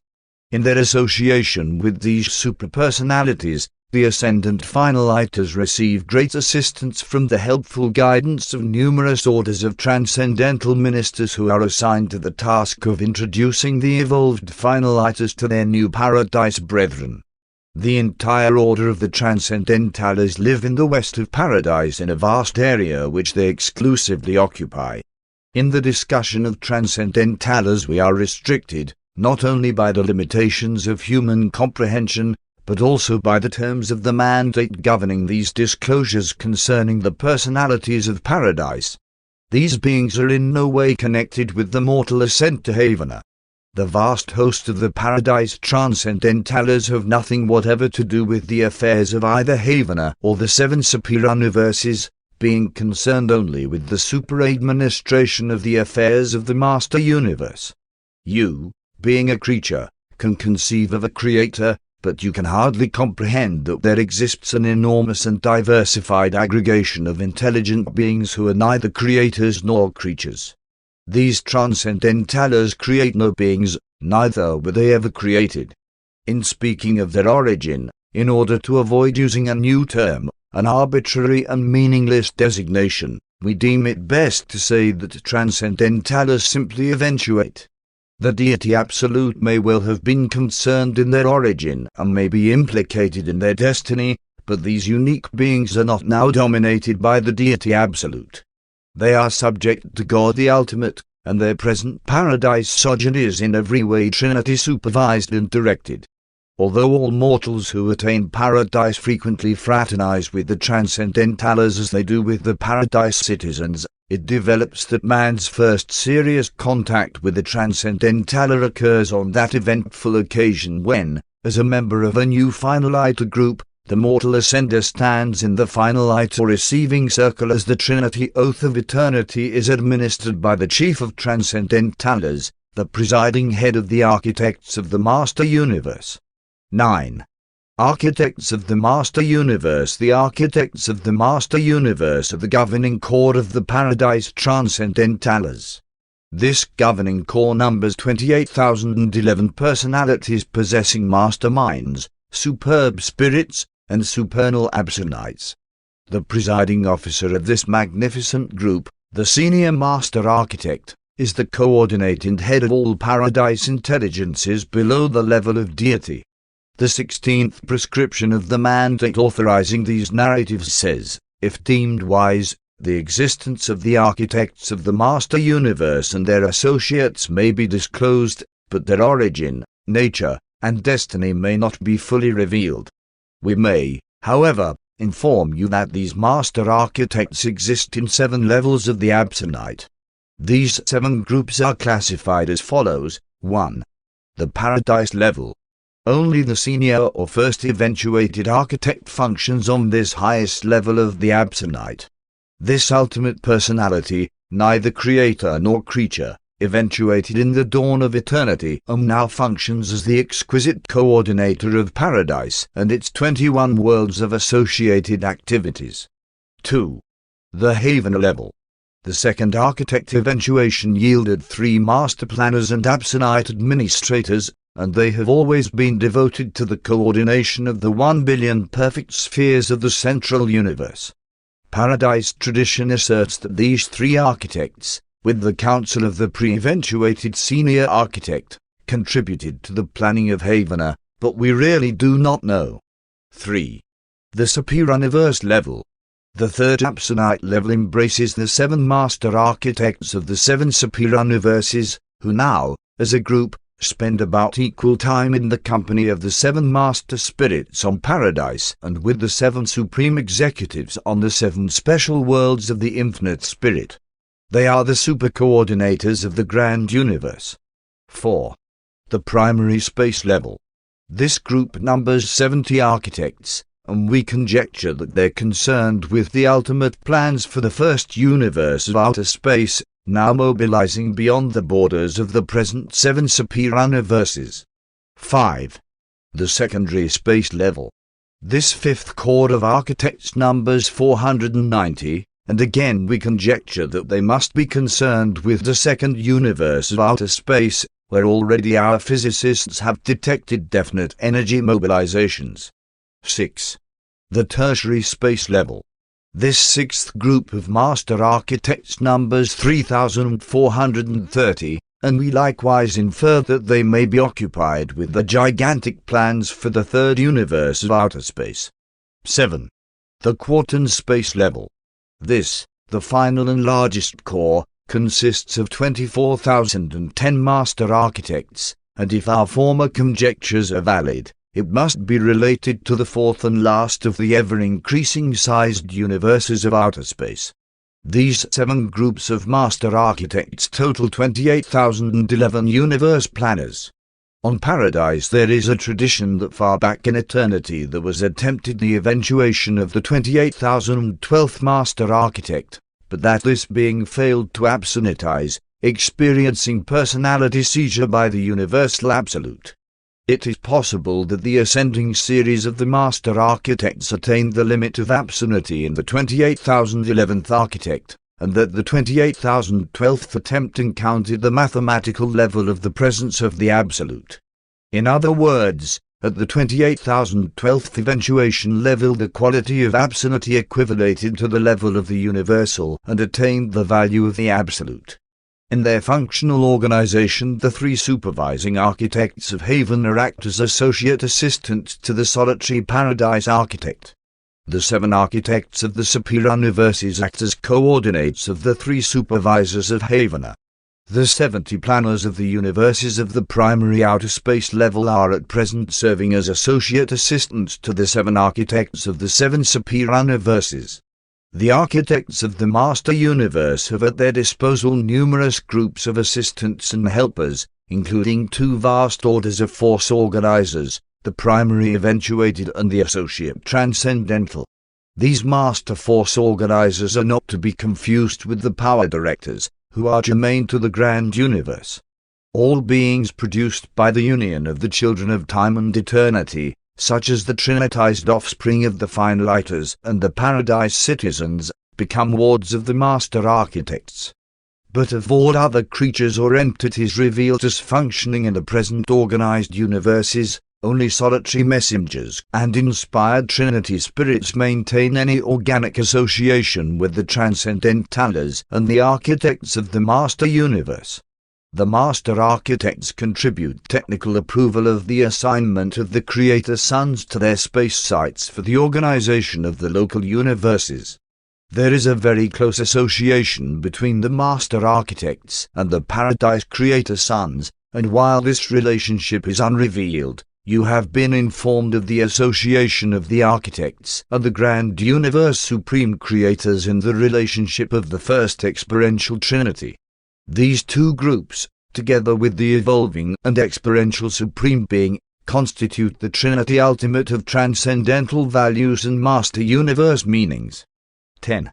The ultimate adventure. The senior master architect has the oversight of the 7 chord of the finality, and they are 1. The chord of mortal finaliters. 2. The chord of paradise finaliters. 3. The chord of trinitized fine lighters. 4. The chord of conjoint trinitized fine lighters. 5. The chord of Havener fine lighters. 6.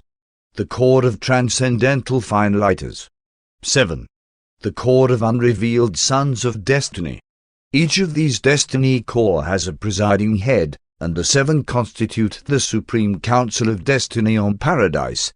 And during the present universe age, Grandfounder is the chief of this supreme body of universe assignment for the children of ultimate destiny.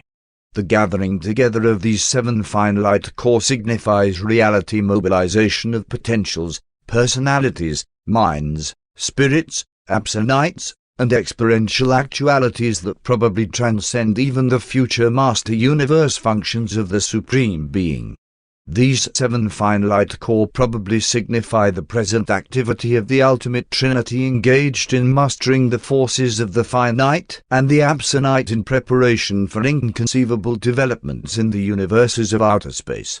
Nothing like this mobilization has taken place since the near times of eternity, when the Paradise Trinity similarly mobilized the then existing personalities of Paradise and Havener and commissioned them as administrators and rulers of the projected 7 superior universes of time and space. The 7 final Ito core represent the divinity response of the grand universe to the future needs of the undeveloped potentials in the outer universes of future eternal activities. We venture the forecast of future and greater outer universes of inhabited worlds, new spheres peopled with new orders of exquisite and unique beings, a material universe sublime in its ultimacy, a vast creation lacking in only one important detail, the presence of actual finite experience in the universal life of ascendant existence. Such a universe will come into being under a tremendous experiential handicap, the deprivation of participation in the evolution of the Almighty Supreme. These outer universes will all enjoy the matchless ministry and supernal over-control of the Supreme Being, but the very fact of his active presence precludes their participation in the actualization of the Supreme Deity. During the present universe age, the evolving personalities of the grand universe suffer many difficulties due to the incomplete actualization of the sovereignty of God the Supreme, but we are all sharing the unique experience of his evolution. We evolve in him and he evolves in us. Sometime in the eternal future, the evolution of Supreme Deity will become a completed fact of universe history, and the opportunity to participate in this wonderful experience will have passed from the stage of cosmic action. But those of us who have acquired this unique experience during the youth of the universe will treasure it throughout all future eternity. And many of us speculate that it may be the mission of the gradually accumulating reserves of the ascendant and perfected mortals of the core of the finality, in association with the other 6 similarly recruiting core, to administer these outer universes in an effort to compensate their experiential deficiencies in not having participated in the time-space evolution of the Supreme Being. These deficiencies are inevitable on all levels of universe existence. During the present universe age, we of the higher levels of spiritual existences now come down to administer the evolutionary universes and minister to the ascending mortals, thus endeavoring to atone for their deficiencies in the realities of the higher spiritual experience. But though we really know nothing about the plans of the architects of the master universe respecting these outer creations, nevertheless, of 3 things we are certain. 1. There actually is a vast and new system of universes gradually organizing in the domains of outer space. New orders of physical creations, enormous and gigantic circles of swarming universes upon universes far out beyond the present bounds of the peopled and organized creations, are actually visible through your telescopes. At present, these outer creations are wholly physical. They are apparently uninhabited and seem to be devoid of creature administration. 2. For ages upon ages there continues the unexplained and wholly mysterious paradise mobilization of the perfected and ascendant beings of time and space, in association with the 6 other fine lighter core. 3. Concomitantly with these transactions, the Supreme Person of Deity is powerizing as the Almighty Sovereign of the supercreations. As we view this triune development, embracing creatures, universes, and deity, can we be criticized for anticipating that something new and unrevealed is approaching culmination in the master universe? Is it not natural that we should associate this age-long mobilization and organization of physical universes on such a hitherto unknown scale and the personality emergence of the Supreme Being with this stupendous scheme of upstepping the mortals of time to divine perfection, and with their subsequent mobilization on paradise in the core of the finality, a designation and destiny enshrouded in universe mystery?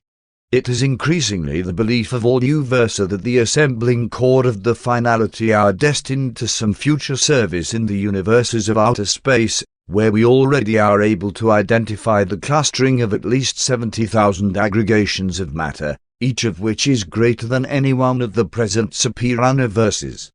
Evolutionary mortals are born on the planets of space, pass through the Urantia worlds, ascend the spirit universes, traverse the haven spheres, find God, attain paradise, and are mustered into the primary core of the finality, therein to await the next assignment of universe service.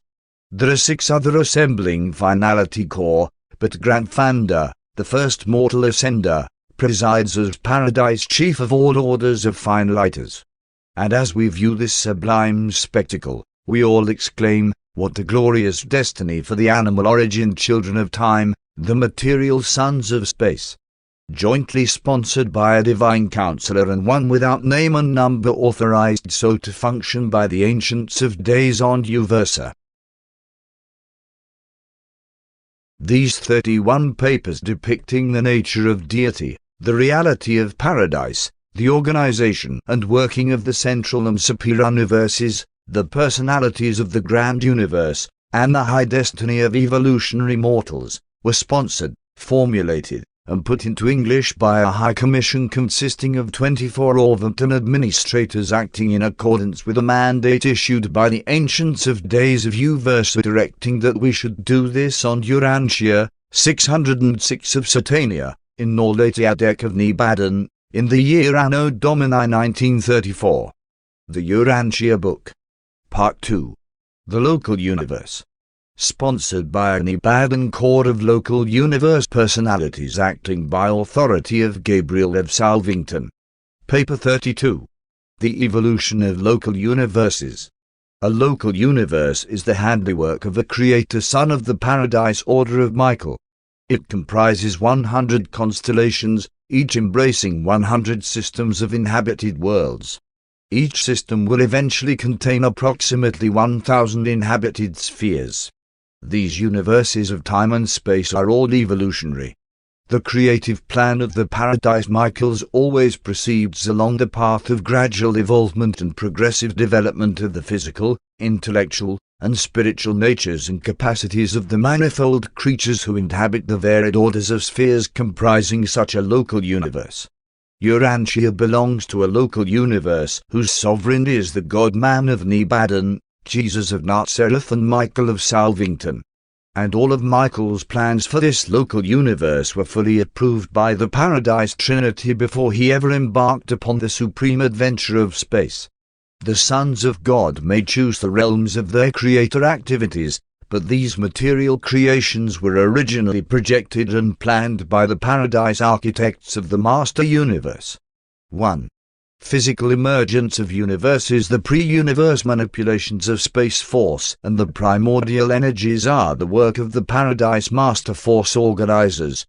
But into superuniverse domains, when emergent energy becomes responsive to local or linear gravity, they retire in favor of the power directors of the superuniverse concerned.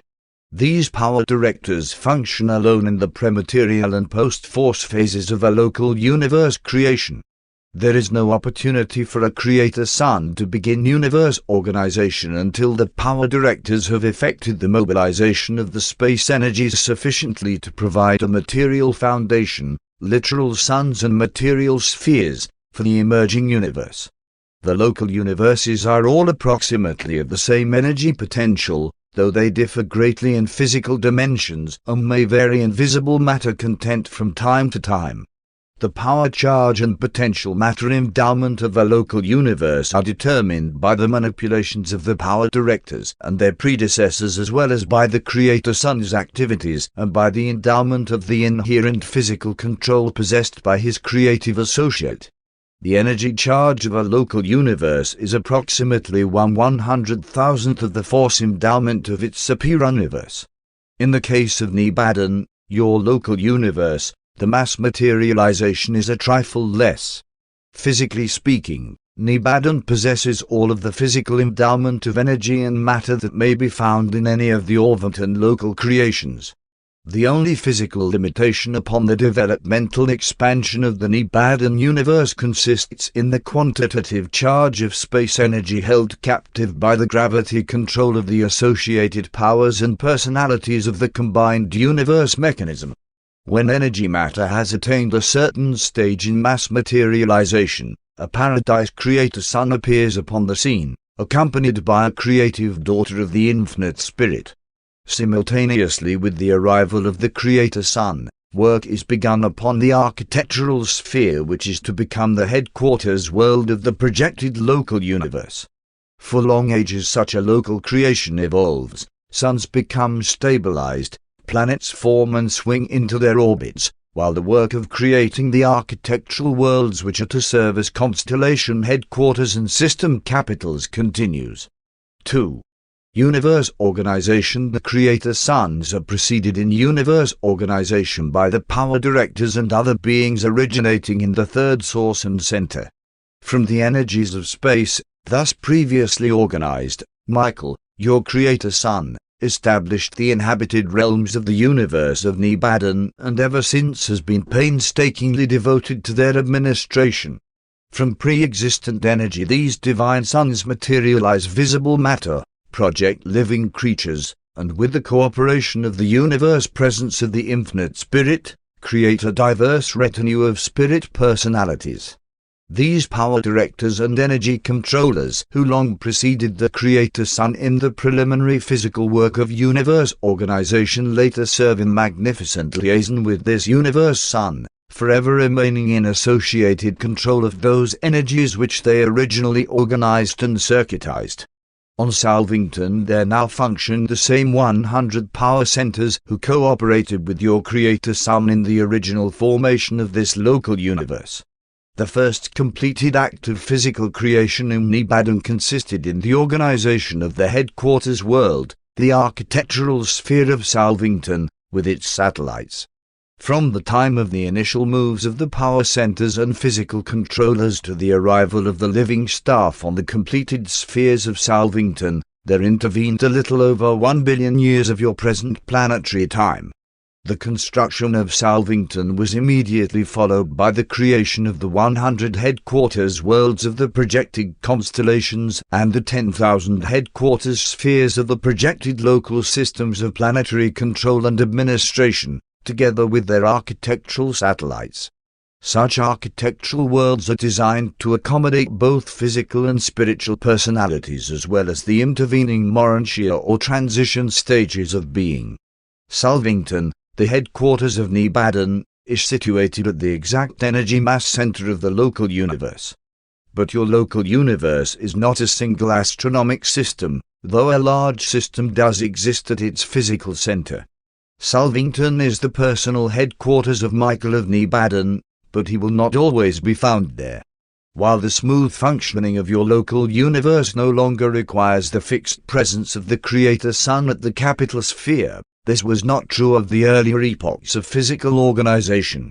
A creator sun is unable to leave his headquarters world until such a time as gravity stabilization of the realm has been effected through the materialization of sufficient energy to enable the various circuits and systems to counterbalance one another by mutual material attraction.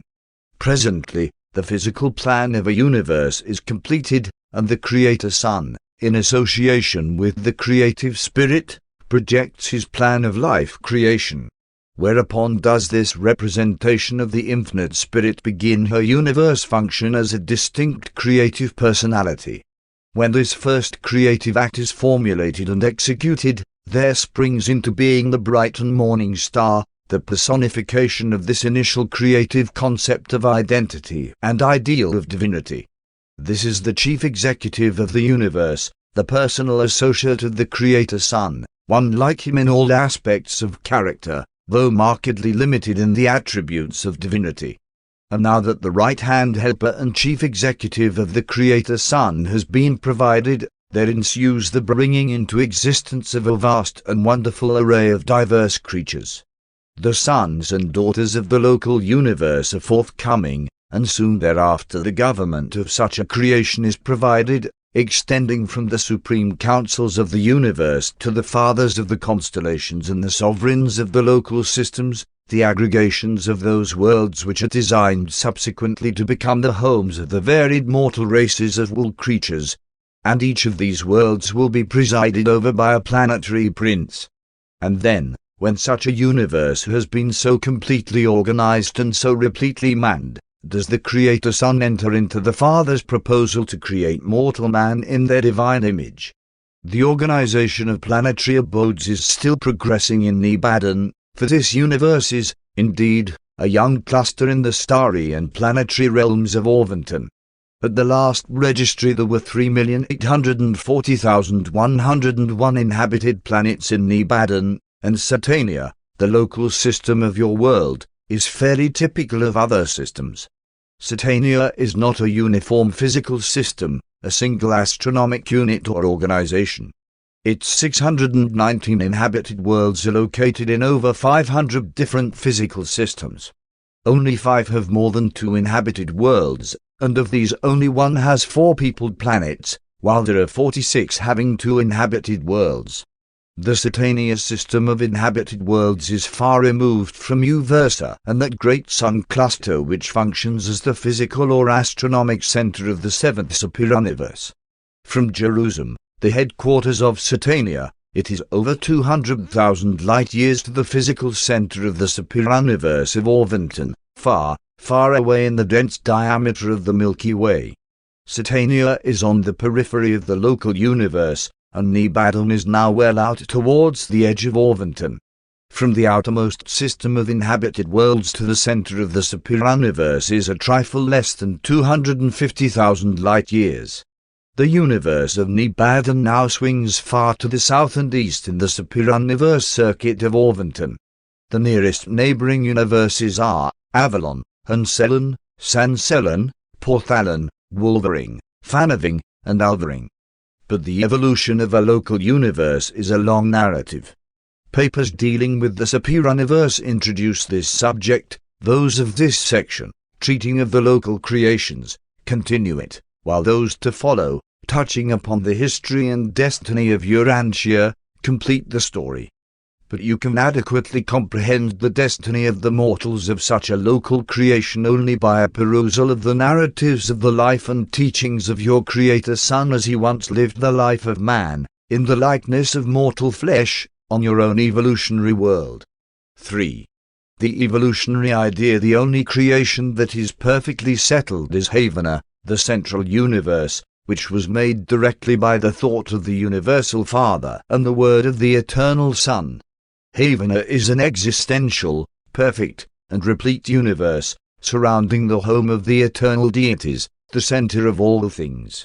The creations of the 7 superuniverses are finite, evolutionary, and consistently progressive. The physical systems of time and space are all evolutionary in origin. They are not even physically stabilized until they are swung into the settled circuits of their superuniverses. Neither is a local universe settled in light and life until its physical possibilities of expansion and development have been exhausted, and until the spiritual status of all its inhabited worlds has been forever settled and stabilized. Except in the central universe, perfection is a progressive attainment. In the central creation we have a pattern of perfection, but all other realms must attain that perfection by the methods established for the advancement of those particular worlds or universes. And an almost infinite variety characterizes the plans of the Creator Sons for organizing, evolving, disciplining, and settling their respective local universes. With the exception of the deity presence of the Father, every local universe is, in a certain sense, a duplication of the administrative organization of the central or pattern creation. Although the Universal Father is personally present in the residential universe, he does not indwell the minds of the beings originating in that universe as he does literally dwell with the souls of the mortals of time and space. There seems to be an all-wise compensation in the adjustment and regulation of the spiritual affairs of the far-flung creation.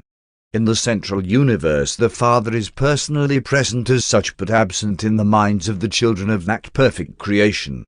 In the universes of space the Father is absent in person, being represented by his sovereign sons, while he is intimately present in the minds of his mortal children, being spiritually represented by the pre-personal presence of the mystery monitors that reside in the minds of these will creatures.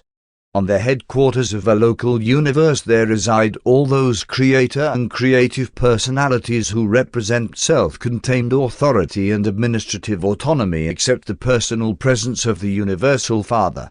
In the local universe there are to be found something of everyone and someone of almost every class of intelligent beings existing in the central universe except the Universal Father. Although the Universal Father is not personally present in a local universe, he is personally represented by its Creator Son, sometime vicegerent of God and subsequently supreme and sovereign ruler in his own right. The farther down the scale of life we go, the more difficult it becomes to locate, with the eye of faith, the invisible Father. The lower creatures, and sometimes even the higher personalities, find it difficult always to envisage the Universal Father in his Creator Sons. And so, pending the time of their spiritual exaltation, when perfection of development will enable them to see God in person, they grow weary in progression, entertain spiritual doubts, stumble into confusion, and thus isolate themselves from the progressive spiritual aims of their time and universe. In this way they lose the ability to see the Father when beholding the Creator Son. The surest safeguard for the creature throughout the long struggle to attain the Father, during this time when inherent conditions make such attainment impossible, is tenaciously to hold on to the truth fact of the Father's presence in his sons. Literally and figuratively, spiritually and personally, the Father and the sons are one. It is a fact, he who has seen a Creator Son has seen the Father. The personalities of a given universe are settled and dependable, at the start, only in accordance with their degree of kinship to deity. When creature origin departs sufficiently far from the original and divine sources, whether we are dealing with the sons of God or the creatures of ministry belonging to the infinite Spirit, there is an increase in the possibility of disharmony, confusion, and sometimes rebellion, sin. Excepting perfect beings of deity origin, all will creatures in the superior universes are of evolutionary nature, beginning in lowly estate and climbing ever upward, in reality inward. Even the highly spiritual personalities continue to ascend the scale of life by progressive translations from life to life and from sphere to sphere. And in the case of those who entertain the mystery monitors, there is indeed no limit to the possible heights of their spiritual ascent and universe attainment. The perfection of the creatures of time, when finally achieved, is wholly an acquirement, a bona fide personality possession. While the elements of grace are freely admixed, nevertheless, the creature attainments are the result of individual effort and actual living, personality reaction to the existing environment. The fact of animal evolutionary origin does not attach stigma to any personality in the sight of the universe as that as the exclusive method of producing one of the two basic types of finite intelligent will creatures. When the heights of perfection and eternity are attained, all the more honor to those who began at the bottom and joyfully climbed the ladder of life, round by round, and who, when they do reach the heights of glory, will have gained a personal experience which embodies an actual knowledge of every phase of life from the bottom to the top. In all this is shown the wisdom of the creators. It would be just as easy for the Universal Father to make all mortals perfect beings, to impart perfection by his divine word. But that would deprive them of the wonderful experience of the adventure and training associated with the long and gradual inward climb, an experience to be had only by those who are so fortunate as to begin at the very bottom of living existence. In the universe's encircling haven there are provided only a sufficient number of perfect creatures to meet the need for pattern teacher guides for those who are ascending the evolutionary scale of life. The experiential nature of the evolutionary type of personality is the natural cosmic complement of the ever-perfect natures of the Paradise Havener creatures. In reality, both perfect and perfected creatures are incomplete as regards finite totality. But in the complemental association of the existentially perfect creatures of the Paradise Havener system with the experientially perfected finaliters ascending from the evolutionary universes, both types find release from inherent limitations and thus may conjointly attempt to reach the sublime heights of the ultimate of creature status. These creature transactions are the universe repercussions of actions and reactions within the sevenfold deity, wherein the eternal divinity of the Paradise Trinity is conjoined with the evolving divinity of the supreme creators of the time-space universes in, by, and through the power-actualizing deity of the Supreme Being. The divinely perfect creature and the evolutionary perfected creature are equal in degree of divinity potential, but they differ in kind. Each must depend on the other to attain supremacy of service. The evolutionary superuniverses depend on perfect Havener to provide the final training for their ascending citizens, but so does the perfect central universe require the existence of the perfecting superuniverses to provide for the full development of its descending inhabitants. The two prime manifestations of finite reality, innate perfection and evolved perfection, be they personalities or universes, are coordinate, dependent, and integrated. Each requires the other to achieve completion of function, service, and destiny. 4. God's relation to a local universe do not entertain the idea that, since the Universal Father has delegated so much of himself and his power to others, he is a silent or inactive member of the deity partnership. Aside from personality domains and a just bestowal, he is apparently the least active of the Paradise deities in that he allows his deity coordinates, his sons, and numerous created intelligences to perform so much in the carrying out of his eternal purpose. He is the silent member of the creative trio only in that he never does aught which any of his coordinate or subordinate associates can do. God has full understanding of the need of every intelligent creature for function and experience, and therefore, in every situation, be it concerned with the destiny of a universe or the welfare of the humblest of his creatures, God retires from activity in favor of the galaxy of creature and creator personalities who inherently intervene between himself and any given universe situation or creative event. But notwithstanding this retirement, this exhibition of infinite coordination, there is on God's part an actual, literal, and personal participation in these events by and through these ordained agencies and personalities. The Father is working in and through all these channels for the welfare of all his far-flung creation. As regards the policies, conduct, and administration of a local universe, the Universal Father acts in the person of his Creator Son.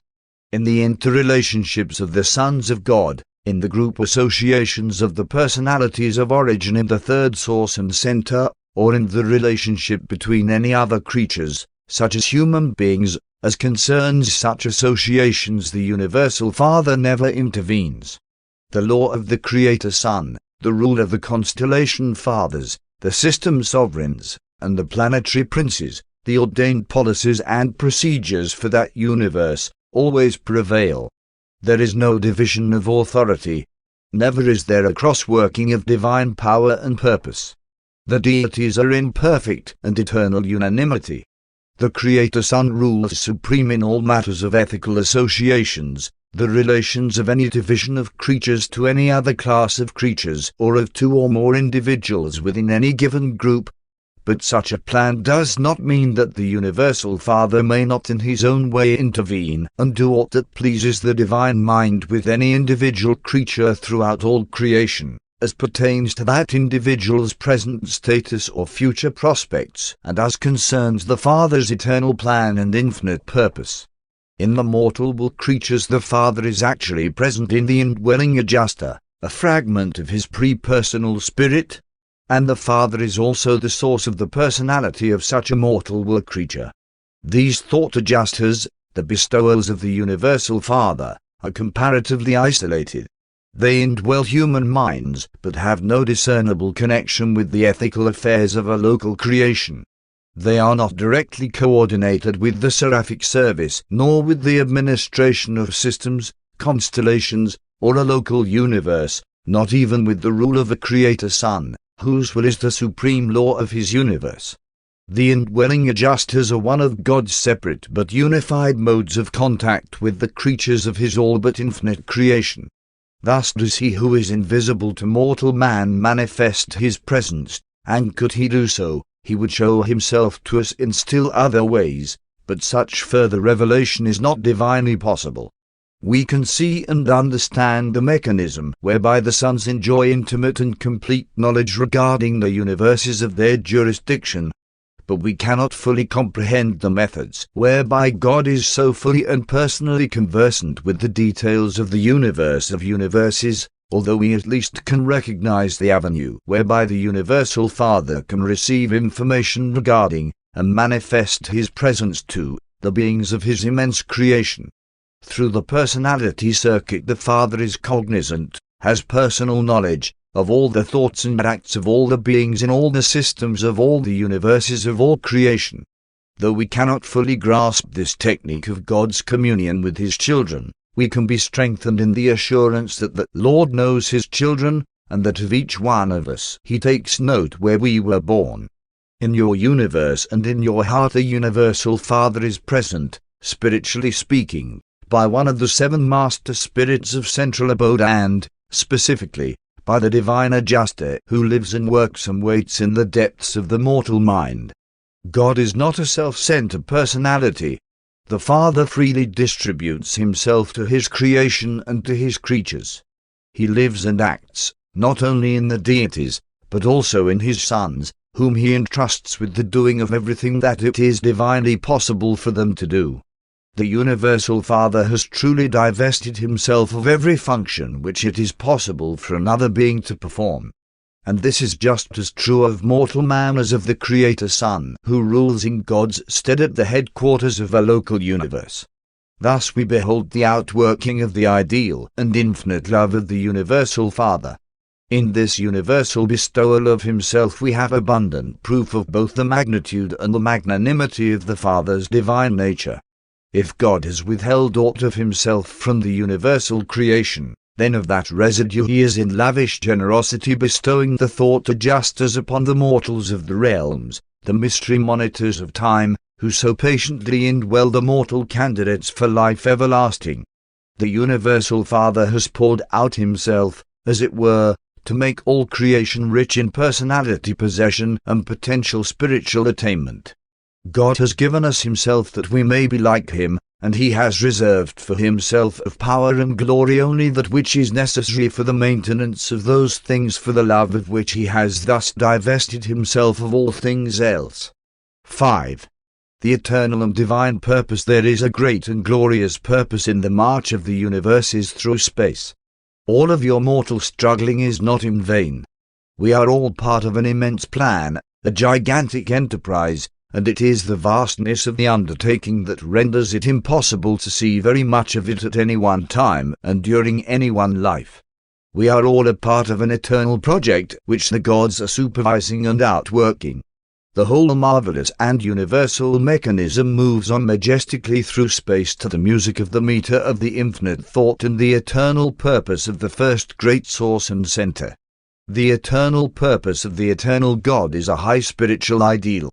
The events of time and the struggles of material existence are but the transient scaffolding which bridges over to the other side, to the promised land of spiritual reality and supernal existence.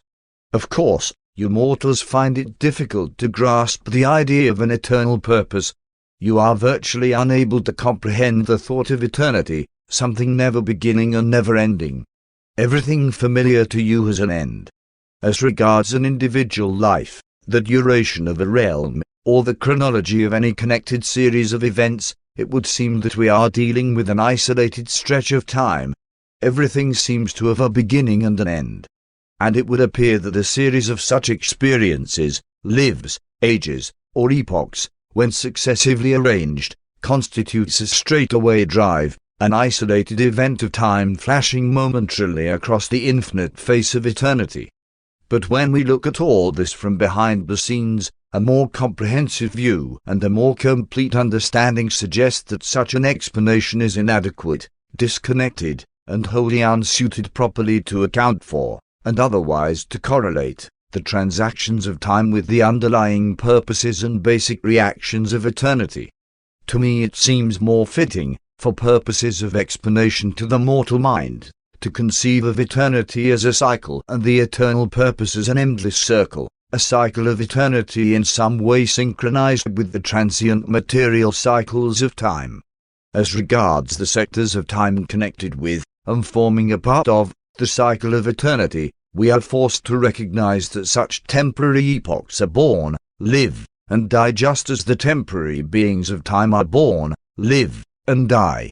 Most human beings die because, having failed to achieve the spirit level of a just fusion, the metamorphosis of death constitutes the only possible procedure whereby they may escape the fetters of time and the bonds of material creation, thereby being enabled to strike spiritual step with the progressive procession of eternity. Having survived the trial life of time and material existence, it becomes possible for you to continue on in touch with, even as a part of, eternity, swinging on forever with the worlds of space around the circle of the eternal ages. The sectors of time are like the flashes of personality in temporal form. They appear for a season, and then they are lost to human sight, only to reappear as new actors and continuing factors in the higher life of the endless swing around the eternal circle. Eternity can hardly be conceived as a straightaway drive, in view of our belief in a delimited universe moving over a vast, elongated circle around the central dwelling place of the Universal Father. Frankly, eternity is incomprehensible to the finite mind of time. You simply cannot grasp it. You cannot comprehend it. One do not completely visualize it, and even if one did, it would be impossible for me to convey my concept to the human mind. Nevertheless, one have done my best to portray something of our viewpoint, to tell you somewhat of our understanding of things eternal. One am endeavoring to aid you in the crystallization of your thoughts about these values which are of infinite nature and eternal import. There is in the mind of God a plan which embraces every creature of all his vast domains, and this plan is an eternal purpose of boundless opportunity, unlimited progress, and endless life. And the infinite treasures of such a matchless career are yours for the striving. The goal of eternity is ahead. The adventure of divinity attainment lies before you. The race for perfection is on. Whosoever will may enter, and certain victory will crown the efforts of every human being who will run the race of faith and trust, depending every step of the way on the leading of the indwelling Adjuster and on the guidance of that good spirit of the universe Son, which so freely has been poured out upon all flesh. Presented by a mighty messenger temporarily attached to the Supreme Council of Nebadan and assigned to this mission by Gabriel of Salvington. Paper 33 Administration of the Local Universe. While the Universal Father most certainly rules over his vast creation, he functions in a local universe administration through the person of the Creator Son. The Father does not otherwise personally function in the administrative affairs of a local universe. These matters are entrusted to the Creator Son and to the local universe Mother Spirit and to their manifold children. The plans, policies, and administrative acts of the local universe are formed and executed by this Son, who, in conjunction with his spirit associate, delegates executive power to Gabriel and jurisdictional authority to the constellation fathers, system sovereigns, and planetary princes. 1. Michael of Nebadan. Our Creator Son is the personification of the 611,121st original concept of infinite identity of simultaneous origin in the Universal Father and the Eternal Son. The Michael of Nebadan is the only begotten Son, personalizing this 611,121st universal concept of divinity and infinity. His headquarters is in the threefold mansion of light on Salvington. And this dwelling is so ordered because Michael has experienced the living of all three phases of intelligent creature existence: spiritual, moral, and material. Because of the name associated with his seventh and final bestowal on Urantia, he is sometimes spoken of as Christ Michael. Our Creator Son is not the eternal Son, the existential paradise associate of the Universal Father and the Infinite Spirit. Michael of Nebadan is not a member of the Paradise Trinity. Nevertheless, our Master Son possesses in his realm all of the divine attributes and powers that the Eternal Son himself would manifest were he actually to be present on Salvington and functioning in Nebadan. Michael possesses even additional power and authority, for he not only personifies the Eternal Son, but also fully represents and actually embodies the personality presence of the Universal Father too, and in this local universe. He even represents the Father-Son. These relationships constitute a Creator Son, the most powerful, versatile, and influential of all divine beings who are capable of direct administration of evolutionary universes and of personality contact with immature creature beings. Our Creator Son exerts the same spiritual drawing power, spirit gravity, from the headquarters of the local universe that the Eternal Son of Paradise would exert if he were personally present on Salvington, and more. This universe Son is also the personification of the Universal Father to the universe of Nebadan. Creator Sons are personality centers for the spiritual forces of the Paradise Father-Son. Creator Sons are the final power personality focalizations of the mighty time-space attributes of God the Sevenfold. The Creator Son is the vicegerent personalization of the Universal Father, the divinity coordinate of the Eternal Son, and the creative associate of the Infinite Spirit. To our universe and all its inhabited worlds, the Sovereign Son is, to all practical intents and purposes, God. He personifies all of the paradise deities which evolving mortals can discerningly comprehend. This Son and his Spirit associate are your Creator parents. To you, Michael, the Creator Son, is the Supreme Personality. To you, the Eternal Son is Super Supreme, an infinite deity personality. In the person of the Creator Son we have a ruler and divine parent who is just as mighty, efficient, and beneficent as would be the Universal Father and the Eternal Son if both were present on Salvington and engaged in the administration of the affairs of the universe of Nebadan. 2. The Sovereign of Nebadan observation of Creator Sons discloses that some resemble more the Father, some the Son, while others are a blend of both their infinite parents. Our Creator Son very definitely manifests traits and attributes which more resemble the Eternal Son. Michael elected to organize this local universe, and herein he now reigns supreme. His personal power is limited by the pre-existent gravity circuits centering at Paradise and by the reservation on the part of the Ancients of Days of the Superuniverse government of all final executive judgments regarding the extinction of personality. Personality is the sole bestowal of the Father, but the Creator Sons, with the approval of the Eternal Son, do initiate new creature designs, and with the working cooperation of their spirit associates they may attempt new transformations of energy matter. Michael is the personification of the Paradise Father-Son too, and in the local universe of Nebadan. Therefore, when the creative Mother Spirit, the local universe representation of the Infinite Spirit, subordinated herself to Christ Michael upon the return from his final bestowal on Urantia, the Master Son thereby acquired jurisdiction over all power in heaven and on earth. This subordination of the divine ministers to the Creator Sons of the local universes constitutes these Master Sons the personal repositories of the finitely manifestable divinity of the Father, Son, and Spirit, while the creature-bestowed experiences of the Michaels qualify them to portray the experiential divinity of the Supreme Being. No other beings in the universes have thus personally exhausted the potentials of present finite experience, and no other beings in the universes possess such qualifications for solitary sovereignty.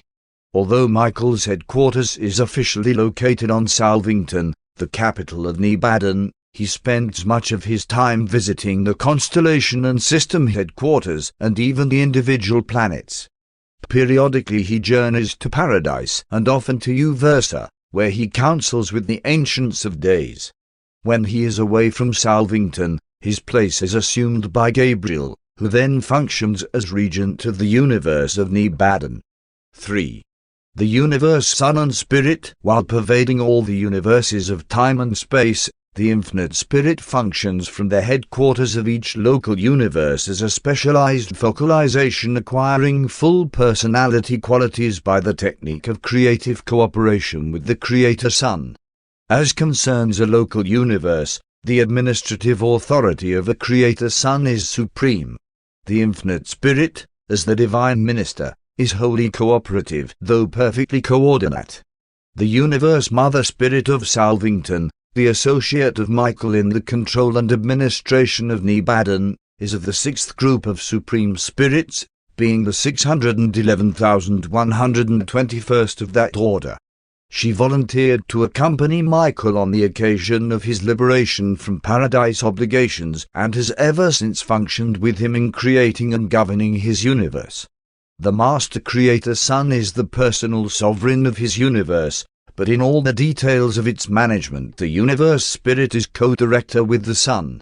While the spirit ever acknowledges the Sun as sovereign and ruler, the Sun always accords the spirit a coordinate position and equality of authority in all the affairs of the realm. In all his work of love and life bestowal, the Creator Sun is always and ever perfectly sustained and ably assisted by the all-wise and ever-faithful Universe Spirit and by all of her diversified retinue of angelic personalities. Such a divine minister is in reality the mother of spirits and spirit personalities, the ever-present and all-wise advisor of the Creator Sun, a faithful and true manifestation of the Paradise Infinite Spirit. The Sun functions as a father in his local universe. The Spirit, as mortal creatures would understand, enacts the role of a mother, always assisting the Sun and being everlastingly indispensable to the administration of the universe. In the face of insurrection, only the Sun and his associated sons can function as deliverers. Never can the Spirit undertake to contest rebellion or defend authority, but ever does the Spirit sustain the Sun in all of everything he may be required to experience in his efforts to stabilize government and uphold authority on worlds tainted with evil or dominated by sin. Only a Sun can retrieve the work of their joint creation, but no Sun could hope for final success without the incessant cooperation of the Divine Minister and her vast assemblage of spirit helpers, the daughters of God, who so faithfully and valiantly struggle for the welfare of mortal men and the glory of their divine parents. Upon the completion of the Creator Sun's seventh and final creature bestowal, the uncertainties of periodic isolation terminate for the Divine Minister, and the Sun's universe helper becomes forever settled in surety and control. It is at the enthronement of the Creator Sun as a Master Sun, at the Jubilee of Jubilees, that the Universe Spirit, before the assembled hosts, first makes public and universal acknowledgment of subordination to the Sun, pledging fidelity and obedience. This event occurred in Nebadan at the time of Michael's return to Salvington after the Urantia bestowal. Never before this momentous occasion did the Universe Spirit acknowledge subordination to the Universe Sun, and not until after this voluntary relinquishment of power and authority by the Spirit could it be truthfully proclaimed of the Sun that all power in heaven and on earth has been committed to his hand. After this pledge of subordination by the creative Mother Spirit, Michael of Nebadan nobly acknowledged his eternal dependence on his spirit companion, constituting the spirit co-ruler of his universe domains and requiring all their creatures to pledge themselves in loyalty to the Spirit as they had to the Sun, and there issued and went forth the final proclamation of equality. Though he was the sovereign of this local universe, the Son published to the worlds the fact of the Spirit's equality with him in all endowments of personality and attributes of divine character. And this becomes the transcendent pattern for the family organization and government of even the lowly creatures of the worlds of space. This is, indeed and in truth, the high ideal of the family and the human institution of voluntary marriage. The Son and the Spirit now preside over the universe much as a father and mother watch over, and minister to, their family of sons and daughters. It is not altogether out of place to refer to the universe spirit as the creative companion of the Creator Son, and to regard the creatures of the realms as their sons and daughters, a grand and glorious family, but one of untold responsibilities and endless watch care. The Son initiates the creation of certain of the universe children, while the Spirit is solely responsible for bringing into existence the numerous orders of spirit personalities who minister and serve under the direction and guidance of this selfsome Mother Spirit. In the creation of other types of universe personalities, both the Son and the Spirit function together, and in no creative act does the one do aught without the counsel and approval of the other. 4. Gabriel, the chief executive, the bright and morning star, is the personalization of the first concept of identity and ideal of personality conceived by the Creator Son and the local universe manifestation of the infinite Spirit. Going back to the early days of the local universe, before the union of the Creator Son and the Mother Spirit in the bonds of creative association, back to the times before the beginning of the creation of their versatile family of sons and daughters, the first conjoint act of this early and free association of these two divine persons results in the creation of the highest spirit personality of the Son and the Spirit, the bright and morning star. Only one such being of wisdom and majesty is brought forth in each local universe. The Universal Father and the Eternal Son can, in fact, do create an unlimited number of sons and divinity equal to themselves. But such sons, in union with the daughters of the infinite Spirit, can create only one bright and morning star in each universe, a being like themselves and partaking freely of their combined natures, but not of their creative prerogatives. Gabriel of Salvington is like the universe Son in divinity of nature, though considerably limited in the attributes of deity. This firstborn of the parents of a new universe is a unique personality possessing many wonderful traits not visibly present in either ancestor, a being of unprecedented versatility and unimagined brilliance. This supernal personality embraces the divine will of the Son combined with the creative imagination of the Spirit. The thoughts and acts of the bright and morning star will ever be fully representative of both the Creator Son and the creative Spirit.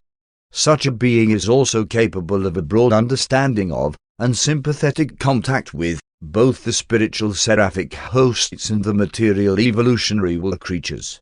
The bright and morning star is not a creator, but he is a marvelous administrator, being the personal administrative representative of the Creator Son.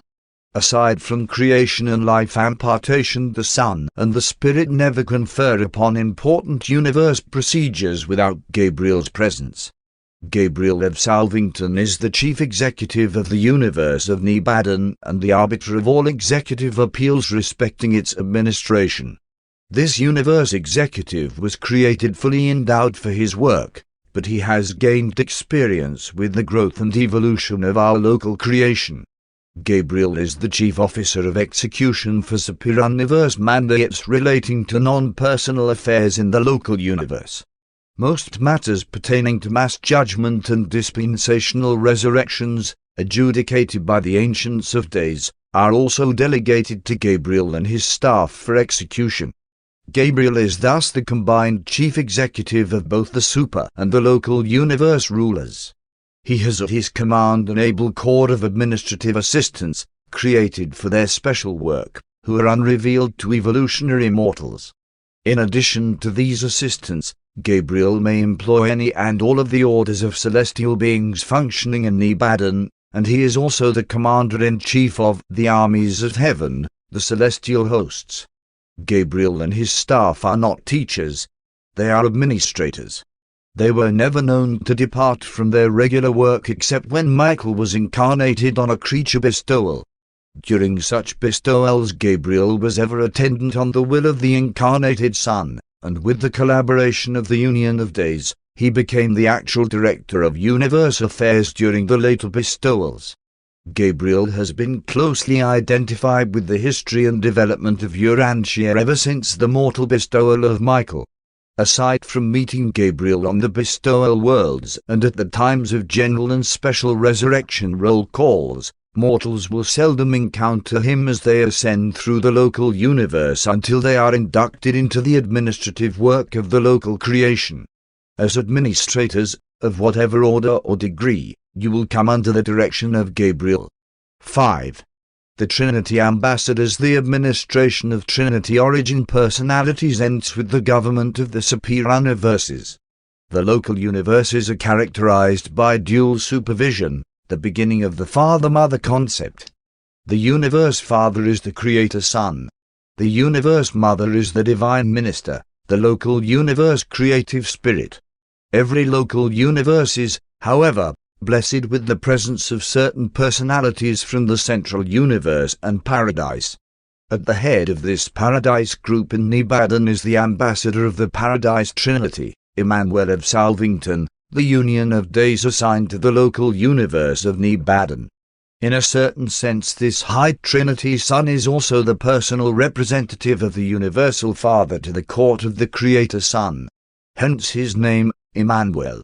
Emmanuel of Salvington, number 611,121 of the Sixth Order of Supreme Trinity Personalities, is a being of sublime dignity and of such superb condescension that he refuses the worship and adoration of all living creatures. He bears the distinction of being the only personality in all Nebadan who has never acknowledged subordination to his brother Michael. He functions as advisor to the Sovereign Son, but gives counsel only on request. In the absence of the Creator Son, he might preside over any high universe council, but would not otherwise participate in the executive affairs of the universe except as requested. This ambassador of paradise to Nebadan is not subject to the jurisdiction of the local universe government. Neither does he exercise authoritative jurisdiction in the executive affairs of an evolving local universe except in the supervision of his liaison brethren, the Faithfuls of Days, serving on the headquarters of the constellations. The Faithfuls of Days, like the Union of Days, never proffer advice or offer assistance to the constellation rulers unless it is asked for. These paradise ambassadors to the constellations represent the final personal presence of the stationary sons of the Trinity functioning in advisory roles in the local universes. Constellations are more closely related to the superior universe administration than local systems, which are administered exclusively by personalities native to the local universe. 6. General administration. Gabriel is the chief executive and actual administrator of Nebadan. Michael's absence from Salvington in no way interferes with the orderly conduct of universe affairs. During the absence of Michael, as recently on the mission of reunion of Orvington Master Sons on Paradise, Gabriel is the regent of the universe. At such times Gabriel always seeks the counsel of Emmanuel of Salvington regarding all major problems. The Father Melchizedek is Gabriel's first assistant. When the bright and morning star is absent from Salvington, his responsibilities are assumed by this original Melchizedek son. The various sub-administrations of the universe have assigned to them certain special domains of responsibility. While, in general, a system government looks after the welfare of its planets, it is more particularly concerned with the physical status of living beings, with biologic problems. In turn, the constellation rulers pay special attention to the social and governmental conditions prevailing on the different planets and systems. A constellation government is chiefly exercised over unification and stabilization. Still higher up, the universe rulers are more occupied with the spiritual status of the realms. Ambassadors are appointed by judicial decree and represent universes to other universes. Consuls are representatives of constellations to one another and to the universe headquarters. They are appointed by legislative decree and function only within the confines of the local universe. Observers are commissioned by executive decree of a system sovereign to represent that system to other systems and at the constellation capital, and they, too, function only within the confines of the local universe. From Salvington, broadcasts are simultaneously directed to the constellation headquarters, the system headquarters, and to individual planets. All higher orders of celestial beings are able to utilize this service for communication with their fellows scattered throughout the universe. The universe broadcast is extended to all inhabited worlds regardless of their spiritual status. Planetary intercommunication is denied only those worlds under spiritual quarantine. Constellation broadcasts are periodically sent out from the headquarters of the constellation by the chief of the constellation fathers. Chronology is reckoned, computed, and rectified by a special group of beings on Salvington. The standard day of Nibadan is equal to 18 days and 6 hours of Urantia time, plus 2½ minutes.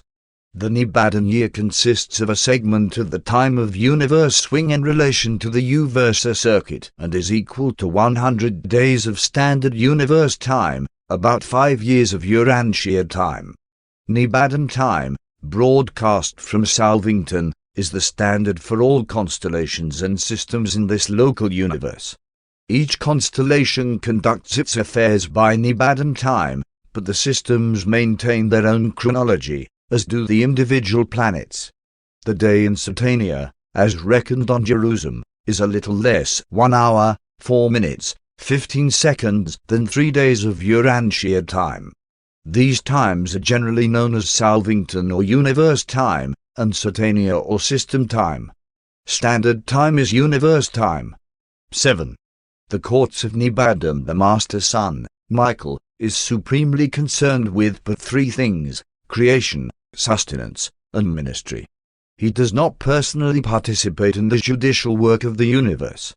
Creators never sit in judgment on their creatures. That is the exclusive function of creatures of high training and actual creature experience. The entire judicial mechanism of Nibadan is under the supervision of Gabriel. The high courts, located on Salvington, are occupied with problems of general universe import and with the appellate cases coming up from the system tribunals. There are 70 branches of these universe courts, and they function in 7 divisions of 10 sections each. In all matters of adjudication there presides a dual magistracy consisting of 1 judge of perfection antecedents and 1 magistrate of ascendant experience. As regards jurisdiction, the local universe courts are limited in the following matters. 1.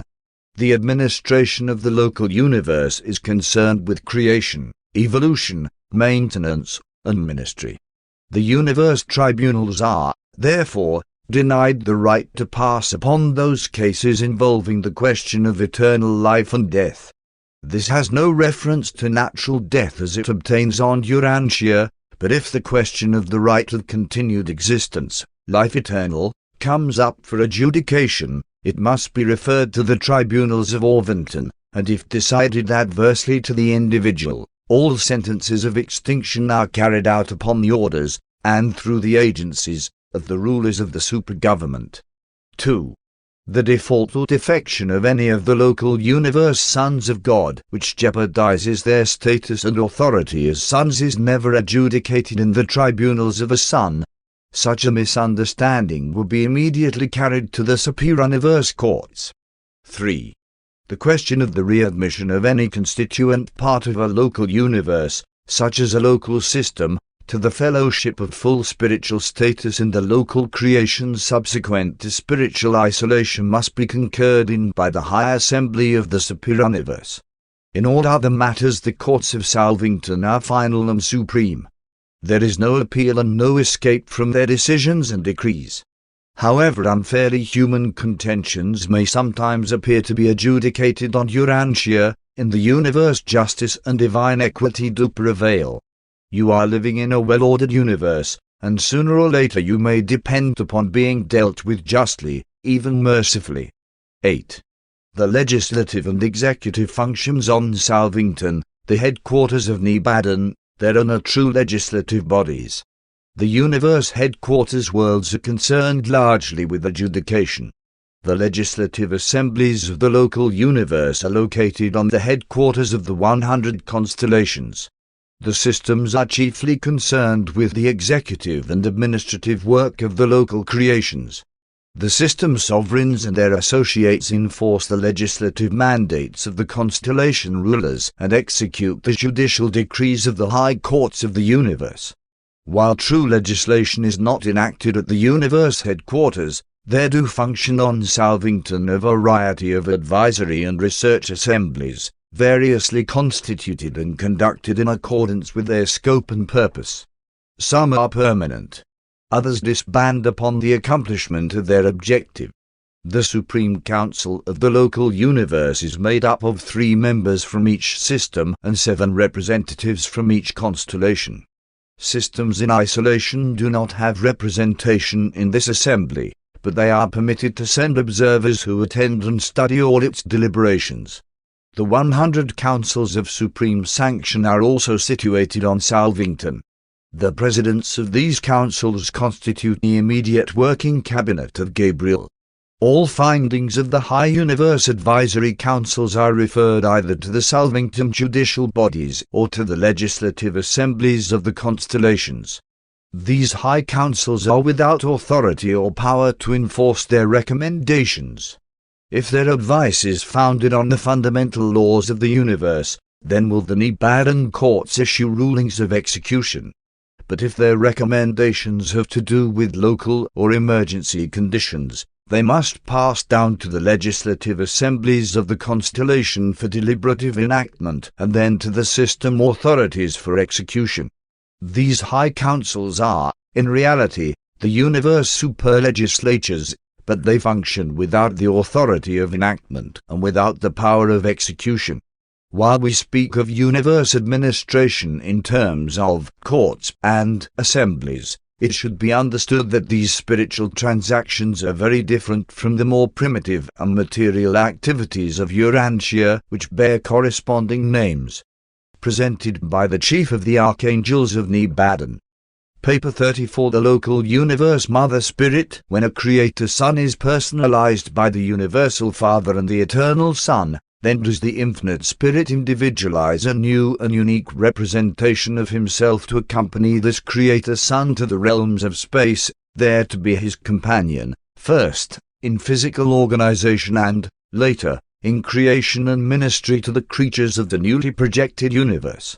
A creative spirit reacts to both physical and spiritual realities. So does a Creator Son. And thus do they coordinate and associate in the administration of a local universe of time and space.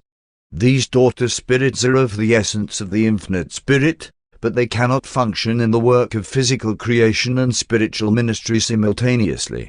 In physical creation the Universe Son provides the pattern, while the Universe Spirit initiates the materialization of physical realities. The Son operates in the power designs, but the Spirit transforms these energy creations into physical substances. Although it is somewhat difficult to portray this early universe presence of the Infinite Spirit as a person, nevertheless, to the Creator Son the Spirit associate is personal and has always functioned as a distinct individual. 1. Personalization of the creative spirit. After the completion of the physical organization of a starry and planetary cluster and the establishment of the energy circuits by the superuniverse power centers, subsequent to this preliminary work of creation by the agencies of the Infinite Spirit, operating through, and under the direction of, his local universe creative focalization, there goes forth the proclamation of the Michael Son that life is next to be projected in the newly organized universe. Upon the paradise recognition of this declaration of intention, there occurs a reaction of approval in the Paradise Trinity, followed by the disappearance in the spiritual shining of the deities of the Master Spirit in whose superuniverse this new creation is organizing. Meanwhile the other Master Spirits draw near this central lodgment of the Paradise deities, and subsequently, When the deity-embraced Master Spirit emerges to the recognition of his fellows, there occurs what is known as a primary eruption. This is a tremendous spiritual flash, a phenomenon clearly discernible as far away as the headquarters of the superior universe concerned. And simultaneously with this little understood Trinity manifestation there occurs a marked change in the nature of the creative spirit presence and power of the infinite spirit resident in the local universe concerned. In response to these paradise phenomena there immediately personalizes, in the very presence of the Creator Son, a new personal representation of the infinite spirit. This is the Divine Minister. The individualized creative spirit helper of the Creator Son has become his personal creative associate, the local universe Mother Spirit. From and through this new personal segregation of the conjoined Creator there proceed the established currents and the ordained circuits of spirit power and spiritual influence destined to pervade all the worlds and beings of that local universe. In reality, this new and personal presence is but a transformation of the pre-existent and less personal associate of the Son in his earlier work of physical universe organization. This is the relation of a stupendous drama in few words, but it represents about all that can be told regarding these momentous transactions. They are instantaneous, inscrutable, and incomprehensible. The secret of the technique and procedure resides in the bosom of the Paradise Trinity. Of only one thing are we certain: the spirit presence in the local universe during the time of purely physical creation or organization was incompletely differentiated from the spirit of the Paradise Infinite Spirit, whereas, after the reappearance of the supervising Master Spirit from the secret embrace of the gods and following the flash of spiritual energy, the local universe manifestation of the Infinite Spirit suddenly and completely changes to the personal likeness of that Master Spirit who was in transmuting liaison with the Infinite Spirit. The local universe Mother Spirit thus acquires a personal nature tinged by that of the Master Spirit of the superior universe of astronomic jurisdiction. This personalized presence of the Infinite Spirit, the creative Mother Spirit of the local universe, is known in Satania as the Divine Minister. To all practical intents and spiritual purposes this manifestation of deity is a divine individual, a spirit person. And she is so recognized and regarded by the Creator Son. It is through this localization and personalization of the third source and center in our local universe that the spirit could subsequently become so fully subject to the Creator Son that of this Son it was truly said, "All power in heaven and on earth has been entrusted to him." 2. Nature of the Divine Minister. Having undergone marked personality metamorphosis at the time of life creation, the Divine Minister thereafter functions as a person and cooperates in a very personal manner with the Creator Son in the planning and management of the extensive affairs of their local creation. To many universe types of being, even this representation of the Infinite Spirit may not appear to be wholly personal during the ages preceding the final Michael bestowal, but subsequent to the elevation of the Creator Son to the sovereign authority of a Master Son, the creative Mother Spirit becomes so augmented in personal qualities as to be personally recognized by all contacting individuals. From the earliest association with the Creator Son, the Universe Spirit possesses all the physical control attributes of the Infinite Spirit, including the full endowment of anti-gravity. Upon the attainment of personal status, the Universe Spirit exerts just as full and complete control of mind gravity in the local universe as would the Infinite Spirit if personally present. In each local universe the Divine Minister functions in accordance with the nature and inherent characteristics of the Infinite Spirit as embodied in one of the 7 Master Spirits of Paradise. While there is a basic uniformity of character in all universe spirits, there is also a diversity of function, determined by their origin through one of the 7 Master Spirits. This differential of origin accounts for the diverse techniques in the function of the local universe Mother Spirits in different superior universes. But in all essential spiritual attributes these spirits are identical, equally spiritual and wholly divine, irrespective of superior universe differentiation. The creative spirit is corresponsible with the Creator Sun in producing the creatures of the worlds, and never fails the Sun in all efforts to uphold and conserve these creations. Life is ministered and maintained through the agency of the creative spirit. You send forth your spirit, and they are created. You renew the face of the earth. In the creation of a universe of intelligent creatures, the creative Mother Spirit functions first in the sphere of universe perfection, collaborating with the Sun in the production of the bright and morning star. Subsequently, the offspring of the Spirit increasingly approach the order of created beings on the planets, even as the suns grade downward from the Melchizedeks to the material suns, who actually contact with the mortals of the realms. In the later evolution of mortal creatures, the life-carrier suns provide the physical body, fabricated out of the existing organized material of the realm, while the universe spirit contributes that breath of life. While the seventh segment of the grand universe may, in many respects, be tardy in development, thoughtful students of our problems look forward to the evolution of an extraordinarily well-balanced creation in the ages to come. We predict this high degree of symmetry in Orvonton because the presiding spirit of this super-universe is the chief of the master spirits on high, being a spirit intelligence embodying the balanced union and perfect coordination of the traits and character of all three of the eternal deities. We are tardy and backward in comparison with other sectors, but there undoubtedly awaits us a transcendent development and an unprecedented achievement sometime in the eternal ages of the future. 3. The Sun and Spirit in time and space. Neither the eternal Sun nor the infinite Spirit is limited or conditioned by either time or space, but most of their offspring are. The infinite Spirit pervades all of space and indwells the circle of eternity. Still, in their personal contact with the children of time, the personalities of the infinite Spirit must often reckon with temporal elements, though not so much with space. Many mind ministries ignore space, but suffer a time lag in effecting coordination of diverse levels of universe reality. A solitary messenger is virtually independent of space, except that time is actually required in traveling from one location to another, and there are similar entities unknown to you. In personal prerogatives, a creative spirit is wholly and entirely independent of space, but not of time. There is no specialized personal presence of such a universe spirit on either the constellation or system headquarters. She is equally and diffusely present throughout her entire local universe and is, therefore, just as literally and personally present on one world as on any other. Only as regards the element of time is a creative spirit ever limited in her universe ministrations.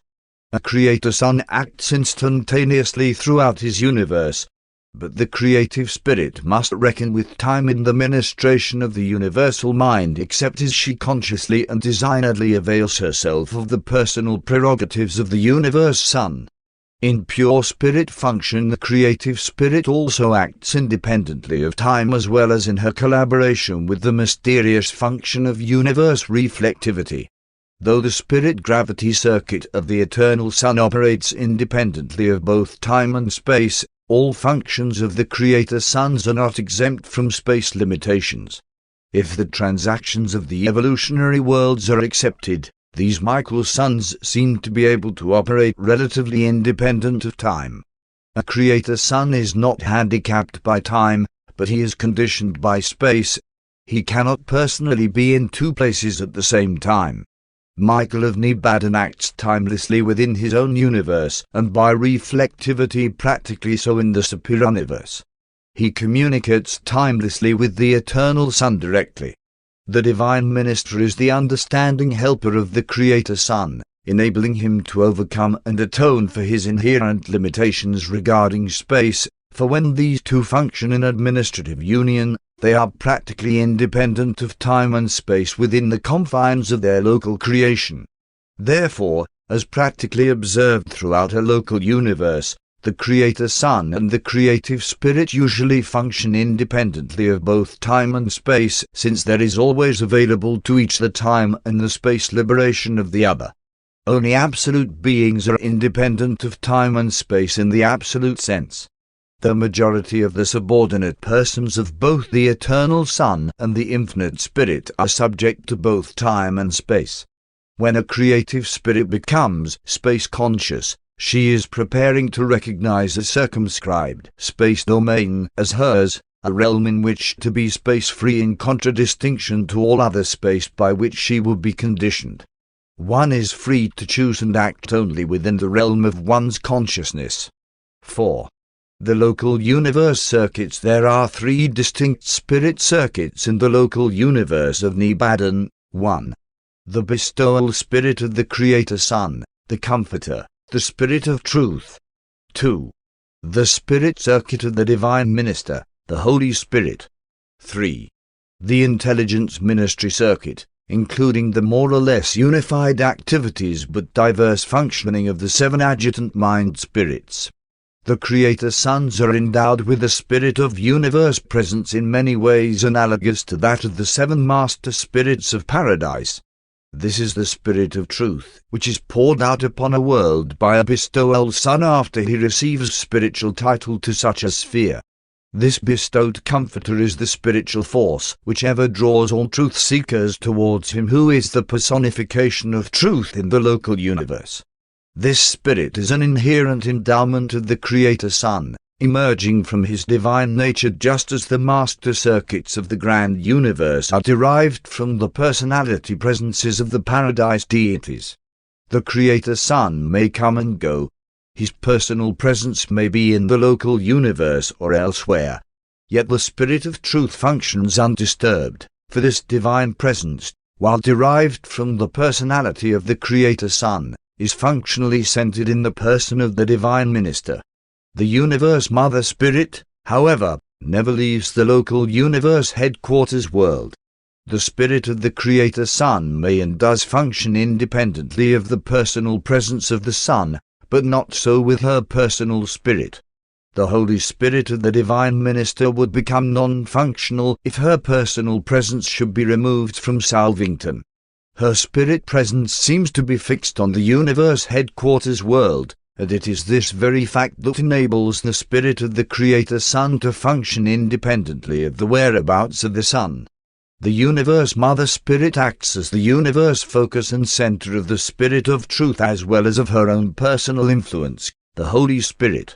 The Creator Father Son and the Creative Mother Spirit both contribute variously to the mind endowment of their local universe children. But the creative spirit does not bestow mind until she is endowed with personal prerogatives.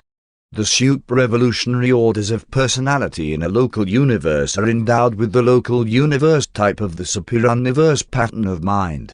The human and the subhuman orders of evolutionary life are endowed with the adjutant spirit types of mind ministration. The 7 adjutant mind spirits are the creation of the Divine Minister of a local universe. These mind spirits are similar in character but diverse in power, and all partake alike of the nature of the universe spirit, although they are hardly regarded as personalities apart from their mother creator. The 7 adjutants have been given the following names: the Spirit of Wisdom, the Spirit of Worship, the Spirit of Counsel, the Spirit of Knowledge, the Spirit of Courage, the Spirit of Understanding, the Spirit of Intuition, of Quick Perception. These are the 7 spirits of God, like lamps burning before the throne, which the prophet saw in the symbols of vision. But he did not see the seats of the 24 sentinels about these 7 adjutant mind spirits. This record represents the confusion of 2 presentations, one pertaining to the universe headquarters and the other to the system capital. The seats of the 24 elders are on Jerusalem, the headquarters of your local system of inhabited worlds. But it was of Salvington that John wrote, and out of the throne proceeded lightnings and thunderings and voices, the universe broadcasts to the local systems. He also envisaged the directional control creatures of the local universe, the living compasses of the headquarters world. This directional control in Nibbana is maintained by the 4 control creatures of Salvington, who operate over the universe currents and are ably assisted by the first functioning mind spirit, the adjutant of intuition, the spirit of quick understanding. but the description of these four creatures, called beasts, has been sadly marred. They are of unparalleled beauty and exquisite form. The 4 points of the compass are universal and inherent in the life of Nebadan. All living creatures possess bodily units which are sensitive and responsive to these directional currents. These creature creations are duplicated on down through the universe to the individual planets and, in conjunction with the magnetic forces of the worlds, so activate the hosts of microscopic bodies in the animal organism that these direction cells ever point north and south. Thus is the sense of orientation forever fixed in the living beings of the universe. This sense is not wholly wanting as a conscious possession by mankind. These bodies were first observed on Urantia about the time of this narration. 5. The ministry of the Spirit, the Divine Minister, cooperates with the Creator Son in the formulation of life and the creation of new orders of beings up to the time of his 7th bestowal and, subsequently, after his elevation to the full sovereignty of the universe, continues to collaborate with the Son and the Son's bestowed Spirit in the further work of world ministry and planetary progression. On the inhabited worlds the Spirit begins the work of evolutionary progression, starting with the lifeless material of the realm, first endowing vegetable life, then the animal organisms, then the first orders of human existence. And each succeeding impartation contributes to the further unfolding of the evolutionary potential of planetary life from the initial and primitive stages to the appearance of wool creatures. This labor of the Spirit is largely effected through the 7 adjutants, the spirits of promise, the unifying and coordinating spirit mind of the evolving planets, ever and unitedly leading the races of men towards higher ideas and spiritual ideals. Mortal man first experiences the ministry of the Spirit in conjunction with mind when the purely animal mind of evolutionary creatures develops reception capacity for the adjutants of worship and of wisdom. This ministry of the 6th and 7th adjutants indicates mind evolution crossing the threshold of spiritual ministry. And immediately are such minds of worship and wisdom function included in the spiritual circuits of the Divine Minister. When mind is thus endowed with the ministry of the Holy Spirit, it possesses the capacity for, consciously or unconsciously, choosing the spiritual presence of the Universal Father, the Thought Adjuster. But it is not until a bestowal Son has liberated the Spirit of Truth for planetary ministry to all mortals that all normal minds are automatically prepared for the reception of the Thought Adjusters. The Spirit of Truth works as one with the presence of the Spirit of the Divine Minister. This dual spirit liaison hovers over the worlds, seeking to teach truth and to spiritually enlighten the minds of men, to inspire the souls of the creatures of the ascending races, and to lead the peoples dwelling on the evolutionary planets ever towards their paradise goal of divine destiny. Though the Spirit of Truth is poured out upon all flesh, this Spirit of the Son is almost wholly limited in function and power by man's personal reception of that which constitutes the sum and substance of the mission of the bestowal Son. The Holy Spirit is partly independent of human attitude and partially conditioned by the decisions and cooperation of the will of man. Nevertheless, the ministry of the Holy Spirit becomes increasingly effective in the sanctification and spiritualization of the inner life of those mortals who the more fully obey the divine leadings. As individuals you do not personally possess a segregated portion or entity of the Spirit of the Creator Father Son or the Creative Mother Spirit. These ministries do not contact with, nor indwell, the thinking centers of the individual's mind as do the mystery monitors. Thought adjusters are definite individualizations of the pre-personal reality of the Universal Father, actually indwelling the mortal mind as a very part of that mind, and they ever work in perfect harmony with the combined spirits of the Creator Son and Creative Spirit. The presence of the Holy Spirit of the Universe, Daughter of the Infinite Spirit, of the Spirit of Truth of the Universe, Son of the Eternal Son, and of the Adjuster Spirit of the Paradise Father in or with an evolutionary mortal, denotes symmetry of spiritual endowment and ministry and qualifies such a mortal consciously to realize the faith fact of sonship with God. 6. The spirit in man with the advancing evolution of an inhabited planet and the further spiritualization of its inhabitants, additional spiritual influences may be received by such mature personalities. As mortals progress in mind control and spirit perception, these multiple spirit ministries become more and more coordinate in function. They become increasingly blended with the overt ministry of the Paradise Trinity. Although divinity may be plural in manifestation, in human experience deity is singular, always one. Neither is spiritual ministry plural in human experience. Regardless of plurality of origin, all spirit influences are one in function. Indeed they are one, being the spirit ministry of God the sevenfold in and to the creatures of the grand universe. And as creatures grow in appreciation of, and receptivity for, this unifying ministry of the Spirit, it becomes in their experience the ministry of God the Supreme. From the heights of eternal glory the Divine Spirit descends, by a long series of steps, to meet you as you are and where you are, and then, in the partnership of faith, lovingly to embrace the soul of mortal origin and to embark on the sure and certain retracement to those steps of condescension, never stopping until the evolutionary soul is safely exalted to the very heights of bliss from which the Divine Spirit originally sallied forth on this mission of mercy and ministry.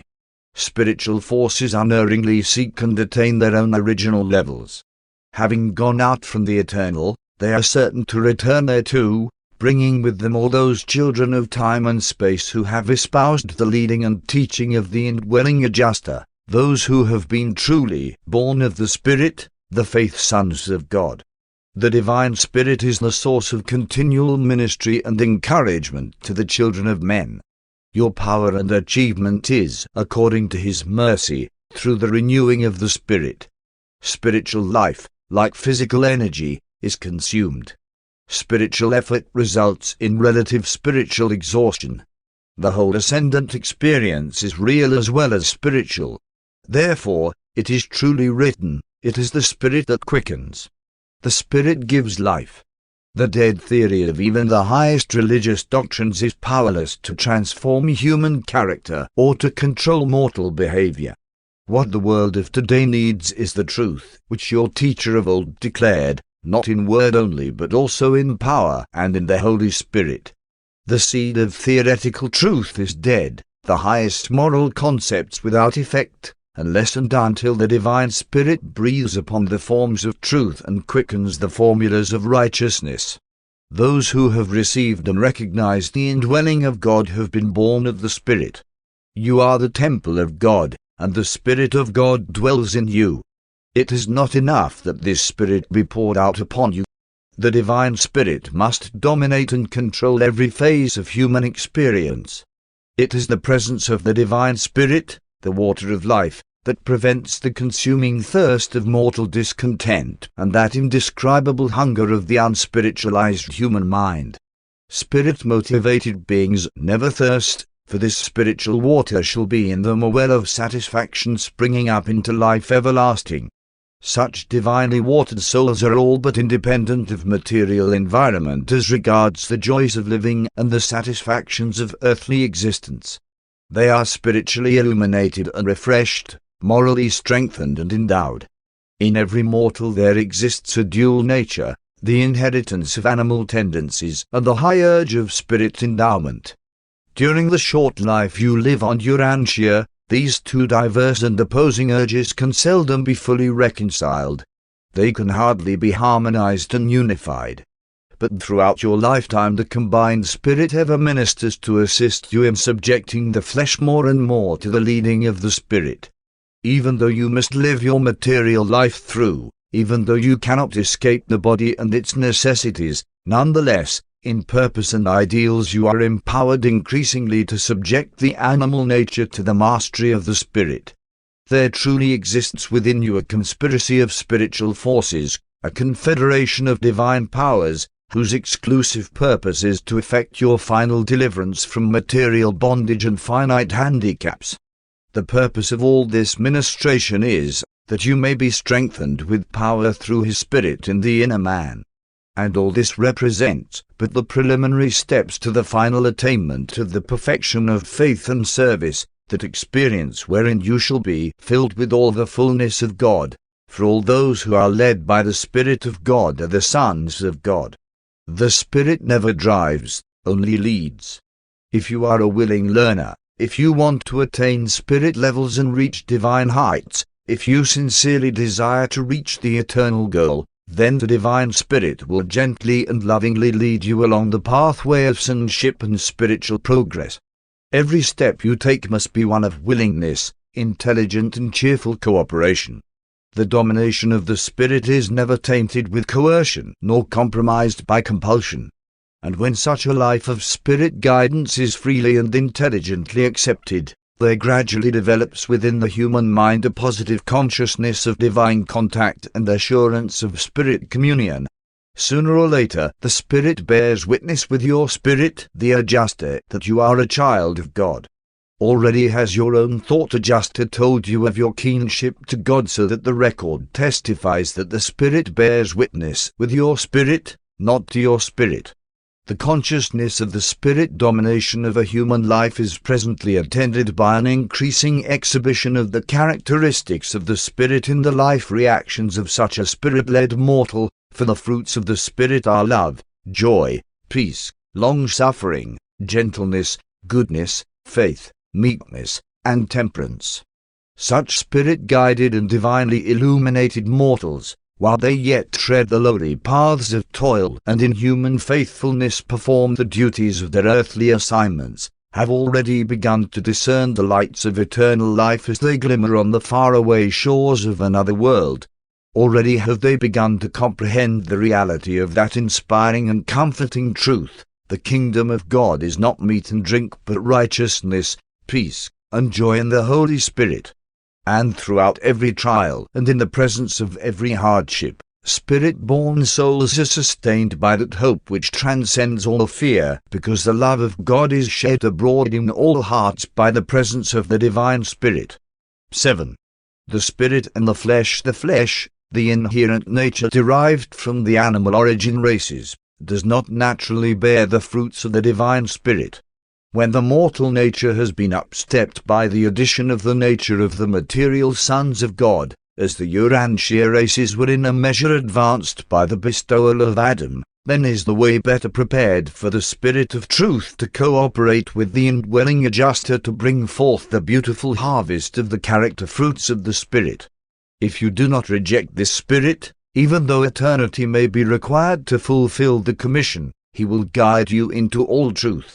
Evolutionary mortals inhabiting normal worlds of spiritual progress do not experience the acute conflicts between the spirit and the flesh which characterize the present-day Urantia races.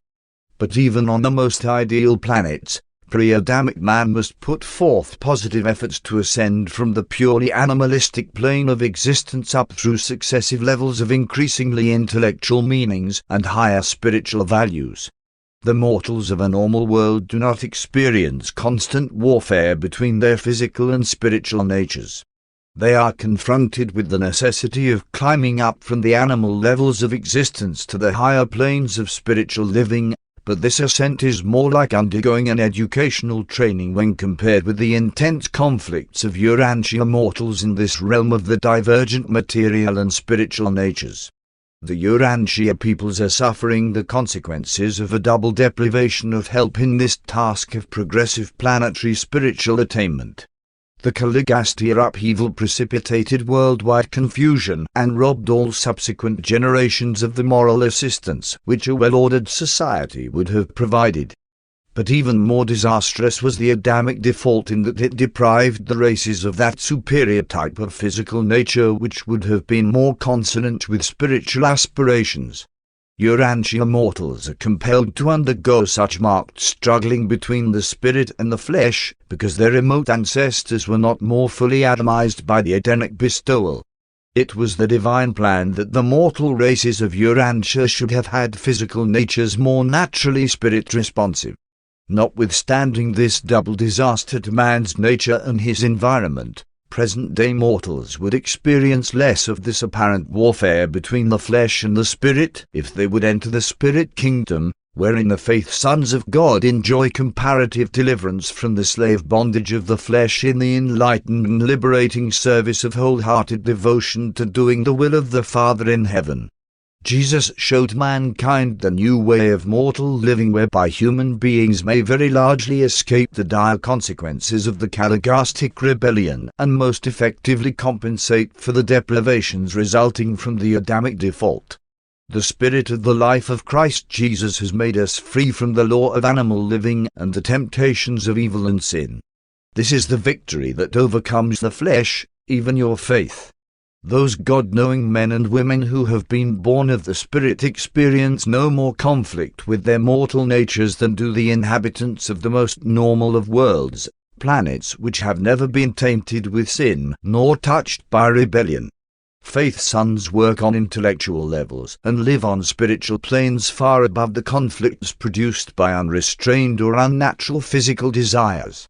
The normal urges of animal beings and the natural appetites and impulses of the physical nature are not in conflict with even the highest spiritual attainment except in the minds of ignorant, mistaught, or unfortunately over-conscientious persons. Having started out on the way of life everlasting, having accepted the assignment and received your orders to advance, do not fear the dangers of human forgetfulness and mortal inconstancy. Do not be troubled with doubts of failure or by perplexing confusion. Do not falter and question your status and standing, for in every dark hour, at every crossroad in the forward struggle, the Spirit of Truth will always speak, saying, "This is the way." Presented by a mighty messenger temporarily assigned to service on Urantia. Paper 35. The local universe sons of God. The sons of God previously introduced have had a paradise origin. They are the offspring of the divine rulers of the universal domains. Of the first paradise order of sonship, the Creator sons, there is in Nebadan only one, Michael, the universe father and sovereign. Of the second order of paradise sonship, the Avenal or magisterial sons, Nebadan has its full quota, 1062. And these lesser Christs are just as effective and all-powerful in their planetary bestowals as was the Creator and Master Son on Urantia. The third order, being of Trinity origin, do not register in a local universe, but one estimate there are in Nebadan between 15 and 20,000 Trinity teacher sons exclusive of 9,642 creature Trinitized assistants of record. These paradise Danals are neither magistrates nor administrators, they are super teachers. The types of sons about to be considered are of local universe origin. They are the offspring of a paradise creator son in varied association with the complemental universe mother spirit. The following orders of local universe sonship find mention in these narratives. 1. Melchizedek sons. 2. Verondadek sons. 3. Lananandek sons. 4. Life carrier sons. Triune paradise deity functions for the creation of three orders of sonship, the Michaels, the Avenals, and the Danals. Dual deity in the local universe, the Son and the Spirit, also functions in the creation of three high orders of sons, the Melchizedeks, the Verondadeks, and the Lananandeks. And having achieved this threefold expression, they collaborate with the next level of God the sevenfold in the production of the versatile order of life carriers. These beings are classified with the descending sons of God, but they are a unique and original form of universe life. Their consideration will occupy the whole of the next paper. 1.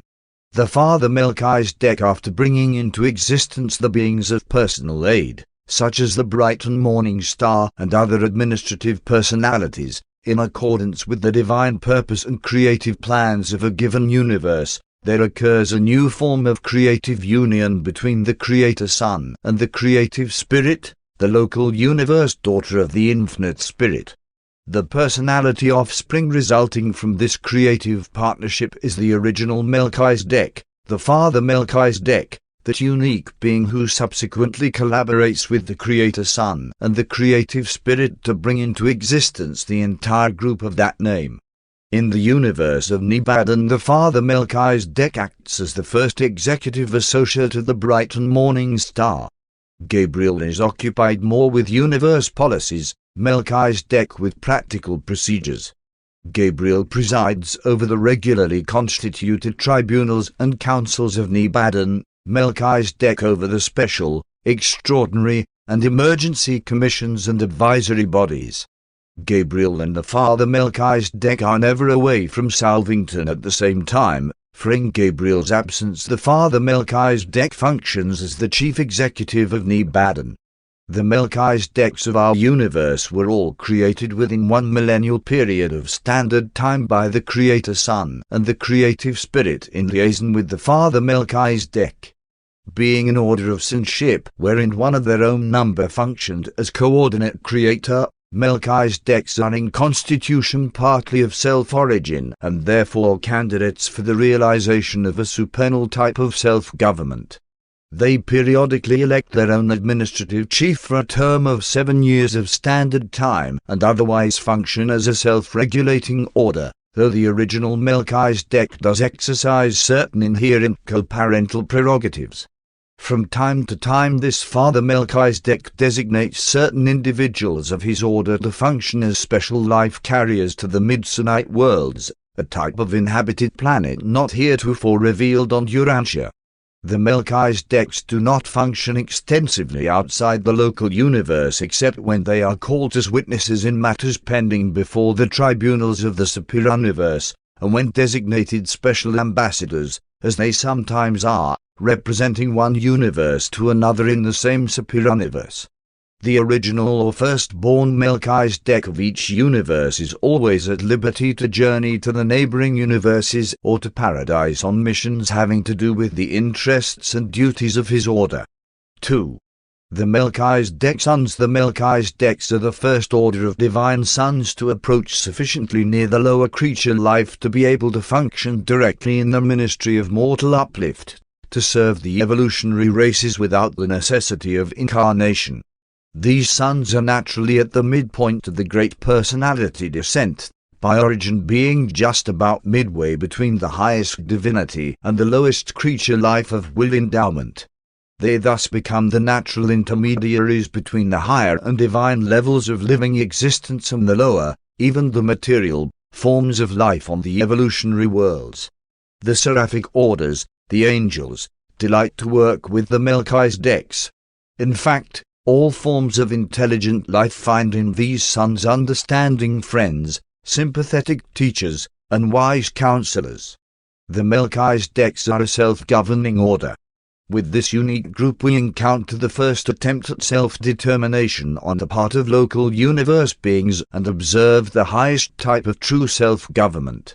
These sons organize their own machinery for their group and home planet administration, as well as that for the 6 associated spheres and their tributary worlds. And it should be recorded that they have never abused their prerogatives. Not once throughout all the superuniverse of Orvington have these Melchizedek sons ever betrayed their trust. They are the hope of every universe group which aspires to self-government. They are the pattern and the teachers of self-government to all the spheres of Nibadan. All orders of intelligent beings, superiors from above and subordinates from below, are wholehearted in their praise of the government of the Melchizedeks. The Melchizedek order of sonship occupies the position, and assumes the responsibility, of the eldest son in a large family. Most of their work is regular and somewhat routine, but much of it is voluntary and altogether self-imposed. A majority of the special assemblies which, from time to time, convene on Salvington are called on motion of the Melchizedeks. On their own initiative these sons patrol their native universe. They maintain an autonomous organization devoted to universe intelligence, making periodical reports to the Creator Sun independent of all information coming up to universe headquarters through the regular agencies concerned with the routine administration of the realm. They are by nature unprejudiced observers, They have the full confidence of all classes of intelligent beings. The Melchizedeks function as mobile and advisory review courts of the realms. These universe sons go in small groups to the worlds to serve as advisory commissions, to take depositions, to receive suggestions, and to act as counselors, thus helping to compose the major difficulties and settle the serious differences which arise from time to time in the affairs of the evolutionary domains. These eldest sons of a universe are the chief aides of the bright and morning star in carrying out the mandates of the Creator Sun. When a Melchizedek goes to a remote world in the name of Gabriel, he may, for the purposes of that particular mission, be deputized in the name of the sender, and in that event will appear on the planet of assignment with the full authority of the bright and morning star. Especially is this true on those spheres where a higher sun has not yet appeared in the likeness of the creatures of the realm. When a Creator Sun enters upon the bestowal career on an evolutionary world, he goes alone. But when one of his paradise brothers, an Avenal Sun, enters upon a bestowal, he is accompanied by the Melchizedek supporters, 12 in number, who so efficiently contribute to the success of the bestowal mission. They also support the Paradise Avenals on magisterial missions to the inhabited worlds, and in these assignments the Melchizedeks are visible to mortal eyes if the Avenal Sun is also thus manifest. There is no phase of planetary spiritual need to which they do not minister. They are the teachers who so often win whole worlds of advanced life to the final and full recognition of the Creator Sun and his Paradise Father. The Melchizedeks are well nigh perfect in wisdom, but they are not infallible in judgment. When detached and alone on planetary missions, they have sometimes erred in minor matters, that is, they have elected to do certain things which their supervisors did not subsequently approve. Such an error of judgment temporarily disqualifies a Melchizedek until he goes to Salvington and, in audience with the Creator Sun, receives that instruction which effectually purges him of the disharmony which caused disagreement with his fellows, and then, following the correctional rest, reinstatement to service ensues on the third day. But these minor misadaptations in Melchizedek function have rarely occurred in Nebadan. These sons are not an increasing order. Their number is stationary, although varying in each local universe. The number of Melchizedeks of record on their headquarters planet in Nebadan is upward of 10 million. 3. The Melchizedek worlds. The Melchizedeks occupy a world of their own near Salvington, the universe headquarters. This sphere, by name Melchizedek, is the pilot world of the Salvington circuit of 70 primary spheres, each of which is encircled by 6 tributary spheres devoted to specialized activities. These marvelous spheres, 70 primaries and 420 tributaries, are often spoken of as the Melchizedek University. Ascending mortals from all the constellations of Nebadan pass through training on all 490 worlds in the acquirement of residential status on Salvington. But the education of ascenders is only one phase of the manifold activities taking place on the Salvington cluster of architectural spheres. The 490 spheres of the Salvington circuit are divided into 10 groups, each containing 7 primary and 42 tributary spheres. Each of these groups is under the general supervision of some one of the major orders of universe life. The first group, embracing the pilot world and the next 6 primary spheres in the encircling planetary procession, is under the supervision of the Melchizedeks. These Melchizedek worlds are 1. The pilot world, the home world of the Melchizedek sons. 2. The world of the physical life schools in the laboratories of living energies. 3. The world of Morantia life. 4. The sphere of initial spirit life. 5. The world of mid-spirit life. 6. The sphere of advancing spirit life. 7.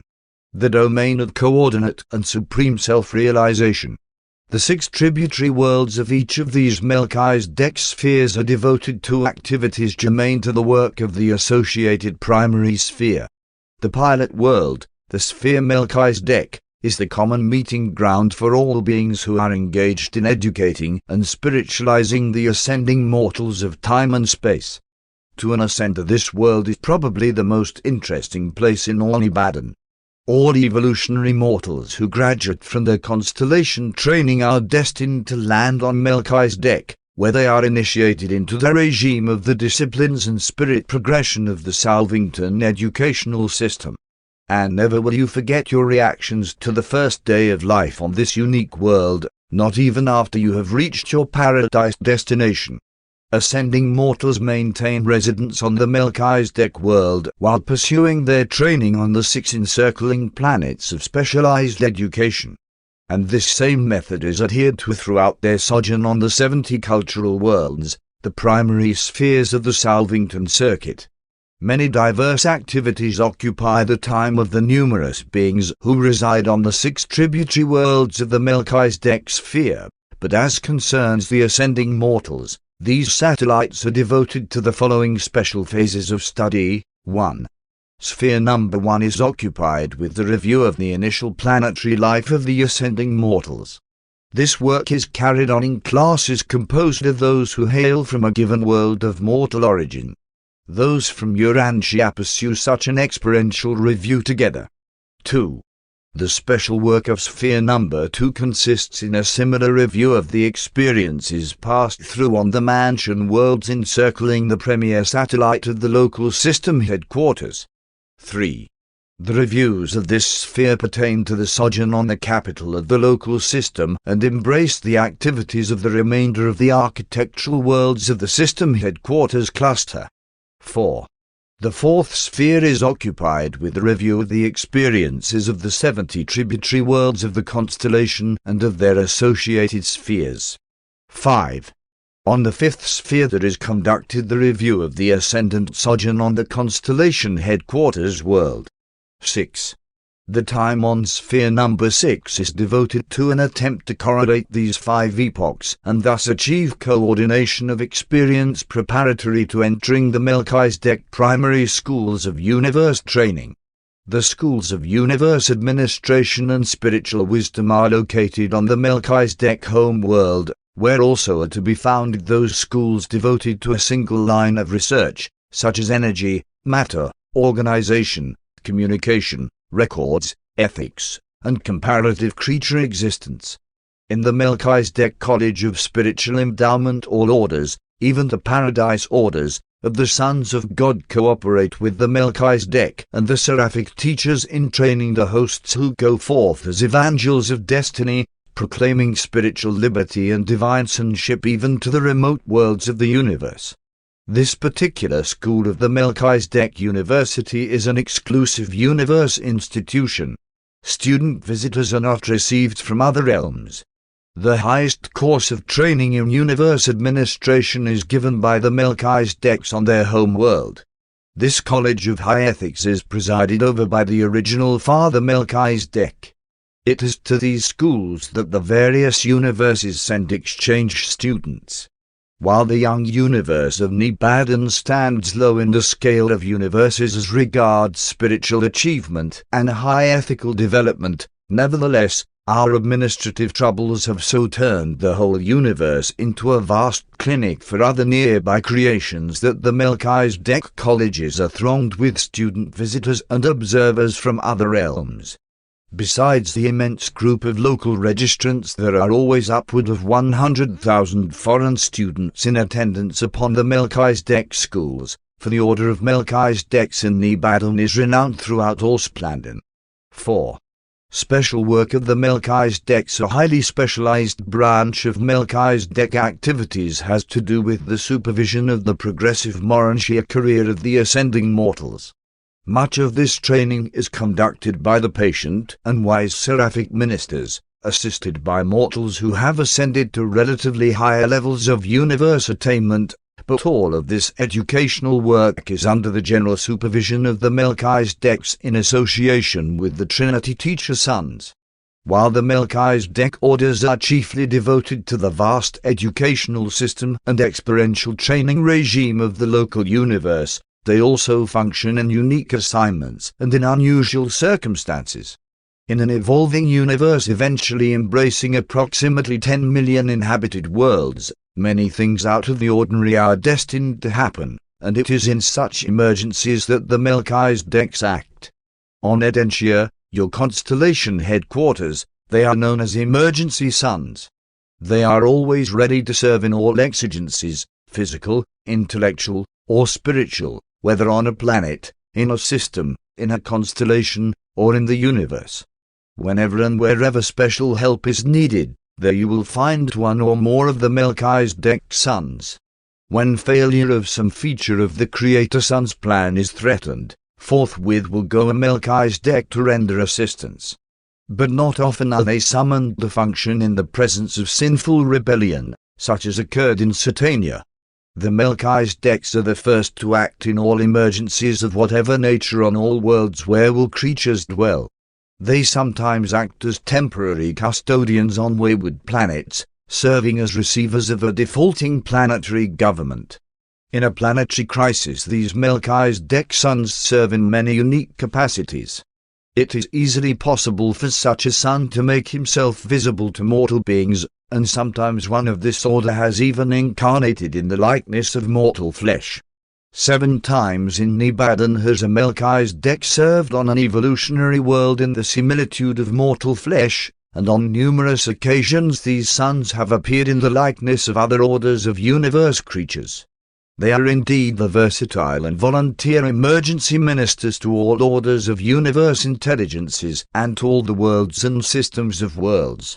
The Melchizedek who lived on Urantia during the time of Abraham was locally known as Prince of Salem because he presided over a small colony of truth-seekers residing at a place called Salem. He volunteered to incarnate in the likeness of mortal flesh and did so with the approval of the Melchizedek receivers of the planet, who feared that the light of life would become extinguished during that period of increasing spiritual darkness. And he did foster the truth of his day and safely pass it on to Abraham and his associates. 5. The Verondadek sons after the creation of the personal aids and the first group of the versatile Melchizedeks, the Creator Sun and the local universe creative spirit planned for, and brought into existence, the second great and diverse order of universe and ship, the Verondadeks. They are more generally known as constellation fathers, because a sun of this order is uniformly found at the head of each constellation government in every local universe. The number of Verondadeks varies in each local universe, just 1 million being the recorded number in Nibadan. These suns, like their coordinates, the Melchizedeks, possess no power of reproduction. There exists no known method whereby they can increase their numbers. In many respects these suns are a self-governing body. As individuals and as groups, even as a whole, they are largely self-determinative, much as are the Melchizedeks, but Verondadeks do not function through such a wide range of activities. They do not equal their Melchizedek brethren in brilliant versatility, but they are even more reliable and efficient as rulers and far-seeing administrators. Neither are they quite the administrative peers of their subordinates, the Lanandek system sovereigns, but they excel all orders of universe and ship in stability of purpose and in divinity of judgment. Although the decisions and rulings of this order of suns are always in accordance with the spirit of divine sonship and in harmony with the policies of the Creator Sun, they have been cited for error to the Creator Sun, and in details of technique their decisions have sometimes been reversed on appeal to the superior tribunals of the universe. But these suns rarely fall into error, and they have never gone into rebellion. Never in all the history of Nibadan has a Verondadek been found in contempt of the universe government. The service of the Verondadeks in the local universes is extensive and varied. They serve as ambassadors to other universes and as consuls representing constellations within their native universe. Of all orders of local universe and ship, they are the most often entrusted with the full delegation of sovereign powers to be exercised in critical universe situations. On those worlds segregated in spiritual darkness, those spheres which have, through rebellion and default, suffered planetary isolation, An observer on that deck is usually present pending the restoration of normal status. In certain emergencies, this Most High Observer could exercise absolute and arbitrary authority over every celestial being assigned to that planet. It is of record on Salvington that the Verondad decks have sometimes exercised such authority as Most High Regents of such planets. And this has also been true even of inhabited worlds that were untouched by rebellion. Often a court of 12 or more Verondadek sons sits en banc as a high court of review and appeal concerning special cases involving the status of a planet or a system. But their work more largely pertains to the legislative functions indigenous to the constellation governments. As a result of all these services, the Verondadek sons have become the historians of the local universes. They are personally familiar with all the political struggles and the social upheavals of the inhabited worlds. 6. The constellation fathers, at least 3 Verondadeks, are assigned to the rulership of each of the 100 constellations of a local universe. These sons are selected by the Creator Sun and are commissioned by Gabriel as the Most Highs of the constellations for service during 1 decamillennium, 10,000 standard years, about 50,000 years of Urantia time. The reigning Most High, the constellation father, has 2 associates, a senior and a junior. At each change of administration, the senior associate becomes the head of the government, the junior assumes the duties of the senior, while the unassigned Verondadeks resident on the Salvington worlds nominate one of their number as candidate for selection to assume the responsibilities of junior associate. Thus each of the Most High rulers, in accordance with present policy, has a period of service on the headquarters of a constellation of 3 decamillenniums, about 150,000 Urantia years. The 100 constellation fathers, the actual presiding heads of the constellation governments, constitute the Supreme Advisory Cabinet of the Creator Sun. This council is in frequent session at universe headquarters and is unlimited in the scope and range of its deliberations, but is chiefly concerned with the welfare of the constellations and with the unification of the administration of the entire local universe. When a constellation father is in attendance upon duties at the universe headquarters, as he frequently is, the senior associate becomes acting director of constellation affairs. The normal function of the senior associate is the oversight of spiritual affairs, while the junior associate is personally occupied with the physical welfare of the constellation. No major policy, however, is ever carried out in a constellation unless all 3 of the Most Highs are agreed upon all the details of its execution. The entire mechanism of spirit intelligence and communication channels is at the disposal of the constellation Most Highs. They are in perfect touch with their superiors on Salvington and with their direct subordinates, the sovereigns of the local systems. They frequently convene in council with these system sovereigns to deliberate upon the state of the constellation. The Most Highs surround themselves with a corps of councillors, which varies in number and personnel from time to time in accordance with the presence of the various groups at constellation headquarters and also as the local requirements vary. During times of stress they may ask for, and will quickly receive, additional sons of the Verondadek order to assist with the administrative work. Norlagiadek, your own constellation, is at present administered by 12 Verondadek sons. 7. The Verondadek worlds, the second group of 7 worlds in the circuit of 70 primary spheres surrounding Salvington, comprise the Verondadek planets.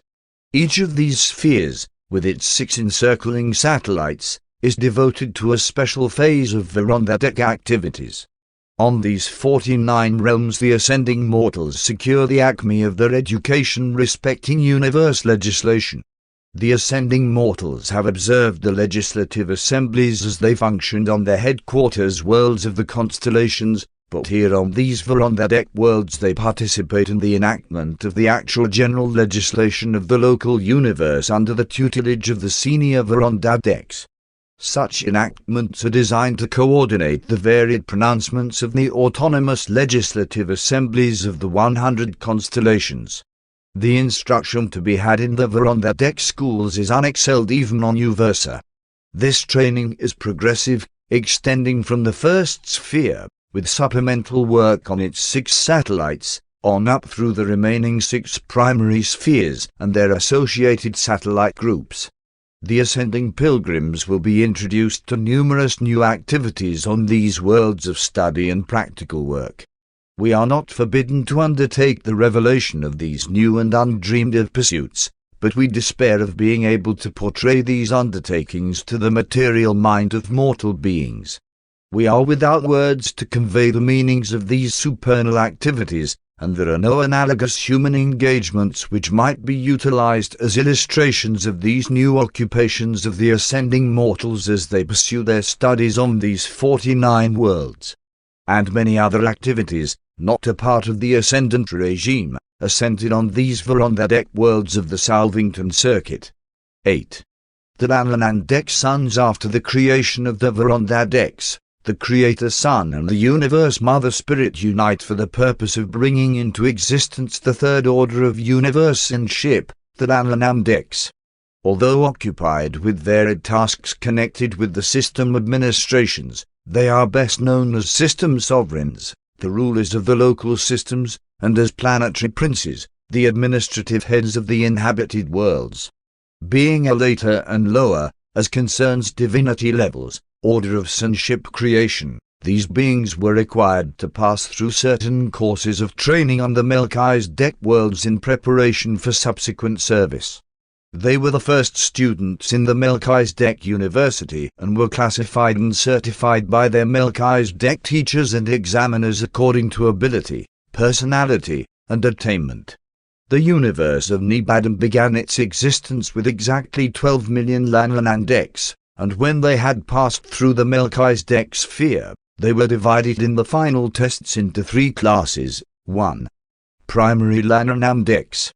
Of the highest rank there were 709,841. These are the sons designated as system sovereigns and assistants to the supreme councils of the constellations and as counselors in the higher administrative work of the universe. 2. Secondary Lannan Decks. Of this order emerging from Melchi's Deck there were 10,234,601. They are assigned as planetary princes and to the reserves of that order. 3. Tertiary Lannan Decks. This group contained 1,055,558. These sons function as subordinate assistants, messengers, custodians, commissioners, observers, and prosecute the miscellaneous duties of a system and its component worlds. It is not possible, as it is with evolutionary beings, for these sons to progress from one group to another. When subjected to the Melchi's Deck training, when once tested and classified, they serve continuously in the rank assigned. Neither do these sons engage in reproduction. Their number in the universe is stationary. In round numbers, the Lanlan Deck order of sons is classified on Salvington as follows: Universe Coordinators and Constellation Counselors. 100,000 System Sovereigns and Assistants.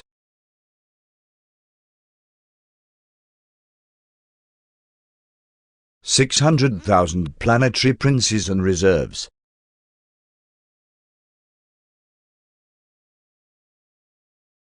10 million Messenger Corps.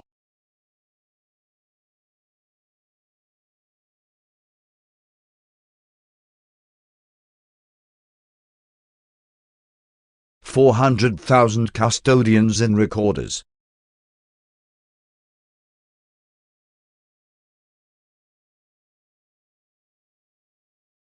100,000 Reserve Corps.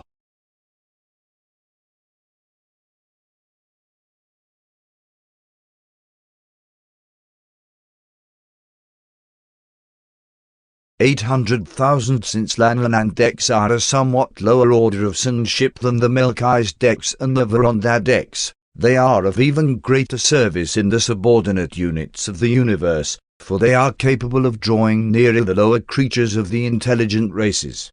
They also stand in greater danger of going astray, of departing from the acceptable technique of universe government. But these Lanlanandeks, especially the primary order, are the most able and versatile of all local universe administrators. In executive ability they are excelled only by Gabriel and his unrevealed associates. 9. The Lanlanandek rulers. The Lanlanandeks are the continuous rulers of the planets and the rotating sovereigns of the systems. Such a sun now rules on Jerusalem, the headquarters of your local system of inhabited worlds. The system sovereigns rule in commissions of 2 or 3 on the headquarters of each system of inhabited worlds.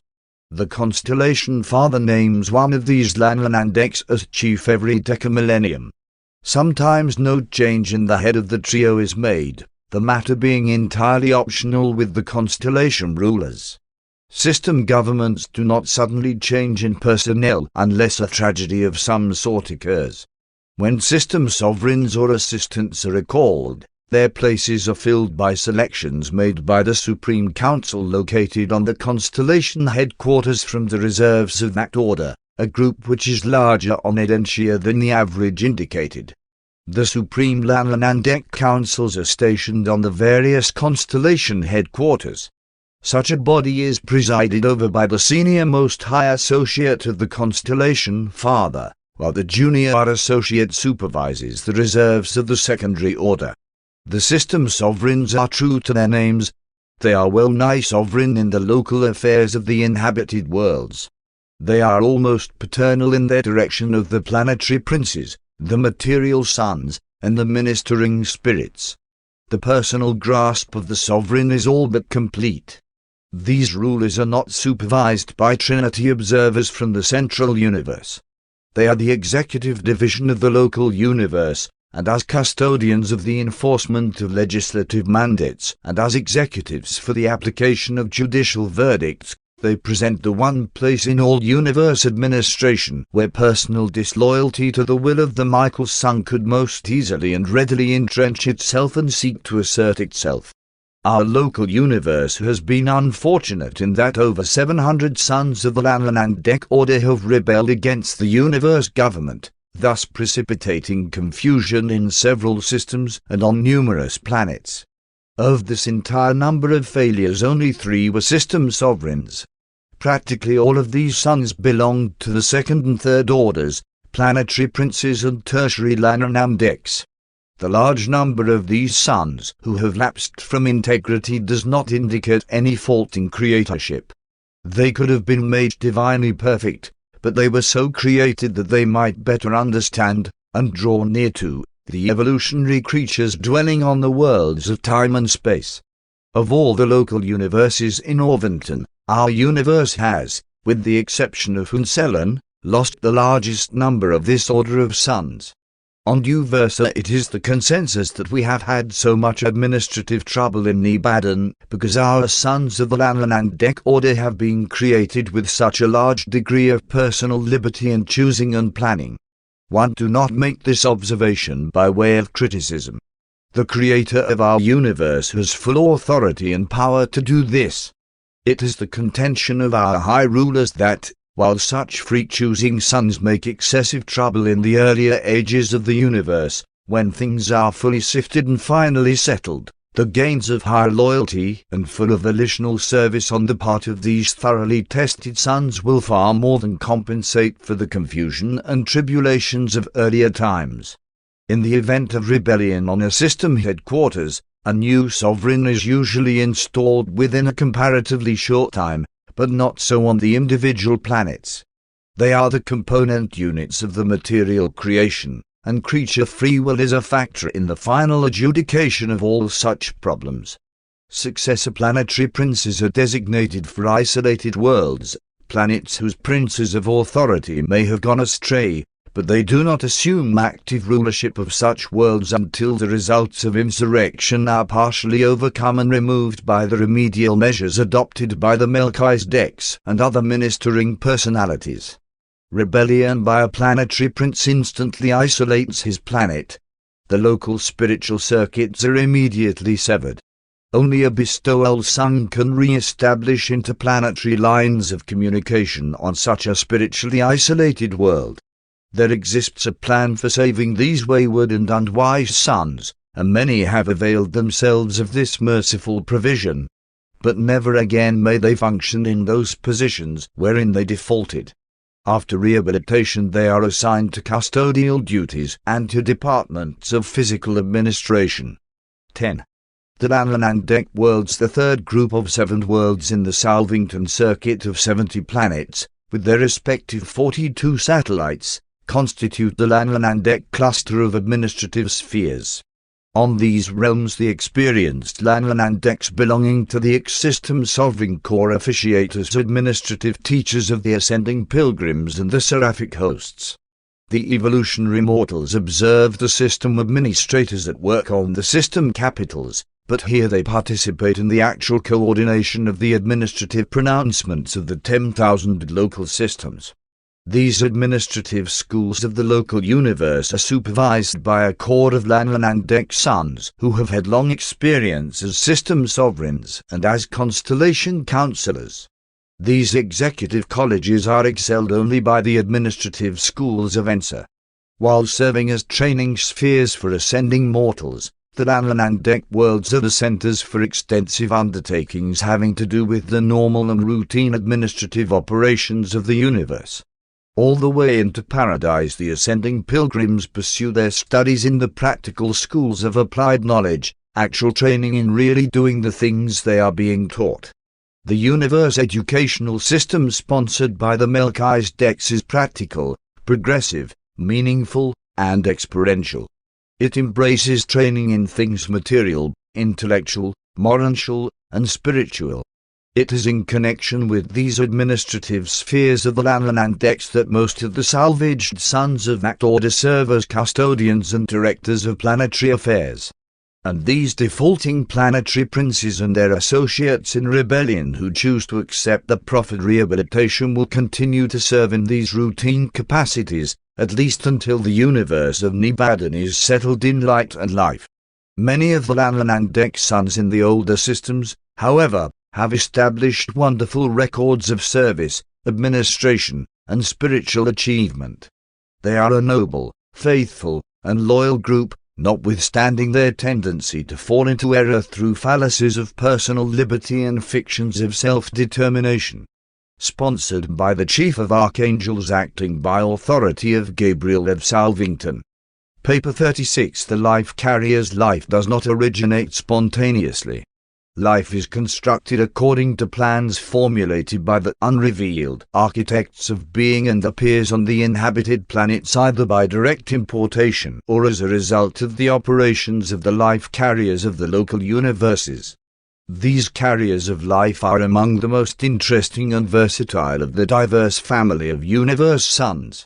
They are entrusted with designing and carrying creature life to the planetary spheres. And after planting this life on such new worlds, they remain there for long periods to foster its development. 1. Origin and nature of life carriers. Though the life carriers belong to the family of divine sonship, they are a peculiar and distinct type of universe sons, being the only group of intelligent life in a local universe in whose creation the rulers of a superuniverse participate. The life carriers are the offspring of 3 pre-existent personalities, the Creator Son, the Universe Mother Spirit, and, by designation, one of the 3 Ancients of Days presiding over the destinies of the superuniverse concerned. These Ancients of Days, who alone can decree the extinction of intelligent life, participate in the creation of the life carriers, who are entrusted with establishing physical life on the evolving worlds. In the universe of Nibadan we have on record the creation of 100 million life carriers. This efficient corps of life disseminators is not a truly self-governing group. They are directed by the life-determining trio, consisting of Gabriel, the father Melchizedek, and Nambia, the original and first-born life carrier of Nibadan. But in all phases of their divisional administration they are self-governing. Life carriers are graded into 3 grand divisions. The first division is the senior life carriers, the second, assistants, and the third, custodians. The primary division is subdivided into 12 groups of specialists in the various forms of life manifestation. The segregation of these three divisions was effected by the Melchisedeks, who conducted tests for such purposes on the life carrier's headquarters sphere. The Melchisedeks have ever since been closely associated with the life carriers and always accompany them when they go forth to establish life on a new planet. When an evolutionary planet is finally settled in light and life, the life carriers are organized into the higher deliberative bodies of advisory capacity to assist in the further administration and development of the world and its glorified beings. In the later and settled ages of an evolving universe, these life carriers are entrusted with many new duties. 2.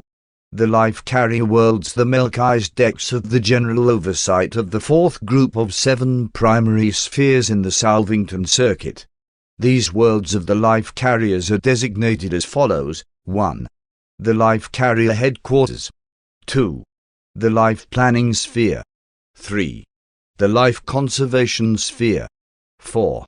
The sphere of life evolution. 5. The sphere of life associated with mind. 6. The sphere of mind and spirit in living beings. 7. The sphere of unrevealed life. Each of these primary spheres is surrounded by 6 satellites, on which the special phases of all the life carrier activities in the universe are centered. World number 1, the headquarters sphere, together with its 6 tributary satellites, is devoted to the study of universal life, life in all of its known phases of manifestation. Here is located the College of Life Planning, wherein function teachers and advisors from Uversa and Havana, even from Paradise. And one am permitted to reveal that the 7 central emplacements of the adjutant mind spirits are situated on this world of the life carriers. The number 10, the decimal system, is inherent in the physical universe, but not in the spiritual. The domain of life is characterized by 3, 7, and 12, or by multiples and combinations of these basic numbers. There are 3 primal and essentially different life plans, after the order of the 3 paradise sources and centers, and in the universe of Nebad, and these 3 basic forms of life are segregated on 3 different types of planets. There were, originally, 12 distinct and divine concepts of transmissible life. This number 12, with its subdivisions and multiples, runs throughout all basic life patterns of all 7 superior universes. They are also 7 architectural types of life design, fundamental arrangements of the reproducing configurations of living matter. The Orvonton life patterns are configured as 12 inheritance carriers. The differing orders of will creatures are configured as 12, 24, 48, 96, 192, 384, and 768. On Urantia there are 48 units of pattern control, trait determiners, in the sex cells of human reproduction. The second world is the life designing sphere. Here all new modes of life organization are worked out. While the original life designs are provided by the Creator Sun, the actual outworking of these plans is entrusted to the life carriers and their associates. When the general life plans for a new world have been formulated, they are transmitted to the headquarters sphere, where they are minutely scrutinized by the Supreme Council of the senior life carriers in collaboration with a corps of consulting Melchisedeks. If the plans are a departure from previously accepted formulas, they must be passed upon, and endorsed by, the Creator Sun. The Chief of Melchisedeks often represents the Creator Sun in these deliberations. Planetary life, therefore, while similar in some respects, differs in many ways on each evolutionary world. Even in a uniform life series in a single family of worlds, life is not exactly the same on any 2 planets. There is always a planetary type, for the life carriers work constantly in an effort to improve the vital formulas committed to their keeping. There are over 1 million fundamental or cosmic chemical formulas which constitute the parent patterns and the numerous basic functional variations of life manifestations. Satellite number 1 of the life planning sphere is the realm of the universe physicists and electrochemists who serve as technical assistants to the life carriers in the work of capturing, organizing, and manipulating the essential units of energy which are employed in building up the material vehicles of life transmission, the so-called germplasm. The planetary life planning laboratories are situated on the second satellite of this world number 2. In these laboratories the life carriers and all their associates collaborate with the Melchizedeks in the effort to modify and possibly improve the life designed for implantation onto decimal planets of Nebadan. The life now evolving on Urantia was planned and partially worked out on this very world, for Urantia is a decimal planet, a life experiment world. On one world in each 10 a greater variance in the standard life designs is permitted than on the other non-experimental worlds. World number 3 is devoted to the conservation of life. Here various modes of life protection and preservation are studied and developed by the assistants and custodians of the life carrier corps. The life plans for every new world always provide for the early establishment of the Life Conservation Commission, consisting of custodian specialists in the expert manipulation of the basic life patterns. On Urantia there were 24 such custodian commissioners, 2 for each fundamental or parent pattern of the architectural organization of the life material. On planets such as yours the highest form of life is reproduced by a life-carrying bundle which possesses 24 pattern units. And since the intellectual life grows out of, and upon the foundation of, the physical, there come into existence the 24 basic orders of psychic organization.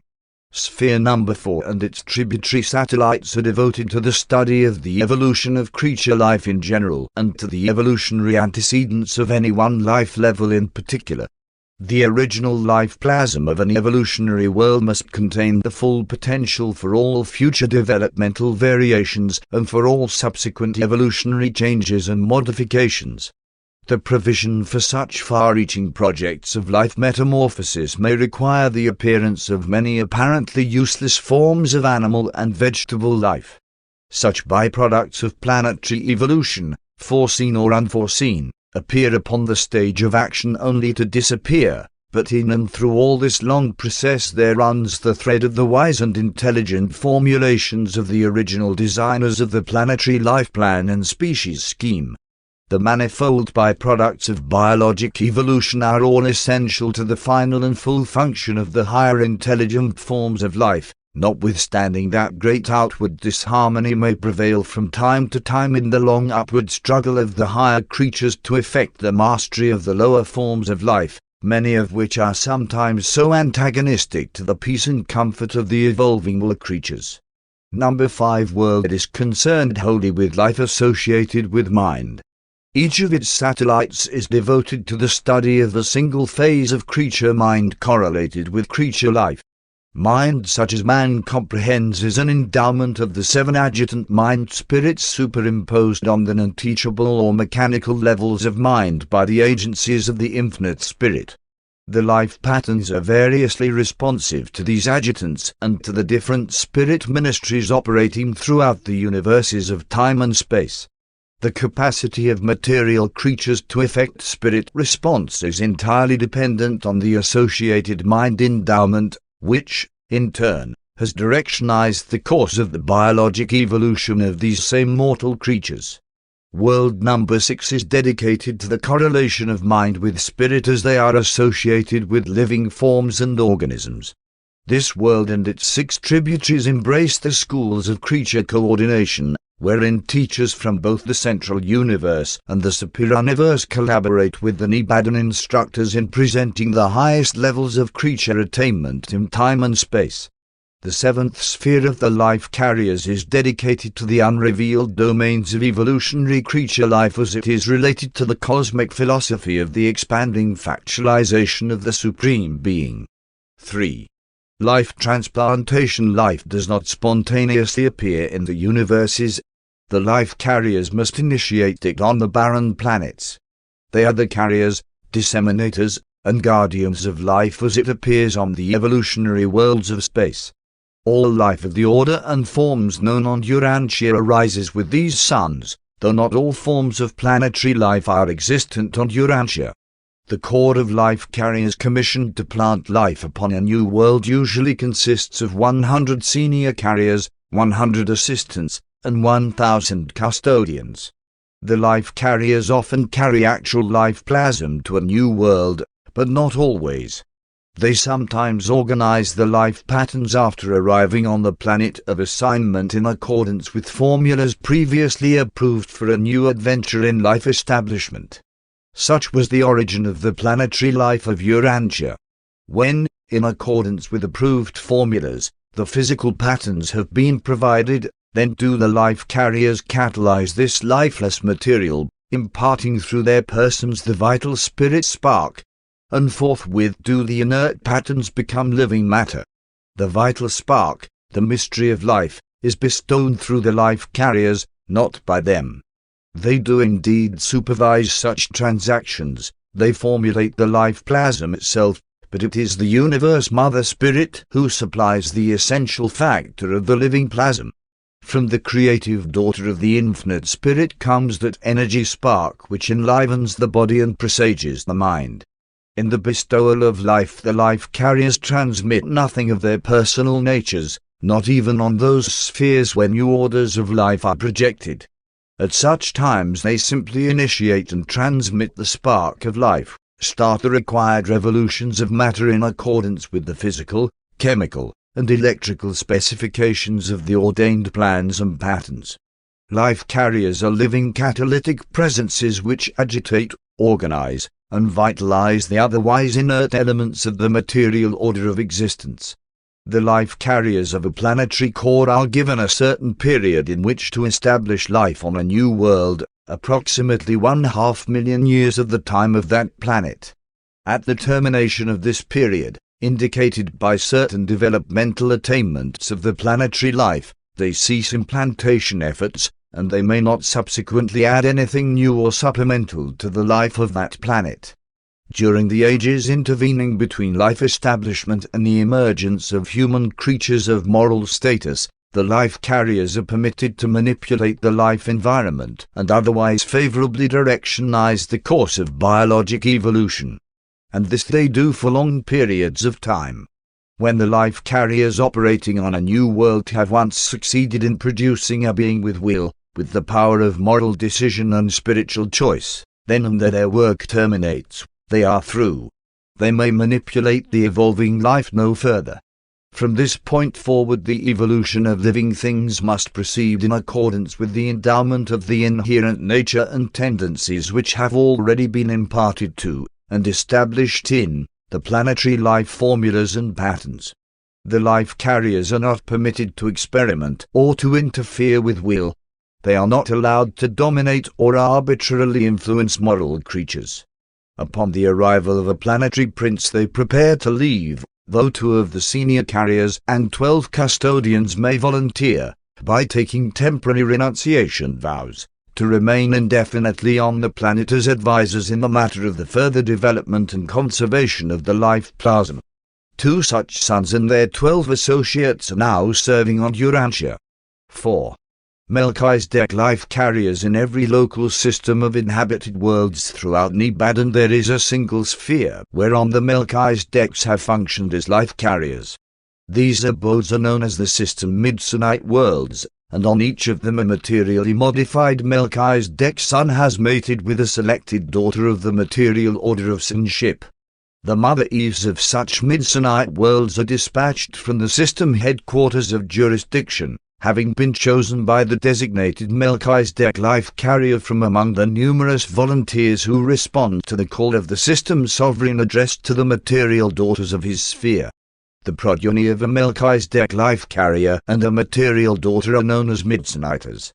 The Melchizedek father of such a race of supernal creatures eventually leaves the planet of his unique life function, and the mother Eve of this special order of universe beings also departs upon the appearance of the 7th generation of planetary offspring.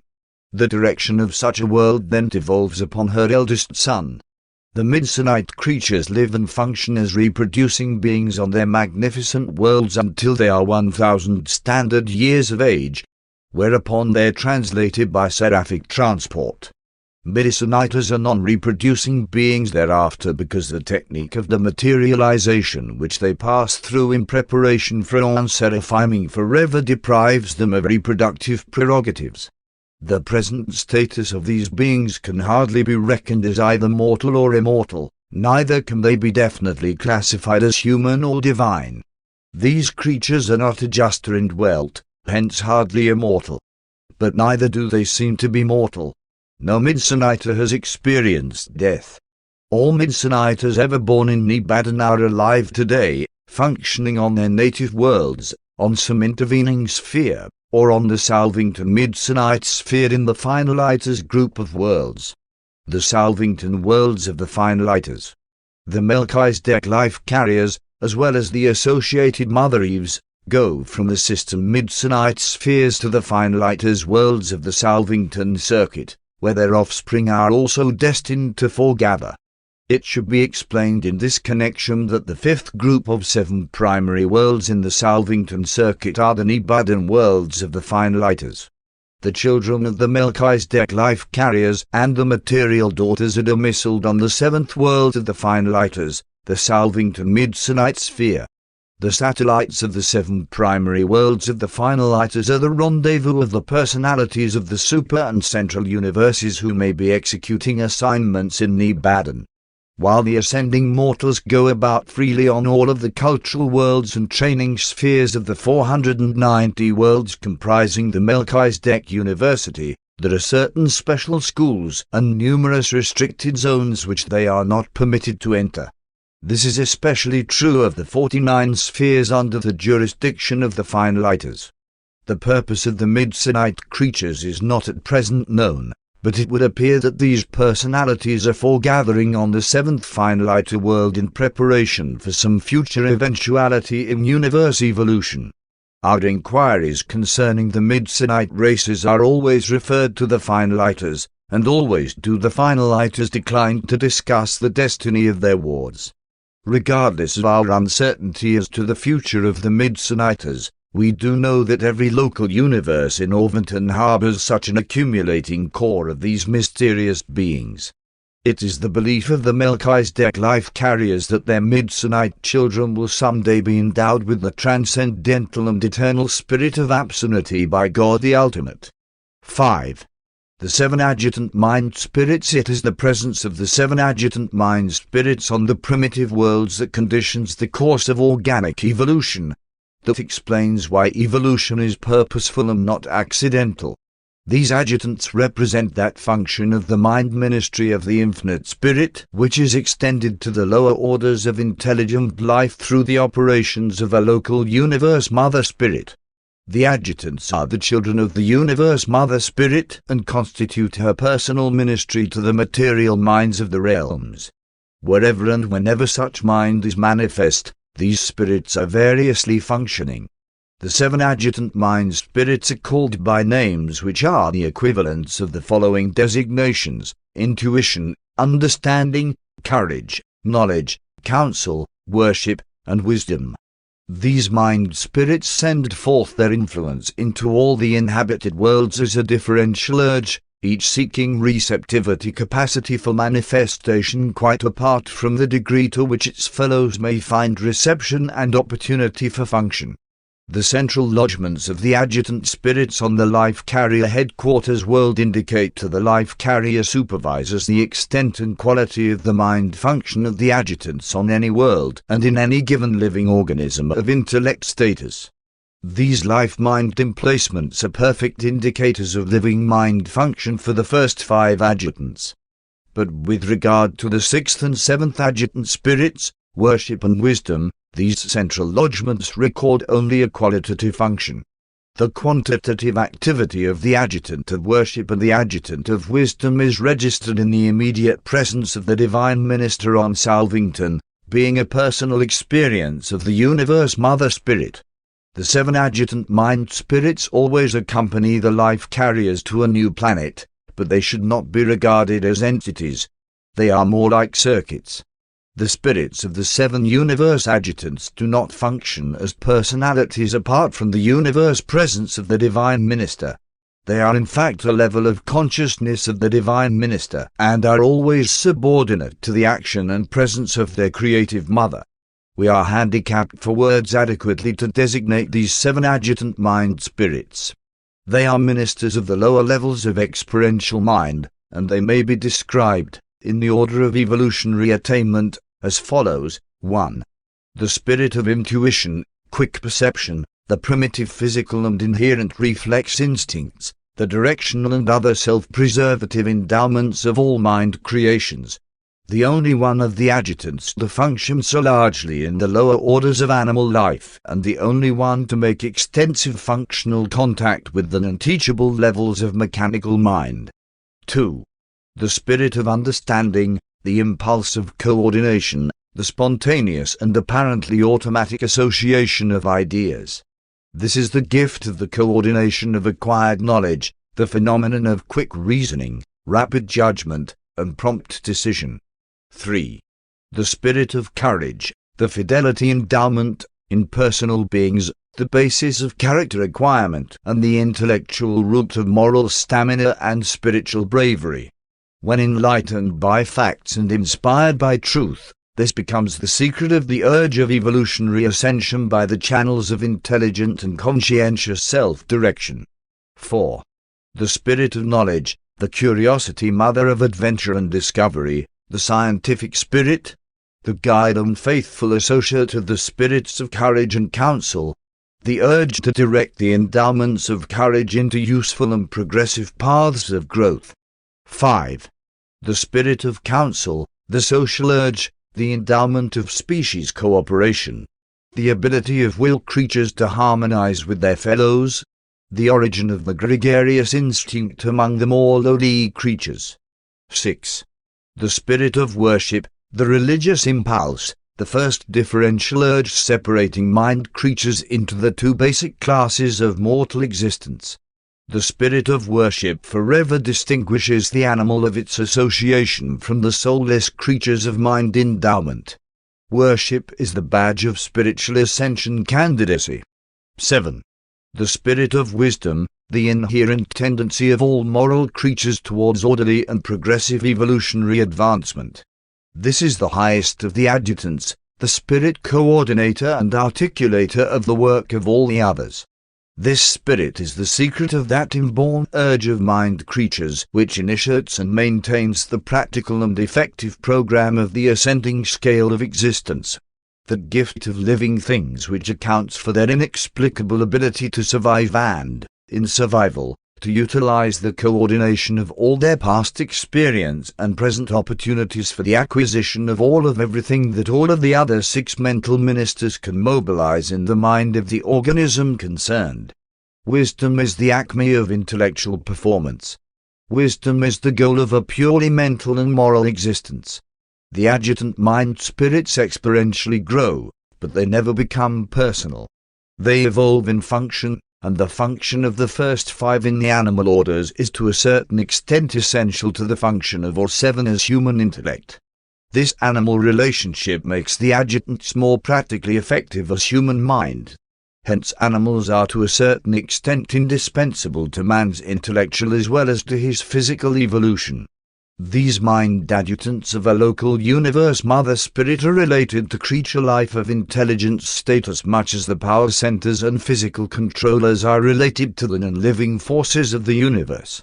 They perform invaluable service in the mind circuits on the inhabited worlds and are effective collaborators with the master physical controllers, who also serve as controllers and directors of the pre-adjutant mind levels, the levels of non-teachable or mechanical mind. Living mind, prior to the appearance of capacity to learn from experience, is the ministry domain of the master physical controllers. Creature mind, before acquiring the ability to recognize divinity and worship deity, is the exclusive domain of the adjutant spirits. With the appearance of the spiritual response of the creature intellect, such created minds at once become superminded, being instantly inserted in the spirit cycles of the local universe Mother Spirit. The adjutant mind spirits are in no manner directly related to the diverse and highly spiritual function of the spirit of the personal presence of the divine minister, the Holy Spirit of the inhabited worlds, but they are functionally antecedent to, and preparatory for, the appearance of this very spirit in evolutionary man. The adjutants afford the universe Mother Spirit a varied contact with, and control over, the material living creatures of a local universe, but they do not repercuss in the Supreme Being when acting on pre-personality levels. Non-spiritual mind is either a spirit energy manifestation or a physical energy phenomenon. Even human mind, personal mind, has no survival qualities apart from spirit identification. Mind is a divinity bestowal, but it is not immortal when it functions without spirit insight, and when it is devoid of the ability to worship and crave survival. 6. Living forces. Life is both mechanistic and vitalistic, and material and spiritual. Ever will Urantia physicists and chemists progress in their understanding of the protoplasmic forms of vegetable and animal life, but never will they be able to produce living organisms. Life is something different from all energy manifestations. Even the material life of physical creatures is not inherent in matter. Things material may enjoy an independent existence, but life springs only from life. Mind can be derived only from pre-existent mind. Spirit takes origin only from spirit ancestors. The creature may produce the forms of life, but only a creator personality or a creative force can supply the activating living spark. Life carriers can organize the material forms, or physical patterns, of living beings, but the spirit provides the initial spark of life and bestows the endowment of mind. Even the living forms of experimental life which the life carriers organize on their Salvington worlds are always devoid of reproductive powers. When the life formulas and the vital patterns are correctly assembled and properly organized, the presence of a life carrier is sufficient to initiate life, but all such living organisms are lacking in two essential attributes: mind endowment and reproductive powers. Animal mind and human mind are gifts of the local universe Mother Spirit, functioning through the 7 adjutant mind spirits, while creature ability to reproduce is the specific and personal impartation of the universe spirit to the ancestral life plasm inaugurated by the life carriers. When the life carriers have designed the patterns of life, after they have organized the energy systems, there must occur an additional phenomenon. The breath of life must be imparted to these lifeless forms. The sons of God can construct the forms of life, but it is the Spirit of God who really contributes the vital spark. And when the life thus imparted is spent, then again the remaining material body becomes dead matter. When the bestowed life is exhausted, the body returns to the bosom of the material universe from which it was borrowed by the life carriers to serve as a transient vehicle for that life endowment which they conveyed to such a visible association of energy matter. The life bestowed upon plants and animals by the life carriers does not return to the life carriers upon the death of plant or animal. The departing life of such a living thing possesses neither identity nor personality. It does not individually survive death. During its existence and the time of its sojourn in the body of matter, it has undergone a change. It has undergone energy evolution and survives only as a part of the cosmic forces of the universe. It does not survive as individual life. The survival of mortal creatures is wholly predicated on the evolvement of an immortal soul within the mortal mind. We speak of life as energy and as force, but it is really neither. Force energy is variously gravity responsive. Life is not. Pattern is also non-responsive to gravity, being a configuration of energies that have already fulfilled all gravity-responsive obligations. Life, as such, constitutes the animation of some pattern-configured or otherwise segregated system of energy, a material, mindal, or spiritual. There are some things connected with the elaboration of life on the evolutionary planets which are not altogether clear to us. We fully comprehend the physical organization of the electrochemical formulas of the life carriers, but we do not wholly understand the nature and source of the life activation spark. We know that life flows from the Father through the Son and by the Spirit. It is more than possible that the Master Spirits are the sevenfold channel of the river of life which is poured out upon all creation. But we do not comprehend the technique whereby the supervising Master Spirit participates in the initial episode of life bestowal on a new planet. The Ancients of Days, we are confident, also have some part in this inauguration of life on a new world, but we are wholly ignorant of the nature thereof. We do know that the Universe Mother Spirit actually vitalizes the lifeless patterns and imparts to such activated plasm the prerogatives of organismal reproduction. We observe that these three are the levels of God the sevenfold, sometimes designated as the supreme creators of time and space, but otherwise we know little more than Urantia mortals, simply that concept is inherent in the Father, expression in the Son, and life realization in the Spirit. Indicted by a Virondadek Sun stationed on Urantia as an observer and acting in this capacity by request of the Melchizedek Chief of the Supervising Revelatory Corps. Paper 37 Personalities of the Local Universe. At the head of all personality in Nibadan stands the Creator and Master Son, Michael, the Universe Father and Sovereign. Coordinate in divinity and complemental in creative attributes is the local Universe Mother Spirit, the Divine Minister of Salvington. And these creators are in a very literal sense the Father Son and the Spirit Mother of all the native creatures of Nibadan. Preceding papers have dealt with the created orders of sonship. Succeeding narratives will portray the ministering spirits and the ascending orders of sonship. This paper is chiefly concerned with an intervening group, the Universe Aids, but it will also give brief consideration to certain of the higher spirits stationed in Nibadan and to certain of the orders of permanent citizenship in the local universe. 1. The Universe Aids. Many of the unique orders generally grouped in this category are unrevealed, but is presented in these papers. The Universe Aids include the following 7 orders. 1. Bright and morning stars. 2. Brilliant evening stars. 3. Archangels. 4. Most High Assistants. 5. High Commissioners. 6. Celestial Overseers. 7. Mansion World Teachers. Of the first order of Universe Aids, the bright and morning stars, there is just one in each local universe, and he is the firstborn of all creatures native to a local universe. The bright and morning star of our universe is known as Gabriel of Salvington. He is the chief executive of all Nibadan, functioning as the personal representative of the Sovereign Son and a spokesman for his creative consort. During the earlier times of Nibadan, Gabriel worked quite alone with Michael and the creative spirit. As the universe grew and administrative problems multiplied, he was provided with a personal staff of unrevealed assistants, and eventually this group was augmented by the creation of the Nibadan Corps of Evening Stars. 2. The brilliant evening stars. These brilliant creatures were planned by the Melchizedeks and were then brought into being by the Creator Son and the Creative Spirit. They serve in many capacities, but chiefly as liaison officers of Gabriel, the local universe chief executive. One or more of these beings function as his representatives at the capital of every constellation and system in Nibadan.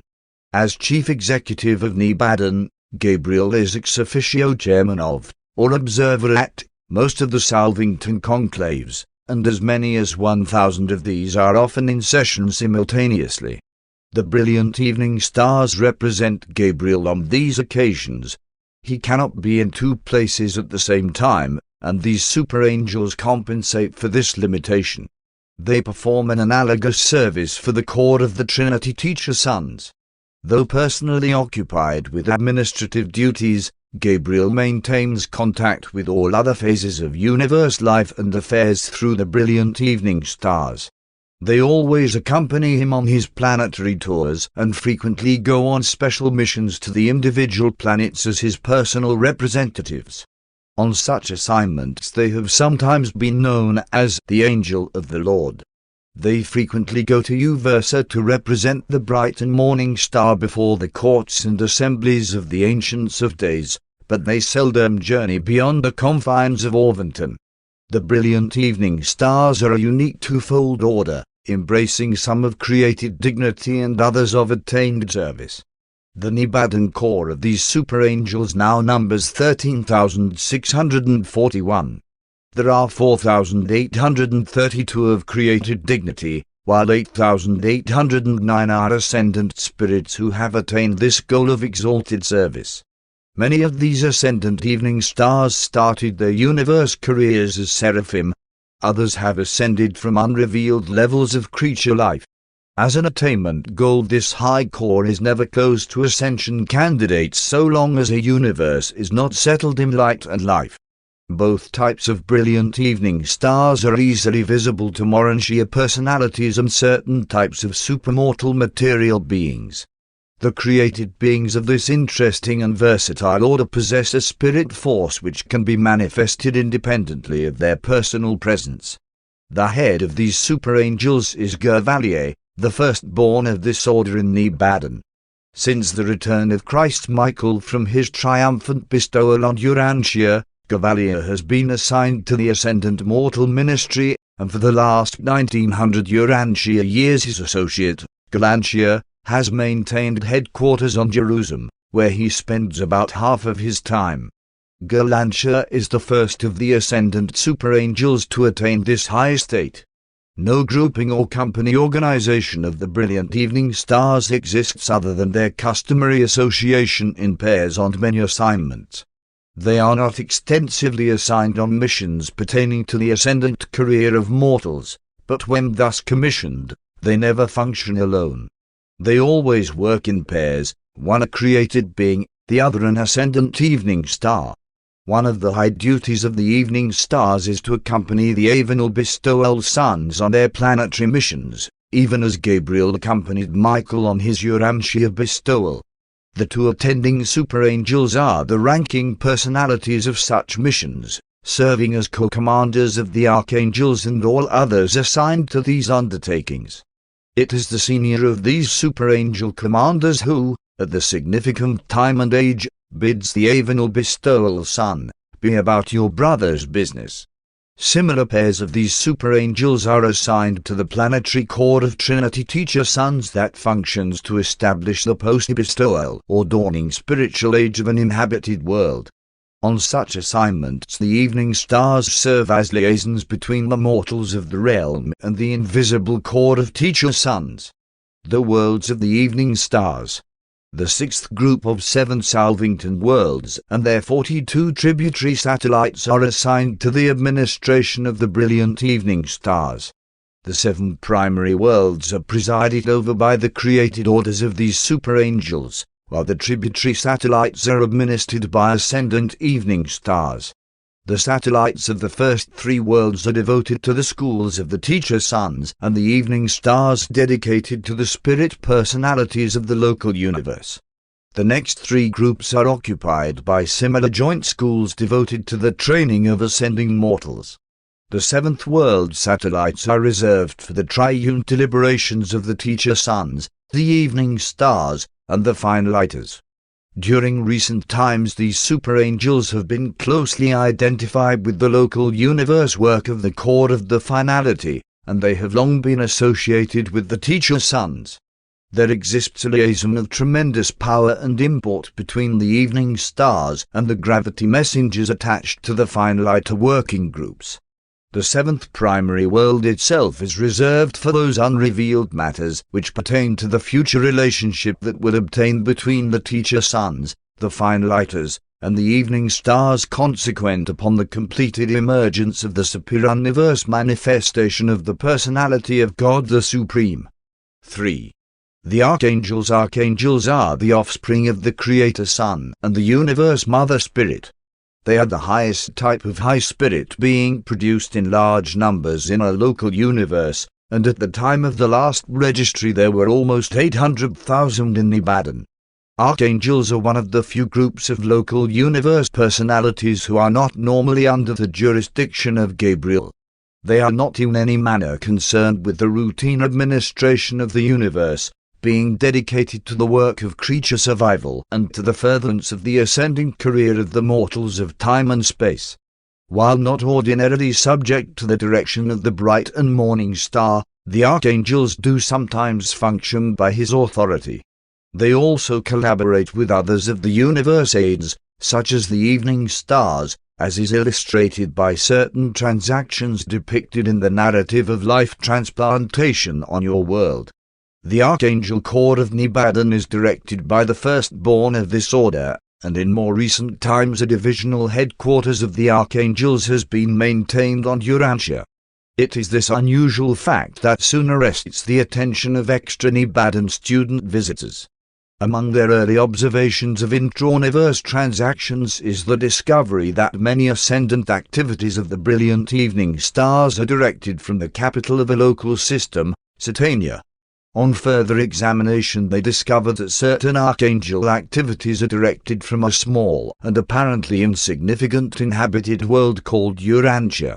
And then ensues the revelation of Michael's bestowal on Urantia and their immediately quickened interest in you and your lowly sphere. Do you grasp the significance of the fact that your lowly and confused planet has become a divisional headquarters for the universe administration and direction of certain archangel activities having to do with the Paradise Ascension scheme? This undoubtedly presages the future concentration of other ascendant activities on the bestowal world of Michael and lends a tremendous and solemn import to the Master's personal promise, one will come again. In general, the archangels are assigned to the service and ministry of the Avenal Order of Sonship, but not until they have passed through extensive preliminary training in all phases of the work of the various ministering spirits. A corps of 100 accompanies every paradise bestowal son to an inhabited world, being temporarily assigned to him for the duration of such a bestowal. If the magisterial son should become temporary ruler of the planet, these archangels would act as the directing heads of all celestial life on that sphere.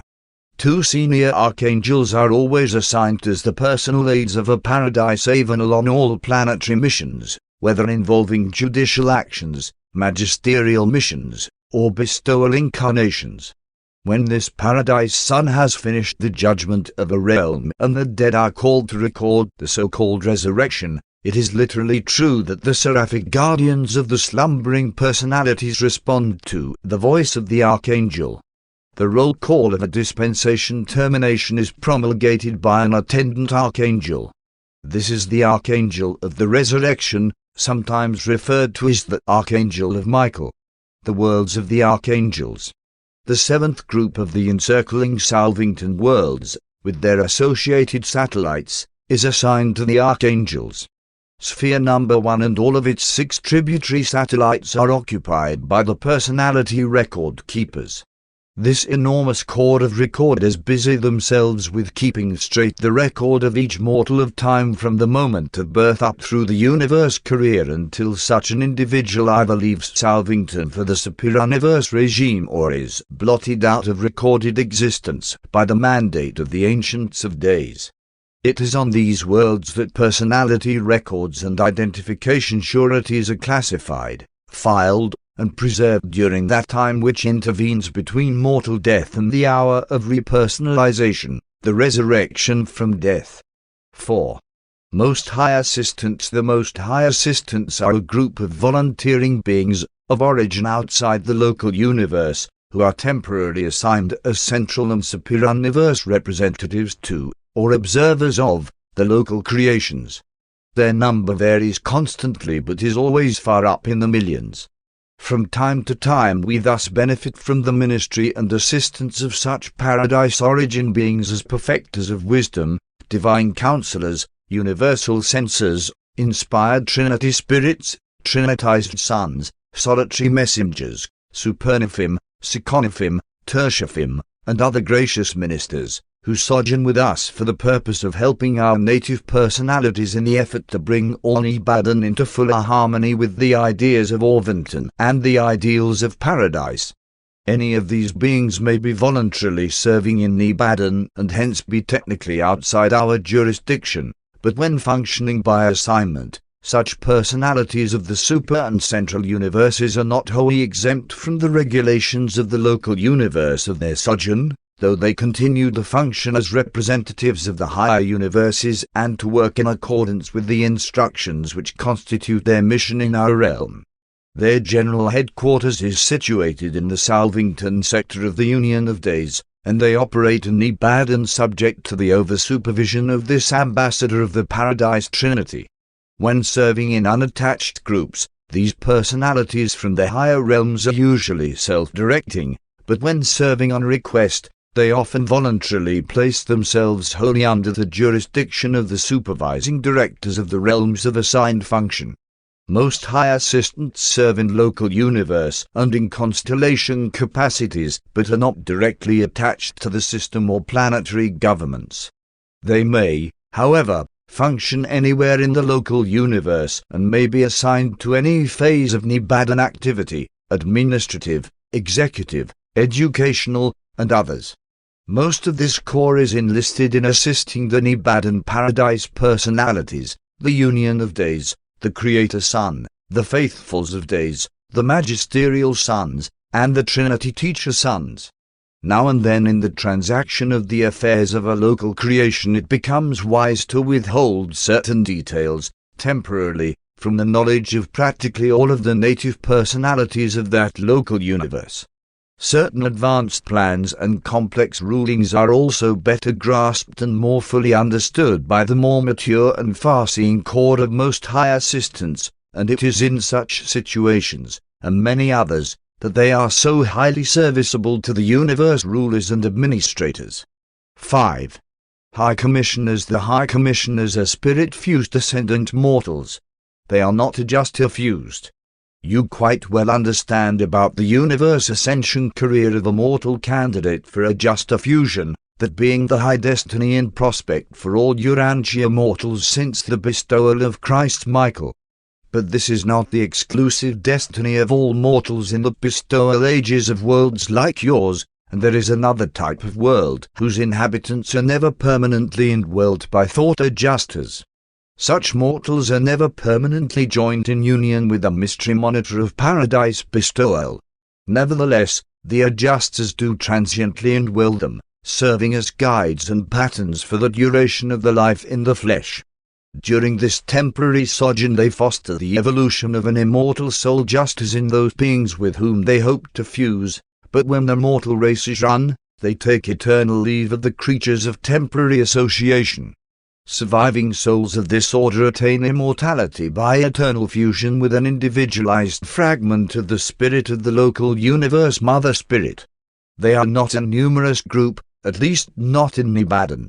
On the mansion worlds you will meet and fraternize with these spirit-fused mortals as they ascend the paradise path with you as far as Salvington, where they stop.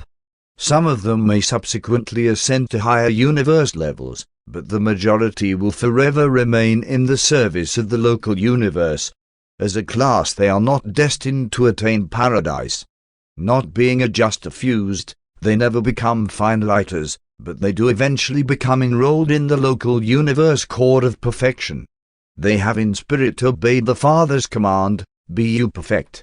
After attaining the Nibbana corps of perfection, spirit-fused ascenders may accept assignment as universe aides, this being one of the avenues of continuing experiential growth which is open to them. Thus do they become candidates for commissions to the high service of interpreting the viewpoints of the evolving creatures of the material worlds to the celestial authorities of the local universe.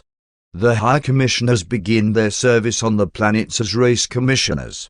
In this capacity they interpret the viewpoints and portray the needs of the various human races.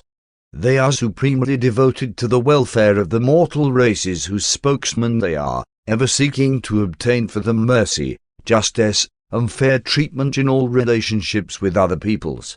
Race commissioners function in an endless series of planetary crises and serve as the articulate expression of whole groups of struggling mortals.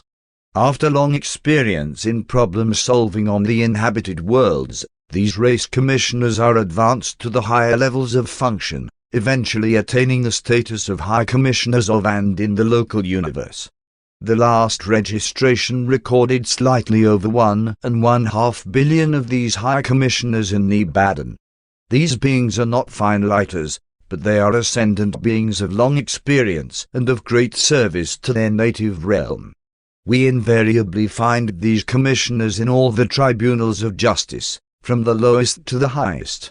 Not that they participate in the proceedings of justice, but they do act as friends of the court, advising the presiding magistrates respecting the antecedents, environment, and inherent nature of those concerned in the adjudication.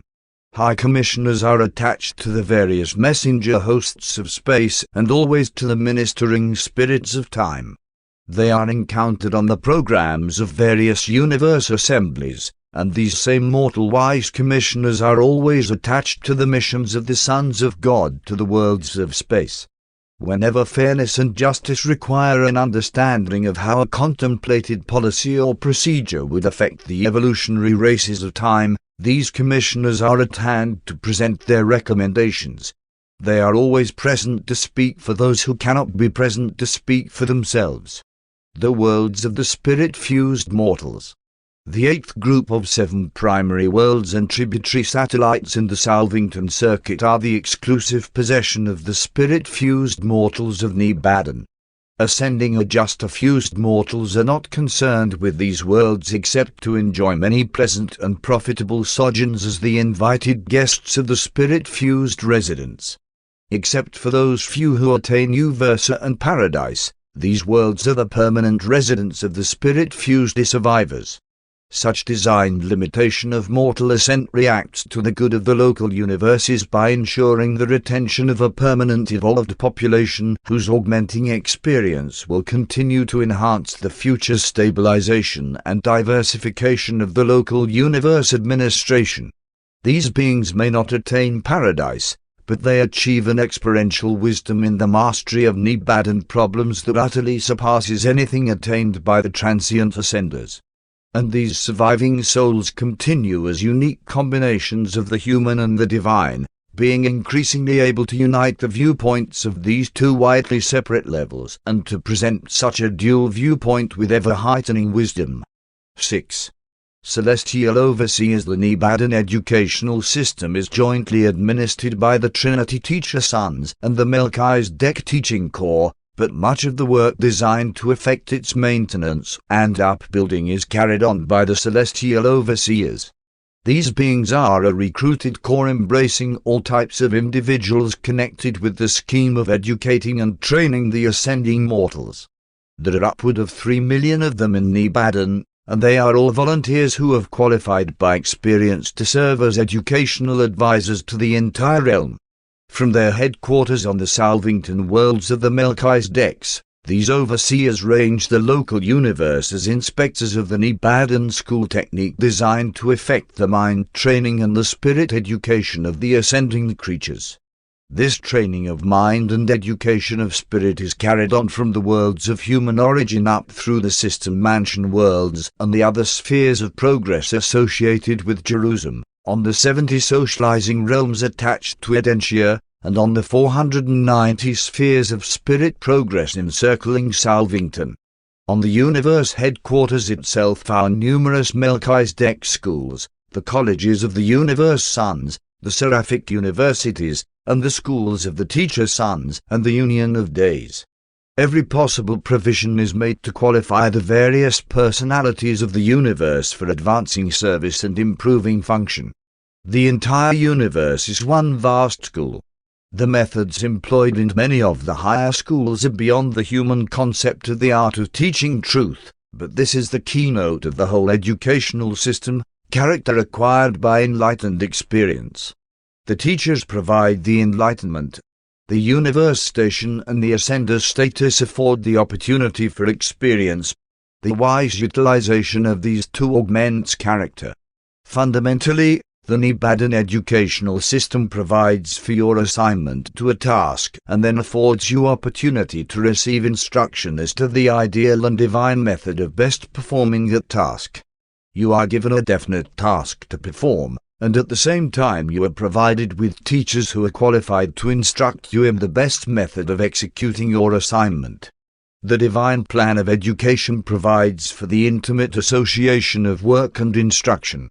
We teach you how best to execute the things we command you to do. The purpose of all this training and experience is to prepare you for admission to the higher and more spiritual training spheres of the superuniverse. Progress within a given realm is individual, but transition from one phase to another is usually by classes. The progression of eternity does not consist solely in spiritual development. Intellectual acquisition is also a part of universal education. The experience of the mind is broadened equally with the expansion of the spiritual horizon. Mind and spirit are afforded like opportunities for training and advancement. But in all this superb training of mind and spirit you are forever free from the handicaps of mortal flesh. No longer must you constantly referee the conflicting contentions of your divergent spiritual and material natures. At last you are qualified to enjoy the unified urge of a glorified mind long since divested of primitive animalistic trends towards things material.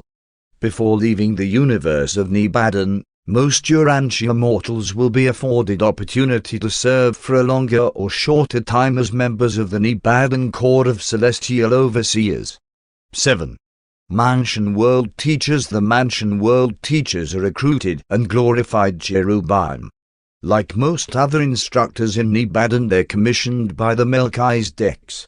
They function in most of the educational enterprises of the Urantia life, and their number is quite beyond the comprehension of mortal mind. As an attainment level of cherubim and cenobim, the Mansion World Teachers will receive further consideration in the next paper, while as teachers playing an important part in the Urantia life, they will be more extensively discussed in the paper of that name. 8. Higher spirit orders of assignment. Besides the power centers and the physical controllers, certain of the higher origin spirit beings of the family of the infinite spirit are of permanent assignment to the local universe. Of the higher spirit orders of the family of the infinite spirit, the following are so assigned: the solitary messengers, when functionally attached to the local universe administration, render invaluable service to us in our efforts to overcome the handicaps of time and space. When they are not thus assigned, we of the local universes have absolutely no authority over them, but even then these unique beings are always willing to help us with the solution of our problems and with the execution of our mandates. Urantia is the name of the tertiary universe circuit supervisor stationed in our local universe. He is concerned only with spirit and Urantia circuits, not with those under the jurisdiction of the power directors. It was he who isolated Urantia at the time of the Caligastia betrayal of the planet during the testing seasons of the Lucifer Rebellion. In sending greetings to the mortals of Urantia, he expresses pleasure in the anticipation of your sometime restoration to the universe circuits of his supervision. The Nibbana Census Director, Salsatia, maintains headquarters within the Gabriel sector of Salvington. He is automatically cognizant of the birth and death of will and currently registers the exact number of will creatures functioning in the local universe. He works in close association with the personality recorders domiciled on the record worlds of the archangels. An associate inspector is resident on Salvington. He is the personal representative of the Supreme Executive of Orvington. His associates, the assigned sentinels in the local systems, are also representatives of the Supreme Executive of Orvington.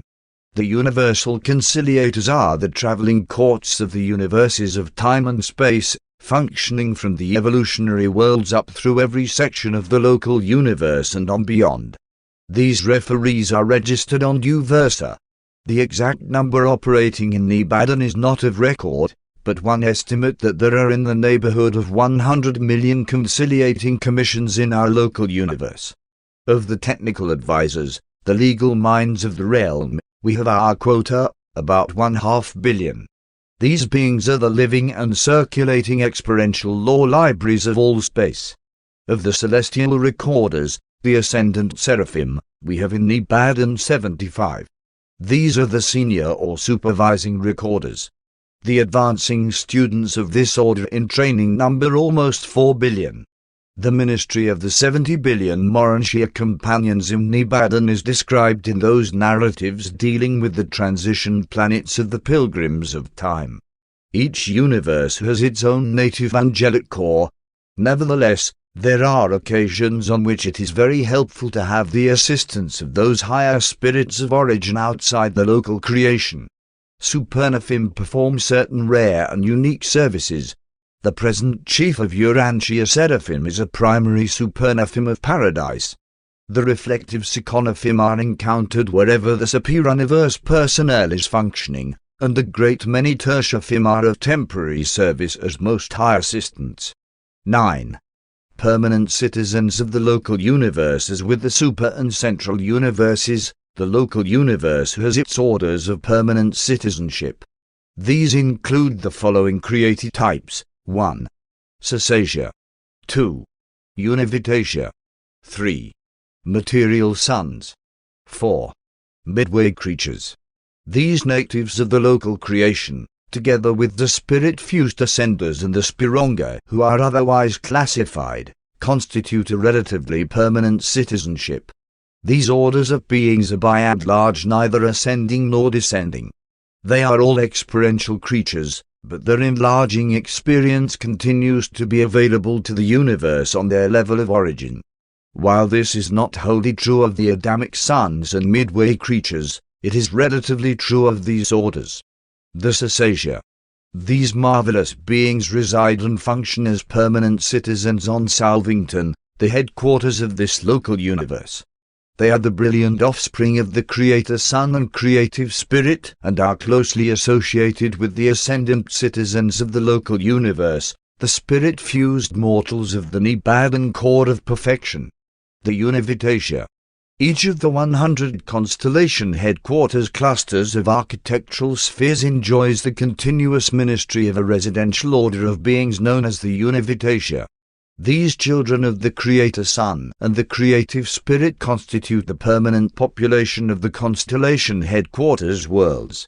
They are non-reproducing beings existing on a plane of life about halfway between the semi-material status of the material suns domiciled on the system headquarters and the more definitely spiritual plane of the spirit-fused mortals and the Cessatia of Salvington. But the Univitatia are not Urantia beings.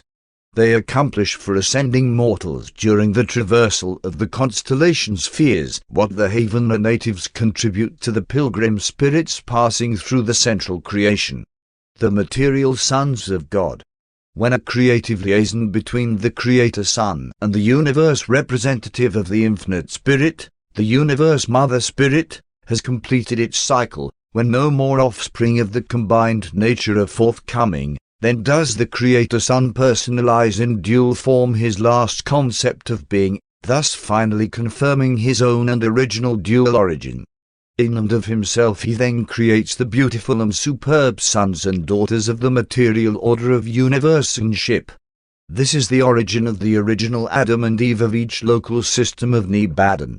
They are a reproducing order of sonship, being created male and female. Their progeny function as the relatively permanent citizens of a system capital, though some are commissioned as planetary Adams. On a planetary mission the material son and daughter are commissioned to found the Adamic race of that world, a race designed eventually to amalgamate with the mortal inhabitants of that sphere. Planetary Adams are both descending and ascending sons, but we ordinarily class them as ascending. The midway creatures. In the early days of most inhabited worlds, certain superhuman but materialized beings are of assignment, but they usually retire upon the arrival of the planetary Adams. The transactions of such beings and the efforts of the material sons to improve the evolutionary races often result in the appearance of a limited number of creatures who are difficult to classify. These unique beings are often midway between the material sons and the evolutionary creatures, hence their designation, midway creatures. In a comparative sense these midwayers are the permanent citizens of the evolutionary worlds.